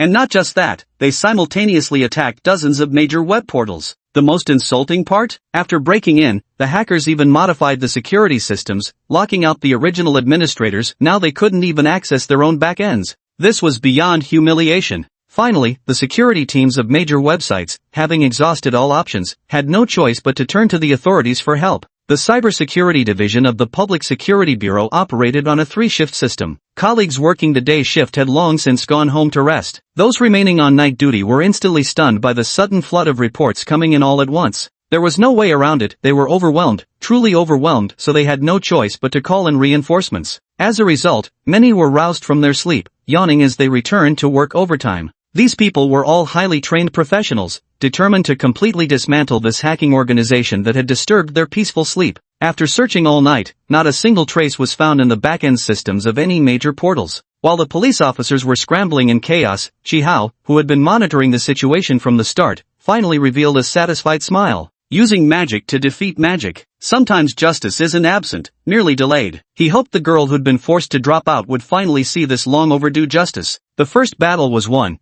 and only then did Shi Hao cautiously take his second step. This was also the step he had been eager to take ever since returning from the medical checkup. He found Xiao Zhao's resume. At last, he knew who his real opponent was. Ministry of National Defense of Huadhua, Aeronautics and Space Administration. This department was established 8 years ago. 8 years ago, the precise year I arrived on Blue Star. Shi Hao sat frozen before the computer screen. Could it be that he wasn't just collateral damage? What they were searching for had never been another Zayton, but rather, himself? Chapter 59, A Breakthrough. Shi Hao sat quietly in front of the computer, his mind, though on rest for 2 nights, still exceptionally active. During his time on Zeta Star, he had visited the simulated explosion site of a spacecraft. The escape vessel they used was a miniature spaceship, offering almost no room for movement to its passengers. What occupied most of the spacecraft's volume were the energy compartment and the respiratory support equipment. On board the spacecraft, there wasn't even a dedicated maintenance compartment, only a rectangular toolbox about the length of an arm fixed to the wall of the hibernation pod, intended for emergency use by passengers after landing on a new planet. In other words, the initial design philosophy of the spacecraft was that if the hull suffered severe damage, the passengers would quietly perish in their slumber, joining the wreckage of the ship and millions of other space debris to become just another piece of floating junk in the cosmos. To minimize this possibility, the Zaytans spent centuries developing a superalloy that was not only heat-resistant and incredibly strong but also corrosion-proof, touted to last for 10,000 years without degrading. Their hibernation pods were crafted from the same material and filled with nutrient-rich fluid. When a person lies in the hibernation pod and is injected with hibernation fluid, they enter a state of deep hibernation. During hibernation, the body's metabolic rate nearly ceases, drastically reducing the need for respiration. However, a minimal amount of oxygen is still required. The hibernation pod is filled with nutrient-rich fluid, and breathing is facilitated through a metal mask of the same material. Metal conduits in the pod connect to respiratory support equipment, ensuring the bare minimum supply of oxygen. Upon pressing the self-destruct button, multiple detonation points inside the hibernation pod will simultaneously ignite, ensuring all the intricate instruments within are reduced to dust, completely erasing any biological traces of the Zeta inside. The inner cabin of the spacecraft will also detonate simultaneously. However, due to the properties of the materials, remnants of the hibernation pod itself and portions of the spacecraft's walls will inevitably remain after the explosion. Don't underestimate these wreckage fragments, they contain highly advanced technology. If humans acquired them and studied them seriously, it could greatly advance research on aerospace materials within 5 to 10 years. Shi Hao fell deep into thought. Could it be this obsession with the materials that led the aerospace department to relentlessly hunt aliens for 8 years? But 8 years have passed already. Given his understanding of humans, they've likely already gained significant advantages from these remnants. Shi Hao turned on his computer again. This time, he started searching for research progress in aerospace materials in China over the past 8 years. The search results were disappointing. No, nothing at all. According to publicly available online resources, although China is a global leader in the field of aerospace materials, there had been no breakthrough in the country's aerospace material research over the past 8 years. Shi Hao refused to give up and carefully infiltrated the internal websites of relevant research institutions and scientific academies, but again found nothing. 8 years passed without any breakthroughs. It was strange, there should have been minor breakthroughs, even if major ones eluded him. Rubbing his throbbing temples, Shi Hao moved the mouse, preparing to shut down the computer and rest for a while. At that moment, a line of small text at the bottom of the web page he was about to exit caught his attention. Revolutionary alloy material emerges, ushering in a new chapter for human space exploration. When was this news published? Why hadn't it appeared during his search earlier? Shi Hao rubbed his eyes and hurriedly clicked on the link. Title, Revolutionary alloy material emerges, ushering in new chapter for human space exploration. Date, 2020 in the Chinese calendar. After years of dedicated research, a top domestic materials science research institute has successfully synthesized a groundbreaking new alloy material. Dubbed the golden key to space exploration for its exceptional strength, outstanding corrosion resistance, and superior thermal protection properties,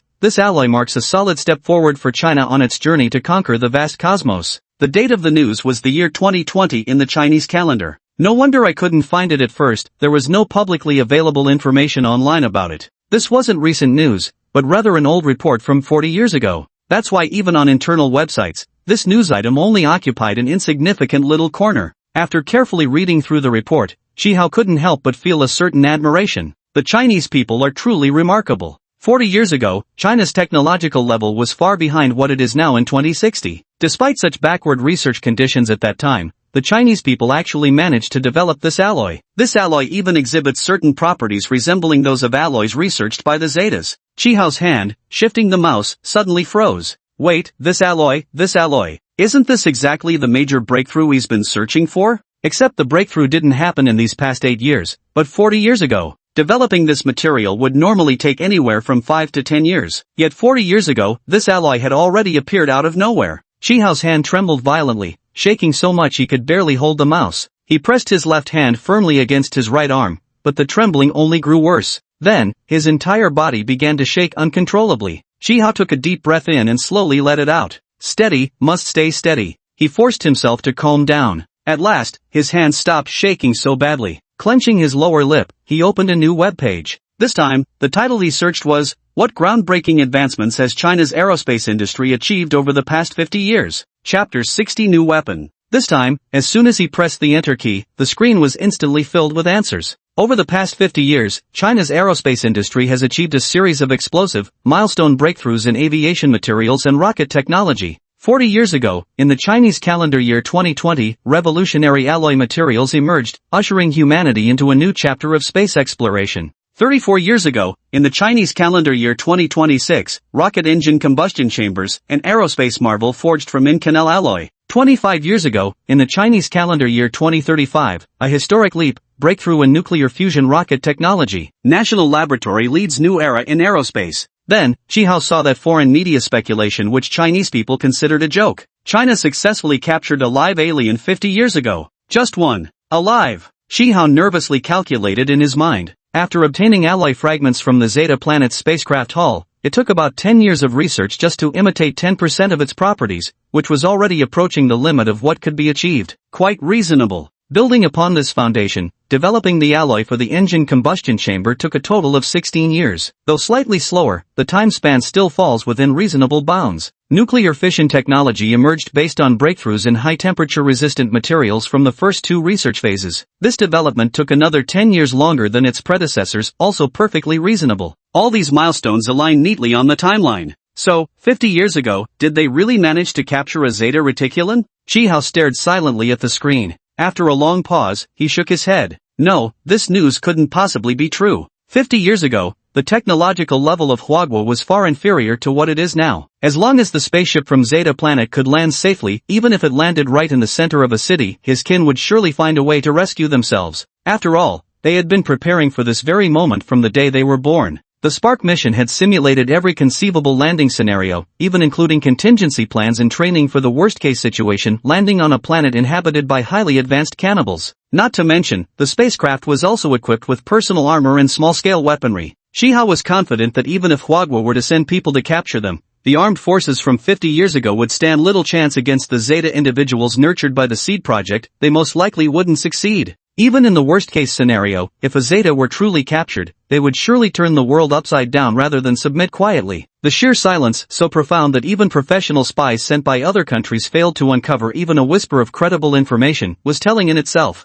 So why, then, did such a rumor emerge? Where there's smoke, there's fire. Every rumor has its roots in something, however faint. So, where exactly did this wind begin to blow? Shihao's left index finger tapped lightly on the desk. He fell into deep thought. Everything pointed back 50 years ago, to the year 2010 on the Hua calendar. What exactly happened that year? Where should he even begin his search? Suddenly, he remembered what the history teacher had mentioned during Monday's class, that cave located in the southern part of Anyang City. Anyang City, this place rang a bell in his memory. When he first arrived on Blue Star, to avoid being exposed, quickly integrate into society, and prevent making common-sense mistakes, he read voraciously whatever books or newspapers he collected while scavenging. He had acquired quite a few books introducing various cities. What did they say again? In Huagua, there are 2 cities known for excavating large quantities of prehistoric human fossils. Among them, Xining primarily yielded fossils from the Paleolithic era, while Anyang is one of the cities with the most discovered Neolithic human fossil sites. The Neolithic age, dating from 10,000 to 5,000 years ago. Last year, in a newly excavated cave in Anyang City,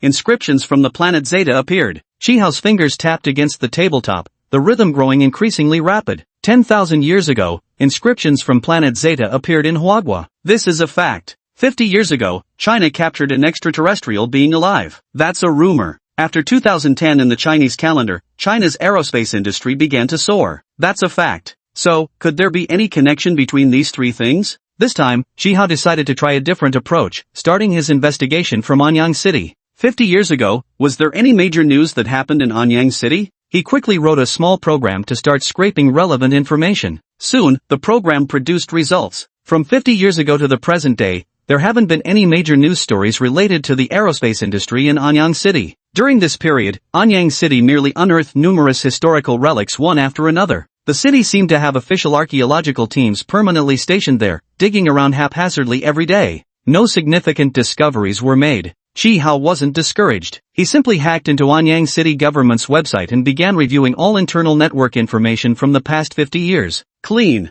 Anyang City's internal network appears to have been scrubbed clean, its contents overly sanitized. Famous tourist city. Archaeology-friendly city. Unfortunately, none of these were what he wanted to see. Xihao slumped back into his chair in frustration. Neither the public internet in Hua country nor the internal networks had captured any useful information. He refused to accept it. There had to be another way. Or perhaps, another approach? Yes, try another way. Xihao had a sudden inspiration. He opened the external network and began searching in other languages of the world. This time, he finally achieved something. There was a small newspaper in the US that was facing operational difficulties and nearing closure. This tabloid reported a piece of news 50 years ago. What can be found online is a photocopy of the newspaper from that time. The image is in black and white, quite blurry. The entire news item consisted of just a few brief lines. In 2010, there might have been a military exercise by the Hua Nation Navy, with an aircraft carrier transporting new weapons from Anyang City to the capital, Huan. Below was attached a blurry photo showing what appeared to be an enormous weapon, completely shrouded in fabric, positioned squarely on the deck. American news media wildly speculated that this was some new type of weapon developed by China. Since the Chinese authorities never issued any statement regarding the matter, and no new weapons subsequently emerged from China, the incident eventually faded into obscurity. Yet even though it was completely covered by the cloth, Xihao recognized the true identity of this new weapon at first glance, just from its outline. This is a fully intact Zeta Star escape pod that hasn't self-destructed. Chapter 61, An Empty Seat. Xihao was awakened by the ringing of the phone. At some point without noticing, he had fallen asleep with his head on the desk. When awakened, Xihao opened his eyes to sunlight filtering through the curtains, filling the room with a hazy warmth. For a moment, he felt disoriented. The call was from Xiao Jianhong. On the phone, he said excitedly, "Xihao, after 3 days of meetings, the preliminary discussion has decided that installing thrusters on the asteroid has been selected as the preferred solution. Next comes the matter of how to implement the project. All researchers on the team need to attend a meeting at 3 p.m. this afternoon. I'll come pick you up." Xihao glanced at his phone. It was now 11 a.m. on Sunday morning, and he estimated he'd only slept 2 or 3 hours. Though he wasn't sure how this meeting would be conducted, the thought of people like Wang Kuan gave Xihao a headache. Rubbing his throbbing temples, he arranged a departure time with Xiao Jianhong before climbing to the top bunk and collapsing into sleep. At 2 in the afternoon, the alarm clock rang, and he finally crawled out of bed with a mess of tangled hair. After a quick wash-up, he threw on his down jacket, bought a bread roll from the vending machine on the first floor of the dormitory, picked up a bottle of mineral water, then ambled leisurely toward the school's north gate. At 14:20, just as Xihao arrived at the north gate, Xiao Jianhong's car pulled up too. Xihao opened the passenger door and slid in. The two punctual latecomers exchanged knowing smiles. As Xiao Jianhong started the car, Xihao sat in the passenger seat, gnawing on the dry, cold bread while sipping the chilled mineral water. Xiao Jianhong remarked disapprovingly while driving, "Your eating habits aren't very healthy. You're still at an age when you're growing, you should eat properly." Xihao smiled apologetically, "Thank you for your concern, teacher. I've been locked in my dorm playing games these past couple of days and didn't make it to the dining hall." "Playing games?" Xiao Jianhong took advantage of the red light pause to turn and scrutinize Xihao. "Your eyes are red from staying up all night, must have been gaming again." "Mum." Xiao Jianhong nearly scolded him on the spot, thinking how at his age, he should focus on studying instead of wasting time on games. But the words lingered on his tongue before he swallowed them back down. Although just 13 years old, he was already his colleague. After a long pause, he said stiffly, "Even gaming should be done in moderation. You still need to sleep." Xihao didn't respond. From the corner of his eye, he saw Chihao's head bobbing slightly as the boy slumped in the chair, fast asleep. How many hours of gaming did it take to get this exhausted? When the car arrived in front of the Celestial Dome Research Center building, Xiao Jianhong turned off the engine and glanced at the time. 2:50 p.m., 10 minutes left until the meeting begins. Xiao Jianhong sat in the driver's seat, watching the constantly changing time on his phone. Only when it struck 2:55 did he finally shake Chi Hao's shoulder. "Xiao Qi, wake up, we're here." Actually, Chi Hao had woken up the moment the car stopped. Seeing that Xiao Jianhong didn't get out immediately, he dozed off again for a little while. The two of them got out of the car together and headed straight for the conference room on the first floor. When they entered, nearly everyone had already arrived. In the center of the conference room stood a massive pure white oval-shaped meeting table, with 3 seats at the head left vacant. On the innermost wall of the conference room was an oversized electronic screen spanning nearly half the surface. Chi Hao followed Xiao Jianhong into the conference room where, to the right side near the head seats, there was an empty spot. Without breaking stride, Xiao Jianhong headed straight for that position. Chi Hao's eyes flickered as he noticed a name card placed before each attendee. He quickly scanned the surroundings and noticed no nameplate bearing his own name. After a brief pause, he settled into an empty seat near the entrance. No sooner had he sat down than 2 uniformed soldiers entered, one after another, through the doorway. This was Chi Hao's first time seeing Xiao Zhao in military uniform. He had to admit, the young man looked rather dashing in it. Leading the way in front of Xiao Zhao strode a middle-aged officer with an upright posture. Clad in a well-tailored dark blue dress uniform adorned with several medals on his chest, he carried himself with sharp eyes and a prominent nose. Chi Hao's gaze turned toward the man just as the man happened to look back at him. Their eyes met, and the man gave a slight start before offering Chi Hao a faint nod. Then, with long strides, he walked right past him. This was Chi Hao's first encounter with Cheng Tianyu. Xiao Zhao, who had been following behind Cheng Tianyu, paused beside Chi Hao's seat and leaned in with lowered voice, asking in surprise, "Why are you sitting here? I saved a seat for you up front." Chi Hao stretched his neck to look at the 3 empty seats at the very top, indicated by Xiao Zhao. The high-ranking military officer who had just passed by was heading toward those very seats. He turned around and bared his teeth at Xiao Zhao in a grin. "Such high expectations, I really ought to thank you." Zhao let out a hearty laugh and followed Cheng Tianyu ahead. After he left, a researcher next to Chi Hao leaned over. "Director Zhao was just teasing you. That empty seat in the center isn't reserved for you. It's old General Huang Yun's special seat. He doesn't usually attend meetings of this level, so it's often left empty." Chi Hao gave the researcher a complicated look. "Thanks for the reminder, it's not like I'm an idiot." The meeting started promptly at 3 in the afternoon. Chapter 62 Discovering the Flaw. This was Chi Hao's first formal meeting since arriving in China. It was also the highest-level conference he had attended to date. As the host of the meeting, Cheng Tianyu's presiding style was entirely consistent with the impression his appearance gave. Efficient and forceful. With him at the helm, there was far less noise in the meeting room. No one dared to waste time with idle chatter. No wonder the project had leapt forward within just 3 days. They'd already settled on which proposal to adopt for addressing the W asteroid issue. Chi Hao only listened for a short while before realizing that Cheng Tianyu was an extraordinarily knowledgeable and highly logical leader. When each researcher spoke, he didn't say much but listened attentively. Nor did he take notes. "Xiao Zhao, obviously, it's always me who takes the damn notes." When key data was mentioned, he would invite the presenting researcher to display the crucial figures on that massive electronic screen. As the meeting progressed, the discussions became increasingly specialized, and the data on the electronic screen grew more detailed. After the final researcher finished presenting, Cheng Tianyu compiled everyone's data, and a clear trajectory appeared on the electronic screen. The movement path of asteroid W was revealed to be a flattened ellipse. Roughly 2 years later, it would skim above the south pole of Terra Blue. By the 6th year, it would reach its furthest point from Terra Blue before beginning its return trajectory. Originally, it should have passed Terra Blue by the end of the 8th year. However, due to this relatively close encounter, it would be captured by Terra Blue's gravity. Over nearly a year of orbiting, it would gradually approach before ultimately colliding with the planet.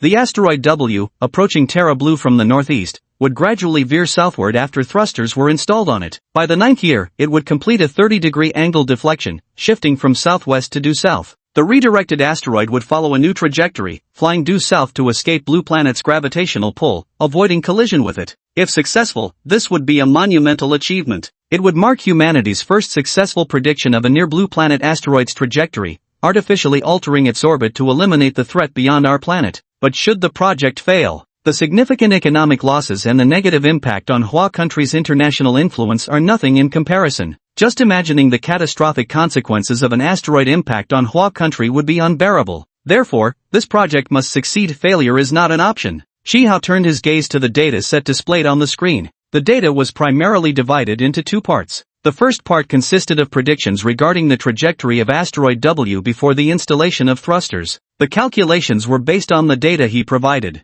The second part, however, involved projections of how asteroid W would alter its course after the thrusters were installed, along with forecasts of its new orbital path. This portion of the prediction was completed by Wang Kuan's team. Shi Hao turned directly to the second section. His intuition told him something was wrong with its conclusions. He fixated his gaze on the reasoning process. The calculations for the thrust generated by the propulsion system checked out. The deviation angle caused by thrust is not a problem either. Yet, somewhere deep inside, he had an intuition that the final outcome shouldn't be like this. Since the predicted data provided on site had already been submitted to third parties during these 3 days and verified through multiple sources, Cheng Tianyu didn't dwell on this step for too long, instead continuing to push the meeting forward. Thus, by the time Chi Hao was deep in thought over the second segment, the meeting had already progressed to the next phase. Cheng Tianyu glanced around at the researchers present, resting his elbows on the table with his fingers intertwined. This was his signature gesture before every speech. The buzzing discussions in the meeting room immediately subsided, and silence fell within moments. Cheng Tianyu nodded to everyone and began to speak.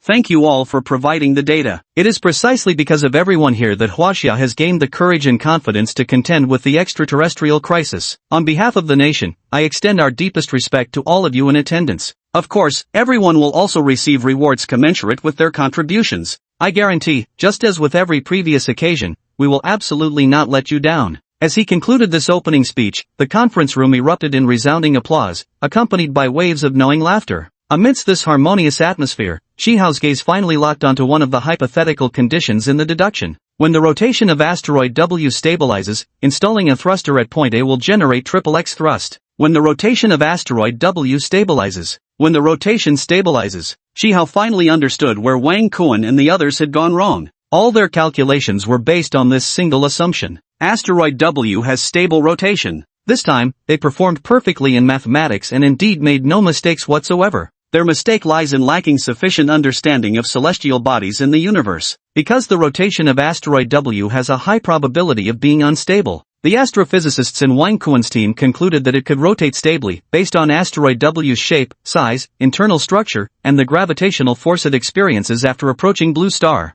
Current observational data also seem to support this conclusion. After all, W asteroid shape is regular, its size considerable, its internal structure uniform, and it's not greatly affected by centrifugal force. Yet they had no idea, W's internal structure was capable of changing. Shi Hao recalled a crucial passage from the description he'd read about W asteroid. Over the past century, W asteroid has collided with multiple celestial bodies, causing its radius to shrink from the original 10 kilometers to its current approximate 1 kilometer. The people of Blue Star didn't realize that impacts could not only alter the size of asteroid W, but also change its internal structure, making it loose and porous, which would affect its rotational stability. On planet Zeta, this was common knowledge taught in children's alphabet books. As asteroid W moved closer to Blue Star, this instability would become increasingly pronounced. By the time Blue Star's scientists noticed, if thrusters had already been installed at point A on asteroid W as originally planned, there would be no way to predict how W might change course. Shi Hao opened his mouth as if to say something, then immediately clamped it shut again. He looked at the triumphant Wang Kuan and then at the other confident researchers.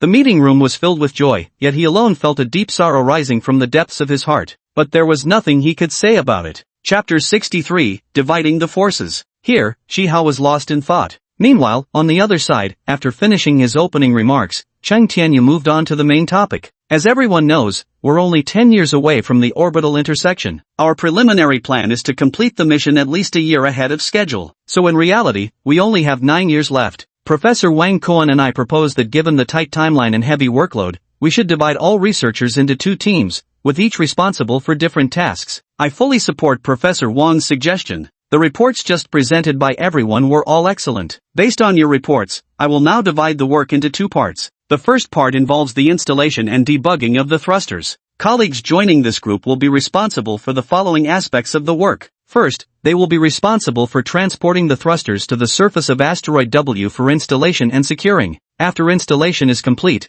proceed with calibrating the thrusters to ensure they can generate the currently calculated thrust force. Additionally, during installation and calibration, closely monitor environmental changes on planet W's surface to prevent any accidents. Upon hearing this, Shi Hao thought to himself, what a shame. What truly needs close monitoring isn't the surface environmental changes of planet W, but rather the structural transformations happening beneath it. Apart from him, the expressions of the other researchers also appeared rather grim. The work in this group sounds like nothing but drudgery, and dangerous to boot. The boss couldn't possibly be planning to send all his thinkers into space to dig holes and do manual labor, could he? Physical labor isn't exactly their strong suit either. The researchers exchanged glances, none of them speaking up, not a single volunteer among them. Chang Tianyu noticed everyone's expressions and frowned. Just as he was about to speak, Xiao Zhao beside him suddenly gave a light cough. Prompted by Xiao Zhao, Chang Tianyu then remembered he'd forgotten to mention something important. I forgot to mention, the actual installation work will be handled by the Astronautics Corps. This team will primarily be responsible for the thrusters design, manufacturing, and remote monitoring. Remote monitoring? As long as people remain on Blue Star, that shouldn't be a problem. Everyone's expressions finally brightened. But before they could fully relax, Chang Tianyu immediately added, for the first test after the thruster installation is complete,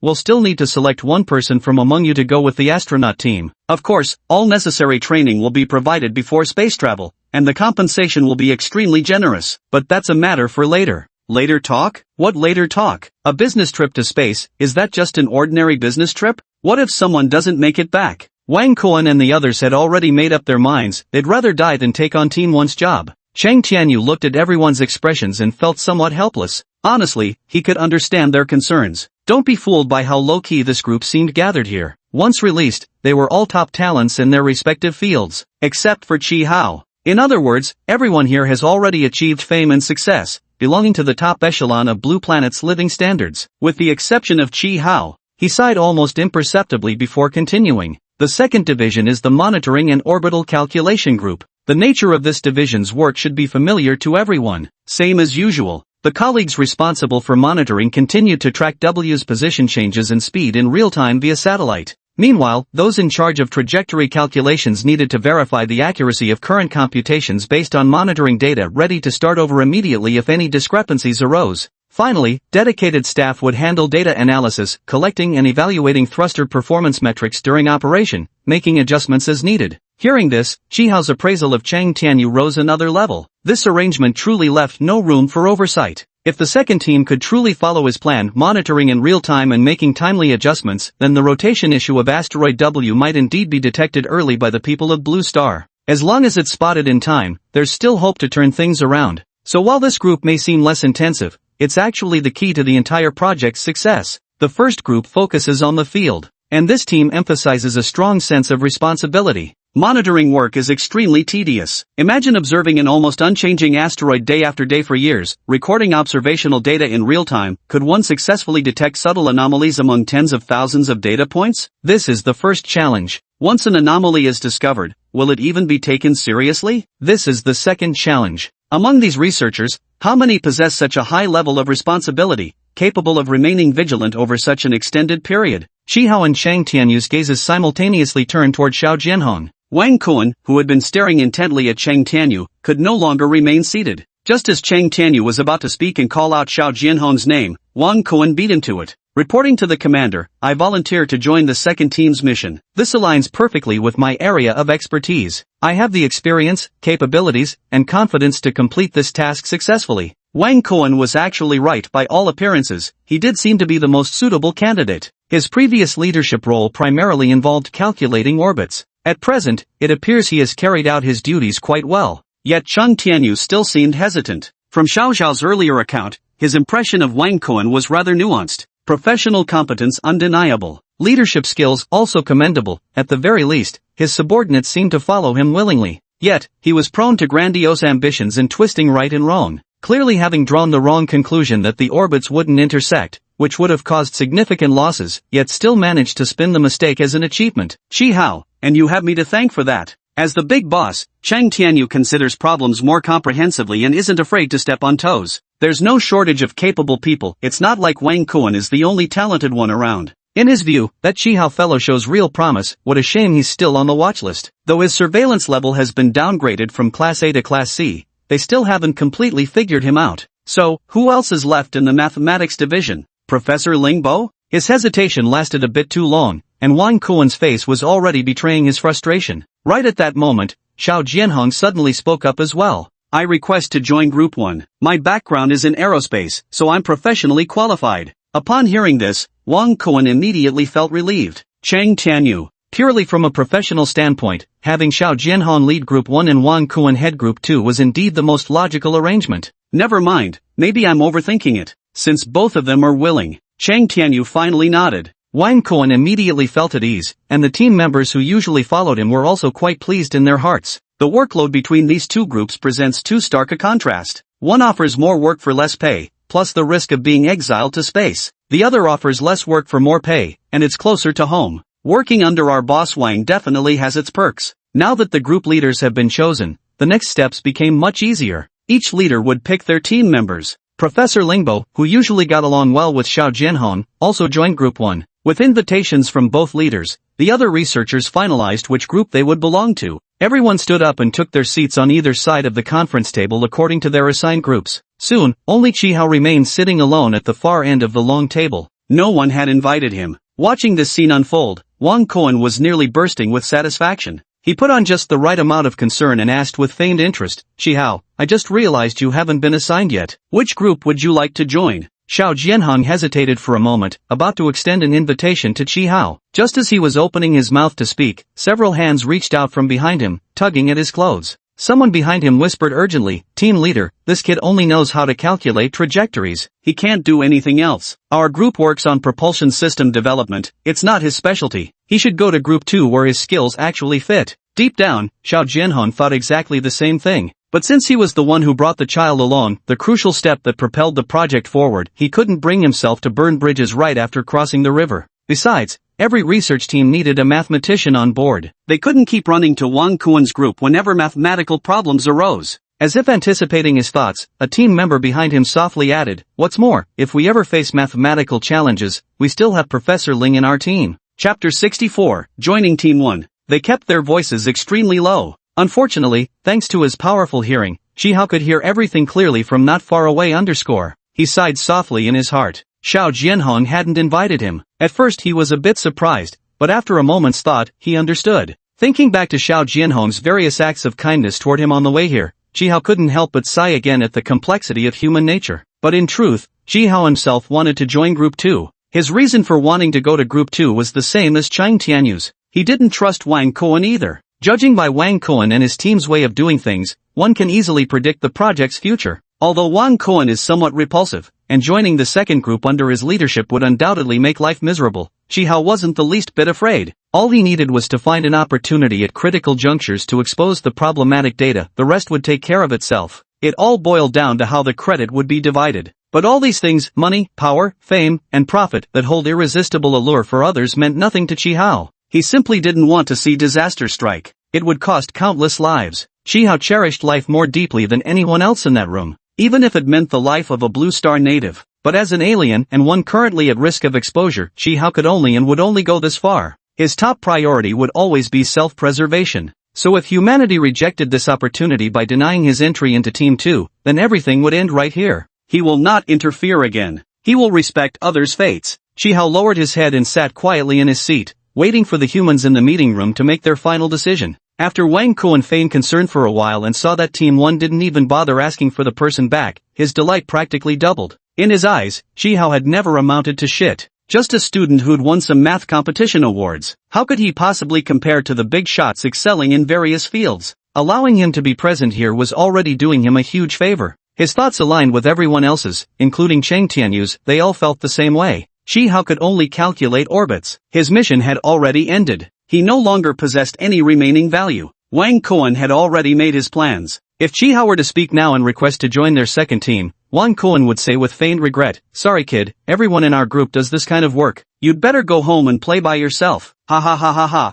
Having made up his mind, he waited expectantly for Qihao to beg him for help. But Qihao never spoke up. Seeing Wang Kuan's expression, Xiao Jianhong thought Wang Kuan wanted Qihao to join their team. His guilt eased slightly as he fidgeted anxiously, hoping Wang Kuan would hurry up and extend the invitation. Professor Lingbo sat in the seat below Xiao Jianhong, listening expressionlessly to the analyses of other team members. As the atmosphere grew increasingly chilly with Qihao still unclaimed, Lingbo gradually furrowed his brow. Minutes ticked by without anyone from either group extending an invitation, and Qihao himself remained silent. The meeting room grew more and more awkward with each passing moment. Some of the more tender-hearted researchers were already beginning to feel embarrassed on Qihao's behalf. Qihao continued sitting quietly. He was waiting for the final outcome. Chang Tianyu glanced at his watch. They had already wasted too much time on the grouping matter and couldn't afford further delays. He still had other commitments to attend to. Since this Chi Hao doesn't have a group assigned, let's temporarily remove him from the project team. After all, he's just someone dispensable anyway.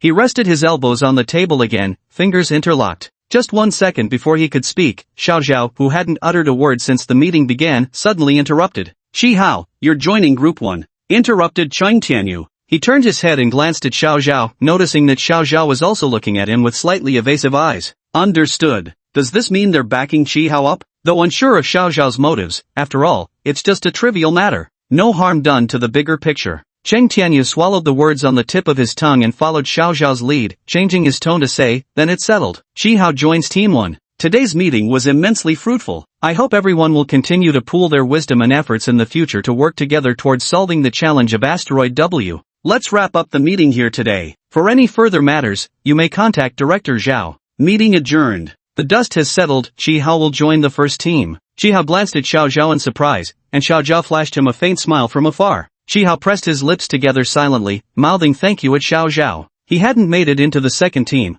but at least he hadn't been kicked out of the project group. For him, being able to stay here while gathering information about his home planet, without having to join the chaotic team too, was good news. It's just a pity that this project hasn't even begun yet perhaps its failure is already predetermined. He rose calmly to his feet, stretching his stiff limbs after sitting for so long, then followed the dispersing crowd out the door. He never had the chance to be the one making the choices. This time was no different. Chi Hao stepped out of the Sky Dome Research Center doors only to find complete darkness outside. It was almost 8 p.m. already. He had come by hitching a ride in Xiao Jianhong's car. Yet when he left the meeting room just now, Xiao Jianhong, as the leader of Team 1, was still surrounded by many people discussing the next steps of the plan. Chi Hao shrugged and decided to find his own way back. Other researchers passed by him, heading to the parking spots in front of the building. Nobody spoke to him, nor asked if he needed help. Chi Hao didn't mind. His plan was to walk to the research institute's main gate first, then have the guard on duty help him hail a taxi. Footsteps sounded behind him again, somewhat hurried this time.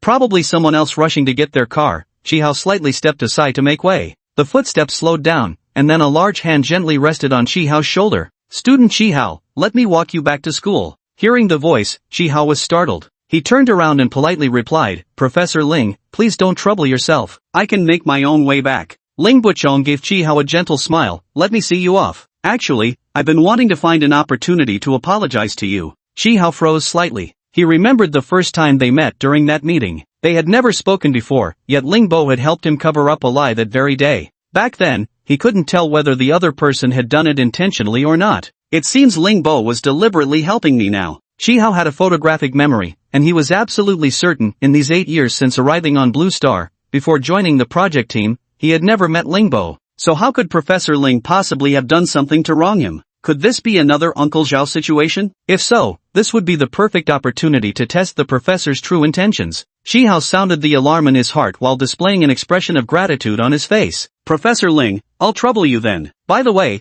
I live near the north gate of Huan University. Ling Bo interrupted him with a tinge of melancholy. I know where you live and study. The gifted class at Hua University High School, right? This Professor Ling had investigated him. The alarm in Chi Hao's mind began escalating. He followed Ling Bo into the car with an unaffected expression. Ling Bo waited until he buckled his seatbelt before starting the car. Chi Hao, let me introduce myself. I'm the director of the Mathematical Science Center at Qingyun University, and also Sharifei's supervisor. Previously, the invitation card Sharifei gave you was signed by me. Chi Hao's mind raced. After he had won first place in the Star of Hope mathematics competition, Sharifei had approached him and handed over that exquisitely crafted invitation card. There had indeed been a signature on it. Yes, the signatory was none other than Ling Bo. As she spoke, Ling Bo sighed with emotion. Although I teach at Qingyun and old Liang is at Huan, we're old classmates. The annotations you made in Liang's book, he treated them like treasures and sent them to me. The moment I saw them, I decided immediately that I must recruit you for Qingyun.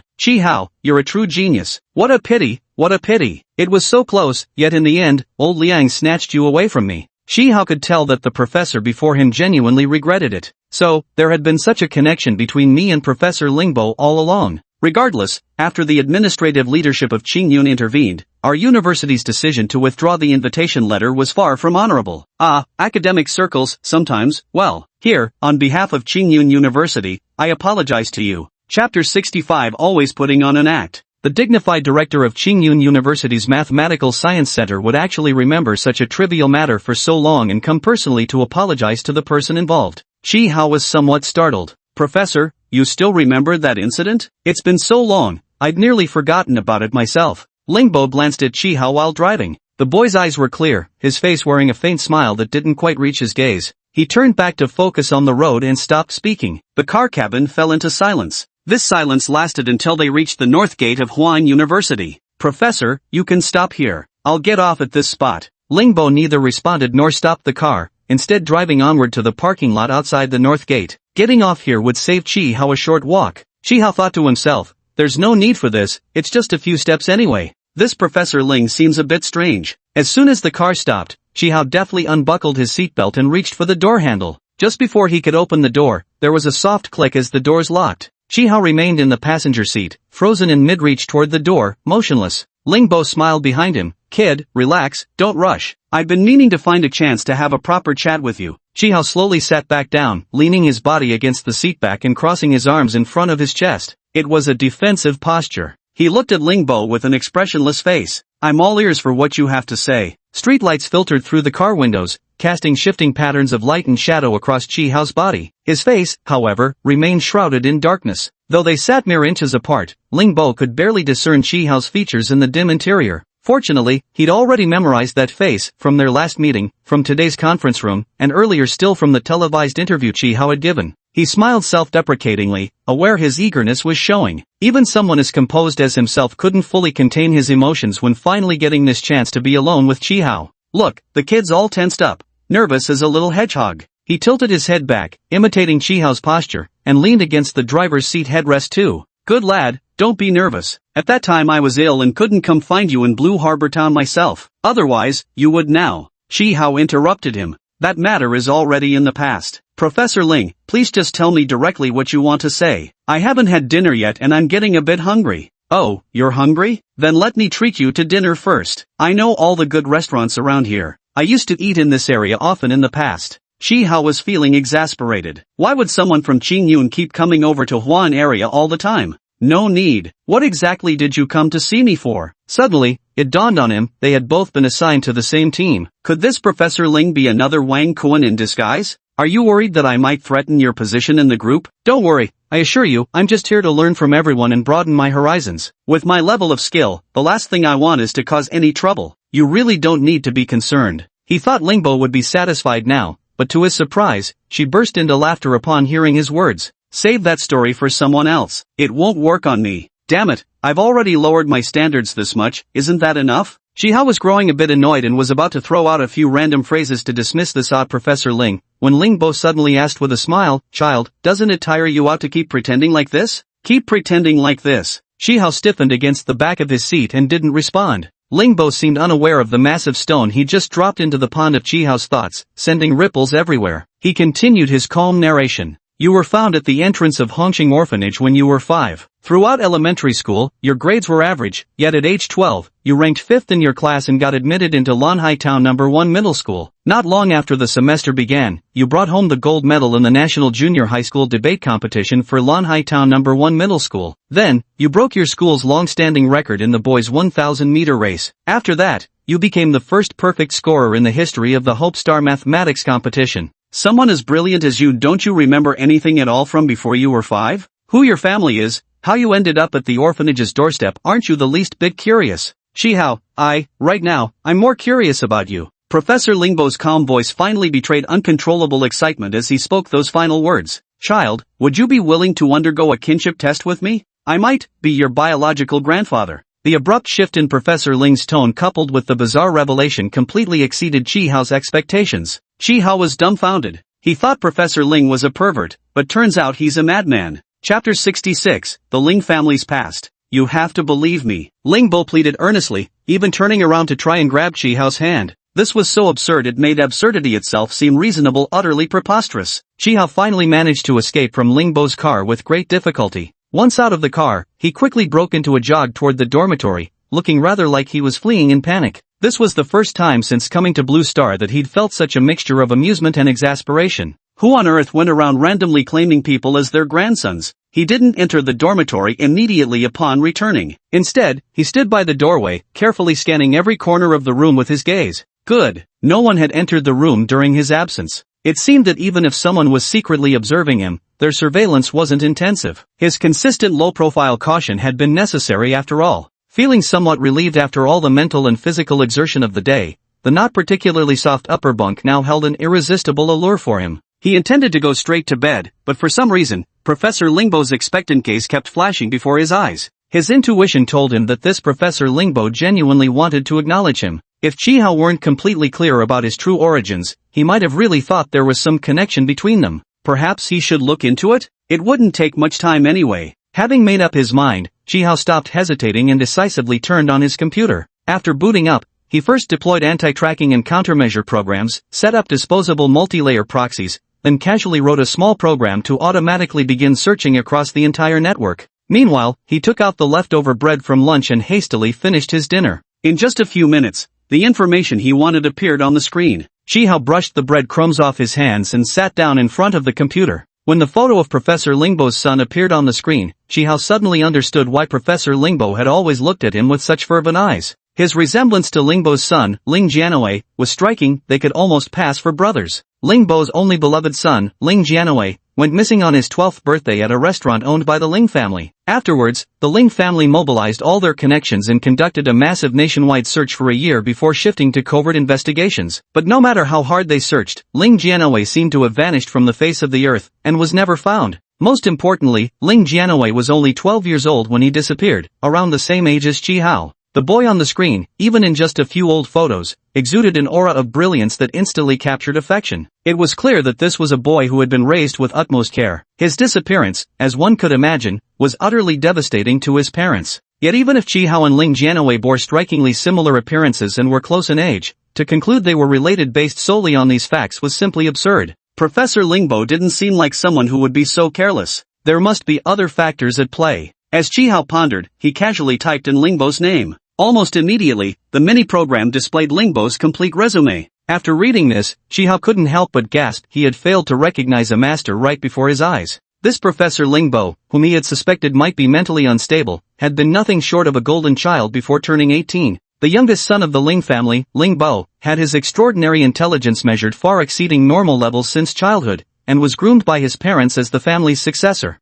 At that time, the young and impulsive Lingbo deeply resented his parents' years of near-oppressive demands. Coupled with his free-spirited nature and diverse interests, at age 18 he fell passionately in love with rock music. For this reason, he refused to comply with his parents' demands to enter a top business school, and with his eldest brother's help, changed his university application to the music department instead. This led to an extremely severe conflict with his parents, which ultimately ended with him running away from home. Greatly disappointed, Lingbo's parents shifted all their resources to focus on his elder brother instead. After meticulous grooming, when Lingbo turned 32, his father formally announced that the family business would eventually be handed over to his eldest brother. This eldest brother of Lingbo's was a famously filial son who had long been mediating between their parents and their rebellious youngest sibling, trying to bring the younger brother back into the family fold. Upon announcing this happy news of succession, the devoted elder brother immediately hosted a banquet at their family's upscale restaurant, separately inviting their parents and Lingbo's entire household. At 30 years old, Lingbo had gradually come to understand his parents' well-intentioned efforts from years past after marrying and starting a family. He had previously asked his eldest brother to mediate several times, but his parents, perhaps too heartbroken, rejected each request for a meeting. This time, finally given the opportunity to reconcile with them, he eagerly set off with his wife and cherished son. Little did anyone expect that this journey would lead to the unthinkable, losing his child on their own home turf.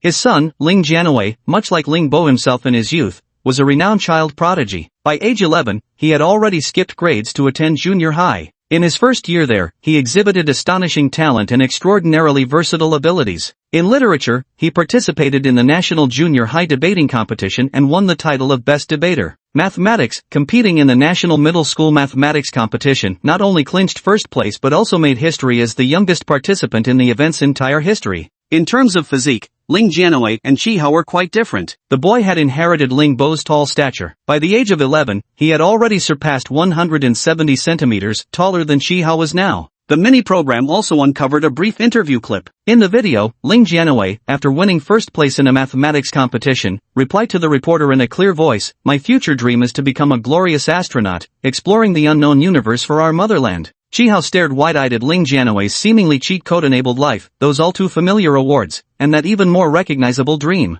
They looked alike, were about the same age, and shared almost identical award histories since starting middle school, along with completely matching dreams. No wonder Professor Lingbo was so unsettled. He seemed like a carbon copy of Ling Jianwei. After reading all this, Chihao finally understood what this Professor Lingbo was thinking. By now, he had been searching for his son for nearly 30 years. After failing to find his son for so many years, stumbling upon a carbon copy version, however slim the hope, was reason enough to give it a shot. What if this boy truly was his own flesh and blood? It'd be like having a grandson handed down from the heavens. What a shame. Turning off the computer, Chihao climbed up to his bunk bed, lost in thought. Unfortunately, Professor Ling's beautiful dream was destined to be shattered. Just before drifting into deep sleep, he mused aimlessly, come to think of it, he was an alien genius, while this Professor Lingbo was an undoubted homegrown genius from China. According to his resume, he had pursued mathematics casually while focusing on music. And yet, with such casual study, he had already reached such heights today. No wonder he was the first to see through his pretense. It seems that China truly has hidden dragons and crouching tigers. My apologies for not recognizing your prestige earlier. Rolling over, Chihao fell into a deep sleep. On Monday morning, Chihao, who had slept exceptionally soundly the night before, met Yang, who had eaten exceptionally well at home over the weekend, in the classroom. When the two saw each other, for some reason, they both felt like they had forgotten something over the weekend. It wasn't until their history teacher, Suanji, walked into the classroom carrying a thick stack of textbooks that they exchanged glances and suddenly remembered what they had forgotten. They had forgotten to go to teacher Su's place over the weekend for their makeup lesson. Instantly, they shrunk into themselves, trying not to draw the teacher's attention, but to their surprise, instead of getting angry, teacher Su looked positively delighted. His on-site exploration application was unexpectedly approved ahead of schedule last Friday, and he will soon lead a team to Anyang City. The school has rearranged the class schedule. This semester's Monday history class will be swapped with next semester's biology class. Teacher Su handed back last week's homework assignments, happily shared the good news with the students, introduced the biology teacher, and then left in high spirits. He also completely forgot about the makeup classes for the two new students. Yang, who had narrowly escaped disaster, raised his hand toward Chihao. Such great luck we've got. Come on, high five to celebrate. Chihao's mouth twitched, ignoring him. After the history teacher left, the biology teacher pushed the door open. Seeing the new teacher, the class couldn't help but collectively gasp wow. Finally, it's no longer a male teacher. Such an intellectual beauty. Even Chihao couldn't help stealing a few extra glances. Previously, the most beautiful woman he'd ever seen was a journalist named Bai Yutong who came to interview him for the TV station. But this biology teacher had a much more formidable presence than Bai Yutong. Chapter 67 Trouble Comes Knocking. Though young, the biology teacher had quite a way with handling students. Seeing the classmates at their seats whooping at her, she smiled unconcernedly and bent down to retrieve a rolled-up chart from beneath the lectern. The students watched eagerly as their teacher slowly unfurled a strikingly lifelike skeleton diagram. The tall biology teacher didn't need any help from the students and hung the diagram on the left side of the blackboard by himself. Alright class, let's first say hello to Little White. It's drawn at a 1:1 scale based on the average height of an adult male. Hi there, Little White. Everyone waved weakly at this set of white bones. The biology teacher smiled and unfolded another wall chart of the same size. This time, it was a diagram of human anatomy. Unlike the pale skeleton on the left, this illustration was vibrantly colorful, with every organ structure and vascular network depicted in exaggerated clarity. Yang stared at the coiled pink intestines and felt slightly nauseous, regretting how much he'd eaten for breakfast. The biology teacher hung this illustration on the right side of the blackboard. Then, observing the noticeably quieter classroom with satisfaction, he poured oil on the flames. Before we begin today's lesson, he announced, let me assign your homework first. Your assignment is to draw this human anatomy diagram on the right. Extra credit for colorful drawings. Exam next class. Now all the students slumped in defeat. Sigh, so much homework. Why do we have to take a test right away? It turns out, no matter how attractive a teacher may be, the moment they assign piles of unreasonable homework, their charm instantly vanishes. If such a teacher also has a penchant for frequent exams, their image becomes downright detestable. The loathsome biology teacher wrapped up the lesson, rolled up the teaching charts, and left the classroom with satisfaction. Yang sidled closer. Chihao, I'm skipping lunch today. Recalling how the teacher had just used the anatomical chart to illustrate the human digestive system structure and functions in meticulous detail during class, Chihao suddenly grasped why Yang was avoiding lunch. He chuckled and nodded. Alright then, I'll go eat alone. Shi Yang's eyes widened in surprise. Doesn't it gross you out? Shi Hao remembered Su Duoyu, who also loved eating like Shi Yang, but wasn't nearly as picky. I had a friend before who told me nothing should get in the way of eating. By the way, Shi Yang, why are you so particular? Ha, you're the one who's particular. Shi Yang stomped off in a huff. He was truly stubborn, having refused to eat. He genuinely skipped lunch. By the time school ended in the afternoon, he was so famished he could barely walk. While climbing the dormitory stairs, he badly wanted to cling to Chi Hao for support. Chi Hao, carry me up on your back. Fuck off. As the two joked and chattered their way to the dorm entrance, they spotted a tall figure standing with his back turned outside their dorm room. Hearing the noise, the figure turned around. Professor Ling? Shi Yang exclaimed in surprise, then his face lit up with joy. You came to see me, didn't you? He. He turned around and proudly introduced to Chi Hao. Chi Hao, this is Professor Ling, my dad's boss. He came to school specially to see me. Professor Ling. Chi Hao. Professor Ling certainly wasn't there to see Shi Yang. After inquiring from homeroom teacher Ms. Wang about which dormitory Chi Hao lived in, he came straight over. He didn't care at all about who Chi Hao shared the room with. Ah yes, I came to see you, all of you. Oh my god, why'd he come knocking on our door? The awkward atmosphere from their final moments in the car last night descended upon Chi Hao again. Silently squeezing past Shi Yang, he opened the dorm door and walked in first. He had no intention of inviting Ling Bo inside. Definitely a country bumpkin with no manners, Shi Yang thought to himself while enthusiastically inviting Professor Ling inside. Ling Bo stepped into the cramped dormitory where Chi Hao had already seated himself and begun doing his own thing without a glance their way. Shi Yang flusteredly tried to clear the clutter from his messy chair to make space for Ling Bo, whose gaze remained firmly fixed on Chi Hao the entire time. Amid this awkward atmosphere, a loud gurgle echoed through the room, turning Shi Yang's face crimson. Having skipped lunch, his empty stomach was now protesting audibly. He desperately sucked in his breath to tighten his abdomen, only to produce an even louder growl. Ling Bo smiled. He checked his watch, it wasn't even 5 yet, and the school hadn't started serving dinner. You must be hungry. Come on, I'll take you out for dinner right now. I know all the best restaurants around here. Shi Yang cheered. Chi Hao remained seated, motionless. Ling Bo looked at Chi Hao. What do you usually like to eat? Any favorite flavors? Can you handle spicy food? I love meat, seafood too, and I can handle extreme spice. Shi Yang chimed in eagerly, listing his preferences like a catalog. After a brief pause, Ling Bo had no choice but to address Chi Hao directly. Chi Hao, let's go have dinner together. Chi Hao reluctantly turned his head to face Ling Bo. Sure enough, as soon as he turned around, Professor Ling was staring at him again incessantly. Had he not figured out the reason last night, he'd surely have thought this person was some kind of pervert. This gaze, who could possibly eat a meal under such scrutiny? I've already had lunch, not hungry now. You all go ahead without me. Ling Bo was about to insist again when Shi Yang, nearly faint from hunger, urged, Professor Ling, Chi Hao ate a huge lunch, he's not hungry. Let's just go ourselves. Seeing Chi Hao's entire body radiating refusal, Ling Bo sighed. He had come here to build rapport, it wouldn't do to have the opposite effect.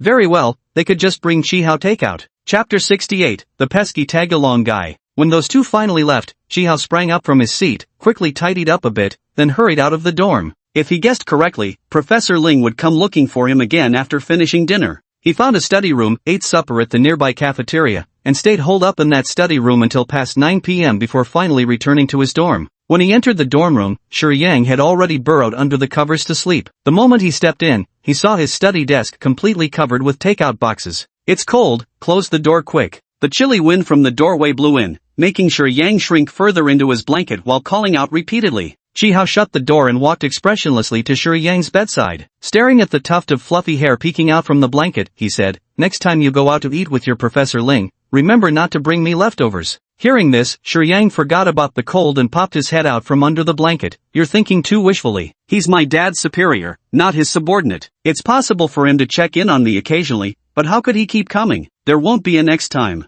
But the very next day, there was a next time. After school on Tuesday, Chi Hao saw Professor Ling again. This time, he didn't even go upstairs, he was waiting right at the dormitory entrance. In the winter chill, his tall frame shivered slightly, looking rather pitiful. Shi Yang also froze upon seeing Professor Ling, muttering under his breath, damn, is my dad about to get promoted? Chi Hao's lips twitched as he grabbed Shi Yang, who was about to dash toward Ling Bo. You go back to the dorm first. I need to speak with Professor Ling. Hey, she's here to see me. Shi Yang refused to back down. The two wrestled their way towards Ling Bo, who hastily approached to intervene. As soon as the three met, Ling Bo cautiously asked Chi Hao, Xiao Hao, do you have time right now? Seeing Chi Hao nod, the two of them turned their gaze toward Shi Yang simultaneously. Shi Yang / Xiao Yang, you go upstairs first. I need to have a chat with Chi-Hao/Professor Ling. Sure Yang. Contrary to Shi Yang's worries, Chi-Hao and Ling Bo did not ditch him to eat alone. They didn't go far, just stood in a sheltered spot not too distant from the dormitory building, talking briefly. Then Chi-Hao walked alone toward the dormitory. Professor Ling stood in place, waiting until Chi-Hao's figure disappeared into the dorm building before slowly turning to leave. Shi Yang was peering out from the upstairs window. The moment Chi-Hao entered the dorm, he bounced right up to him. Hey, what did you want with Professor Ling? Chi-Hao rolled his eyes at him, walked around him, and casually shed his down jacket. Shi Yang instinctively took the down jacket Chi-Hao handed him and continued trailing after him. Hey, I'm talking to you. Professor Ling is my dad's direct superior. You didn't offend him, did you? He looked pretty upset. Geez, why didn't you invite him up to warm up? Chi-Hao couldn't take it anymore. Shut up. Oh, it was clear Shi Yang still had plenty of questions, but after glancing at Chi-Hao's expression, he wisely chose to keep silent. Chi-Hao sighed in relief, pulled out his textbooks, and started doing homework. Shi Yang sprawled across his desk, blinking his eyes. After barely a few minutes of silence, he suddenly straightened up. Chi-Hao, I know what you just said to Professor Ling. Chi-Hao lazily turned to look at him. Oh, what did I say? You wanted to borrow money from him. It's winter, and you can't afford a new coat. Wearing the same down jacket every day doesn't even fit you properly. Hey, if you're broke, just say so. You could have borrowed from me. Your boy here's loaded. Chi-Hao, shut up. Oh. Chi-Hao rubbed his temples, thinking to himself that he had already refused quite clearly earlier and said all that needed to be said. Tomorrow, Professor Ling Bo surely wouldn't come again. On Wednesday afternoon, there were elective classes. Chi-Hao had chosen computer science, while Shi Yang went to music class. The two parted ways at the classroom door, each heading to their own elective classrooms. As a result, Chi-Hao found himself spacing out unusually during his favorite computer science class. It was a cloudy day, with a north wind howling. From the moment he woke up in the morning, tiny snowflakes had begun to drift down from the sky. On such a bitterly cold day, that eccentric Professor Ling couldn't possibly be waiting outside their dormitory again, freezing himself. Chi-Hao shook his head vigorously, trying to physically dislodge thoughts of Professor Lingbo from his mind. He couldn't keep thinking about him. He was starting to catch whatever strangeness the professor had. After finishing his elective class, Chi-Hao pondered briefly before deciding against returning to the dormitory, heading straight to the study room instead. He was almost at the study room door when his phone suddenly rang. Chi-Hao frowned as he pulled out his phone. It was an unfamiliar number. His contacts list was pitifully short. Aside from weekly scheduled calls from Grandpa Chi, hardly anyone ever contacted him. After a moment's hesitation, Chi-Hao answered the call. Zhao's cheerful, laughter-tinged voice rang through the phone receiver. Chi-Hao, haven't seen you in days. Heard you found your family? Chapter 69, Kinship Identification. Seriously? How did such ridiculous news even reach Zhao? Chi-Hao was speechless. Actually, if you think about it, Professor Ling is quite pitiful. Why don't you accompany him on this trip? Xiao Zhao suggested to Chi-Hao. Chi-Hao, Uncle Zhao, you really enjoy watching the drama without getting involved yourself. Actually, Xiao Zhao wasn't just randomly offering advice for the sake of watching drama, he was primarily doing it for his own benefit. If Chi-Hao really were Lingbo's grandson, it would mean one less task in his daily workload, and future interactions with Chi-Hao could become more natural. Although there weren't any obvious signs, Xiao Zhao always suspected that kid Chi-Hao knew something. That's the trouble when dealing with clever people. You can never guess what's going on in their heads. Xiao Zhao is a professional when it comes to persuading people. After hanging up Xiao Zhao's call, Chi-Hao really began to consider whether he should agree to Professor Ling's request and accompany him for a kinship test. Just as Uncle Zhao said on the call, it's just a simple trip anyway, just a bit of time wasted, nothing more. At least this way, he wouldn't have to sneak back to the dorm like a thief after class every day, nor would Professor Ling have to stalk him like a creep in the dead of winter. Everyone suffers. Just as he was thinking that, the phone rang again, an unfamiliar mobile number. Chi-Hao instinctively felt that this call was from Lingbo. When he answered, it turned out to be Shi Yang. Chi-Hao, are you done with class? Professor Ling bought us dinner, it's still warm. Come back and eat. Oh, it's Lingbo again. Chi-Hao looked at the snowflakes swirling in the sky inside. Shi Yang, is Professor Ling nearby? Ask him to take the call. Oh, okay. Soon, Professor Ling's voice came through the phone. Xiao Hao, you're looking for me? Professor Ling, there's no time like the present. Let's find a place right now and get the test done. Chi-Hao had always been the type to act immediately once a decision was made, without second guessing. When this earth-shattering good news hit, Lingbo opened his mouth but couldn't find the words to reply right away. After searching for so many years, he inexplicably felt that this time was the closest he'd come to finding it. Though it was highly probable his son was no longer alive, what if he'd left descendants behind? But what if disappointment awaited him yet again? He muttered subconsciously, it's so late today, and you haven't had dinner yet. Maybe we should. Now, the one adamant about getting the test done has become Chi Hao. Let's go get the examination done now so we can know the results sooner. You must know where a paternity testing facility is in Huan City, right? Right, there's one near Huan University. Send me the address, and we'll meet at the entrance of that facility. See you soon. Chi Hao, I drove today. Want to ride together? No, I'll go myself. If we're not family, there's no need to get this close. After hanging up, Lingbo quickly sent the location. It's indeed not far at all. He jogged all the way and arrived at the entrance of the identification center in less than 20 minutes. Still dozens of meters away from the center, he spotted Lingbo leaning against a car, waiting for him. When the two of them regrouped and were about to enter through the main doors, a security guard stopped them. It's almost 6 o'clock, we're closing soon. Come back tomorrow, he said. For a moment, Lingbo couldn't quite tell whether he felt more disappointed or expectant. He turned to look at Chi Hao, only to see the teenager take out his phone and make a call. Hello, Uncle Zhao? Do you know where in Huan City we can get a 24-hour paternity test done? Okay, thank you. Could you send me the address? Do we need to make an appointment there? Got it. We'll head over right away. Chi Hao hung up the phone and offered Ling Hao a faint smile. Professor Ling, Uncle Zhao knows a hospital that can perform paternity tests 24/7. Let's go. We can head there now. Ever since Chi Hao nodded, the paternity test seemed to have been fast-forwarded. Lingbo felt as if he were in a dream. On the way to the hospital, he was enveloped by an overwhelming sense of unreality. Beside him, Chi Hao sat quietly in the passenger seat while he drove, snowflakes drifting outside. Everything was so tranquil and serene. It wasn't until the car passed through the hospital gates that he suddenly seemed to wake from a dream. This hospital, Chi Hao had been here before. It was the same one where Xiao Zhao accompanied him for his medical checkup last time. Lingbo stood at the hospital entrance, scanning his surroundings for a moment before slightly furrowing his brows. The Ling family once held some standing in Huan, yet he had never heard of this hospital before. He followed behind Chi Hao and stepped into the outpatient hall. The brightly lit hall was empty, with only a handful of patients scattered about. Chi Hao navigated the familiar path to the reception desk, and soon, an attractive nurse followed him, stepping forward. Mr. Ling, Mr. Chi, please follow me. The subsequent procedures went smoothly. They drew venous blood, took oral swabs, and collected hair and nail samples. The entire process was efficient and orderly, lasting just over half an hour. They were informed that the results would be ready in 24 hours. This was definitely no ordinary hospital. After completing the tests, Chi Hao's mood noticeably improved, while Lingbo suddenly felt a strange emptiness settling in. This year, he would turn 60. Over the past 2 years, he could no longer rush off to any city at the first whisper of news about a child, as he once had. It wasn't physical stamina he lacked, but rather a deep, pervasive weariness of spirit. The instances of disappointment had simply become too numerous to bear. He gazed at Chi Hao's profile, lost in thought. This time, let it be the last. This child before him resembled Jian Hui so closely, both in appearance and intellect. Even if he weren't real, what did it matter? Chi Hao was an orphan, while he himself was a lonely old man, both equally pitiable. Perhaps Chi Hao was precisely the gift sent by heaven in response to his own wretched loneliness? Chi Hao, who never once considered himself pitiable, remained unaware that at this very moment, Professor Ling had made a decision. He could never have imagined the unforeseen events that would unfold in the future. At this moment, he was simply overjoyed to finally be rid of Professor Lingbo. Chapter 70, Overstepping Boundaries. On Thursday evening, just as 24 hours had passed,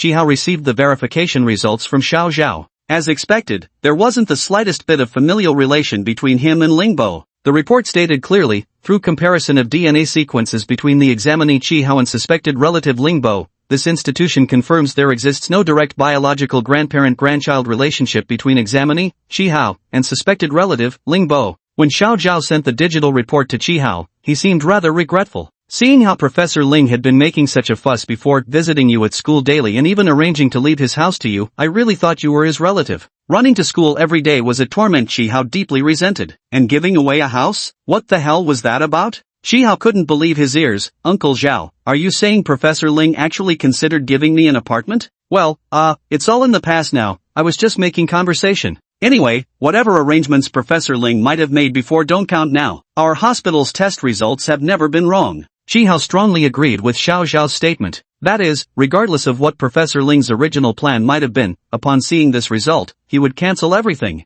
They were never meant to be connected in the first place. Then, Uncle Zhao, should I be the one to inform Professor Ling about this test result? Don't bother about it. The applicant was Professor Ling himself, and the hospital informed him immediately after the results came out. At this point, Xiao Zhao couldn't help sighing. They say old Ling was quite upset when he received the call. Of course he'd be upset, considering how high his hopes had been before. Even without Xiao Zhao saying so, Shihao could easily imagine Professor Ling's state of mind upon getting the results. But that's the truth, nothing can be done about it. Sai, forget it, let's not talk about this anymore. Let's discuss the important matter at hand. Tomorrow is Friday, I have to go on a business trip out of town. You left something here with me. I originally wanted to deliver it to you personally, but with this sudden business trip, I'm too busy now. Tomorrow morning when I see Lao Xiao, I'll have him bring it to you. Shihao, who was still feeling upset about Lingbo. Uncle Zhao, your mood shifts so quickly, you've already seamlessly transitioned to work mode. Truly worthy of Uncle Zhao. But wait, that shouldn't be. I don't think I left anything at your place. Besides, there's no need to trouble Professor Xiao, just have a courier deliver it to me. Xiao Zhao chuckled, this particular item isn't very courier friendly. What's this all about? Getting all mysterious on us. Does it really require Professor Xiao to personally deliver it? Shihao recalled Xiao Jianhong being surrounded by layers of people at the center. As the department chair of Huayan University's Aeronautics and Astronautics Engineering and simultaneously leading the project team at the Aerospace Administration, he must be so busy he barely has time to sleep. Uncle Zhao, let's not bother Professor Xiao. I'll wake up 3 hours early tomorrow and go pick it up myself. Waking up 3 hours early? Coming to get it alone? Xiao Zhao couldn't help but chuckle. From Huayan University to the Research Institute, it took over half an hour by car, nearly 30 kilometers. Besides, Xiao Jianhong lived in the university's faculty housing, bringing something along on his way home in the evening was just a small, convenient favor. Yet Shihao would rather wake up at 5 a.m. than trouble someone else. Although they hadn't known each other for very long, Xiao Zhao had already gained some understanding of Chihao's personality. It seemed that, apart from a very select few close individuals, Shihao deliberately maintained a subtle sense of safe distance from others.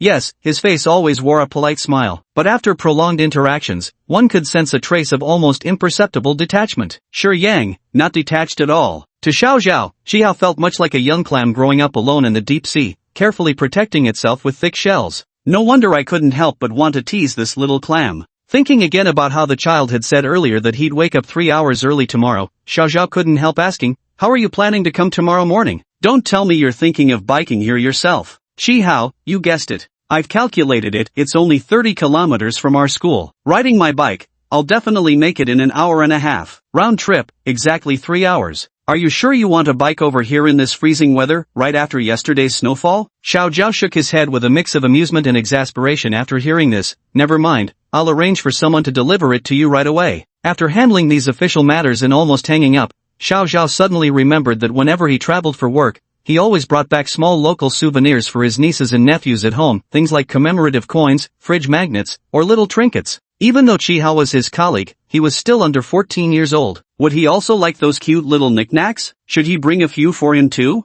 By the way, young scholar Chihao, are you interested in archaeology? Chihao. No, Uncle Zhao, in just this short while, you've already brought up 3 different topics. But, archaeology? Aren't China's 2 most famous ancient capitals just those 2? Xining City in the north and Anyang City in the south. So, Uncle Zhao's business trip this time, could the destination possibly be Anyang City? Why would an aerospace agency send its most capable operative to a sacred site of archaeology? He couldn't help but recall the fragments of casual conversation he'd overheard when first meeting Xiao Jianhong at Lian Haizhang's home. Nowadays, any major archaeological discoveries must be simultaneously reported to the Cultural Relics Bureau, the Public Security Department, and the Aerospace Administration. Wasn't your aerospace department only established 8 years ago? How does it wield so much authority? And aren't you supposed to oversee things in the sky? Even things dug out from the ground fall under your. It's said the aerospace department has backups of all the symbolic characters unearthed from that cave. Even the 2 most frequently appearing symbols were reconstructed with the department's assistance. Our aerospace department truly holds immense authority, it oversees practically everything. Beyond archaeology, they even influence astronauts' meal plans aboard spacecraft, so I've heard. Moreover, through his own private inquiries, he'd discovered that 50 years ago, that intact Zeta vessel had been secretly transported from Anyang City to the capital, Huan. Could it be that the archaeology team has made some new discovery in Anyang again? Shouldn't significant discoveries be handled discreetly? Is it reasonable for them to travel so openly like this? Chihao's mind was suddenly in turmoil. Xiao Zhao seemed to say something else, but Chihao didn't catch it. It wasn't until Xiao Zhao raised his voice, Chihao, classmate Chihao, are you listening? Would you like some archaeology-related souvenirs? Chihao swallowed hard with effort. I like it. As long as it's related to archaeology, I like it all. Well then, when I come back, I'll bring you a little gift. A gift from the Holy Land of Archaeology, let's call it the call from ancient times, ha ha ha. This kid, keeping others at arm's length, but with me, he's not so reserved. Xiao Zhao hung up the call, satisfied. After finishing his phone call outside, Shi Hao hurried back to the dormitory. He wanted to search about Anyang City online before Shi Yang returned. Pushing open the dorm door, the room was completely dark. Shi Yang must still be studying in the classroom. Shi Hao swiftly took off his down jacket, pulled out the chair, and turned on the computer. However, just as he had deployed the anti-tracking and countermeasure programs but hadn't yet set up the proxy servers, faint footsteps began echoing from the hallway. The second young master of Huada High School, a genius class student from an academic dynasty, young master Shi Yang, hummed a pop song as he crunched through the remnants of snow and ice on his way back home. The moment Shi Yang's hand touched the doorknob, Shi Hao swiftly closed the webpage. Humming his tune, Shi Yang pushed open the dormitory door. The room was lit, and his roommate, who usually returned much later than him, was sitting upright at the desk, absorbed in serious study under the lamp's glow. "Hey, Shi Hao, you're back earlier than me today," Shi Yang greeted Shi Hao cheerfully. "Great, everyone's here. We can turn in early tonight." Shi Hao silently closed the book he had just opened for appearance's sake. He let out a sigh. Nothing to be done, such are the pains of dormitory living. Looks like I'll have to wait until after school tomorrow, when Shi Yang goes back to his own place, to investigate further. Chapter 71, The New Roommate. Shi Yang slept restlessly. Right as he was drifting into a hazy slumber, a few soft knocks sounded on the dormitory door. Shi Yang painfully turned over, burying his head deeper into the blanket. The knocking paused briefly before starting up again moments later. On the verge of waking, Shi Yang vaguely heard the rustling sounds of his roommate getting out of bed. Must be Shi Hao going to answer the door. That's good. Now I can go back to sleep. Shi Yang turned over again and fell peacefully asleep. Shi Hao, dressed only in autumn underwear with a down jacket thrown over, swiftly and silently opened the dormitory door and slipped out. Outside stood a guard. Upon seeing Shi Hao, he immediately stood at attention, saluted, and said in a low voice, "Researcher Shi Hao, this is the key Director Zhao asked me to deliver to you." Shi Hao numbly accepted the cold brass key. The guard then pulled out an envelope from his pocket and handed it to Shi Hao with both hands. "The delivery is complete. I shall take my leave now. Tomorrow at 5 in the afternoon, I'll come to fetch you again." After speaking, the guard saluted Shi Hao once more, then quickly turned around and descended the stairs. Gone. Shi Hao chased after him in flip-flops but couldn't catch up. At night, the dormitory building was completely silent. Not daring to shout loudly, Shi Hao could only return to his room dumbfounded, clutching the key and envelope. A key? Was Linbo seriously gifting him an apartment? Inside the dorm, Shi Yang was snoring loudly. Shi Hao tiptoed to his desk, draped the towel over the lampshade, and then turned on the desk lamp. The envelope was sealed. He tore it open as quietly as possible, revealing a thin, simple map inside. Upon seeing a building marked on the map with Celestial Dome Research Center written below, Shi Hao instantly understood this was actually a map of a research institute. He couldn't help but rub his eyes and look again. No doubt about it, the thin sheet of paper before him was precisely the research institute map he had been longing for. His heart pounded violently in his chest. Xiao Zhao wouldn't have just sent him a map for no reason at all. Suppressing his bewilderment, Shi Hao examined it carefully and quickly understood the situation. His earlier joy had been premature. The map held little real value, it only outlined the institute's basic layout and a handful of landmark buildings. On his previous visits, just from the exterior view, he had sensed that the research institute occupied an enormous area. Now, looking at this map, he finally realized its true scale: over 1,000 acres, broadly divided into 2 zones. During his earlier visits, he had only been to the Sky Dome Research Center located in the front section. The map he now held included the much larger rear portion, the Rocket Technology Research Center. 3/4 of the map's space was dominated by the Rocket Technology Research Center. At the map's edge, a small cluster of buildings labeled staff dormitories stood out, circled in red with an annotation beside it: Shi Hao, Building 8, Room 203. Shi Hao picked up the key, which indeed had 8 to 203 engraved on it. So that's how it is. The Research Institute's benefits are quite good, even employees without housing get assigned dorm rooms. This is perfect. Now he could finally have his own private space, making it much easier to do whatever he wanted compared to his current situation. Carefully folding the map and storing it with the key, Shi Hao glanced in Shi Yang's direction and thought to himself, from now on, I'll have my own little nest on weekends too. The next afternoon, as soon as school let out, Shi Hao excitedly ran back to the dormitory and packed up a suitcase. At exactly 5 o'clock in the afternoon, the same guard who had delivered the keys the previous night appeared right on schedule again. Shi Hao happily carried his luggage and followed the guard into the car. Everything was going suspiciously well.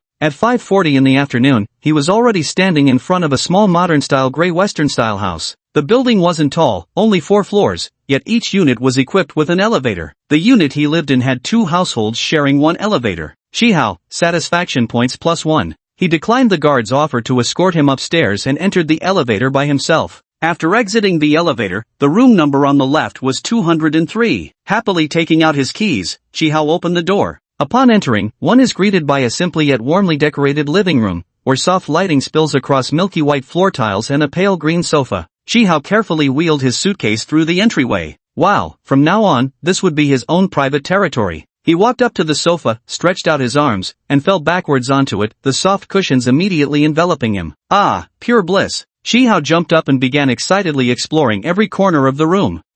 It turned out to be a two-bedroom apartment. On either side of the living room, doors led to separate rooms. Chihao first pushed open the door to the left bedroom. Elegant gray curtains fluttered gently in the evening breeze. Below the window stood a white adjustable desk with a black swivel chair, while a single bed occupied the center of the room. Against the wall was a double-door wardrobe. Perfect. Chihao lay on his back on the bed, thinking happily that the room opposite must be the study. When he used to visit Su Duoyu and Li Bing's homes, their houses were set up like this. Every home must have a study. After the excitement faded, Chihao got up, intending to put his suitcase in the study. As he walked into the living room, he happened to hear the sound of a key turning in the lock. Chihao froze. He stared in disbelief at the door. The lock slowly turned, followed by a click as the door swung open. The door was slowly pulled open from the outside. A tall figure stood at the door, holding a black rolling suitcase. Chihao stood frozen in place, dumbstruck. The new roommate first looked at him in surprise, then took a step back to check the door number before shrugging and giving him a resigned smile. Hello, Chihao. We meet again. Chapter 72 got you. Professor Ling? Why are you here? Did you enter the wrong room by mistake? Chihao practically roared these three consecutive questions from the depths of his soul. Lingbo innocently pulled the key from the keyhole and handed it to Chihao. That's right, engraved on the key was clearly 8 to 203. After all this fuss, the room across the way wasn't a study at all, it was another bedroom. That's odd. Doesn't Professor Ling have his own house? Why would someone with a home suddenly come to live in the staff dormitory? This makes no sense. Chihao rarely loses his composure, but today was an exception. The gap between reality and imagination was simply too vast for Chihao to handle in that moment. After returning the key to Lingbo, he turned around and ran back to the bedroom he had just left, locked the door, and desperately started dialing Xiao Zhao's number. Sorry, the number you have dialed is not in service. Chihao. He could only watch helplessly as Professor Ling smiled and nodded at him, then grabbed her suitcase and walked into the bedroom across from his. Thus, Chihao reluctantly and unwillingly began his cohabitation life with Professor Lingbo. Something about this arrangement felt oddly deliberate, as if someone had orchestrated it, yet he had no proof. Actually, the apartment wasn't small at all. Being built within the last 8 years, its layout was scientifically designed with each bedroom even having its own private bathroom. The apartment layout was perfectly square, spanning nearly 100 square meters, more than enough space for 2 people to live comfortably. At least it was far more spacious than that tiny dorm room at the university. But since Professor Lingbo moved in, Chihao felt the apartment had instantly lost its initial charm. When Professor Lingbo finished tidying up and came knocking to invite him for dinner, Chihao forced a smile and stiffly followed the professor downstairs. The area where they resided wasn't the ordinary residential quarter for research institute families, but rather a special compound built exclusively for top-tier scientists to temporarily stay during critical project phases. It consisted of just over a dozen small Western-style villas arranged in a circular formation. The dining hall was located exactly at the center of this cluster of buildings, conveniently close to each residence. This design choice originated from considerations about these distinguished researchers, most being advanced in years. The organization had made special arrangements keeping their physical conditions in mind. Lingbo appeared quite familiar with the place. As they walked, she explained to Chihao, "Don't underestimate this residential area." Back then, the department hired China's most renowned architect. Numerous subtle details were carefully considered. Chihao responded absent-mindedly, "Oh, like what?" For example, each room has only one key, yet it can open all doors within that room, designed to prevent any accidents when elderly experts are alone inside. Of course, the most ingenious design is still the dining halls. At that moment, they happened to step into the dining hall. Chihao suddenly froze, standing motionless at the entrance. The dining area wasn't particularly large, just a single floor, but with ceilings nearly 3 stories high, the space felt extraordinarily vast. What stopped Chihao in his tracks was the ceiling, a single enormous pane of crystal-clear glass spanning the entire expanse. The evening had deepened into night, with the soft indoor lights illuminating through the glass ceiling, intertwining with the starry sky outside. Chihao stood at the entrance to the restaurant, mesmerized by the sight. Lingbo stood silently behind Chihao for a long while before continuing. The most exquisite design is the restaurant's rooftop. It's breathtaking, isn't it? My first time here, I was just like you are now. Only then did Chihao snap out of it, smiling sheepishly at Lingbo. Lingbo led him to a table nestled in a corner of the restaurant. Surrounded by tall greenery that subtly separated it from the surroundings, it formed a tranquil little oasis. After sitting down, Chihao glanced around, feeling that simply being there was a pleasure in itself. Needless to say, when facing project obstacles, coming here for meals might just alleviate the work-induced stress. Dining in this atmosphere, though Chihao was preoccupied with worries, the mood between the two remained rather pleasant. After the meal, walking back along the cobblestone path from the restaurant to their residence, Chihao politely bid Lingbo goodnight despite the early hour and quickly retreated to his bedroom. The moment he entered his room, he let out a long, deep exhale. Spending too much time alone with Lingbo always gave Chihao an inexplicable sense of unease. Perhaps it was because Professor Lingbo was the only person who had instantly seen through his act of deliberately going easy on Wang Kuan during their very first meeting. Standing still, Chihao briefly reviewed every moment from Lingbo's arrival earlier that day until now. He felt their interactions had been rather harmonious overall. If he could get along even with Shi Yang, who was far less mature and composed than Professor Lingbo, then handling weekends-only cohabitation should be perfectly manageable, right? Chihao comforted himself as he opened his suitcase and tidied up the room a bit. After hastily washing up, he locked the door and took out his laptop. Before turning on the computer, he listened carefully. Not a sound came from the living room. This meant Professor Lingbo was currently in his own bedroom. He might have even gone to bed already. Chihao inexplicably felt a bit more settled. For some unknown reason, he had been feeling restless all evening. Collecting himself, he turned on the computer. With several successful online reconnaissance missions under his belt, Chihao considered his hacking skills to be quite sophisticated. Just as before, after deploying anti-tracking and countermeasure programs, setting up multiple relay servers, and adding layers of communication encryption, he began infiltrating Anyang City's internal network using the penetration tool he had coded himself. He remembered Xiao Zhao mentioning during yesterday's phone call that this was an urgent business trip. Perhaps tonight, he might stumble upon some new clues. Chihao gradually became completely absorbed in his own thoughts. In the bedroom across the hall, after returning to his room, Lingbo lay down on the bed to rest for a while. Though he had moved in solely to better understand Chihao, and ideally, to foster some rapport, he fully understood the principle that haste makes waste. Thinking of the defensive and resistant expression the child had shown when they first met today, Lingbo sighed quietly to himself. Well, take it slow. After resting for a while, he got up, washed up in the bathroom, and prepared to turn off the lights and sleep. Before going to bed, Lingbo opened the suitcase and retrieved his pajamas. As he picked them up, the computer lying quietly at the bottom of the case was revealed. Since meeting Chihao, he had never touched that computer again. Nearly 30 years had passed. If there had been any trace online, it would have been impossible to escape his notice. Even though he knew full well that during the era when his son disappeared, people relied more on paper documents, and digital information was far less prevalent than it is now. But what if some fragment of words could still be found online? At that time, China didn't even have computer science as a dedicated discipline. It was merely a course listed under the mathematics department. Back then, in his desperate search for the child, he must have been consumed by madness. He even abandoned music, switched to mathematics, and devoted all his energy to it. Alas, decades passed with nothing gained. Taking one last glance at the computer, Lingbo silently closed the suitcase, turned off the light, and lay down on the bed, ready to sleep. But no matter how long he lay there, tossing and turning, he just couldn't fall asleep.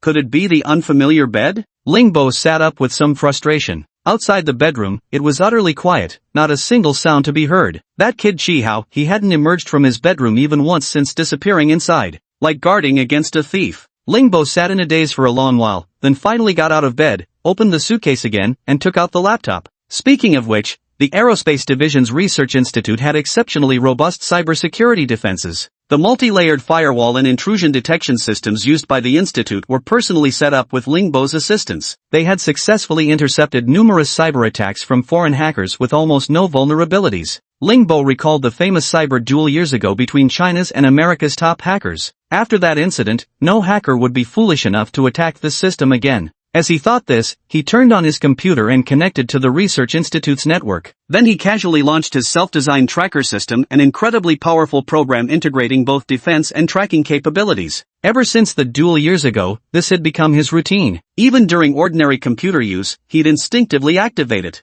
To my surprise, as soon as I opened it, the system immediately detected abnormal communication traffic. Lingbo was instantly stunned. He hurriedly examined the alert details. Indeed, the irregularities in traffic displayed unnatural patterns in both time and space. A master hacker. Moreover, this expert was currently on the intranet of the Research Institute. Lingbo was so startled that he nearly stood up, his forehead instantly covered in cold sweat. He swiftly modified over a dozen crucial cache records and implanted an almost undetectable rerouting command. His fingers flew across the keyboard, yet he couldn't shake off a strange feeling in his heart. He had clashed several times with several other renowned hackers in the world and was quite familiar with the signature encryption packets they habitually used in their previous operations. But this particular algorithm was utterly unfamiliar, as if the other person were a novice. Has the US recently recruited experts again? Unfortunately, no matter how formidable an expert may be, once they trigger that command, Lingbo let out a cold laugh, like a seasoned hunter lurking in the shadows, quietly biding his time, waiting for any movement from that command. Finally, that command was triggered. The target was directed to the virtual server simulated by Lingbo.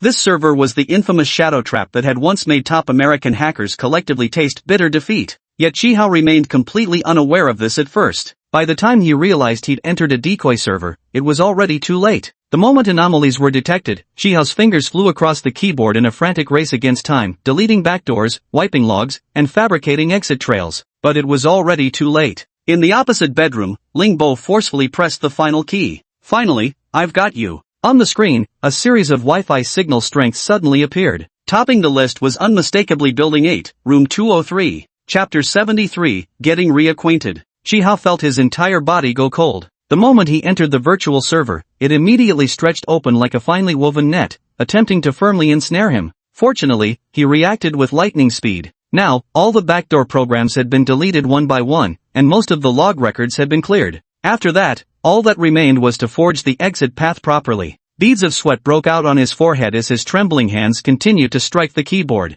Faster, he needed to be even faster. There seemed to be faint movements outside the bedroom door. Perhaps Professor Ling was pacing in the living room? At this moment, Chihao couldn't spare even a shred of attention to what that irrelevant Professor Lingbo was doing. Let him do whatever he wanted. His entire focus was fixed on the screen before him, his fingers moving so fast they nearly left after images. Not enough. Still not enough. Faster, just a little faster. As his hands moved quicker, Chihao's heart raced uncontrollably. The faint rustling noises outside the door abruptly transformed into the sound of a key turning in the lock. The soft click resonated like thunderous explosions in Chihao's ears. Every part of his body trembled, his limbs turning ice cold. Gritting his teeth without looking back, he shakily typed the final sequence of characters. He had finally completed all the operations. His hand dropped helplessly. A deathly silence filled the room. Behind him, Professor Lingbo stood at the open doorway, watching as he carried out this final step. Until she saw it with her own eyes, Lingbo had no choice but to believe, however reluctantly, that the person she had just caught was indeed Chihao. The boy sat motionless in the swivel chair, neither turning around nor speaking. Lingbo sighed and stepped inside. The bedroom was small, and in just a few steps, he reached behind Chihao. With a light push against the back of the chair, he nudged the boy aside. Lingbo stood in front of the computer, slightly bending over as she typed a series of commands on the keyboard. The content on the screen began to flicker. Remaining slightly hunched, Lingbo carefully read through all the information that appeared on the display. Chihao kept his head bowed the entire time, sitting rigidly to the side as if frozen. Even his eyeballs seemed immobile. He remained this way until Lingbo straightened up and turned her gaze toward him. Anyang City Cultural Relics Bureau? Ruins Excavation Center? Latest archaeological discoveries? Chihao, are you interested in archaeology? It seems my previous understanding of you falls far short after all. I think it's quite necessary for us to get acquainted properly this time. Chihao still kept his head bowed, motionless, though his stance seemed less rigid now. Lingbo sighed and spoke bluntly. Your technique isn't bad, but you lack experience. What kind of place is this that you'd dare pull such a stunt? Lucky you ran into me, otherwise I'd like to see how you'd handle that mess. Chihao's hands were clenched tightly, his palms drenched in cold sweat. Earlier, when Professor Ling had lowered his head to look at the computer slightly ahead of him, Chihao couldn't help but fix his gaze on Lingbo's neck. A human neck, just like that of a Zayton, contained numerous crucial blood vessels and nerves, terribly vulnerable. A single heavy blow could potentially cause permanent neural damage. Alternatively, he could just strangle his neck. A mere few minutes would suffice to deprive him of oxygen and induce unconsciousness. Chihao's fingers spasmed into clenched fists, their knuckles blanching from the strain. He was confident. He could control the force perfectly, enough not to kill, but just enough to ensure the man never woke again. Moreover, he possessed immense strength, while Professor Ling, already nearing 60, was absolutely no match for him. But then what? This was a research institute with extremely tight security. If he took reckless action, escape would be impossible. He needed a flawless plan before making his move. That would require time. But Professor Ling, would he leave himself enough time? Would he report it immediately? If he does, how should I explain it? If there's no way to explain, should I just take action now? Professor Ling's words still buzzed in his ears, seemingly heard, yet seemingly incomprehensible. Until Professor Ling uttered those final words. Luckily you ran into me. Otherwise, who knows how you'd have handled the fallout. In disbelief, he lifted his head. Shihao, you should be grateful you hacked into neither a military organization nor anything containing state secrets. Otherwise right now, you'd be figuring out how to explain yourself to the police instead. Chapter 74, Latitude and Longitude. In fact, before being caught by Ling Bo, Shihao had actually made quite a haul. He was right, Anyang City had indeed uncovered something new. And it was precisely this discovery that sent Xiao Zhao rushing to the scene. At the same time Shihao was being interrogated, Xiao Zhao was carefully examining an incomplete pattern in the photograph before him. This symbol has been discovered multiple times in historical relics unearthed in Xining City. Due to its simple structure, just a basic circle, it remains highly recognizable despite being fragmented each time it's excavated. Previously, joint research by archaeologists and historians concluded this symbol likely held no special significance. Some scholars even published papers suggesting this circle might represent primitive humans drawing their own heads, with the faint lines around it possibly depicting hair. Regardless, the circular symbol is not being unearthed for the first time. How could this previously discovered, supposedly head-shaped image possibly warrant the boss sending him here on emergency orders? Xiao Zhao puzzled over it endlessly, but he had the courage to voice his confusion. Standing before him was Suanji, his face glowing with excitement, a first-grade professor in the history department of Huayin University and a renowned scholar. Suanji exclaimed, astonishing, truly astonishing. This discovery will undoubtedly overturn much of our current understanding of history. Xiao Zhao took another careful look at the circle. No, expertise has its barriers. On his own, he truly couldn't discern what had been overturned. He humbly inquired, Professor Su, could you specify which aspect of understanding you're referring to? Suanji replied, fortunately, I came to the scene and witnessed the birth of this historic miracle with my own eyes. Xiao Zhao continued asking humbly, Professor Su, let me put it this way, could you elaborate more on this miracle? Suanji was trembling with excitement. Inconceivable, utterly inconceivable. A full 7,000 years earlier than Hebrew Alexander's invention. 7,000 years, can you even fathom that? Xiao Zhao, sorry, I can't. I don't even know what this miracle you're talking about actually is. Can we even have a normal conversation anymore? Suanji, Director Zhao, the photo in your hand isn't very clear yet. Xiao Zhao, can I say that honestly? In my eyes, there's no difference between any of these circles? Suanji, how could there be no difference? Come, follow me. Xiao Zhao clutched the photo in his hands as he followed Suanji into the ancient cave ruins. Today, the cave was under strict lockdown, with all foreign archaeological teams barred from entering. At this moment, only the official Chinese archaeological team and Xiao Zhao's group remained inside. Suanji led Xiao Zhao directly to a large circular formation. Unlike previously discovered patterns about the size of a watermelon, this one was as large as a car tire. Suanji pointed at it excitedly and said to Xiao Zhao, look, how precious this pattern is, how perfectly preserved, and how clear the lines are. Do you see these delicate crisscrossing lines on the circle? Finally, something useful. Xiao Zhao leaned closer to the cave wall and carefully examined the drawn pattern. Wow, truly an expert. Indeed, there seemed to be several faint, delicate lines on the circle. Without Suanji mentioning them, he wouldn't have noticed. But, aren't these faint lines just cracks in the cave wall from age? Xiao Zhao voiced the skepticism of a science-minded person. Suanji glared at him forcefully, pulling out a palm-sized celestial globe from his backpack. He raised the celestial globe next to the circle, motioning to Xiao Zhao, take another look.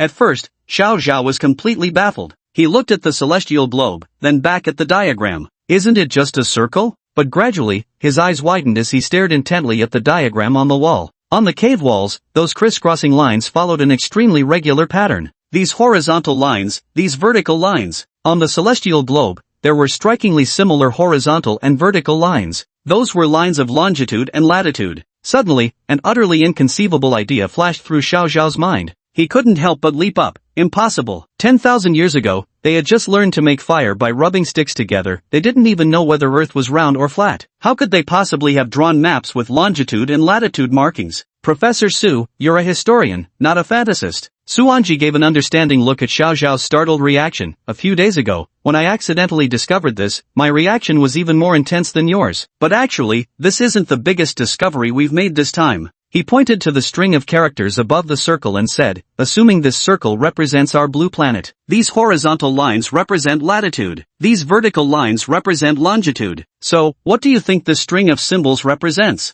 Xiao Zhao swallowed hard with difficulty. He said hoarsely, I guess this string of symbols represents coordinates. Chapter 75, Letting You Off. The moment Xiao Zhao uttered the word coordinates, his hand was abruptly grasped by Suanji. Suanji's eyes shone with striking intensity as he shook Xiao Zhao's hand vigorously, exclaiming excitedly, "Perfect! Finally, someone shares my hypothesis. I'll go tell the team right now. Even the bureau chief from the Cultural Relics Bureau endorsed my theory. What right do you people have to doubt?" As he spoke, he turned to leave. Xiao Zhao quickly reached out to stop him. "Professor Su, may I ask when you discovered this string of characters?" "It was Monday evening. My field survey application was approved early last Friday. I led the team to Wanyang on Monday afternoon. The moment we arrived, I went straight into the cave." Suanji still couldn't hide his excitement as he recounted the story. This symbol had been unearthed many times before, so like everyone else, I didn't pay it any attention at first. But the light from my headlamp happened to fall directly on these markings. When I took a step back, I saw the complete pattern.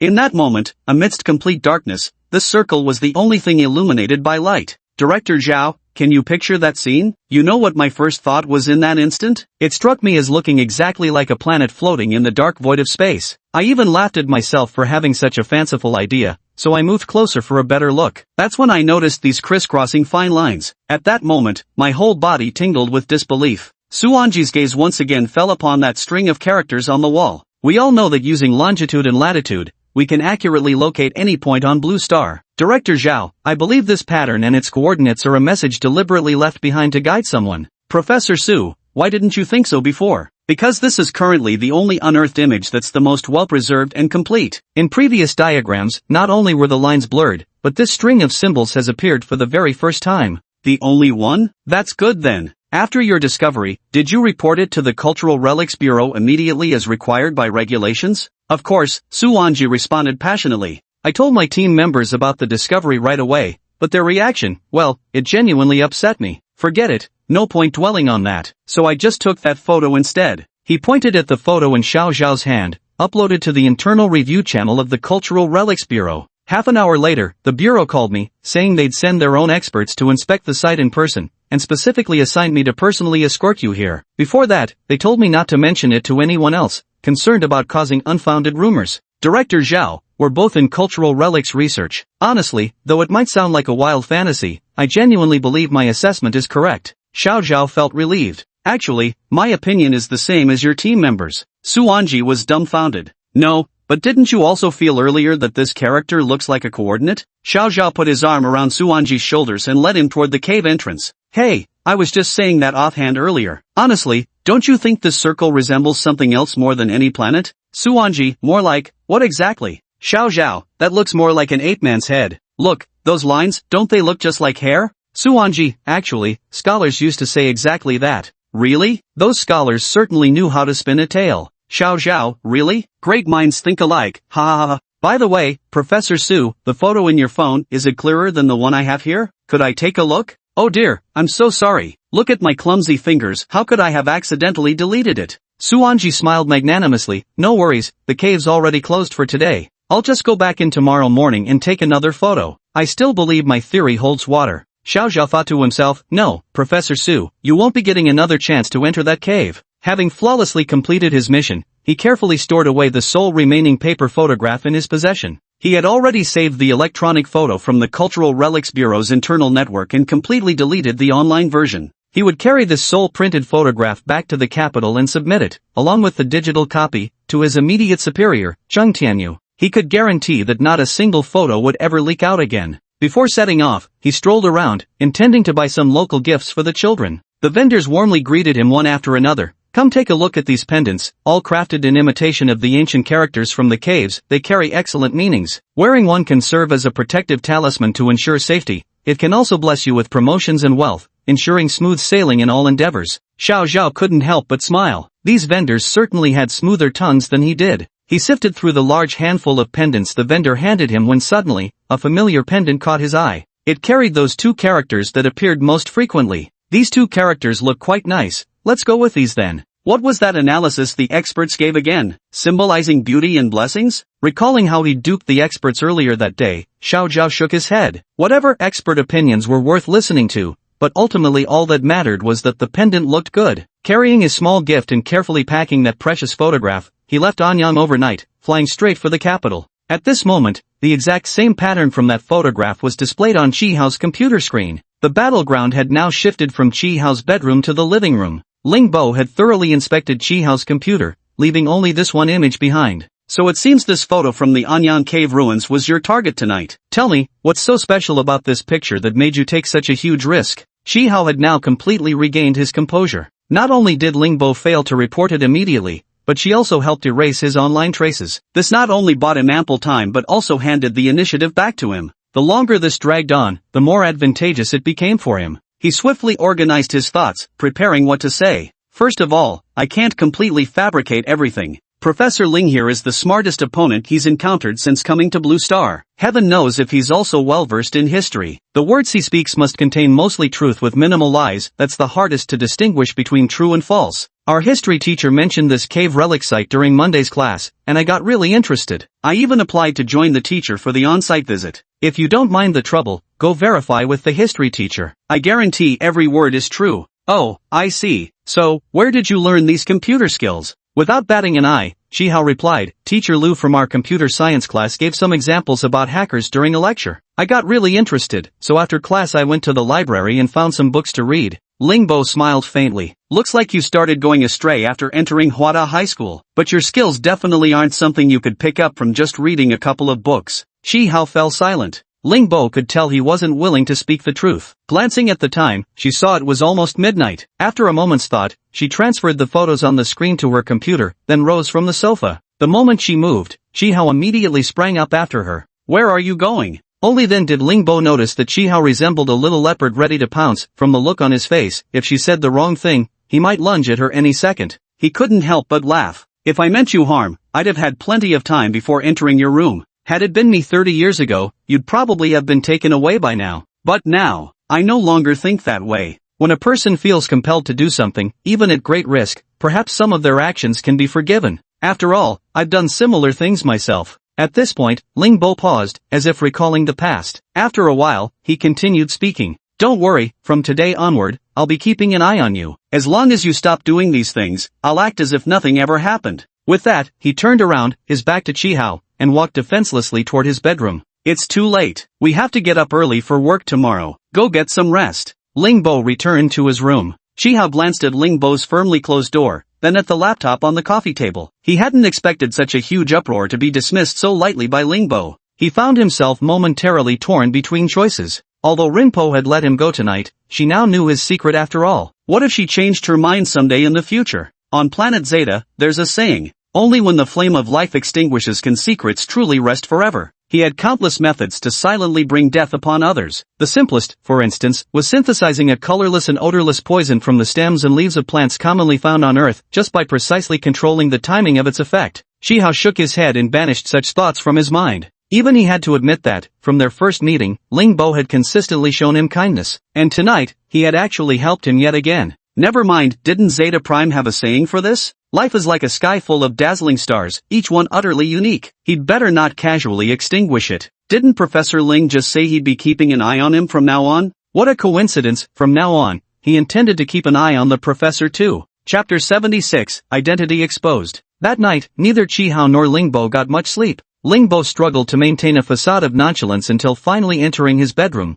where he abruptly let his guard down. The way Chi Hao had looked at him several times that evening even made him suspect the boy might try to kill him. Fortunately, he'd given the boy an out, and in return Chi Hao had spared him. Ultimately neither crossed any dangerous lines. Once inner worries were set aside, curiosity could no longer be contained. There wasn't a single word Chi Hao had just said that he actually believed. Judging by Chi Hao's behavior, he was definitely hiding some secret, one that he'd rather fight to the death than reveal even a syllable of. Ling Bo couldn't help but feel a surge of intense curiosity. As a true top-tier hacker, he had already combed through every detail of Chi Hao's life from age 5 onward. After turning 5 years old, aside from his extraordinary intelligence, Chi Hao appeared to be just an ordinary child in every other aspect. In fact, compared to other children, his life could almost be described as dull. His daily routine followed a simple route between school and the orphanage, nothing more than the typical trajectory of any ordinary student. If he was indeed hiding some secret, that secret could only have originated from before he was adopted by the orphanage. So, before his adoption, had anything unusual ever occurred in the blue seaside town area? Light footsteps echoed in the living room, and Ling Bo instinctively held her breath. The footsteps headed toward Chi Hao's bedroom, followed by the sound of his door closing. Good, the kid had finally returned to his own room. Lingbo's gaze settled on the computer on the desk. He strained to slow his movements as he edged toward the desk, then opened the computer with extreme lightness and caution. Late into the night, his mind grew increasingly restless. At this moment, he was leafing through the records of Blue Harbor Town's police station, just as he'd done for decades while searching for his son. Chihao's file brimmed with ominous signs. Origin, unknown. Place of birth, unknown. Ethnicity, unknown. According to records, the local police station twice organized efforts to search for his family members. But strangely, according to the records, the first search was hastily concluded. It wasn't until a week later that the police station organized a second search. Why was this? Did they temporarily find a suspected relative, only to realize it was a false alarm? Lingbo frowned and continued digging deeper. No, his speculation was incorrect. The first search was terminated halfway because all personnel at the police station had been reassigned to another urgent project that week. Lingbo was somewhat surprised. What kind of major social incident required so much police manpower? Yet the police station's records on this matter were vague, using only a code name. Lingbo casually set up search parameters in the social news section. Found it. That night, in the northeastern corner of Blue Harbor Town, a small crashed aircraft was discovered. 3 decades of experience enabled Lingbo to piece everything together almost instantly. That same night, a small aircraft had crashed in the northeastern corner of Blue Harbor Town, yet there were no subsequent news reports about the incident. Lingbo opened the satellite map, drawing a straight line between the suspected crash site and the Crimson Star Orphanage. 13 kilometers. A child's walking speed is approximately 3 to 4 kilometers per hour. According to police station records, Shihao was found at the doorstep of the orphanage at the break of dawn. Lingbo sat motionless on the chair. For the second time in his life, he loathed his own intelligence. No wonder people say that those who are too clever often meet with bad endings. At this moment, the bedroom just a few steps away seemed more terrifying than flood or wild beasts. Lingbo only wanted to get away as quickly as possible. Was there really a human being in that room now? He wanted to stand up, but his legs felt powerless. He tried to prop himself up with his arms, yet didn't dare to make too much noise. Lingbo collapsed into the chair, trembling slightly for a moment before suddenly seeming to comprehend something, then strangely calming down again. This person had been on Blue Star for nearly 9 years, yet throughout all this time, it had exhibited no unusual movements. If it truly were malicious or terrifying, the first place affected would undoubtedly be Blue Sea Town, where it had resided for over 8 years. Gathering his remaining strength, Lingbo strained to detect even the faintest sounds from the bedroom across from him while apprehensively opening the webpage once more. The more he read, the more reassured he became. From his elementary school homeroom teachers' evaluations, classmates' comments, and welfare staff's remarks, Shihao appeared to be a gentle, completely non-aggressive, even kind-hearted child. He even had 2 close friends. It was evident that during elementary school, he exercised extreme caution. His carefully maintained average grades, 20th, 19th, 21st, made that abundantly clear. His most high-profile competition was actually connected to the director of the orphanage.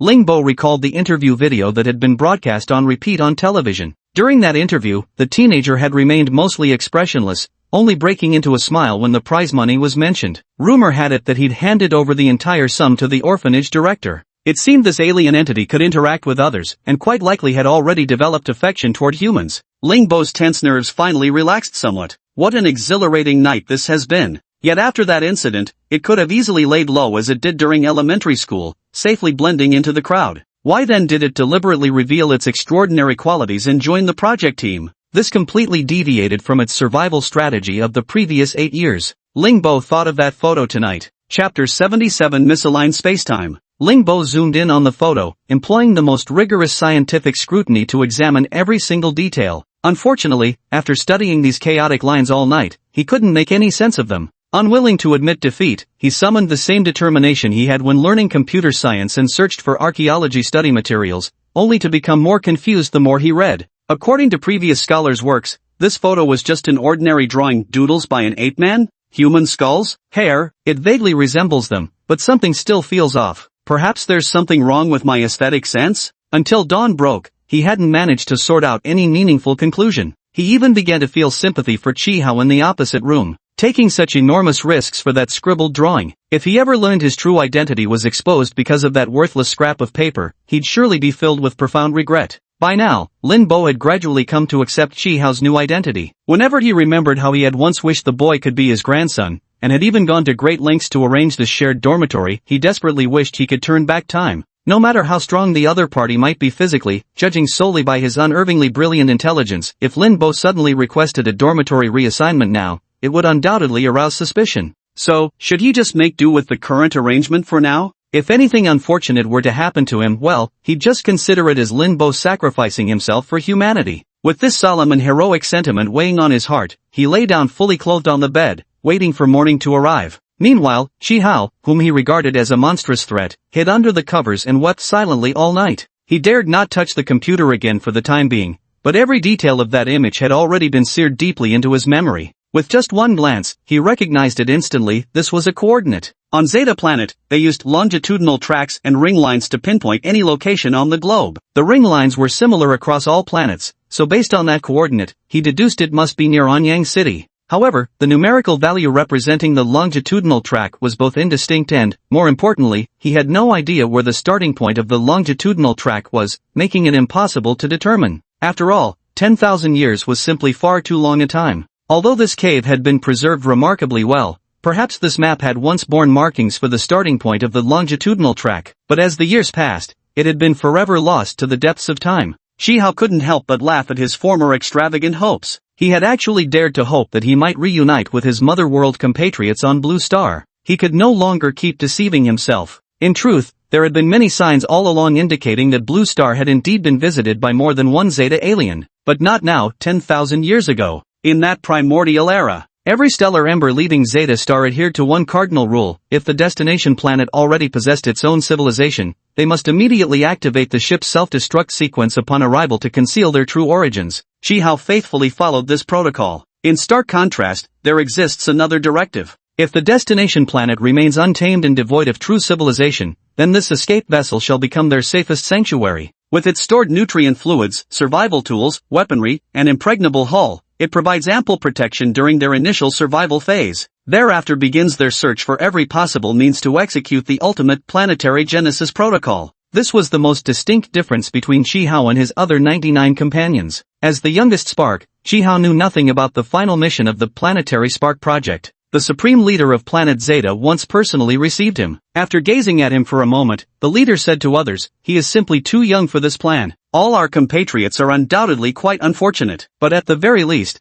the entire planet can make one exception. Let him be that sole exception. There isn't much difference between 100 people and 99 after all." It is said this decision faced immediate objections from many present, but he was simply too young at the time to understand, and soon after, someone carried him away. In the end, the objections proved futile. When he left Zeta Star, the only wish people had for him was that he could live well on the new planet. Yet he knew everyone else's parting words for him had been entirely different. The other 99 seeds were under semi-military management before their final departure. Moreover, they knew the ultimate destination planets of all their fellow seeds. Thus, those who arrived initially knew they were destined to appear. What neither side foresaw was that due to temporal turbulence, these two individuals would be separated by tens of thousands of years. So, which elder brother or sister might that fellow traveler from 10,000 years ago have been? What message was she desperately trying to leave for himself/herself? The spaceship she once relied on for survival was discovered by the Chinese in Anyang 50 years ago and secretly transported to the capital. Although I haven't found it yet, I'm already getting close. If she went to such lengths to leave messages in places where she once lived, then there must be even more detailed information inside the spacecraft. Is there some mission I need to carry out? Shi Hao suddenly sat up in bed. A tabloid on foreign websites claimed that 50 years ago, China had captured an alien alive. Could it be that her remains were also secretly transported to the capital on that spaceship and are now stored somewhere in the city? Absent-mindedly, he sat on the bed, his slightly swollen eyes wide open, waiting for morning to arrive.